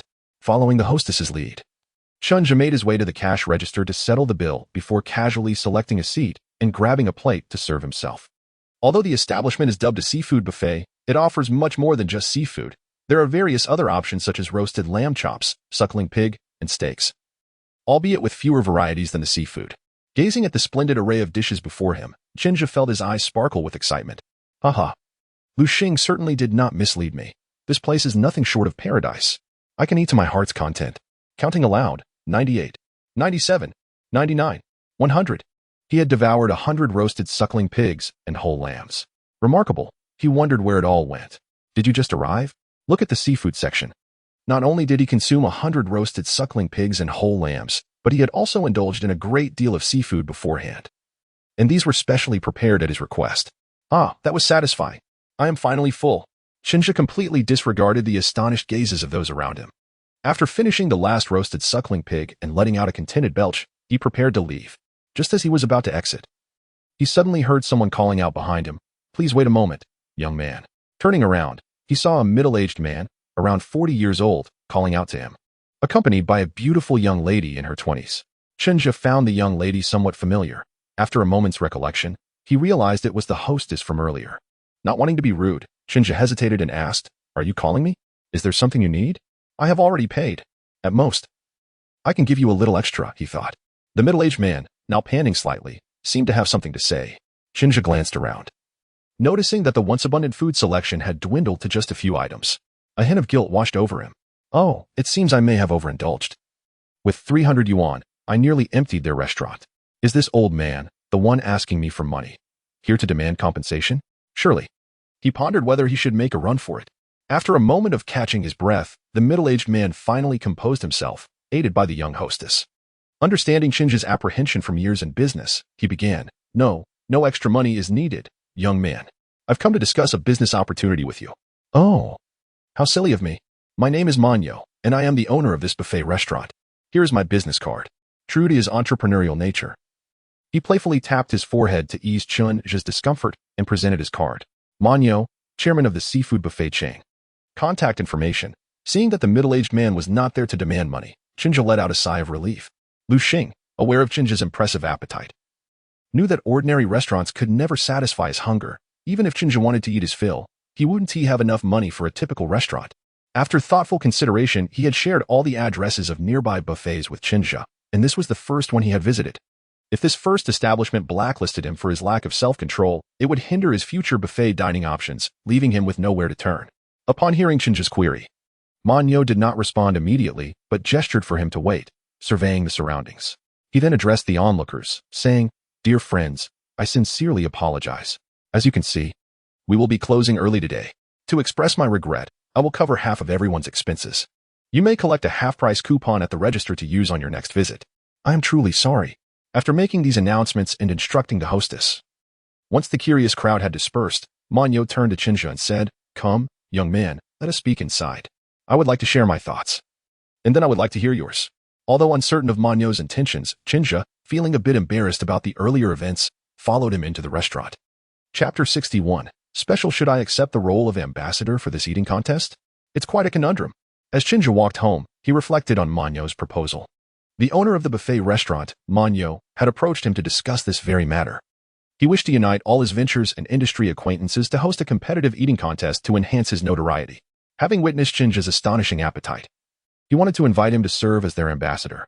The conditions offered were quite generous. During the period leading up to the contest, Chinja, as the ambassador, would enjoy complimentary meals at any of Manyo's restaurants, with no limit on food until he was satisfied. Furthermore, he would receive 10% of the total profits earned in the year following the contest. Naturally, with such benefits came obligations. During the promotional period, Chinja would have little freedom, as he would need to participate in all promotional activities arranged by Manyo. Nonetheless, compared to the rewards he stood to gain, the demand seemed rather insignificant. If the first condition allowed Chinja to eat his fill without loss, the latter promised substantial profit. One should not underestimate that 10%. According to the information Chinja had gathered about Manyo, he appeared unassuming, but was actually a billionaire. Even the smallest share would likely exceed 1,000,000 yuan, more than sufficient to repay his debts to Lan Shui, and all this would only require about a month of his time. As for why Manyo would offer such generous terms, Chinja surmised it was simply because having him as an ambassador would ultimately yield greater benefits for Manyo. Throughout history, People have been driven by the pursuit of fame and fortune, and merchants are born to seek profit. Manyo's goal was to host the eating contest to promote his brand, thereby gaining recognition. Fame leads to fortune. Once he establishes his name, the benefits would follow. While Manyo's buffet already had some local renown, fierce competition had led it to a bottleneck, and Shinja was the key to breaking through. This created a win-win situation. Manyo could achieve the notoriety he sought, while Shinja would have a place to dine freely and, most importantly, earn money. However, the requirement of a month for promotional cooperation posed a dilemma for Shinja. Young man, what do you think of these conditions? I assure you, I am not trying to deceive you. Take your time to consider. I will give you a week. The promotional day for the contest is in a week. Of course, regardless of whether you agree or not, as long as you come to dine with me. Just give me a heads up and I shall provide you with an unlimited supply of food. You might find it hard to believe, but I am simply taken by your presence. Reflecting on Manyo's warm hospitality, Shinja felt somewhat overwhelmed. It was indeed excessive. His enthusiasm made it awkward for Shinja to directly decline, compelling him to say he would consider it before giving a response. Although there is a saying that excessive kindness without reason indicates ulterior motives, Shinja remained indifferent to any potential schemes Manyo might harbor. After all, he believed that apart from the enigmatic September true god and some other obscure entity, no one posed a threat to him, a confidence born from his Saiyan heritage. Those two threats, however, were beyond Manyo's reach. Could this be the essence of a successful businessman? Truly, they are all talented individuals with charming words. Alas, there is still a week to ponder this. I shall address it later.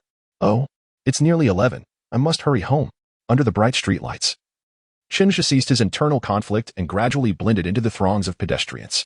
Meanwhile, at Manyo's location, the beautiful receptionist, upon Shinja's departure, entered the temporary office where negotiations had taken place and respectfully inquired, Mr. Ma, why do you hold this young man in such high regard? You even offered him such favorable terms. Upon hearing her question, Manyo smiled faintly and replied with a hint of exasperation, Xiaya. How many times must I remind you not to call me Mr. Ma? There is no one else here. You needn't use that tone. Are you still upset about your father arranging for you to be a receptionist? I had no choice. It was your mother's idea. Humph. You still remember I am your daughter? I don't care. It's your fault. You could have just handled my mother's instructions more casually instead of being so formal. Upon hearing Manyo's resigned words, Maya shed her previous demeanor of subservience and began to complain animatedly before continuing her inquiry. You still haven't explained why you value that guy so much. Is it just because he can eat? His appetite is downright terrifying. I was worried something might happen, which is why I sought you out. As she recalled Shinja's astonishing consumption, she seemed genuinely alarmed, engulfed in disbelief.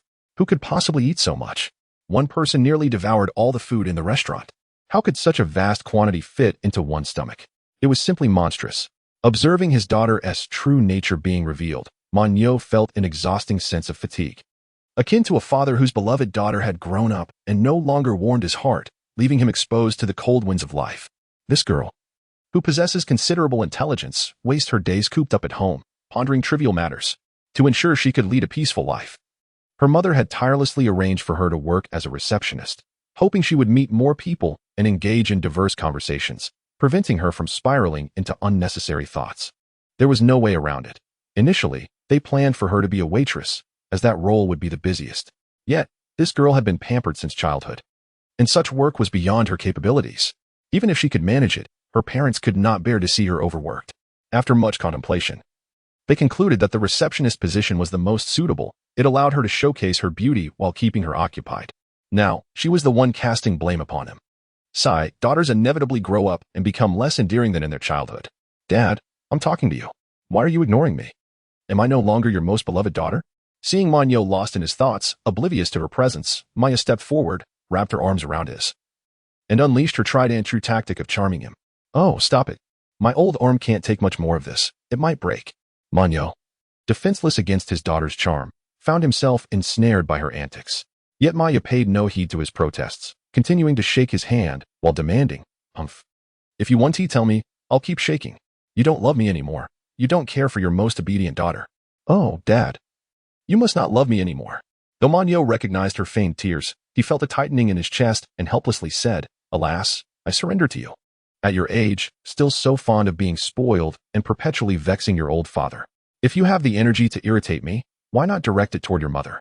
Hee, I SNT it because you dote on me, Dad. If it were Mom, she would have chased me with a broom by now. In response to Manyo's words, Maya stuck out her tongue playfully. You. Looking at her, Manyo was at a loss for words. Didn't I tell you? Your father is a businessman, and in business, one must be amicable to prosper. Moreover, I find that young man quite exceptional. Noticing the puzzled expression on Maya's face, he continued, I can't quite articulate it, but he feels different. Just considering his remarkable appetite alone suggests he is no ordinary person. You see, encountering a variety of people daily must be far more interesting than remaining cooped up at home, pondering frivolous thoughts.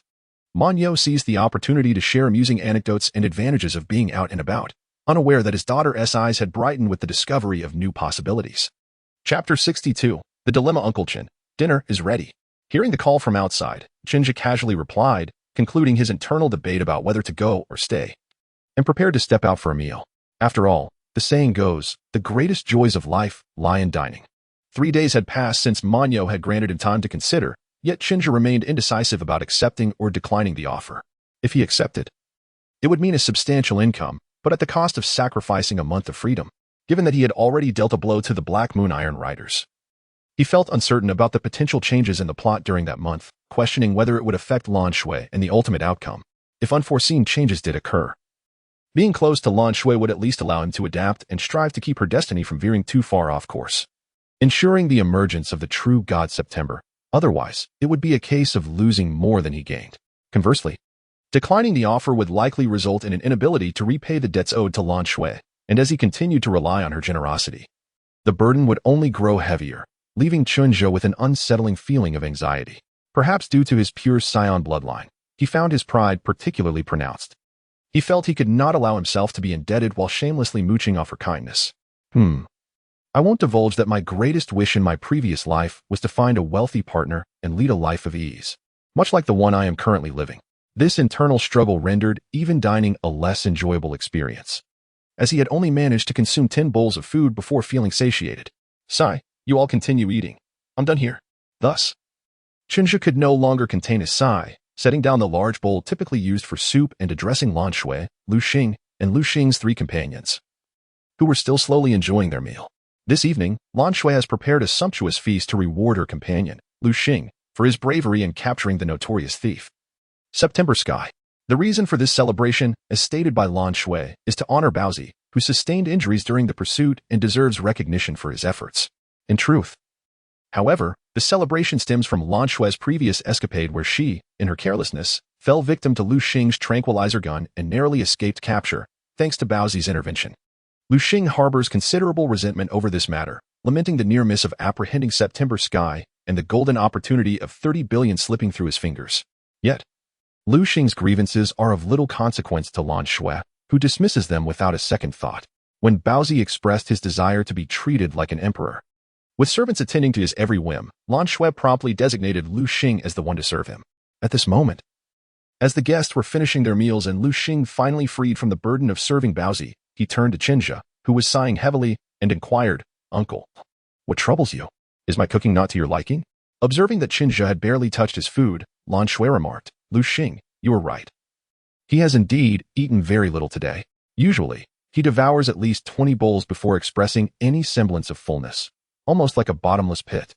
Before I had the chance to settle this month's bills, he only consumed 3 bowls each time we dined together because you secretly prepared extra for him, didn't you? Lu Xing? Chunja, lost in thought, did not respond to Lu Xing's question, only sighing again as he wrestled with his indecision. Uncle, what is going on with you? Please share. Perhaps I can assist you, Lu Xing pressed on, noticing Chinja's deepening concern. Uncle, if something is truly amiss, do share. Even if I cannot help, Shui would surely offer her assistance. Lu Xing's words made Chinja feel somewhat awkward, as his dilemma stemmed from a debt owed to Lan Shui. Despite knowing her sharp tongue concealed a kind heart, the burden of this debt weighed heavily on him. How could he explain? Was it because he had eaten too much? His exceptional talent garnered attention, leading to an invitation to become an ambassador? Yet, as he observed Lu Xing's genuine concern and the 3 companions who paused their meal upon noticing Chinja's unease, he felt a warmth in his heart. Perhaps it was worth shedding some dignity in favor of genuine connections, and he could seek their advice. Thank you for your concern. It's nothing too grave. I'll share, but please, refrain from laughter. I recently received an invitation to an all-you-can-eat buffet, and it was from someone who has taken a liking to me. Chinja confessed, adding a touch of embellishment to his tale. So, I would appreciate your suggestions, but no laughter or else, he warned, shaking his fist playfully at the expressionless group. However, the reactions of his friends were entirely unexpected. Is that all? You're agonizing over a month without free time? Lan Shui questioned incredulously. Uncle, where is this buffet? If your friend won't go, I certainly will, Lu Xing added enthusiastically. The three companions chimed in, suggesting, Uncle Chenjia, you should ask the owner if they still need staff. We could join you. Chenjia, taken aback, wondered if they had grasped the crux of the matter. Aside from Lan Shui, fortunately, they seemed devoid of mockery, which eased his tension. Ignoring his friend's comments, he turned back to Lan Shui. Yes, that is precisely my concern. A month is a lengthy duration for my friend, during which significant events may unfold.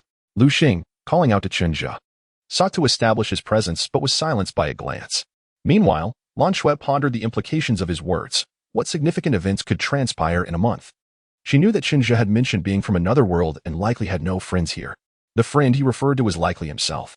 Moreover, he had claimed to see glimpses of fate's trajectory, making his mention of significant events worthy of scrutiny. After a moment's contemplation, Lan Shui casually inquired, what could possibly occur in just 1 month that would be so significant for your friend? Unaware of the implications, Chenjia replied without hesitation, well, my friend is uncertain about what might happen. It could be nothing at all, which is precisely why he is conflicted. Believing Chenjia was merely reluctant to disclose his identity as an outsider, Lan Shui responded nonchalantly, oh, I see. Then silence enveloped the table. It seemed he had glimpsed some future change, yet remained unaware of its implications, which caused his inner turmoil. Lu Xing, observing their cryptic exchange, felt entirely lost. What are they talking about? I can't make sense of any of it. Regardless, I'll address Uncle Chenjia's concerns first, and perhaps he will answer mine in return. Uncle Chen, your friend is troubled by the uncertainty of what may occur during that month, Lu Xing stated. This is easily resolved, since you cannot predict what will happen. Why worry? A month is merely a span during which countless opportunities may arise. Why not embrace it? Perhaps you should ask that friend of yours. If he cannot decide, we could stand in for him. Chapter 63. The arrival of the carefree brother Chenjia chose not to respond to Lu Xing, opting instead to feign deafness. Ignoring him entirely, Lu Xing, accustomed to such treatment, shrugged it off. As time passed unnoticed, everyone finished their meals, and Lu Xing's three companions took their leave. Lu Xing tidied up the remnants of the feast, still clad in his maid outfit, before collapsing onto the sofa to rest. Meanwhile, Chenjia sat on the couch, awaiting Lan Shui's response or a decisive direction from her. The burden of indecision was proving to be a formidable challenge. Ding dong. Just as Chenjia awaited Lan Shui's input, Lu Xing, preparing to voice another question due to Chenjia's disregard, was interrupted by the ringing of the doorbell. Skinderue. Please open the door and see who it is, Lan Shui instructed Lu Xing, who reluctantly complied, rising from the sofa to answer the door. Glancing at the clock on the wall as he walked, he murmured to himself, really? I just sat down, it's already 9:30. Who could it be at this hour? Hey there, darling. Here we are again. As Lu Xing opened the door, a dashing man appeared before him. He did not glance at Lu Xing but instead brushed his hair back with a languid gaze, striking a classic melancholic pose while greeting Lu Xing. I heard you were injured, so I came to pay my respects. By the way, your outfit is quite beautiful. The man, initially intending to showcase his charm to secure a place to stay, was instantly thrown off guard upon seeing Lu Xing in a maid outfit. What on earth? This guy has such peculiar tastes? He thought. Well, I came here seeking refuge, so I should just revere this unique individual. Who am I to judge his unusual preferences? It was evident that the man was taken aback by Lu Xing's attire. Lu Xing, too, was surprised to see the man before him. Xiao Xia, what brings you here? The man at the door was none other than Qi Xiao Xia, who had recently teamed up with Lu Xing to guard the rainbow cat's eye from being stolen by September Sky. He was also the one who abruptly settled the bill and fled midway through a dinner invitation. Qi Xiao Xia's expression faltered at Lu Xing's question. He cleared his throat to mask his astonishment at Lu Xing's outfit, attempting to conceal his embarrassment. After Lu Xing continued to gaze at him, he casually remarked, ahem. I heard you were injured, so I thought I would come to check on you. After all, we are partners. Though Qi Xiao Xia tried to hide his surprise, Lu Xing noticed the fleeting change in his expression.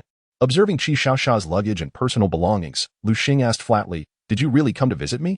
Upon hearing Lu Xing's words, Qi Xiao Xia nodded vigorously, insisting, yes, I'm here to express my concern for you as a partner. Seeing Qi Xiao Xia's refusal to concede, Lu Xing remained expressionless and replied, oh, that's enough. I'm fine now. The visit has concluded, and you may leave. He began to shut the door. Does he really think I'm simple-minded? Who brings a mountain of luggage just to pay a visit? And he still refuses to admit it. Lu Xing thought. Uncle Chun was right. Such overly solicitous individuals often have ulterior motives. It's wise to keep my distance. As Lu Xing prepared to close the door, Qi Xiaoxia swiftly blocked his path, feigning nonchalance. In this city, he was somewhat familiar only with Lu Xing, and he had no choice but to seek refuge here. Alas, if it weren't for his insatiable curiosity that drained his funds and left him unable to complete his current commission, he wouldn't have found himself in such a predicament. Lu Xing, halted in his actions, observed Qi Xiaoxia, still pretending to be oblivious, glancing at Qi Xiaoxia's belongings and recalling their failed mission. A bold hypothesis emerged in his mind. I see you've been dismissed and are now seeking shelter with me, aren't you? Upon uttering those words, Lu Xing noticed Qi Xiaoxia freeze, as if he had heard his heart shatter. Oh no, how could you expose my intentions? Qi Xiaoxia thought, feeling the sting of betrayal. Originally, Qi Xiaoxia had planned to use the guise of concern to get close to Lu Xing, intending to subtly reveal his need for a place to stay. Based on his observations, he believed Lu Xing would be easy to persuade. This way, he could secure a roof over his head while maintaining his reputation and dignity, an elegant solution. But now, Lu Xing was not following the script. It seemed he would have to activate Plan B. Since preserving his reputation was no longer an option, he would have to abandon it and adopt a more pitiful demeanor to secure temporary refuge. Observing Lu Xing's character, he presumed he would not be turned away.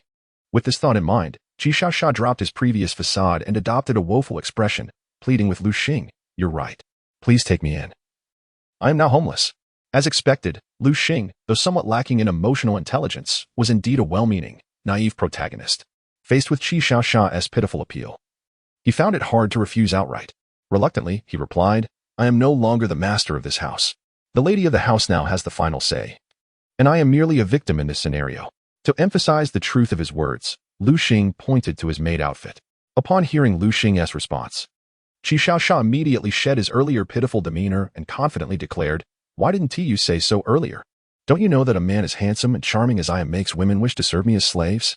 Lu Xing, taken aback by Qi Xiaoxia's unabashed self-admiration, felt a wave of nausea wash over him. Despite his bemusement at Qi Xiaoxia's inflated sense of self-worth, he decided to lead him inside to consult with Lan Shui and see if she would agree to take him in. At that moment, Lan Shui's voice echoed from within, "Cinderella, who is there? Why have you been at the door for so long?" "Oh, nothing.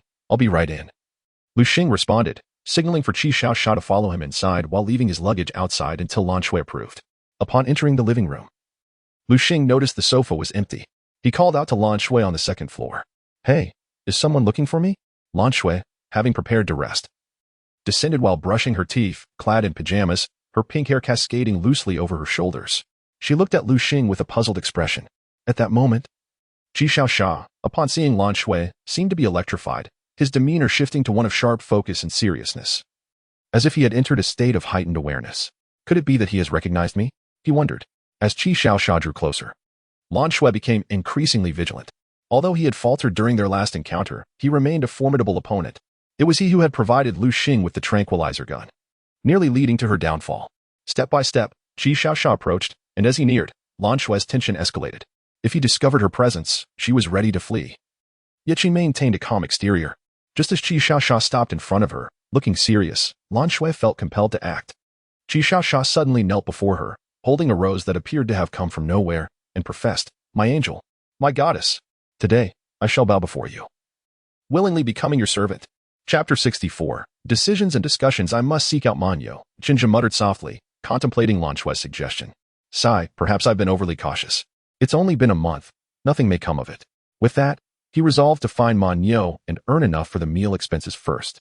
"Tomorrow, I shall seek out Manyo. For now, I will take my leave and rest, so that I may be invigorated for the day ahead." Ah, sleep, sweet sleep. Shinja decided to forego his training this evening, opting instead for an early rest to make a favorable impression on his future employer. Although he shares the Saiyan lineage, Shinja asserts that he is entirely different from those two idle fellows, Kakarot and Vegeta. He aspires to be a working Saiyan. If he were to return to the Dragon Ball world and encounter those two, he could boldly declare that they are living off the fruits of others' labor, quietly murmuring, "It's not envy." He has even crafted a slogan, borrowing a famous saying from his past life: "Workers of the world, unite. Toil is the path to greatness." As for the origin of this quote, it is none other than the esteemed Lu Xun. Indeed, it is he who uttered it. As the saying goes, if you find a phrase familiar yet are unsure of its source, it is likely I who spoke it. With his mind wandering, Shinja gradually succumbed to slumber. As for the individual outside, Qi Xiaosa? Chenja thought. Who is that? Do I know them? The one who promised a treat but fled midway? Not acquainted, thank you. They shall be swiftly added to my blacklist. While Lu Xing engaged Qi Xiaosa in idle chatter outside, Lan Shui seized the opportunity, inquiring of Chenja, will the important matter you mentioned inevitably come to pass? Or will it bear significant consequences? Chenja replied, it may not necessarily occur, and the impact is uncertain. Hearing this, Lan Shui pressed on. Is it related to me, or Lu Xing? Is there a threat to life? Chenja pondered briefly before responding. Yes, it pertains to you. However, while danger exists, it is unlikely to pose a mortal threat. He articulated this because he was aware that these tribulations were trials set by Xianwei for Lan Shui. Also known as Zhou Yue. There would be peril, but not life-threatening danger. These arrangements were crafted by Xianwei, utilizing the eighth sense from a future perspective. And none could disrupt his plans. Thus, no one could decipher his calculations regarding the malevolent entity, Mura V, prophesied to bring about the apocalypse. If memory serves Chenja correctly, Lan Shui would soon attempt to steal the final crystal mask fragment of the ancient Xilan ruins, only to encounter interference from her siblings. The Black Moon Cavalry, who would nearly capture her, were it not for Lu Xing's timely rescue. Following the map's guidance, they would venture to the ancient Xilan kingdom of 9,000 years past, now the Persian Gulf, accompanied by the Black Moon Cavalry, who had discerned the location through the seventh sense. Even if they were to be perilously trapped within the catacombs, they would ultimately escape unharmed. Currently, Chenja is troubled by the fact that he has already dealt a blow to the Black Moon Cavalry, which has slightly altered the established trajectory of the world. He wonders if the Black Moon Cavalry will still follow the same path as depicted in the original narrative he had read. If not, it would lead to an uncertain outcome. After organizing his thoughts, Chenja relayed this to Lan Shui, who ultimately responded, "Go earn your keep. You still owe me over 1 million. Upon hearing this, Chenja was momentarily taken aback, wanting to exclaim at Lan Shui, "So you know there is no danger to your life, yet you send me off to earn money? Are you not concerned this is akin to a joke where a man encounters God, who assures him he will live to 80? Prompting the man to live recklessly until he becomes a vegetable, lying in bed until 80? This was Chenja's thought, and he voiced this rebuttal to Lan Shui, who countered, "Beautiful girls are favored by heaven. How could someone as stunning as I possibly have bad luck?" This statement left Chenja at a loss for words, and he silently acknowledged Lan Shui's charm, deciding to heed her advice and pursue financial gain to repay his debts. Of course, it was not merely her words that convinced him. Upon reflecting on the unfolding events, he realized that although he had dealt with the Black Moon Cavalry, the impact on the world's course was minimal. Regardless of whether Lan Shui faced interference while stealing the crystal mask, it seemed inconsequential, for she would ultimately acquire it. As for whether the Black Moon Cavalry would follow them to the Persian Gulf, it mattered little. They would rely on the elderly Bakadar, who would use her life to activate the seventh sense, allowing them to escape the catacombs. This was also Xuanyue's design, to allow Lan Shui to experience sacrifice and the pain of loss as a trial. The night passed without incident. Chenja, having skipped training, enjoyed a rare and restful night's sleep, undisturbed by Lu Xing's morning antics. Awakening naturally, he stretched his body and prepared to wash up. After Lu Xing had prepared breakfast, he intended to discuss his work requirements with Manyo, exploring the necessary preparations and collaboration details. However, just as Chenja was about to open the door, he overheard Lu Xing and Qi Xiaosa conversing outside, their discussion pertinent to him. He decided to listen in before stepping out. If they were to speak ill of him, he would ensure they felt the affectionate yet formidable hand of elder wisdom. Qi Xiaosa remarked, "Elder? I feel somewhat offended." Chenja interjected, "Silence. Please disregard. Thank you." Bowing outside, Qi Xiaosa pointed to Chenja's room and asked Lu Xing, "Whose room is that? Why must I share a room with you? My pristine body has been laid bare before you. My reputation." Lu Xing, appearing somewhat disheveled, yawned and replied, "That room belongs to my uncle. He is the bodyguard here." He paused, then shouted at Qi Xiaosa, "Do you think I want to share a room with you? You, who frets over the perfect sleeping position to appear handsome before sleeping, have truly exhausted me. I knew you were vain, but never to this absurd extent. A grown man worrying about how to sleep beautifully? Who are you trying to impress? Me?" I take a deep breath, remain calm. I must refrain from harsh words. As if this were not enough, you even want my input on your sleeping arrangements? But I need to sleep. I am so tired. Qi Xiaosa, unfazed by Lu Xing's tirade, declared, "You cannot possibly fathom the troubles of someone as dashing as I. Tell your uncle to share a room with you. I shall take one alone." Seeing Qi Xiaosa's shameless demeanor, Lu Xing retorted, "Get lost. I have no desire to experience the bittersweet memories of youthful exuberance and the affectionate fist of love." Lu Xing shivered at the recollection of an unpleasant memory. Observing Lu Xing's reaction, Qi Xiaosa grew increasingly curious. "Is your uncle fierce? You appear quite fearful of him. Lu Xing. Recalling the moment Chinja had first arrived and had subjected him to rigorous training, shuddered involuntarily, thinking, the memory is too beautiful, I dare not dwell on it. This recollection brought to Liu Xing's mind the terrifying nature of Chinja's hearing. Now, as he and Qi Xiaosa discussed him, the thought crossed Liu Xing's mind that if Chinja overheard them, it would be alarming. Quickly, he nonchalantly replied to Qi Xiaosa, don't ask. I need to prepare breakfast now. Xiao Xue and my uncle will be up soon and will want to eat. With that, Liu Xing disregarded Qi Xiaosa and entered the kitchen. Observing Liu Xing's startled demeanor, clearly unwilling to continue the conversation, Qi Xiaosa's curiosity deepened. Who exactly was Liu Xing's uncle that seemed to intimidate him so profoundly? And did the owner of the house, Lan Shui, not intervene? How intriguing. He truly wished to meet this uncle. Chapter 65, Self-Inflicted Hardships. Qi Xiaosa remained eager to learn more about Liu Xing's uncle.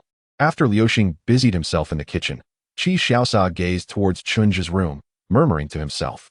Seeing Liu Xing's apparent fear of him made Qi Xiaosa contemplate whether he could negotiate a room change, as Liu Xing's taste in aesthetics was abysmal. Unfortunately, the first floor had only 2 rooms, both occupied, leaving him no choice but to share a room with Liu Xing. Here he was, a renowned detective who had solved 999 cases, reduced to seeking shelter and sharing a bed with someone else, especially a male.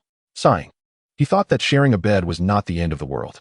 After all, one must heed the goddess's commands, lest he find himself without a place to stay. Yet, having his own room would be preferable.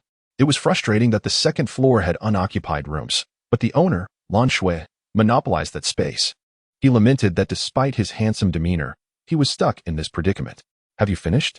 Hurry up and come out. You're blocking the way. Once again lost in self-admiration, Qi Xiaosa failed to notice that the door to Chinja's room had opened, and Chinja had approached him. Observing Qi Xiaosa admiring himself in the mirror, Chinja felt a wave of irritation. Due to a previous incident where someone had fled prematurely, Chinja held a rather unfavorable impression of him. Now, with Qi Xiaosa obstructing the way, Chinja's tone was far from polite. How narcissistic can one be, lost in admiration before a mirror, with such thick skin? It's no wonder he could promise a treat and then vanish. If Chinja had not read the original work and understood that this character, while unreliable at times, never faltered during critical moments, he would never believe that this individual possessed the courage to sacrifice his life for the world's future. Chinja's voice finally brought Qi Xiaosa back to reality. Due to the position of the mirror, he could not see Chinja's reflections, but he could deduce the source of the voice. As a detective with a keen sense of observation and deduction, he quickly identified that it belonged to Liu Xing's uncle, the only other person present in the house besides Liu Xing and Lan Shui that morning. This unfamiliar voice must belong to Liu Xing's uncle, whom he had not met the previous night. Although male, Qi Xiaosa resolved to charm him into granting him a private room. After a moment of internal deliberation, he turned to the mirror, offering what he believed to be his most affable smile. Just as he was about to succumb to self-admiration again, he remembered his intentions. Suppressing his emotions and turning to say, you must be Liu Xing's uncle. I moved in last night. What a coincidence we meet. However, upon turning to face Chinja, Qi Xiaosa froze, words caught in his throat. What a strange twist of fate. The very person responsible for his current situation, having drained his funds, was now the reason he had to share a room with Liu Xing. Such peculiar fate. Furthermore, this individual had awakened his 7th sense, which allowed him to manipulate cells and engage in physical combat. No wonder Liu Xing was so apprehensive of him. The tales of youthful vigor and the iron fist of love made sense now, though appearing younger than Liu Xing. The fact that Liu Xing referred to him as uncle might relate to the side effects of the 7th sense. As far as Qi Xiaosa knew, only the Academy, the Black Moon Iron Cavalry, and Lucifer had access to awakening the 7th sense, and only a few others connected to the ancient kingdom of Xilan might hold such knowledge. With even greater side effects, he pondered which side Chinja belonged to, friend or foe. While Qi Xiaosa analyzed the situation internally, he maintained a facade of embarrassment, akin to a boastful person caught in a lie. For a fleeting moment, Chinja felt a surge of impulse to confront him, but he ultimately restrained himself and reiterated, "Are you done? Come out." Chinja's resentment towards Qi Xiaosa was profound. It was one thing to ask for help in wooing women, especially after promising to treat him, but quite another to vanish before Chinja was satiated. It was intolerable. Though Qi Xiaosa had left abruptly, he at least settled the bill before departing, which Chinja appreciated. Otherwise, he would have sought him out just to vent his frustration. At present, Chinja was indifferent to Qi Xiaosa, merely wishing to ignore him and not feeling compelled to confront him. After reiterating his question, Chinja did not wait for a response and pulled Qi Xiaosa from the bathroom, preparing to wash up himself. After breakfast, he would need to earn some money. And Qi Xiaosa was still in his way. If not for his knowledge of Qi Xiaosa's character, he might have resorted to physical confrontation to relieve his frustration. Being forcibly removed from the bathroom left Qi Xiaosa more embarrassed. Although he was somewhat impressed by Chunja's strength, he feigned a typical reaction of a common person, nervous yet excited, saying, "Hey there, your strength is impressive. It's quite a coincidence we meet again. Such fate. Given our connection, since you're a fan of mine, would you consider switching rooms? I could offer you an autograph in exchange." He struck what he deemed a charming pose, throwing a flirtatious glance at Chunja, seemingly oblivious to the latter's unusual demeanor. That flirtatious glance made Chunja gag mid-brushing his teeth. He quickly finished his hygiene routine and turned to Qi Xiaosa, who continued to chatter incessantly about switching rooms. Chunja signaled for him to follow. Unable to tolerate Qi Xiaosa's antics any longer, he resolved to give him a well-deserved reprimand. How could Qi Xiaosa approach him seeking a fight after Chunja had already decided to let him off the hook? Did he truly believe that Chunja had not noticed when he attempted to steal his seventh sense using divine manipulation? In truth, Chunja had long ago discovered Qi Xiaosa's acquisition of his seventh sense. However, given that Qi Xiaosa was a member of the academy and Chunja was now also affiliated with it, there was no real cause for concern. Primarily, Chunja was disinclined to engage with him. Yet, observing Qi Xiaosa's current naivete and infuriating demeanor, Chunja resolved to settle both old and new grievances by delivering a sound thrashing to him. Chunja greeted Lu Xing, who was occupied in the kitchen, under the pretense of going out for morning exercises. Upon receiving a nod from Chunja, Qi Xiaosa, albeit perplexed, also exchanged pleasantries with Lu Xing and followed closely behind Chunja. Perhaps it was due to this small acknowledgement that Qi Xiaosa, feeling somewhat bashful before his nephew, sought to converse with Chunja outside. Sighing inwardly, he reflected that there should be no embarrassment in being a fan, after all. It was a mere manifestation of his charm that captivated all ages, completely oblivious to the true nature of his fate. Qi Xiaosa trailed behind Chunja as they sprinted toward an abandoned construction site. "Ah, young brother, there is nothing to be ashamed of in being my admirer. There is no need to retreat to such a secluded place merely to evade Lu Xing." As Chunja finally came to a halt, Qi Xiaosa surveyed the desolate site and addressed him. Noticing Qi Xiaosa still feigning ignorance, Chunja decided to deliver a dual blow, first to frighten him, and then to strike. He presented a half-smile and said, "Heh, Qi Xiaosa, the possessor of the seventh sense, capable of replicating up to 3 abilities, and the Academy's greatest hidden card, Mr. Greedy Wolf. Am I not correct?" Chapter 66, Confrontation. Mr. Greedy Wolf, why do you not respond? Observing Qi Xiaosa freeze in response to his words, his expression shifting to one of wariness, Chunja allowed a smirk to grace his lips as he continued to taunt him, establishing dominance from the outset. He understood that he could not falter in fortitude. Master Chun, whose acting prowess had yet to encounter a downfall, was poised to showcase his skills. In a bid to intimidate Qi Xiaosa and prevent him from fleeing before Chunja's performance concluded, he unleashed his aura, both to suppress Qi Xiaosa and to enhance the atmosphere, instilling a sense of trepidation to ensure that Qi Xiaosa would remember this encounter. With narrowed eyes and a slight twist of his lips, Chunja's demeanor exuded a nonchalant, yet sinister charm that pressed heavily upon Qi Xiaosa, a blend of disdain, mockery, and derision, infused with an air of indifference, left Qi Xiaosa feeling as if he were ensnared under an immense weight. Despite Chunja's inscrutable expression, the intended effect was achieved. Qi Xiaosa became increasingly vigilant. Yet he dared not make any hasty movements. Observing Qi Xiaosa's apprehensive demeanor, Chunja ceased speaking, maintaining his indifferent gaze while continuing to exert his aura. In the world of stolen stars, confrontations reliant on aura were virtually non-existent. Generally, the ability to suppress an opponent's spirit occurred only in instances of significant power disparity. In this realm, aura merely represented the psychological dominance of the superior over the inferior, a mere psychological construct that could be evaded with sufficient fortitude. Conversely, the Dragon Ball universe embraced a method of training through meditation, where individuals would release their energy in a duel-like manner. This technique was employed when direct combat was unsuitable, as seen when Krillin and Goku's son, Gohan, engaged in training while traveling to Namek. In the Dragon Ball universe, aura battles typically involve the clash of life forces, akin to fighting not with physicality but with energy and spirit. Of course, this method of aura confrontation applied only to beings of the same existential plane. Excluding the divine pressures present in the Dragon Ball world, which transcended mere aura suppression, the two remained silent, with Chunja refraining from employing Dragon Ball tactics to intimidate Qi Xiaosa, not due to any lack of understanding of the method, but simply to gauge Qi Xiaosa's strength and ascertain the limits of this world for better future interactions. Initially, Qi Xiaosa, Observing Chinja merely releasing his aura without any offensive action, decided to counter with his own energy, cautious given his uncertainty about Chinja's capabilities. I Chisha am no weakling. To think you could best me through mere aura is a grave miscalculation. I am the Academy's ace, the renowned greedy wolf. As time passed, Chinja gradually intensified his aura, compelling Chisha further into submission. Sweat drenched the back of Chisha's shirt, and veins throbbed on his forehead as beads of perspiration began to form. At that moment, Chisha perceived Chinja as an insurmountable mountain, his aura a vast ocean, suffocating him to the brink of despair. No, this cannot continue. If this persists, I will be utterly crushed beneath this weight. I must devise a means of escape. With Chinja's aura growing ever more formidable, Chisha felt as if he were burdened by a colossal mountain, on the verge of collapse. Facing Chinja, he lacked even the courage to fight back. Who was this relative of Lu Xing, whose mere presence exuded such terrifying energy? To this point, Chinja had yet to make a move against him. Given the nature of the seventh sense as a physical combat ability, the sheer terror was undeniable.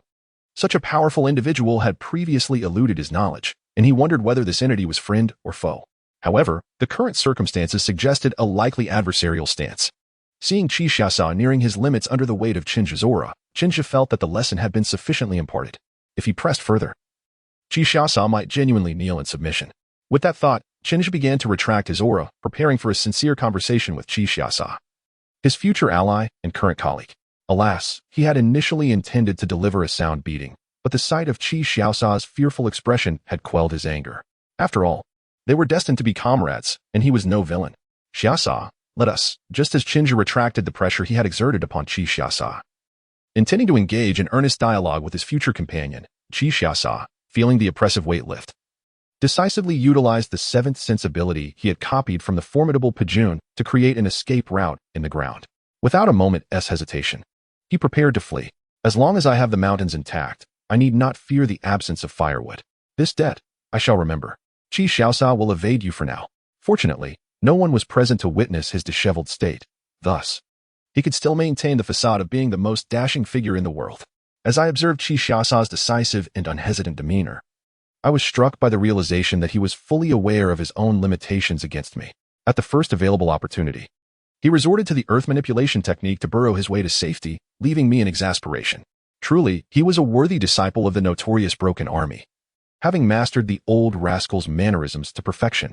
However, I could not permit Chisha to escape so easily. I had matters of my own to discuss with him, particularly the need for him to convey my safety to the Academy. My absence had stretched over a month, and I could only surmise that they were searching for me. I had promised to return to Liga, yet the prolonged silence must have left Lianjin anxious.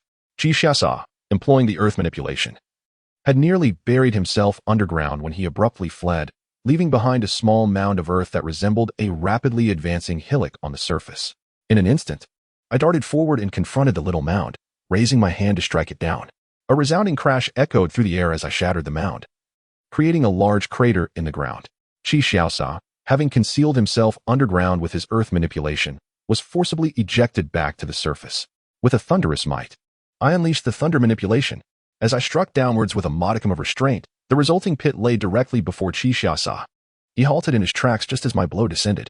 Though he was thrust back into the open air, he emerged unscathed, swiftly countering with a replication of Wu Chu's thunder manipulation. Seeing the bolts of lightning hurtling towards me, I evaded once more, my speed leaving behind an afterimage that made it appear as though I still stood my ground. This was my ingenious afterimage fist, designed to draw Chisha's assault while I maneuvered behind him, ready to incapacitate him before he could flee again. Upon the lightning striking my afterimage, Chisha sensed something amiss. With earth manipulation too late to assist him, he quickly enveloped himself in lightning using the thunder manipulation. The crackling energy surged as my fist collided with the electrified Chisha, momentarily paralyzing me from the shock. Seizing the opportunity, I executed the earth manipulation hammer strike. My brief pause, however, did not go unnoticed by the now airborne Chisha. Gritting his teeth, he forcibly conjured a massive stone hammer with his earth manipulation and sent it crashing toward me. Chapter 67, Confrontation Boom. Chisha had timed his attack impeccably, striking me into the ground as I was momentarily incapacitated, while he himself collided with a crumbling wall. Dust swirled around us. Cough. This should settle matters, but wait. His sixth sense is kicking in. As I fell to the ground, Chisha, seeing me buried beneath the stone hammer, coughed up blood, murmuring to himself, but quickly realized the irony of the situation.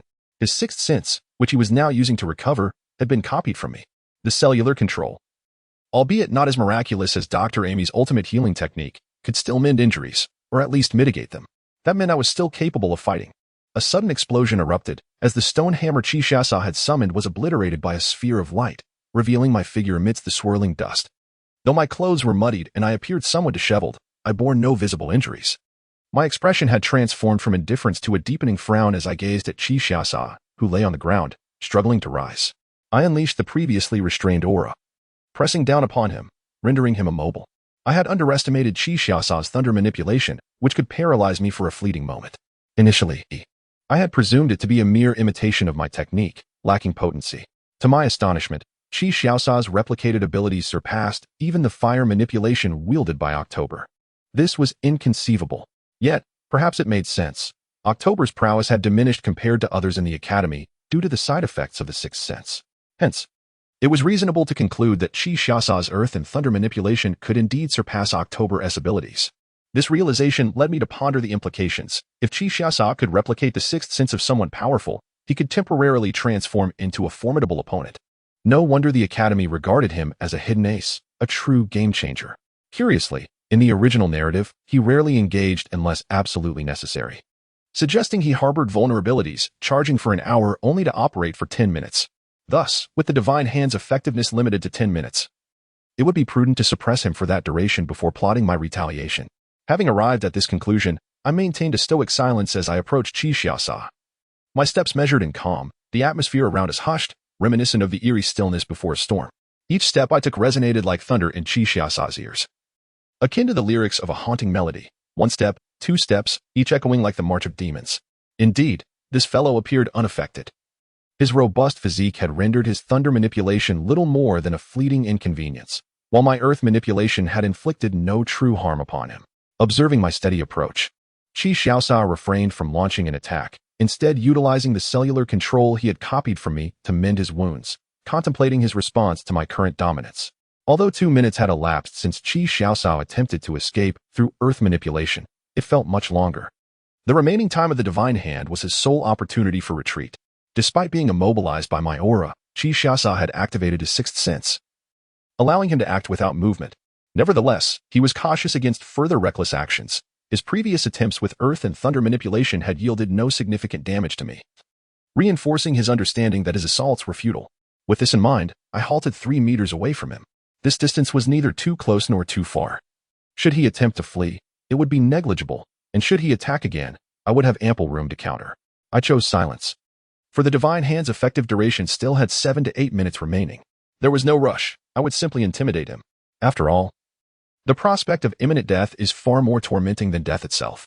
Although Chinja had no intention of treating Chi with leniency, his only desire was to vent his frustrations by delivering a sound beating. The latter remained oblivious to this.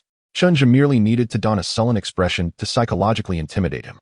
As time ticked away, the beads of cold sweat on Chi's forehead grew increasingly abundant, and the two men remained locked in a tense silence, confronting one another. How infuriating. This fellow seemed to have some ulterior motive.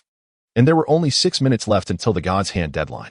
Lying on the ground, Chi had already activated the 7th sense cell replication from Chinja to mend his injuries, silently counting down in his mind while preparing to seize an opportunity to escape once more. If he lingered until the time expired, he would surely end up as mere fodder. He mentally recited the countdown. 5 minutes, 4 minutes, 3 minutes. He realized he had no choice but to take a risk. Just as Chi braced himself for a desperate gamble, Chinja spoke up. "Mr. Greedy Wolf, we can have a proper discussion now. If you agree, just blink your eyes. To demonstrate my sincerity, I will first ease the pressure I have on you." With no other option, Chinja silently observed Chi, who returned to gaze, and the two men, locked in a stare, created an atmosphere laden with philosophical tension. It was awkward. More importantly, Chinja felt they were not enemies. If this stalemate continued, Chi, feeling hopeless, might resort to desperate measures. He needed to leave him with a glimmer of hope to facilitate negotiation. After all, maintaining a degree of cordiality could foster better relations in the future. Upon hearing Chinja's words, Chi promptly blinked rapidly, and Chinja, true to his word, retracted his imposing aura, lifting the pressure on Chi. He continued, "In truth, we are not adversaries. To be honest, I am also a member of the Academy, having joined not long ago. Thunder Control, Lightning Entanglement. Thunder Control, Thunderous Might. Earth Control, Rapid Earth Escape. Before Chinja could finish, the liberated Chi Xiaosa utilized Thunder Control to erect a shield around himself. Then unleashed a Thunder Control attack towards Chinja to divert his attention. In the instant Chinja evaded the lightning, Chi Xiaosa employed Earth Control to burrow underground, preparing to flee with seamless precision. Who would believe your words? You claim to be from the Academy? I was unaware. Moreover, I can only feel secure when my life is in my own hands, regardless of whether Chinja spoke truthfully or not. Chi Xiaosa resolved to escape while he still had the strength. If it turned out that Chinja was lying, he would perish once the god's hand time elapsed. And if the opposite were true, he could always apologize later. This was no longer a matter of belief. It was a question of whether he could retain control over his own life. As the prophesied apocalypse drew nearer, the actions of the Black Moon Iron Cavalry and Lucifer grew increasingly frequent, accompanied by an influx of peculiar abilities and individuals. Although Chi Xiaosa appeared carefree, he was acutely aware of these developments. Watching Chi Xiaosa make his escape, Chinja's expression soured. This fellow, ignoring a reasonable conversation, chose to flee. It seemed he would only become compliant after receiving a proper beating. Ki Blast Barrage. With a thunderous barrage of Ki Blasts from Chinja, Chi Xiaosa ultimately found himself unable to escape the latter's grasp. Just as he had used Earth Control to submerge underground, the explosive force propelled him back to the surface. Realizing he could no longer flee, Chi Xiaosa attempted to plead for mercy, but before he could utter a word, another Ki Blast was hurled his way. He was compelled to utilize Earth Control to manipulate the surrounding soil, forming a protective shield to encase himself. Witnessing this, Chinja's temper flared. As Chi Xiaosa raised a mud and stone shield, Chinja obliterated it with ease. Impressive. You certainly have the spirit of someone who would sacrifice themselves to save the world. So, are you planning to outlast me? Very well. I shall see how long you can endure. Chinja expertly controlled the power of his Ki Blasts, ensuring they only destroyed Chi Xiaosa's shield. Occasionally, a blast would stray, leaving Chi Xiaosa slightly disheveled but unharmed.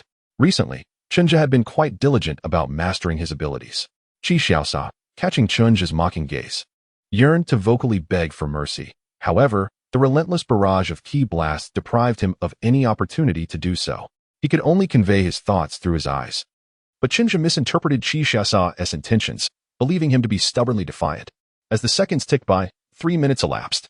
Only when the time for Chi Xiaosa's god's hand expired did Chinja cease his relentless assault and casually bind Chi Xiaosa with a rope. You wouldn't listen when I tried to speak with you, and now look where you are, captured, with no chance to negotiate. Well done. Quite resilient, aren't you? Now, do you realize your mistake? Chinja tossed the bound Chi Xiaosa onto the ground, dusted off his hands, and crouched before him, looking down with an air of authority. Do you understand your error? Chi Xiaosa, constrained and only able to crawl on the ground, gazed at Chinja's malevolent expression and replied with a hint of frustration. Although Chi Xiaosa was uncertain of what he had done wrong, he felt it prudent to humor Chinja. After all, one must endure to survive. The world was vast, filled with stunning women, and he certainly could not meet his end here. Moreover, judging by Chinja's earlier behavior, Chi Xiaosa had concluded that this individual, while somewhat harsh, bore no genuine malice towards him. At least for now, he was not in imminent danger. Seeing Chi Xiaosa finally cooperate, Chinja felt quite satisfied, though his mischievous side was not easily satiated. Very well, since you recognize your error, why don't you enlighten me on what that error was? Chi Xiaosa responded. Are you serious? How could I possibly know what I did wrong? Is it not human nature to attempt to escape when one is aware they are outmatched and uncertain of whether the other is friend or foe? Although Chi Xiaosa wished to express this sentiment, the sight of Chinja's narrowed eyes and that overly benign smile prompted him to tread lightly. Instead, he timidly remarked, Did I err by resisting before you fully subdued me? Or perhaps my mistake lies in being so handsome. Damn, even in this predicament, you still indulge in vanity? You must not have learned your lesson yet. Upon hearing Chi Xiaosa's words and witnessing his seemingly victimized demeanor, Chinja's annoyance escalated, and he felt the veins on his forehead pulsating uncontrollably, suppressing his discomfort. Chinja gritted his teeth and addressed the still flippant Chi Xiaosa. I shall grant you one more chance to rephrase your words. Take your time and think it through. With that, Chinja began to gather a Ki Blast the size of a soccer ball, positioning it just a finger's breadth from Chi Xiaosa's head, allowing him to feel the scorching heat radiating from it. Speak your mind clearly. It was merely a jest. Why so serious? Just tell me what you wish to know. Observing Chi Xiaosa's continued flippancy, Chinja grew weary of the banter and thrust the Ki Blast toward Chi Xiaosa's face, prompting him to hastily surrender. Upon hearing the pleas for mercy from Chi Xiaosa, Chinja ceased his actions, gazing at him with an expressionless demeanor. At that moment, the energy sphere he conjured hovered a mere 5 centimeters from Qi Xiaosa's face. After swallowing hard, Qi Xiaosa, acutely aware of the potency of Chenja's energy sphere, refrained from his usual flippant banter. Time slipped by in the silence, with Qi Xiaosa too intimidated to speak, while Chenja meticulously organized his thoughts. Contemplating how to convey his predicament to Qi Xiaosa, one thing was certain: he could not allow the academy to learn of his disorientation. After a prolonged silence, Chenja, having wrestled with his words for an eternity, grew impatient with the stalemate and threatened Qi Xiaosa. Listen closely. I require your assistance with a matter. But should you dare to disclose it? The elongated utterance of HM sent a shiver down Qi Xiaosa's spine, rendering him utterly mute and motionless. As the energy sphere inched closer to his face by another centimeter, observing Qi Xiaosa's reaction, Chenja nodded in satisfaction and continued. I need you to convey to the academy that I am safe and will return in due time. Qi Xiaosa, internally muttering his compliance, awaited Chenja's further instructions. However, after a lengthy pause without further elaboration from Chenja, he glanced up at him. Witnessing Chenja's expectant gaze, Qi Xiaosa felt compelled to exclaim, Is that it? Seriously? You make it sound so grave over such a trivial matter. And wait, something seems off. You mean to say you want me to inform the academy that you are safe and will return soon? Are you truly one of them?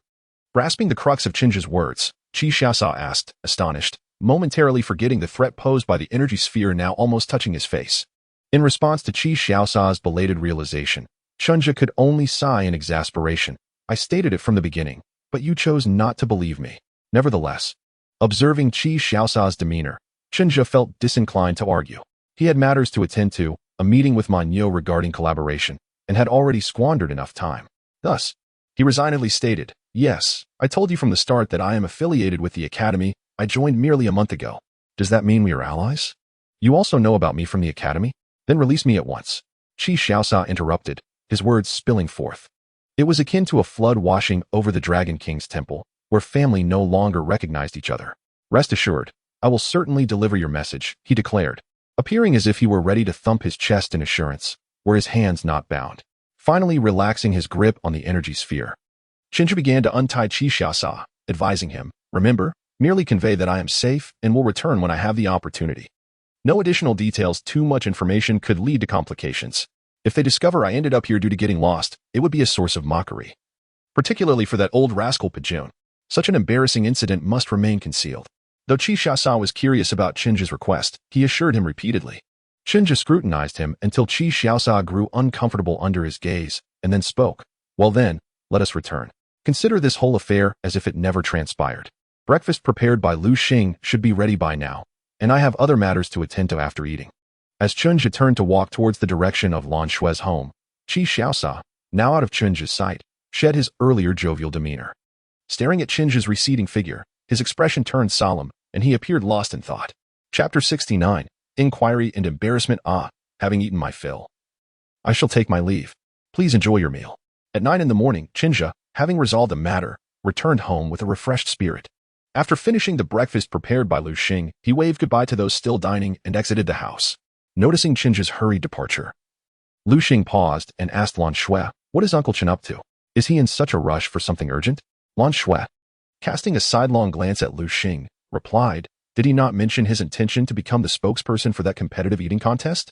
He has gone to fulfill that commitment. Lu Xing, taken aback by Lan Shui's response, pondered, Wasn't he still undecided? When did he make that choice? I initially intended to suggest that if he declined, I would take his place. A mere month could yield several 100,000. Uncle Chen, who has been so indecisive, suddenly made up his mind? Haha. Lan Shui observed Lu Xing's discontent with amusement. That fellow still owes me money. How could he possibly decline? Besides, with your physique, do you truly have the appetite for such a competitive eating contest? Oblivious to Lan Shui's mockery, Lu Xing continued, Uncle Chen seems to be up to something recently. He managed to land such a lucrative job just from a meal outing. This morning, he mentioned going for a morning workout, yet returned looking disheveled. When I inquired, he remained cryptic. At this point, Lu Xing turned to Qi Xiaosa, who was also at the table, and asked curiously, By the way, Xiaosa, didn't you accompany my uncle for that morning exercise? Do you know what happened to him? You seem to be in a worse state than Uncle Chen. What did you two get up to? Given Chenja's usual prowess, Lu Xing was genuinely puzzled as to who could have left him in such a disarray. Facing Lu Xing's curiosity, Qi Xiaosa felt his lips twitch, unsure of how to respond. He couldn't very well admit that it was his doing, that he had exploited Chunja's carelessness to leave him in such a condition while he himself was bound and rendered helpless. Absolutely not. No way would he divulge the truth. The illustrious detective, the Academy's renowned master of cunning, Qi Xiaosa, would not lose face over this. Realizing that revealing the truth would tarnish his esteemed reputation and expose his identity, Qi Xiaosa opted for silence, pretending not to hear Lu Xing. Unfazed by Qi Xiaosa's lack of response, shrugged it off. It was not the first time he had been ignored. As he resumed plotting his next move to capture Jiu Yuetian, Qi Xiaosa feigned casualness and asked, "By the way, Lu Xing, what kind of person do you think your uncle is? Could you share some insights about him?" Listening to Qi Xiaosa's question, Lu Xing, who had been deep in thought about his plans, was momentarily distracted. After a brief pause, he retorted, "Why do you ask, Xiaosa? Are you suggesting that the reason you both looked so disheveled this morning is that you fought with my uncle? Are you here to gather intelligence on him?" As their conversation unfolded, Lu Xing began to exercise his detective instincts, speculating on Qi Xiaosa's motives. No, observing the two of you this morning, it is evident that you are the one at a disadvantage. Hence you are here to gather intelligence in preparation for retaliation. Let me assure you, that is out of the question. I will not betray my comrades. Qi Xiaoshuai replied, "I merely inquired about a matter, wishing to understand his situation. Even if, as you suggest, I am indeed gathering information on him, and if it is true that he has bested me, what leads you to conclude that I would seek to retaliate against him? Am I capable of defeating him?" Qi Xiaoshuai felt a bit weary and preferred not to engage with Lu Xing, yet the heavy pressure brought by Chunja weighed on his mind. Such a formidable individual, suddenly appearing, and he lacked any intelligence about him. If he were an adversary, the consequences would be dire. The mere thought of the repercussions sent Qi Xiaoshuai plunging into a metaphorical abyss of despair. Chunja's imposing presence had left a profound impact on him, nearly resulting in a psychological shadow. No, how could this be? We all live together, don't we? Getting to know each other would surely facilitate better interactions in the future, right? Lu Xing, what kind of person do you think I am? Faced with Lu Xing's speculation, Qi Xiaoshuai hastily refuted it, simultaneously clarifying his intentions. Upon hearing Qi Xiaoshuai's explanation, Lu Xing immediately believed him. He then began recounting his experiences with Chunja, from their initial meeting to the several lessons he had learned at Chunja's hands, ultimately conveying one clear message. My uncle is immensely powerful. Thoughts of revenge are futile. You cannot defeat him. Sai, I hope that by sharing this, I can avoid being embroiled in a conflict between Uncle Chunja and Brother Xiaoshuai. Meanwhile, Qi Xiaoshuai attentively listened, meticulously organizing the information about Chunja in his mind, while his lips twitched, clearly understanding the underlying implications of Lu Xing's words. Qi Xiaoshuai truly wished to exclaim, I am well aware of his strength. I have experienced it firsthand. You need not reiterate. All of this was observed by Lan Shui, who sat nearby, silently enjoying her breakfast, seemingly indifferent to the unfolding drama. Having sought information on that individual, she noted that they had returned from their outing this morning looking disheveled, even more so than him. Yet, to have left him in such a state suggests that he is not an ordinary person. At least Lan Shui considered herself incapable of such feats. How peculiar that this seemingly random house has attracted so many formidable figures. Aside from that fool Lu Xing, each one of them is no simple character. Whether that is a blessing or a curse remains uncertain. While Lan Shui and the others harbored their own thoughts, Chunja had already arrived at the seafood buffet where he had arranged to meet Manyo, the same place where they had first met. As Manyo was occupied with discussing details of the upcoming eating competition with a partner and would take some time to arrive, Chunja was greeted by the hostess, Maya, who happened to be Manyo's daughter. Feeling a bit flustered under the intense gaze of the beautiful young woman before him, Chunja, a self-proclaimed introvert in both his life and his past, found himself slightly overwhelmed. Miss, this is only our second meeting, including the last time, right? Your intense stare is quite intimidating. Hello, I am Chunja. It is a pleasure to meet you. May I ask your name? Unable to withstand the peculiar atmosphere any longer, Chunja broke the silence, though he was not accustomed to conversing with strangers, particularly not with attractive young women, which rendered him rather tongue-tied. Upon hearing Chunja's awkward introduction, Maya withdrew her fervent gaze and graciously extended her hand. Hello, I am also pleased to meet you. My name is Maya, and the one you will be speaking with shortly is my father. As Chunja grasped Maya's hand for the first time, he quickly released it, as if fearing he might be perceived as a rogue. Maya observed this interaction and couldn't help but chuckle. Ha ha ha, what a cute little brother. You're so shy. Chunja felt rather awkward. Regardless of the circumstances, whether in this life or the previous one, he was still the same introverted soul. He had never encountered beautiful women at the construction site before. The individuals he met now, such as Lan Shui and those from the Black Moon Iron Cavalry, were characters he had only known through comics in his past life. However, Maya was the first completely unfamiliar young woman he had met in this world. And she was beautiful to boot. The sound of her laughter made Chunja's face feel as though it were ablaze. Chapter 70. The Narrative Stalls. Watering down the word count, ha ha ha. You look so cute when you're shy, little brother. I just want to pinch your cheeks. As Maya observed Chunja's flushed face, she felt her hands begin to act on their own accord, nearly losing control. This special little brother was simply delightful, and his bashful demeanor was irresistibly charming. Were all those with such extraordinary abilities so appealing? The person who had rescued her when she was on the brink of despair was equally handsome, and when he appeared, his posture was nothing short of divine. This little brother before her was not only attractive but also exuded an irresistible aura. Truly, this world is far more complex than it appears on the surface, revealing facets unknown to us. Mom and Dad, just wait. I will uncover the truth of this world and prove that I am not merely indulging in fanciful thoughts. Maya, you can do this, so keep going. The first step in my pursuit begins with this adorable little brother.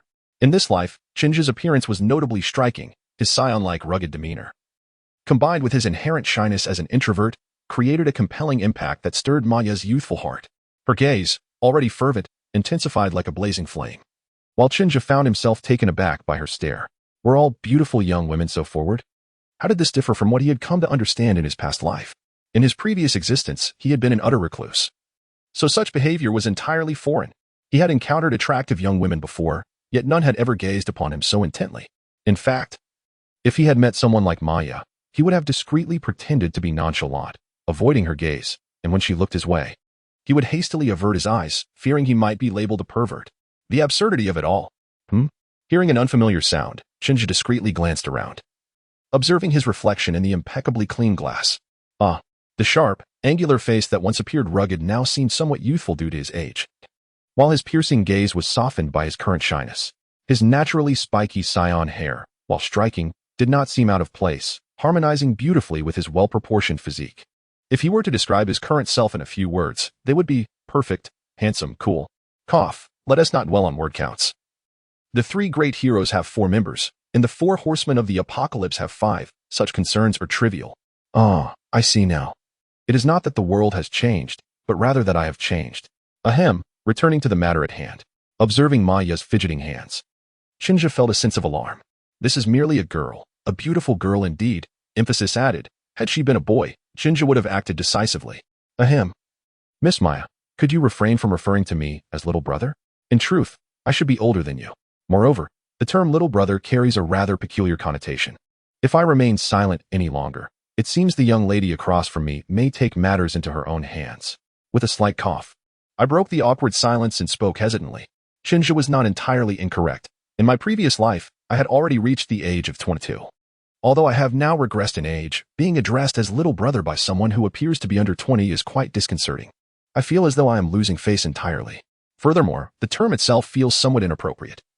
And being called little brother by this young lady leaves me with an odd sensation, akin to having a lump stuck in my throat that I cannot dislodge. It's an oddly bittersweet feeling. Maya, upon hearing my awkward remarks, appeared somewhat taken aback. What do you mean by that, little brother Chunja? She inquired. You appear to be in your early teens, looking decidedly younger than I am. How can you claim to be older than me? Could it be possible to regain youth after acquiring such extraordinary powers? After a moment of astonishment, Maya felt invigorated, as if rejuvenated. No one could possibly resist such an alluring temptation. Chunja, on the opposite side, was undoubtedly unaware of Maya's current thoughts. Had he been privy to her musings, he would certainly have conveyed to her. Indeed, it is true that with the possession of extraordinary powers, having developed the 7th sense, one can attain rejuvenation and restore youth. However, it is an irreversible process, destined to diminish continuously until its ultimate disappearance. Listening to Maya's inquiries and observing her inexplicably rekindled fervor, one that was distinctly different from the earlier intensity she had directed at herself, Chunja acutely sensed that this gaze was even more perilous than before. Yet, as a grown man, being referred to as little brother was rather absurd. Yet, to assert that his diminutive stature was a consequence of his transdimensional journey would surely lead others to perceive him as a lunatic. The truth cannot be uttered directly. Even if spoken, it would hardly be believed. Thus, after careful consideration, Chunja responded, In truth, I am actually 22 years of age, but due to certain peculiar circumstances. I presently appear to be in my teenage years. What are these peculiar circumstances? Indeed, this world possesses an enigmatic facet yet to be unveiled. My conjecture has proven accurate. There remain countless secrets awaiting my exploration. Upon hearing Chunja's vague response, Maya felt a surge of excitement coursing through her. However, she endeavored to calm herself, taking several deep breaths to steady her racing heart. Once she regained her composure, Maya quietly inquired of Chunja, "Is the special reason you mentioned due to your possession of extraordinary abilities, commonly referred to as supernatural powers? For instance, instantaneous teleportation or the direct manipulation of a person's physical form?" Although Maya made every effort to suppress her excited emotions, her voice still trembled slightly as she spoke. In contrast, Chunja, upon hearing her words, transformed from his previously shy demeanor to a serious one, asking, "How do you know these things? Where did you learn them?" The ability of instantaneous movement, as far as Chunja is aware, is possessed solely by Nightingale. As for the direct manipulation of individuals, Chunja is uncertain of any such abilities. However, the one mentioned by Maya, which accompanies instantaneous movement, is likely to belong only to Xianyu. This individual, Xianyu, now claims the title of Lucifer, the fallen angel. How could an ordinary person like Maya possibly survive an encounter with someone as formidable as Xianyu? Perhaps it is due to the fact that Chunja is no longer an ordinary person.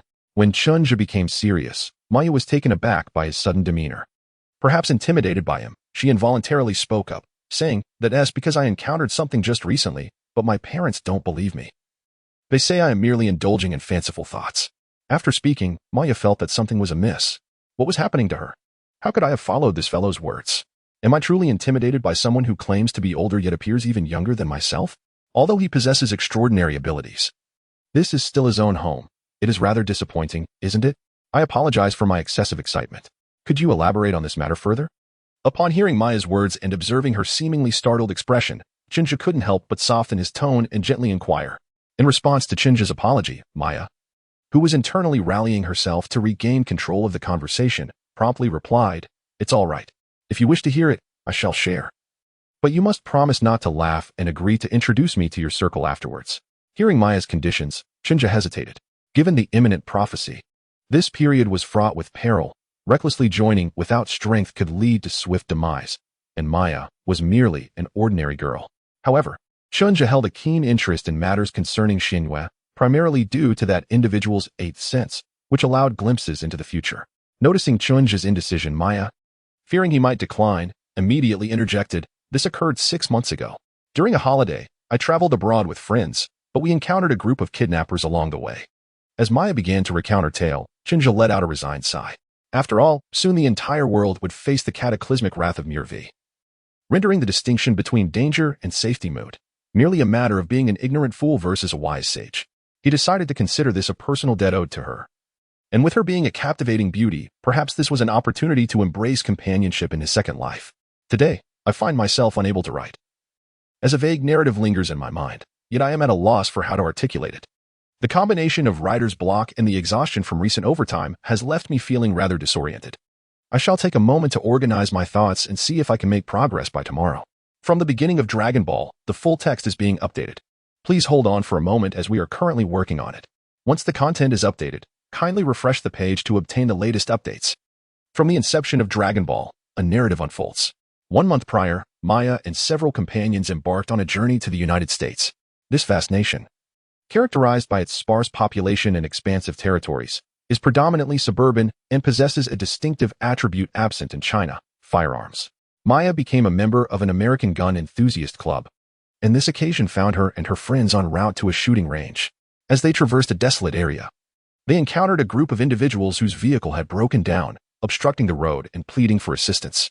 Initially, Maya and her friends hesitated to intervene. But upon noticing a person among them who bore a resemblance to a Chinese national, she beckoned her companions. After a brief deliberation, they resolved to offer their aid.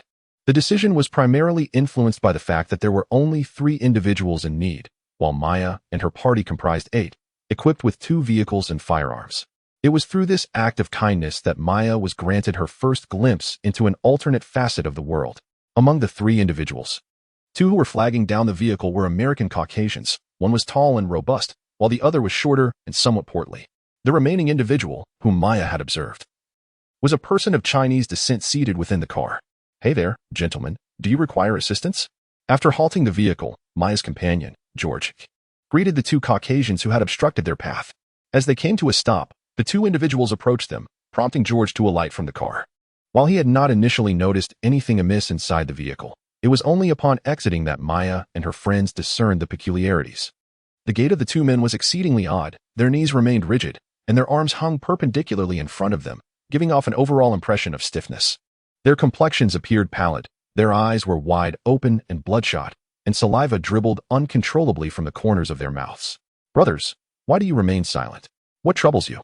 Hey, halt. If you come any closer, I shall be compelled to draw my weapon. Upon sensing something amiss, George drew the concealed pistol from his waistband and aimed it at the two individuals, issuing a warning. However, the pair showed no inclination to halt their advance. As they approached to within 5 meters of Maya and her companions, the burly Caucasian suddenly surged forward, lunging towards George, reacting instinctively to the oncoming threat. George pulled the trigger, but in a shocking turn of events, the bullet struck the man's leg without inflicting any discernible harm. George fired 5 shots in quick succession, save for one that missed its mark, for struck the man. Yet, astonishingly, the man charged towards George without the slightest reduction in speed. He seized George's arms with both hands, his mouth poised to bite at George's neck. By the time George regained his senses, he realized the man's strength was overwhelming, rendering him unable to escape. Bang! Just as George was on the brink of being fatally bitten, in a moment of desperation, Maya's other companion, a shooting enthusiast who proudly claimed to be a 5-meter sharpshooter, an American young man named Johnny, fired a single shot that struck the assailant in the head. Bang! The man's head was shattered like a watermelon, and at last, he collapsed onto the ground. Witnessing the horrifying sight of someone being shot in the head left the women in Maya's group utterly appalled. George, standing closest, turned pale, though a sense of relief surged within him. However, before he could savor that relief for long, another stout figure charged towards him. This time, George was prepared. Having witnessed one head explode, he reasoned that it was not beyond the realm of possibility for another to meet a similar fate. Moreover, both individuals exhibited peculiar behavior, reminiscent of the zombies portrayed in films. Bang! Bang! George fired 2 shots in quick succession, both of which missed, as the surprisingly agile, short and stout white man evaded him. Thud! George was once again brought to the ground, but this time he was prepared. He firmly braced his hands against the man's biting mouth. Despite exerting all his strength, he found the assailant's force unexpectedly formidable. Fortunately, the man seemed particularly fixated on George's neck, directing his attacks solely at that vulnerable spot, forcing George to nimbly dodge to avoid being bitten. As George continued to evade, it was impractical for him to use his firearm. Witnessing George's perilous predicament, the other 3 men in Maya's group hastily exited the vehicle to assist him. As a skilled marksman, one must possess a robust physique to wield a firearm effectively. Johnny swiftly approached George's side, gripping the assailant's neck with both hands to immobilize him. Meanwhile, the 2 compatriots, Chinwei and Ma Dong, each seized one of the attacker's arms, allowing George to extricate himself.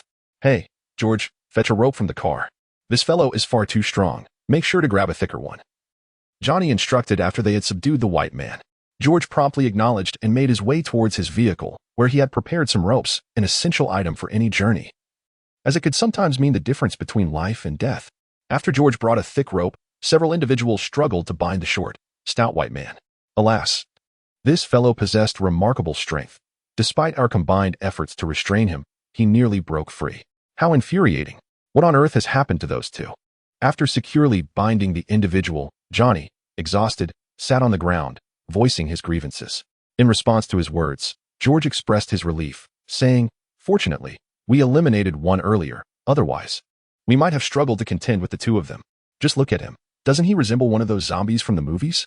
Listening to George, the group turned their gaze towards the stout, short man who, despite being bound, continued to struggle and emit incessant howls. A chill swept over them. The man's behavior bore an uncanny resemblance to that of a zombie. From their initial encounter until now, he had uttered not a single word, merely howling incessantly. "Hey, are you all right? I have brought the medical kit." Just as George and the others remained silent, witnessing the unusual white man being subdued, the woman from Maya's group who had stayed in the vehicle finally emerged. One white woman, holding the prepared medical kit, called out to them. Upon hearing her voice, George responded, "It's nothing, just a minor scrape. Please check on them to see if they're injured." That guy was quite strong. The woman with the medical kit, named Ginny, who was the doctor in their group and also George's girlfriend, did not believe him, as George had a tendency to be overly proud. She immediately approached him to examine if he was hurt. Meanwhile, the others rushed to their respective partners, a black woman named Qin, Johnny's girlfriend, and Zhangli, Chun-Wei's girlfriend. Both hurried to check on their boyfriends. Maya also moved toward her brother, Ma Dong, to see if he was injured. After a thorough examination confirmed that George and the others only had minor scrapes and were not seriously harmed. They gazed at the lifeless body lying not far away and the man bound and screaming like a zombie. A sense of silence enveloped them. What was initially intended as a practice session for shooting had unexpectedly morphed into such an incredible event. Indeed, there were zombies in this world. It felt as though one were caught in a dream. Amidst this silence, Maya finally recalled something. It seemed that there were 3 individuals in total. For there was indeed another person in the car. Others also regained their senses and turned to the broken-down vehicle. Indeed. In the backseat of that car sat an individual, a young man with a smirk of mockery, as if he had just witnessed an amusing spectacle. Dear friend, could you kindly step out of the vehicle? Rest assured, we harbor no ill intentions towards you. Might you elucidate the circumstances surrounding these 2 individuals? Observing the individual, who bore the features of a Chinese visage and appeared devoid of the afflictions exhibited by the bound man, Ma Dong stepped forward in an attempt to engage in conversation. The man alighted from the vehicle, presenting himself as an ordinary person, which brought a sigh of relief to Maya and her companions. Ma Dong then inquired, "You were confined in the car by those 2 individuals, were you not? Could you perhaps elaborate on whether you are aware of the reasons behind their actions?" The Chinese man across from them seemed to disregard Ma Dong's words entirely, continuing to speak to himself. He. Trading those 2 worthless individuals for a few valuable materials is truly a remarkable bargain. Chapter 71. The Uncontrolled Power and the Apprentice in the End. We were rescued by a strikingly handsome man with long blue hair. However, it appeared that he was allied with the very kidnapper who had intercepted us. I distinctly heard the kidnapper refer to him as Lord Lucifer. Maya continued to recount her experiences to Chenja. Regrettably, I am unaware of the circumstances beyond this point. Nor do I comprehend his motivations for rescuing us, especially considering his sudden appearance in that desolate area. He and the silver-haired man, whose face was obscured, materialized together in an instant. As Maya recounted the events, her excitement became palpable, and she animatedly gestured towards Chenja, observing her fervor. Chenja quickly signaled her to remain composed, assuring her that he understood. It was only after Maya completed her narrative that he fell into contemplative silence, pondering the true intentions of Xianwei. From Maya's description, Chenja was convinced that the individual who had saved them was indeed Xianwei, as evidenced by the mention of Lord Lucifer. However, why would Xianwei choose to rescue Maya and her companions? Upon deciding to become Lucifer, he had willingly shouldered all sins. Thus, it seemed incongruous for him to suddenly spare a few unrelated individuals. Moreover, he had deliberately released Maya and her group from the very subordinates who followed his commands, indicating that Xuanyue's actions were laden with ulterior motives. But what could they be? Chenja had not encountered the others, yet to him, Maya appeared to be an ordinary girl without any remarkable traits. Were there special individuals among the rest? Or did Xianyue harbor some extraordinary plan? Darn it. Xuanyue's 8th sense was utterly perplexing. His arrangements left Chun-Zhe with no clues to follow. The Saiyan race was not known for its contemplative nature, and this series of unfounded speculations was rapidly depleting Chun-Zhe's patience. These intellectuals are such a hassle. Why can't matters be more straightforward? Why must they be so convoluted? Would it not be simpler to charge ahead with boldness? Surely, a direct and unrefined approach would suffice. The incessant intricacies might well lead one to lose all their hair. Wait, is Xuanyue's long hair supposed to be impressive? With all this twisting and turning, he is bound to become bald eventually. Unable to fathom Xuanyue's intentions, Chenja found himself inwardly criticizing him. His exasperated demeanor elicited a slight twitch at the corner of Maya's mouth. Had she misjudged him? This individual appeared utterly unreliable. And the one who seemed poised to leap about was hardly the same shy younger brother she had encountered moments ago. Where was the quiet, bashful boy she had deemed trustworthy? Furthermore, why did the ground suddenly begin to tremble? Was it an earthquake? As she sensed the subtle vibrations beneath her feet and observed Chenja's almost frantic demeanor, Maya weakly inquired, "Are you all right?" "Huh? What is wrong with me?" Chenja was momentarily taken aback by Maya's question, snapping back to reality. Upon regaining his composure, he realized he had been unconsciously ruffling his hair, transforming his once stylish look into a bird's nest. His habitual leg shaking in moments of agitation had rendered him stiff with embarrassment. He had completely tarnished his own image. After living a second life, he still had not shed the habits of his previous existence as a reclusive nerd. "When you were shaking your leg, I felt the ground tremble along with it. How did you manage that?" Maya, oblivious to Chun-Zhe's embarrassment, was consumed by thoughts of how his unconscious movements had caused the ground to quiver. This seemingly youthful lad, who claimed to be 22, appeared to wield considerable power within their circle. Just a subconscious action could cause the earth to shake. If only she could achieve something similar. Can I also become like you? She wondered aloud, her expectations directed towards the still-dazed Chenja. Hearing her words, Chenja was at a loss for how to respond. After a brief pause, he finally asked, "Did the ground really tremble when I shook my leg?" The thought that his unconscious movements had caused such a reaction was entirely beyond his perception. Noticing Chunjae's lack of response, Maya pressed on, "Yes. But look," she pointed to the cup of water she had poured for him on the tea table, continuing, "I first noticed it by watching the surface of this water. I thought I might be imagining things, but later, I stood on the ground to feel it. Though it was subtle, if you pay attention. You'll realize the ground genuinely quakes in response to your movements." Shinja was taken aback by Maya's revelation. Without time to respond, he quickly activated his seventh sense, calming himself to quietly assess his own energy. After several minutes of introspection, he couldn't help but grimace. As expected. Upon examining himself, Shinja discovered that the energy stored within his cells had diminished significantly, meaning that his internal chi had increased. His mastery over his powers had been disrupted once more. No wonder the ground trembled. If he wasn't careful, he might inadvertently cause the building to collapse. This sudden surge in power was certainly ill-timed. The amplification of his energy had rendered his control precarious, an ominous signal. That unconscious leg shaking was a clear warning. Had he exerted even a modicum of force, the structure would have crumbled, resulting in a catastrophic incident. While an unexpected increase in strength could be viewed positively, Shinja found little joy in it. He had only recently discerned how much power he could wield in this world without drawing attention from the unseen forces that governed it, allowing him to revel in this realm. Now, that opportunity had been snatched away. After careful observation and drawing upon his experiences from past lives through anime and novels, Shinja had come to a tentative conclusion regarding the nature of the unseen forces. They were the very rules governing this world. His presence was noted due to his foreign nature and the destructive power he possessed, which made him a target for scrutiny. Should he exhibit any signs of world-altering capabilities, those rules would impose restraints, leading to his obliteration, much like the heavenly Tao in ancient tales, though not as formidable. These rules could still contend with him to mutual destruction. Initially, he had assumed that he would be accepted by the world's rules as long as he refrained from interfering with its operations or exceeding its limits. Now, all his efforts seemed futile. He could no longer indulge in reckless abandon. He had intended for Maya to guide him back to the Sahara Desert to seek Lig, hoping to glean Xuanyue's intentions through Lig, but now that plan was thwarted. Given his current state, he risked inadvertently causing damage, prompting the world's rules to pursue him relentlessly. Moreover, Shinja sensed that the unseen forces were once again honing in on him. Alas, during this period of uncertain control over his powers, it seemed prudent to avoid unnecessary movement. It appeared that his discussions with Manyo would have to wait. "Sai, I am returning now.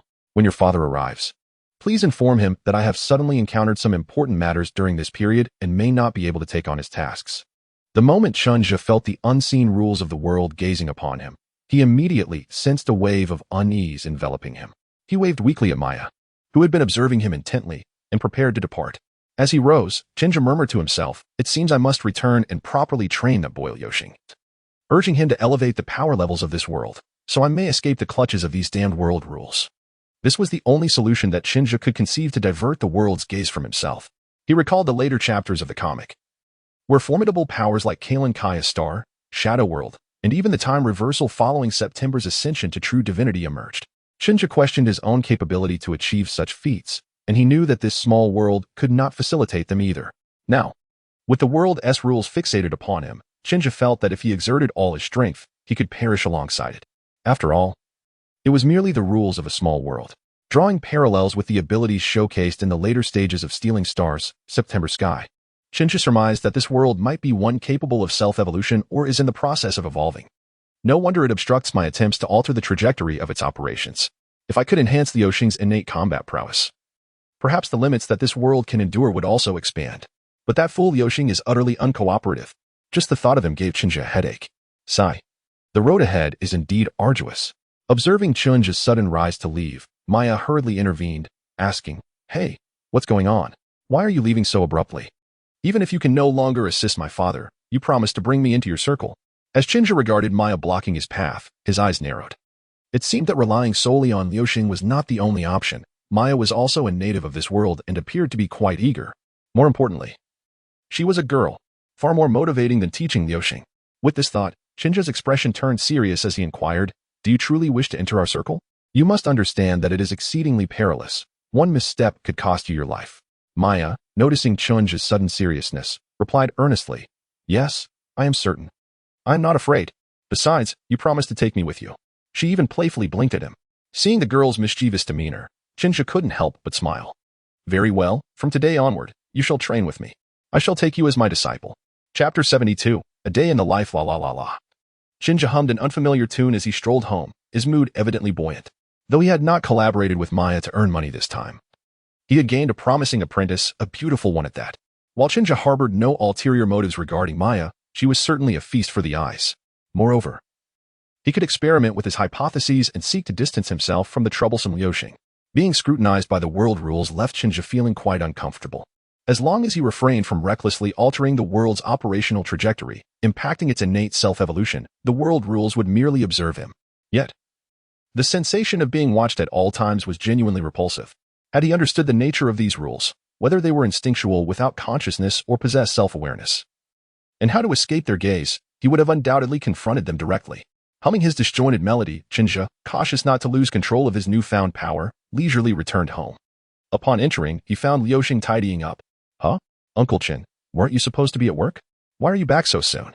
Did they not need you? Liuxing, having learned of Chunja's whereabouts from Lan Shui, expressed surprise at his leisurely return. Hearing Liuxing's words, Chunja felt a wave of irritation. He squinted at Liuxing. What do you mean by that? Do you think so poorly of me? Are you looking to experience my beloved Iron Fist? As Chunja's eyes took on a dangerous glint, Liuxing felt a chill run down his spine, realizing how his words had been misconstrued. He quickly attempted to clarify. No. I meant, how come you returned so quickly? Was work smooth? I mean, did you finish your tasks early? Wait. No. Seeing Liuxing flounder in his explanation, Chunja rolled his eyes. Am I really that intimidating? Fine, I'll let you off this time. Given my recent surge in power, I am not yet adept at controlling it.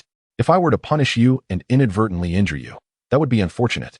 As Liuxing continued to stammer in a futile attempt to explain, Chunja gestured for him to stop, indicating he understood.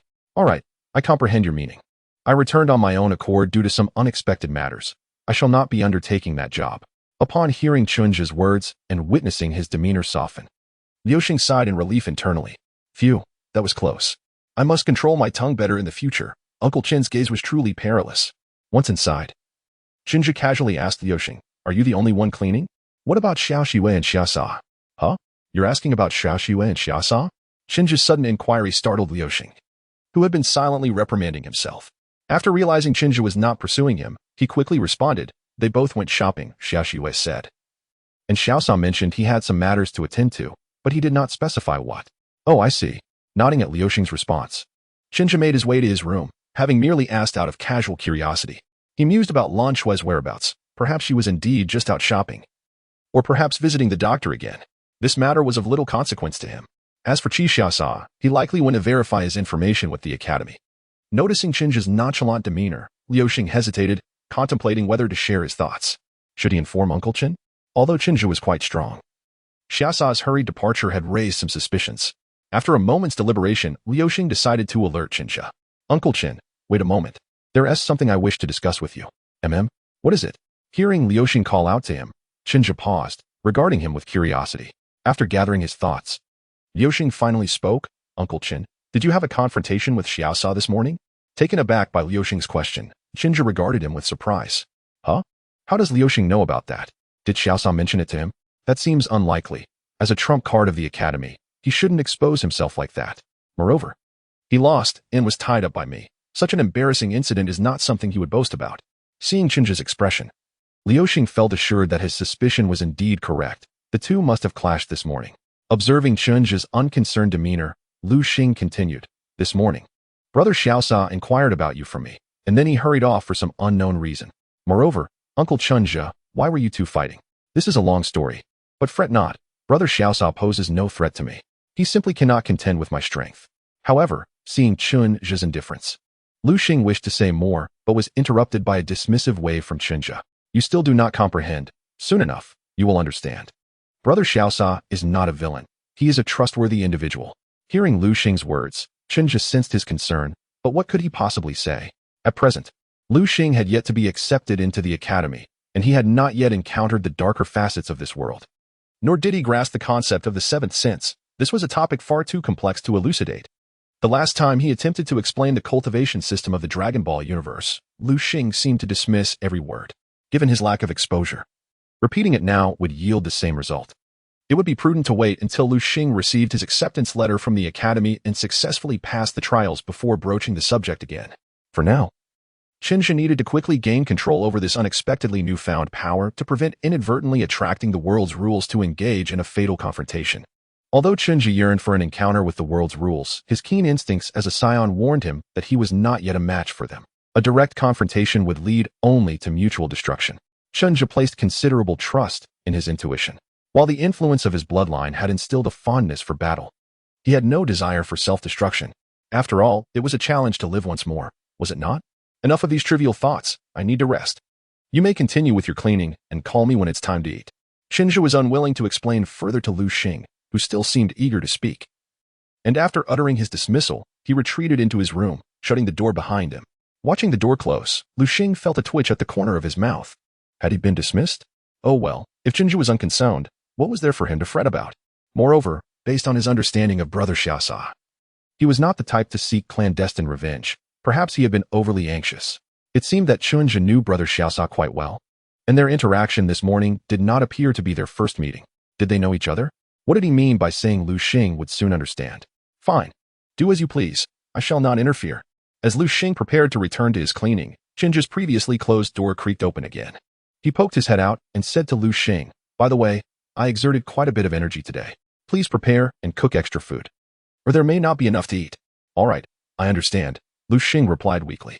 After receiving Lu Xing's acknowledgement, Chenja nodded in satisfaction and closed the door once more. In recent days, Chenja had felt an increasing busyness. He needed to devise a plan for division of labor. The foremost task was to gain mastery over his powers, which had been growing at an alarming rate. Just recently, he had experienced another surge, and maintaining control over his abilities would be a significant undertaking.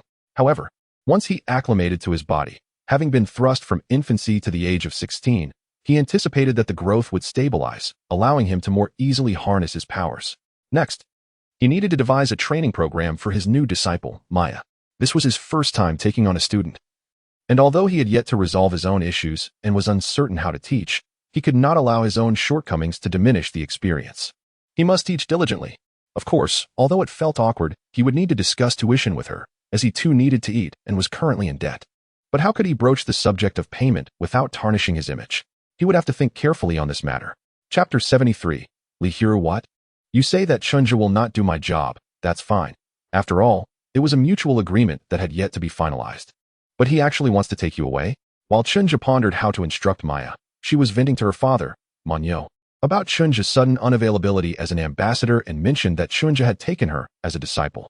However, before she could finish, Manyo interrupted her, his expression darkening as he regarded his daughter. What can that man teach you? He's merely deceiving you. Manyo felt a twinge of regret. He had not anticipated that his well-meaning actions would attract a charlatan, and now his daughter had genuinely fallen for the ruse. It was all his fault. He had hoped to encourage his daughter to socialize and make friends, so she would not dwell on trivial matters. Yet, someone had exploited this intention to deceive her. Unforgivable. What do you mean by taking me away? He said he would ask you, and if you agreed, he would take me to teach me cultivation. As Manyo interrupted her, Maya pouted, looking at her father with exasperation. And Dad, do you think I'm that naive? Am I so easily deceived? Please. Can you let me finish? What more is there to say? I will not consent to this, and I will inform your mother so she can handle you. Realizing he was losing the argument, Manyo resorted to threatening Maya with their mother. Dad, if you go and tell Mom, then I will not speak to you anymore. Maya stomped her foot in frustration at her father's underhanded tactics. Hearing Maya's threat, Manyo felt a flicker of uncertainty. But the thought of his daughter being so easily misled steeled his resolve to remain firm for her sake. What kind of report are you filing? What trouble have you gotten yourself into this time? Just as the father and daughter faced off in a stalemate, a gentle female voice reached their ears. They turned to see a casually dressed yet tidy middle-aged woman entering the room. Mom, what are you doing here? Maya asked, her confusion evident as she glanced nervously at her father, who was about to speak. She quickly stepped forward to link her arm with her mother, pulling her toward the door. Mom, it's almost noon. Let's head home for lunch and leave Dad to manage the store. I haven't had your cooking in ages. Today, I want a big bowl of rice. Why was the family matriarch here? She needed to get her away quickly. Otherwise, if her father complained, she would be in for it. Lee Hiro, Maya's mother and Manyo's wife, had initially hoped for her daughter to be gentle and demure. Unfortunately, her maternal lineage bore the surname Lee, which meant Lee Hiro had inherited neither gentility nor softness. She was a woman with a strong personality and temperament. And Manyo's success, amassing a fortune in the billions, was partly due to her influence. Though age had tempered her temperament slightly, she had become a mother with both a son and daughter. Her position in the household remained formidable. Hiro, could you please clarify? Your daughter. Mom. Let's hurry home. I'm famished. As Maya observed her father preparing to lodge a complaint, her anxiety escalated. She promptly interrupted Mainyu's words, intent on whisking her mother away. Stop. You, young lady, halt this instant. Grasped by Maya's hand, Lee Hiro felt the urgency in her daughter's grip and the determination to pull her away. After all, she was a piece of her own flesh. How could Lee Hiro remain oblivious to the underlying motives? Why are you so eager to drag me off? What trouble have you stirred up now? With a slight tug, Maya stumbled and found herself brought back to Lee Hiro's side, confronted with her mother's mildly stern gaze. Perhaps due to a sense of guilt, Maya felt a wave of discomfort wash over her. She leaned into Lee Hiro's embrace and, batting her eyelashes, attempted to charm her way out of trouble. Mom, what nonsense. How could you believe anything Dad says? You know your daughter well. How could I, being so adorable and gentle, ever misbehave? However, as she spoke, Maya faltered, for Lee Hiro remained unmoved by her antics. Under her mother's impassive stare, Maya felt increasingly restless. Realizing she could not evade the situation, Maya opted to put up a feeble resistance, employing her little cotton-padded jacket charm. Nuzzling her face against Lee Hiro's chest like a small kitten, witnessing her daughter's attempt at manipulation, Lee Hiro sighed in resignation. This was indeed her little cotton-padded jacket. Though age had begun to reveal some cracks in her facade, she would not allow her emotions to surface, lest this mischievous child, who had been naughtier than her brother since childhood, take flight. With an expressionless demeanor, Lee Hiro observed Maya's unspoken intentions and gestured to Mainyu, signaling him to clarify the situation. Old Ma, please explain what has transpired. You spoil her far too much. You know how mischievous she can be. Listening to Lee Hiro's words, Mainyu rolled his eyes internally at the hypocrisy. It was as if she had not indulged Maya at all, after all. Who was it that her daughter was currently cuddling with? You ought to address your daughter. She has agreed to take on a mentor, someone she barely knows. Without my consent, Mainyu recounted to Lee Hiro the conversation he had with Maya earlier, interspersed with his own interpretations. He shared how he initially found Chunja to be amiable, hoping to invite him as the ambassador for a competitive eating contest, only to discover that he was attempting to charm his daughter. Perhaps Chunja was captivated by Maya's charm and harbored ulterior motives. Moreover, considering how mature Maya was, it was concerning that she could be so easily deceived, necessitating Lee Hiro's guidance to rectify her naivety. Mania's narrative conveyed a singular message. His daughter, daydreaming and gullible, needed a firm lesson to prevent her from being led astray. Throughout this exchange, Maya attempted to interject but was silenced by Lee Hiro's authoritative gaze, leaving her feeling particularly frustrated. This is how it is. You must properly educate her. At her age, she should not still act like a child. Do you truly believe what Shinja said? Surely you know better? After making his point, Mania gestured toward Maya, who was still nestled in her mother's embrace, eliciting a grimace from her, quickly silenced by Lee Hiro's glare. Following Mania's remarks, Lee Hiro sat in contemplative silence, seemingly pondering something profound. Observing her demeanor, neither Mania nor Maya dared to interrupt. In this quietude, a silent exchange transpired between father and daughter. Maya, Dad, did you really report me? I won't talk to you anymore. Mania, I only wish to protect you, to prevent you from being deceived. Maya, I refuse to listen. I'm having a little tantrum, and you won't be able to soothe me. As time passed in silence, Lee Hiro suddenly broke the tension, addressing Maya with a question. Did you truly feel the ground tremble beneath his feet? Upon hearing her mother's inquiry, Maya abandoned her silent communication with her father and eagerly nodded, affirming that she had not been deceived. After receiving her daughter's confirmation, Lee Hiro contemplated further, asking, did he mention when he would come to teach you about this? Cultivation? Upon uttering the term cultivation, Lee Hiro felt an unsettling dissonance. This seemed far-fetched, resembling something out of fantasy. In all her knowledge, such concepts did not exist. Unperturbed by her mother's misgivings, Maya, sensing no reproach from Lee Hiro, eagerly replied, he didn't specify when. He only said he would return after some time and advised me to discuss it with you first. Upon hearing Maya's response, Lee Hiro merely nodded, muttering, I see, and lapsed back into her contemplative silence. I see. What does that even mean? Is that an agreement or not? Observing her mother's expression, Maya felt a surge of impatience but refrained from voicing it. while her mother certainly indulged her. She had experienced enough of her mother's wrath to know that mischief could lead to consequences, so it was best to remain patient.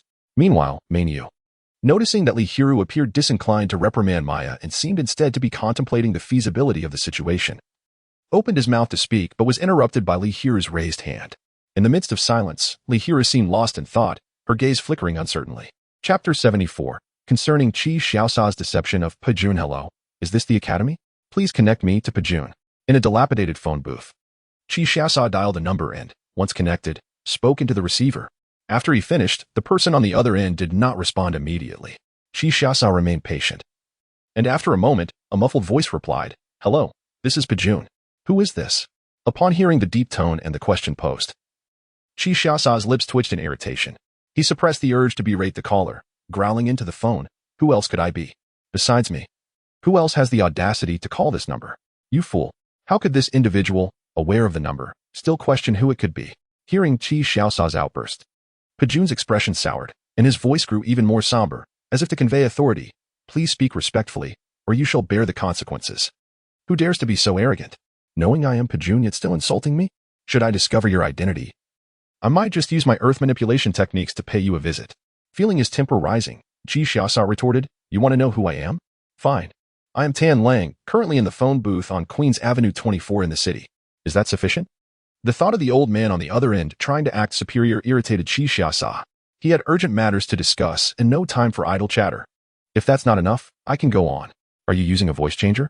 If I remember correctly, you pilfered that from Wu Chu, didn't you? Should I inform her?"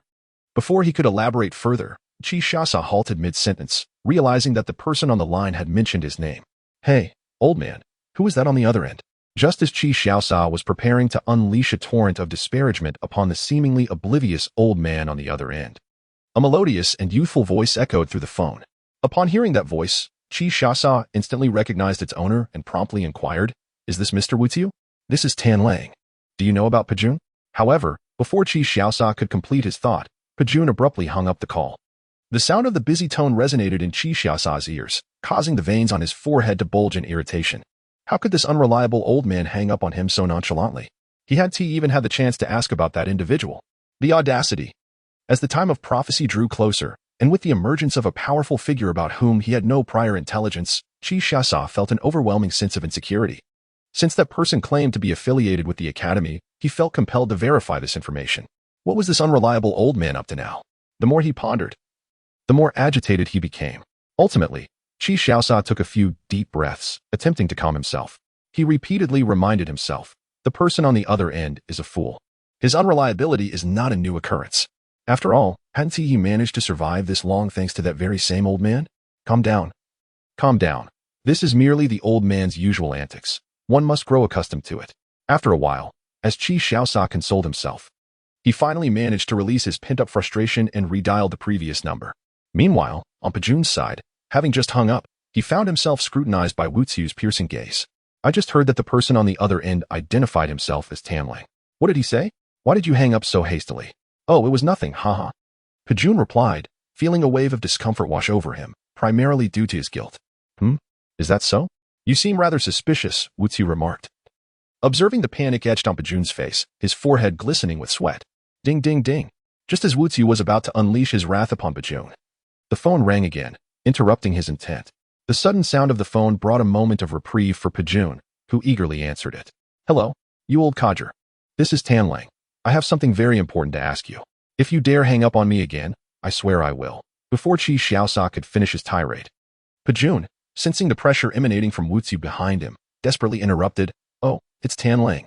I was just joking. What do you need? I'm all ears." After addressing Qi Xiaosa, Pajun, worried that his companion might overhear something inappropriate, covered the receiver with his hand and sternly whispered to Wu Tsiu, "Let us discuss this later. I'm currently engaged in serious matters with Tan Lang. You heard what he said, right? All right, we'll settle things with this old fool later," Wu Tsiu agreed, pondering that Tan Lang had indeed mentioned something of great importance. "That little brat dared to threaten me when I finally meet him. I shall teach him what it means to respect his elders." Seeing Wu Tsiu acquiesce to his suggestion, Pajun felt a sigh of relief within. At least he had temporarily avoided disaster. Once he finished speaking with Tan Lang, they would make a swift exit. Wu Tsiu likely had no idea what Tan Lang was saying. and given his temperament, he would probably forget about it soon enough. Wiping the cold sweat from his brow, Pajun casually asked Tianlang, "What is the matter? You seem rather anxious. Has the fallen angel paid you a visit?" Not exactly, but it's nearly as dire. I've encountered a remarkably powerful individual, and my imitation of your and Mr. Wuxiu's seventh sense is no match for him." Taken aback by Pajun's flippant demeanor, Qi Xiaosa felt stifled. Could this old man not utter something encouraging? However, upon reflection, it seemed he was being targeted by Chun Jia, a person about whom he had no information. This was hardly different from being pursued by a fallen angel. As Qi Xiaosa expressed his concern, Pajun finally adopted a serious tone and inquired, "Who did you encounter? Do you know him? Is he a fallen angel dispatched by Lucifer?" Qi Xiaosa's seventh sense was exceptionally potent, despite its side effects, with his divine abilities. He should have no trouble escaping even if he were indeed targeted by a fallen angel. Furthermore, Pajun had not received any news of Lucifer sending his 12 fallen angels to confront Qi Xiaosa, indicating that his identity as Tianlang had yet to be exposed. Was it possible that Lucifer had learned of his identity and sent a newly recruited fallen angel to confront him? Hearing Qi Xiaosa's claim that he had encountered someone far too formidable for him to handle was troubling indeed. "I don't know, but he claimed to be from our academy and had recently joined. He even asked me to convey his regards to Lianjin."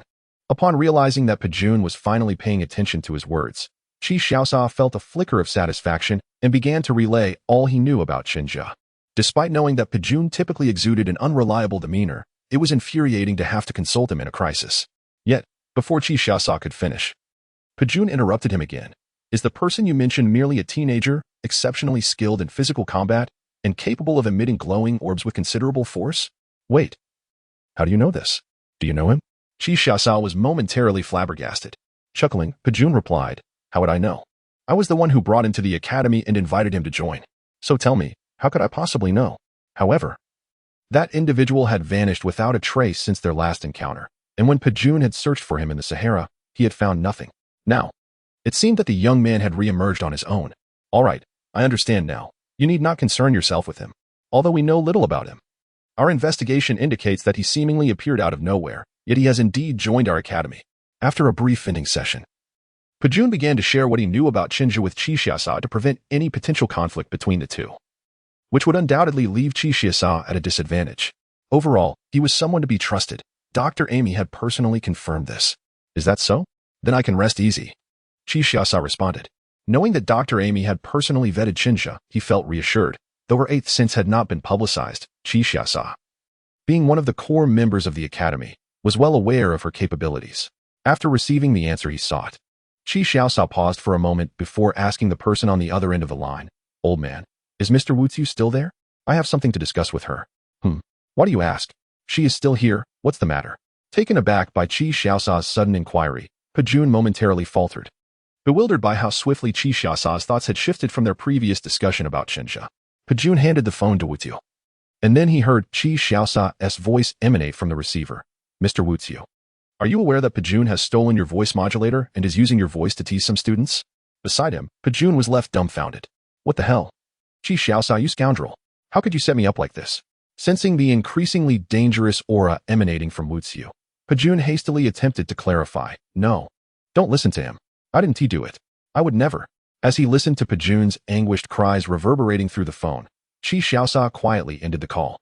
Stepping out of the dilapidated phone booth, gazing at the sky above, he felt an unexpected clarity wash over him, as if the heavens had suddenly brightened, lifting his spirits.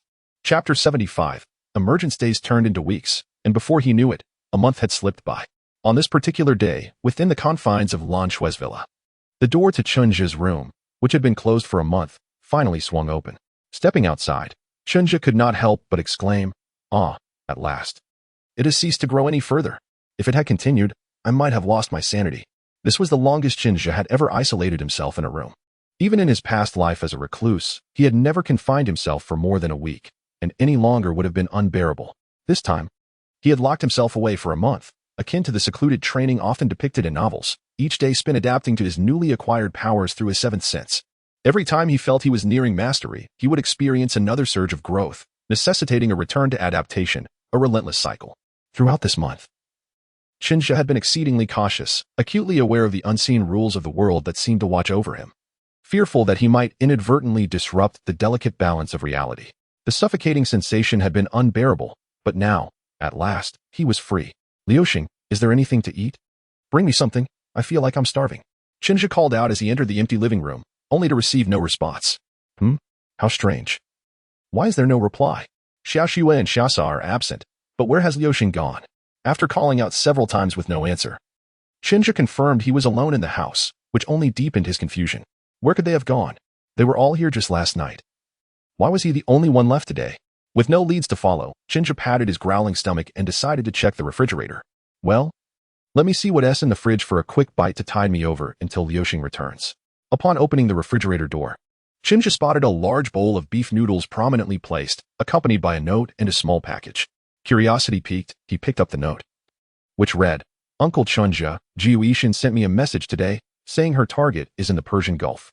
I had originally planned to go alone this morning, but Xiaoxue had discovered my intentions, so we all went together. You told us not to disturb you, so I didn't call you. I'm not sure when you'll be out, so I made you a bowl of beef noodles and left it in the fridge. You can manage with that for now. If it's not enough, feel free to grab a buffet. I've left some money for you. We should be back in about a week, so don't worry. The note bore Liuxing's signature. So they all went to the Persian Gulf. No wonder the house is empty, Chinja reflected. Recalling the progression of events in the story, it seemed Xiaoxue had indeed acquired the crystal mask, indicating that the narrative had not been altered by his actions. In the original tale, Liuxing and the others ventured to the Persian Gulf because Liuxing had rescued Jiuishin from the Black Moon Iron Cavalry, who in turn gifted Liuxing a bracelet and informed him of her plans for the Persian Gulf. Chinja had assumed that by defeating the Black Moon Iron Cavalry, he would alter the course of events. However, it appeared that the world's rules had reverted to their original trajectory. Upon realizing where Liuxing and the others had gone, Chinja looked at the beef noodles left for him, along with the note and money. He fell into a contemplative silence before finally muttering, Why on earth did Liuxing leave this note and money in the fridge? Shouldn't these things be placed on the coffee table or another conspicuous location? Does he really believe I would only look in the fridge for food? Am I that one-dimensional? Indeed, it seemed Liuxing had accurately predicted his behavior. Leaving Chinja feeling somewhat embarrassed, gazing at the money on the table, he resolved to treat himself to a buffet, determined to satisfy his hunger. Chinja suddenly recalled the apprentice, Maya, whom he had decided to take under his wing a month ago. Since Liuxing has been so thoughtful, I shouldn't waste his kindness. Perhaps I should also check in on Maya and see how she has been considering my offer. During this past month, Chinja had been acclimating to his newfound powers, and just as he felt he was on the verge of complete mastery, a new surge would emerge, forcing him to start the adaptation process anew. What he had initially thought would take only a week had stretched to an entire month. During this time, aside from eating to replenish his energy, Chinja had spent virtually all his time in his room, fearful of inadvertently harming Liuxing and the others. He would quickly finish his meals and retreat back to his room, neglecting to follow the unfolding events involving Liuxing and Lan Shui, let alone attending to his apprentice, Maya. Reflecting on the fact that he hadn't contacted Maya in an entire month made him feel somewhat guilty. He wondered if she would still agree to his offer or if she had begun to perceive him as a fraud. Previously, when his powers had spiraled out of control, he had hastily promised to take Maya on as a disciple, allowing her to discuss it with her family. But he had never specified when he would reach out to her, only that it would be after some time. Now, that time had extended to a full month, undeniably making him appear deceitful. Well, I won't dwell on that. I never stated when I would go. Visiting now doesn't constitute a broken promise. Besides, soon enough, Liuxing will likely come to understand my true nature. Initially, Chinja had intended to take Maya on as a disciple due to Liuxing's reluctance to cooperate. He feared that by defeating the Black Moon Iron Cavalry, he might alter the future trajectory, preventing Liuxing from having his moment of heroism and realizing his feelings for Lan Shui when faced with her peril. But now, all of that seemed inconsequential. As the world's rules had corrected themselves, Lan Shui would still encounter danger in the underground palace, nearly losing her life. And it would take some time before she returned. After experiencing the incident, Liuxing initially believed that Lan Shui had perished. Yet he forced himself to comfort his own heart with the thought that she was unharmed. He realized his own vulnerabilities, and upon returning, he expected to be sought after. The matter concerning Maya became trivial. Whether she agreed or disagreed no longer mattered. His sole obligation was to fulfill his promise. If she consented, he would teach her. If she refused, he had no qualms about being labeled a deceiver. To him, it would merely be akin to indulging in a buffet. Speaking of which, Maya's family buffet was indeed delectable, with a wide variety of offerings and generous portions. He hoped she wouldn't consider him a fraud. As he pondered these thoughts, Chinja stepped out.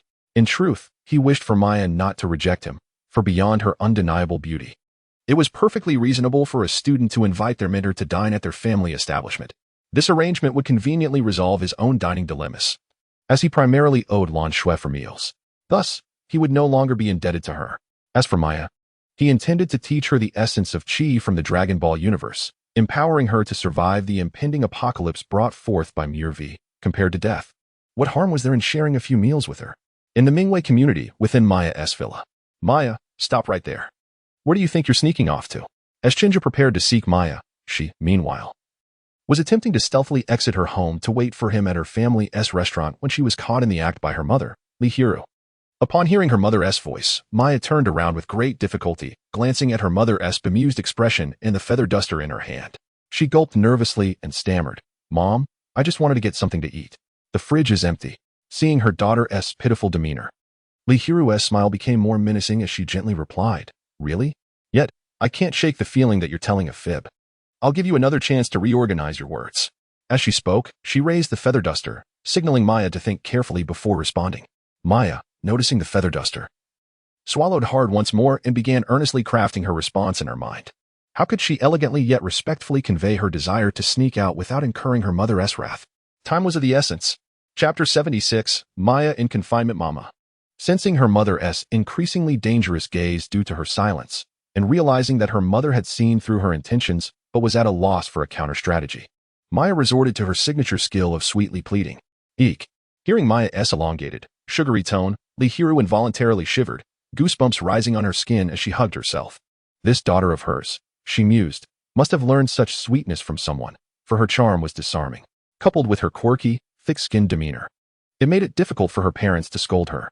Indeed, Maya, seeing her mother's reaction, leaned closer, wrapping her arms around the hand that held the feather duster, shaking it playfully, and stealthily snatching the duster from her mother's grasp, tossing it to the floor.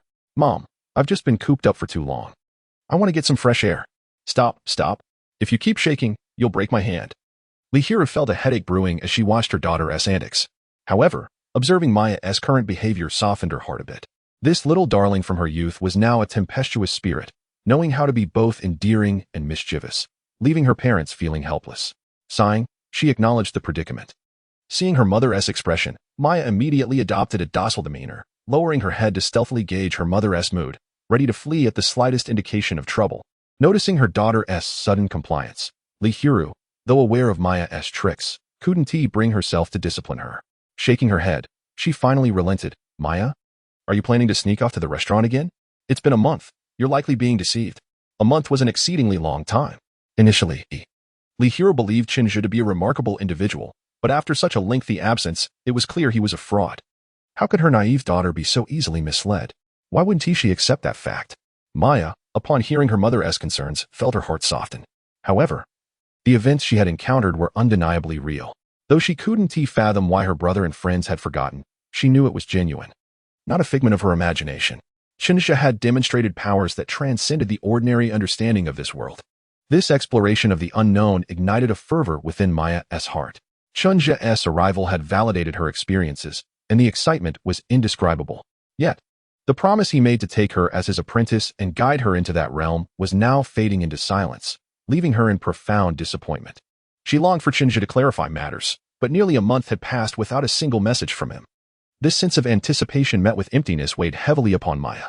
It felt akin to a boyfriend taking his girlfriend out with high hopes, only to be thwarted at the last moment by her encountering a friend who took her home just as they were about to find a private space together. The frustration was palpable. Although Maya and Chinja's situation was not comparable, her emotions mirrored that sentiment. Meanwhile, observing Maya's despondency, her parents believed she was unwell from being deceived, fearing for her well-being. Consequently, they had taken her home a week prior, restricting her from working at the restaurant and interacting with others. Lee Hiro had also stopped working to care for her, unbeknownst to her parents. Maya found herself at a loss for words, wanting to explain to Lee Hiro but being misunderstood as being too deeply enmeshed in her thoughts to be freed. However, during her confinement, Maya engaged in a battle of wits with her mother, determined to return to the restaurant to await Chinja's response. The days were filled with her mother chasing her around, leading Lee Hiro to believe that such pursuits would lift her daughter's spirits. In the face of her mother's antics, Maya desperately wanted to exclaim, "Mom, I just want to get some fresh air. I'm not ill." Nevertheless, Despite her mother's refusal to listen and her confinement, Maya couldn't help but feel gratitude for Lee Hyuru's care during this challenging time. Now, witnessing her mother's exasperated demeanor, Maya could only helplessly reiterate, "Mom, you know I just want to wait for an answer. I swear, I have no ulterior motives." To lighten the mood, she playfully held up 4 fingers, swearing her sincerity in an adorable tone. However, seeing Maya's antics only served to further frustrate Lee Hyuru, who sighed, "It's always like this. Is it truly necessary to clandestinely prepare for an escape over a mere answer? Could one not simply express oneself openly? Could it be that this girl has been bewitched by that Shinja? No, I cannot allow my precious daughter, whom I have nurtured with such care, to be easily deceived. I must keep a vigilant watch." Observing her, Lee Hyuru felt an overwhelming sense of dread that her daughter might soon fall prey to someone's trickery. With a heavy heart, she gently admonished, "Yaya, why do you persist in this manner? He has not contacted you in over a month, and I have not heard a whisper of his existence. He must surely be a fraud." Pausing momentarily, Lee Hyuru noticed that Maya seemed lost in thought, utterly oblivious to her words. Undeterred, she continued, "Are you infatuated with him? I have heard your father mention that Shinja appears younger than you. You must be the one to pursue such a relationship." Upon finishing, Lee Hyuru shot Maya a disapproving glance, as if to signal that should her suspicions prove true, she would sever all ties with her. Maya, however, caught the implication and felt a wave of frustration wash over her. Yet again, every time she tried to clarify things, her mother would dismiss her explanations, insisting that she did not need to justify herself. It was exasperating. "Mom, your imagination is simply too vivid," Maya lamented, feeling utterly drained. "What do you truly want from me? I merely seek an answer.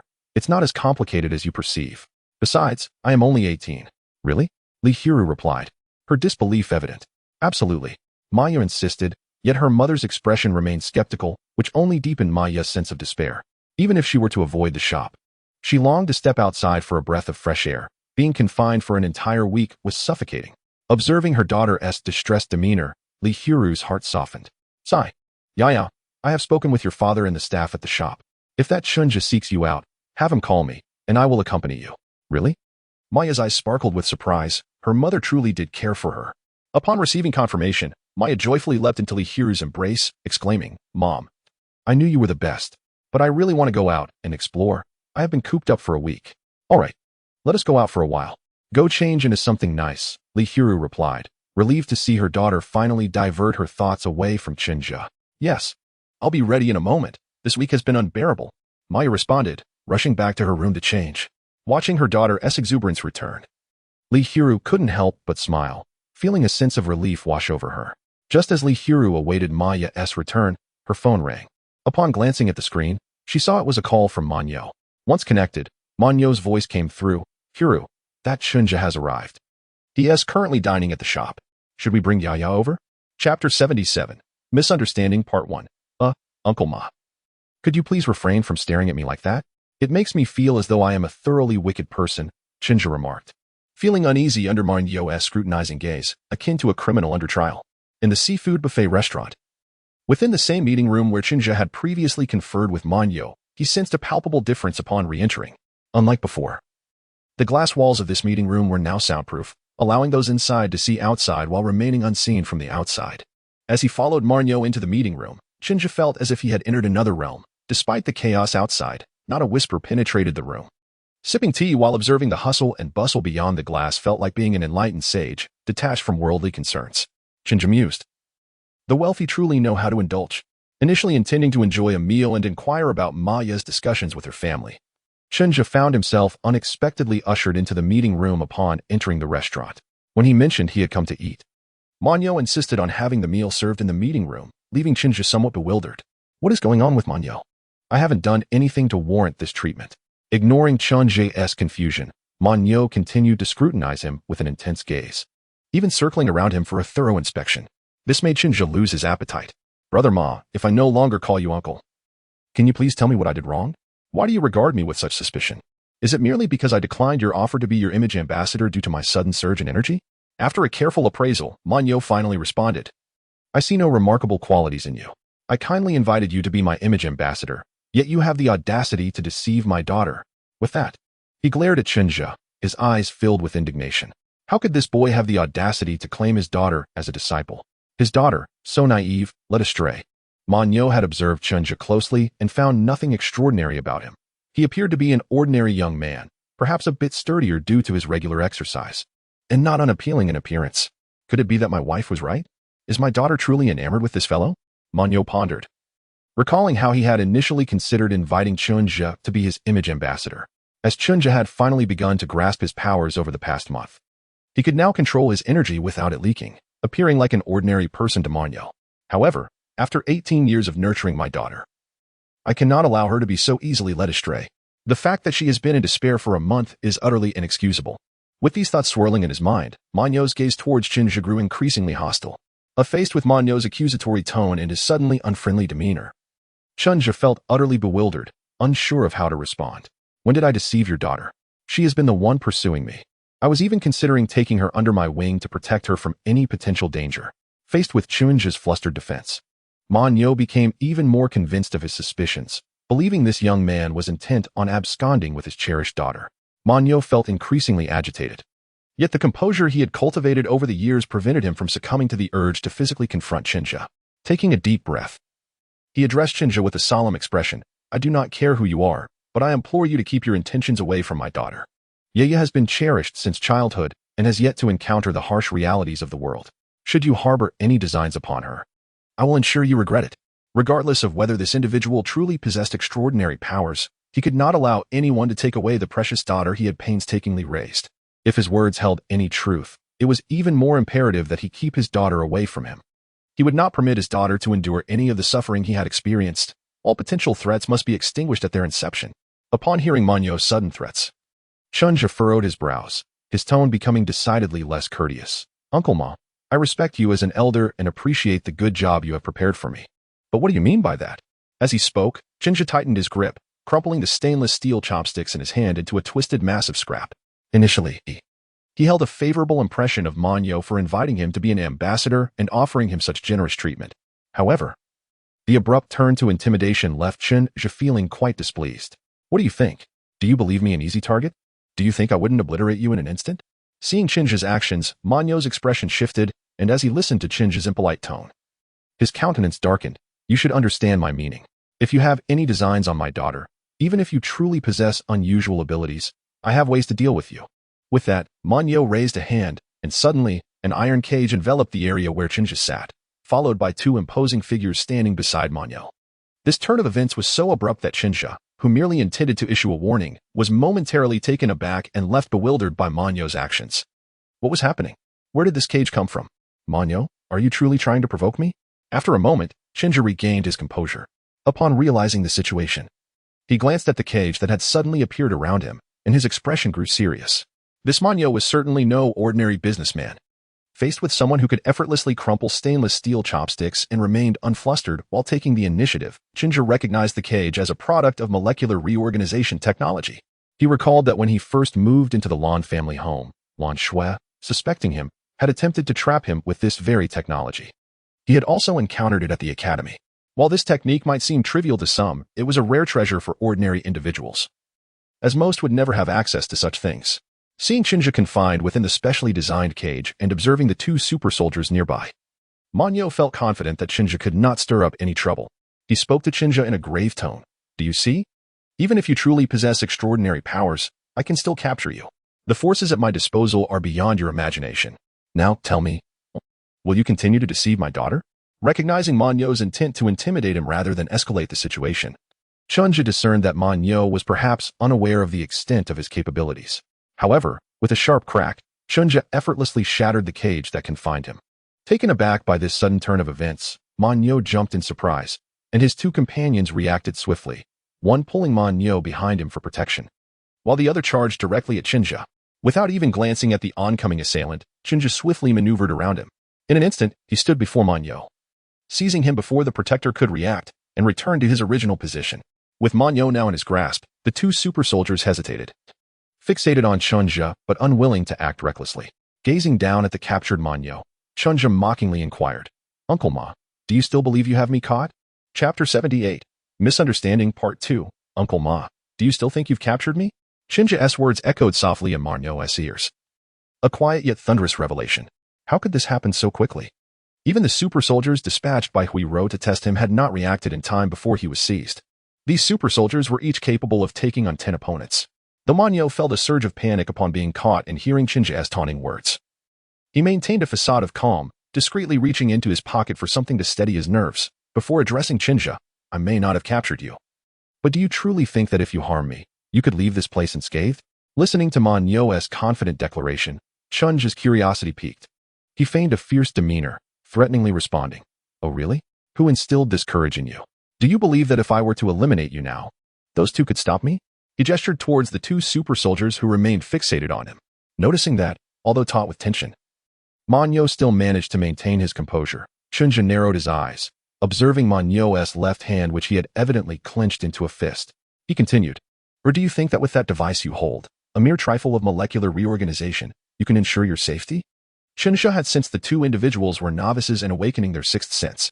To most, they were formidable opponents, but to him, even if he stood still, they would not be able to harm a single hair on his head. As for the device in Manyo's hand, he quickly deduced it must be related to the cage that had initially confined him.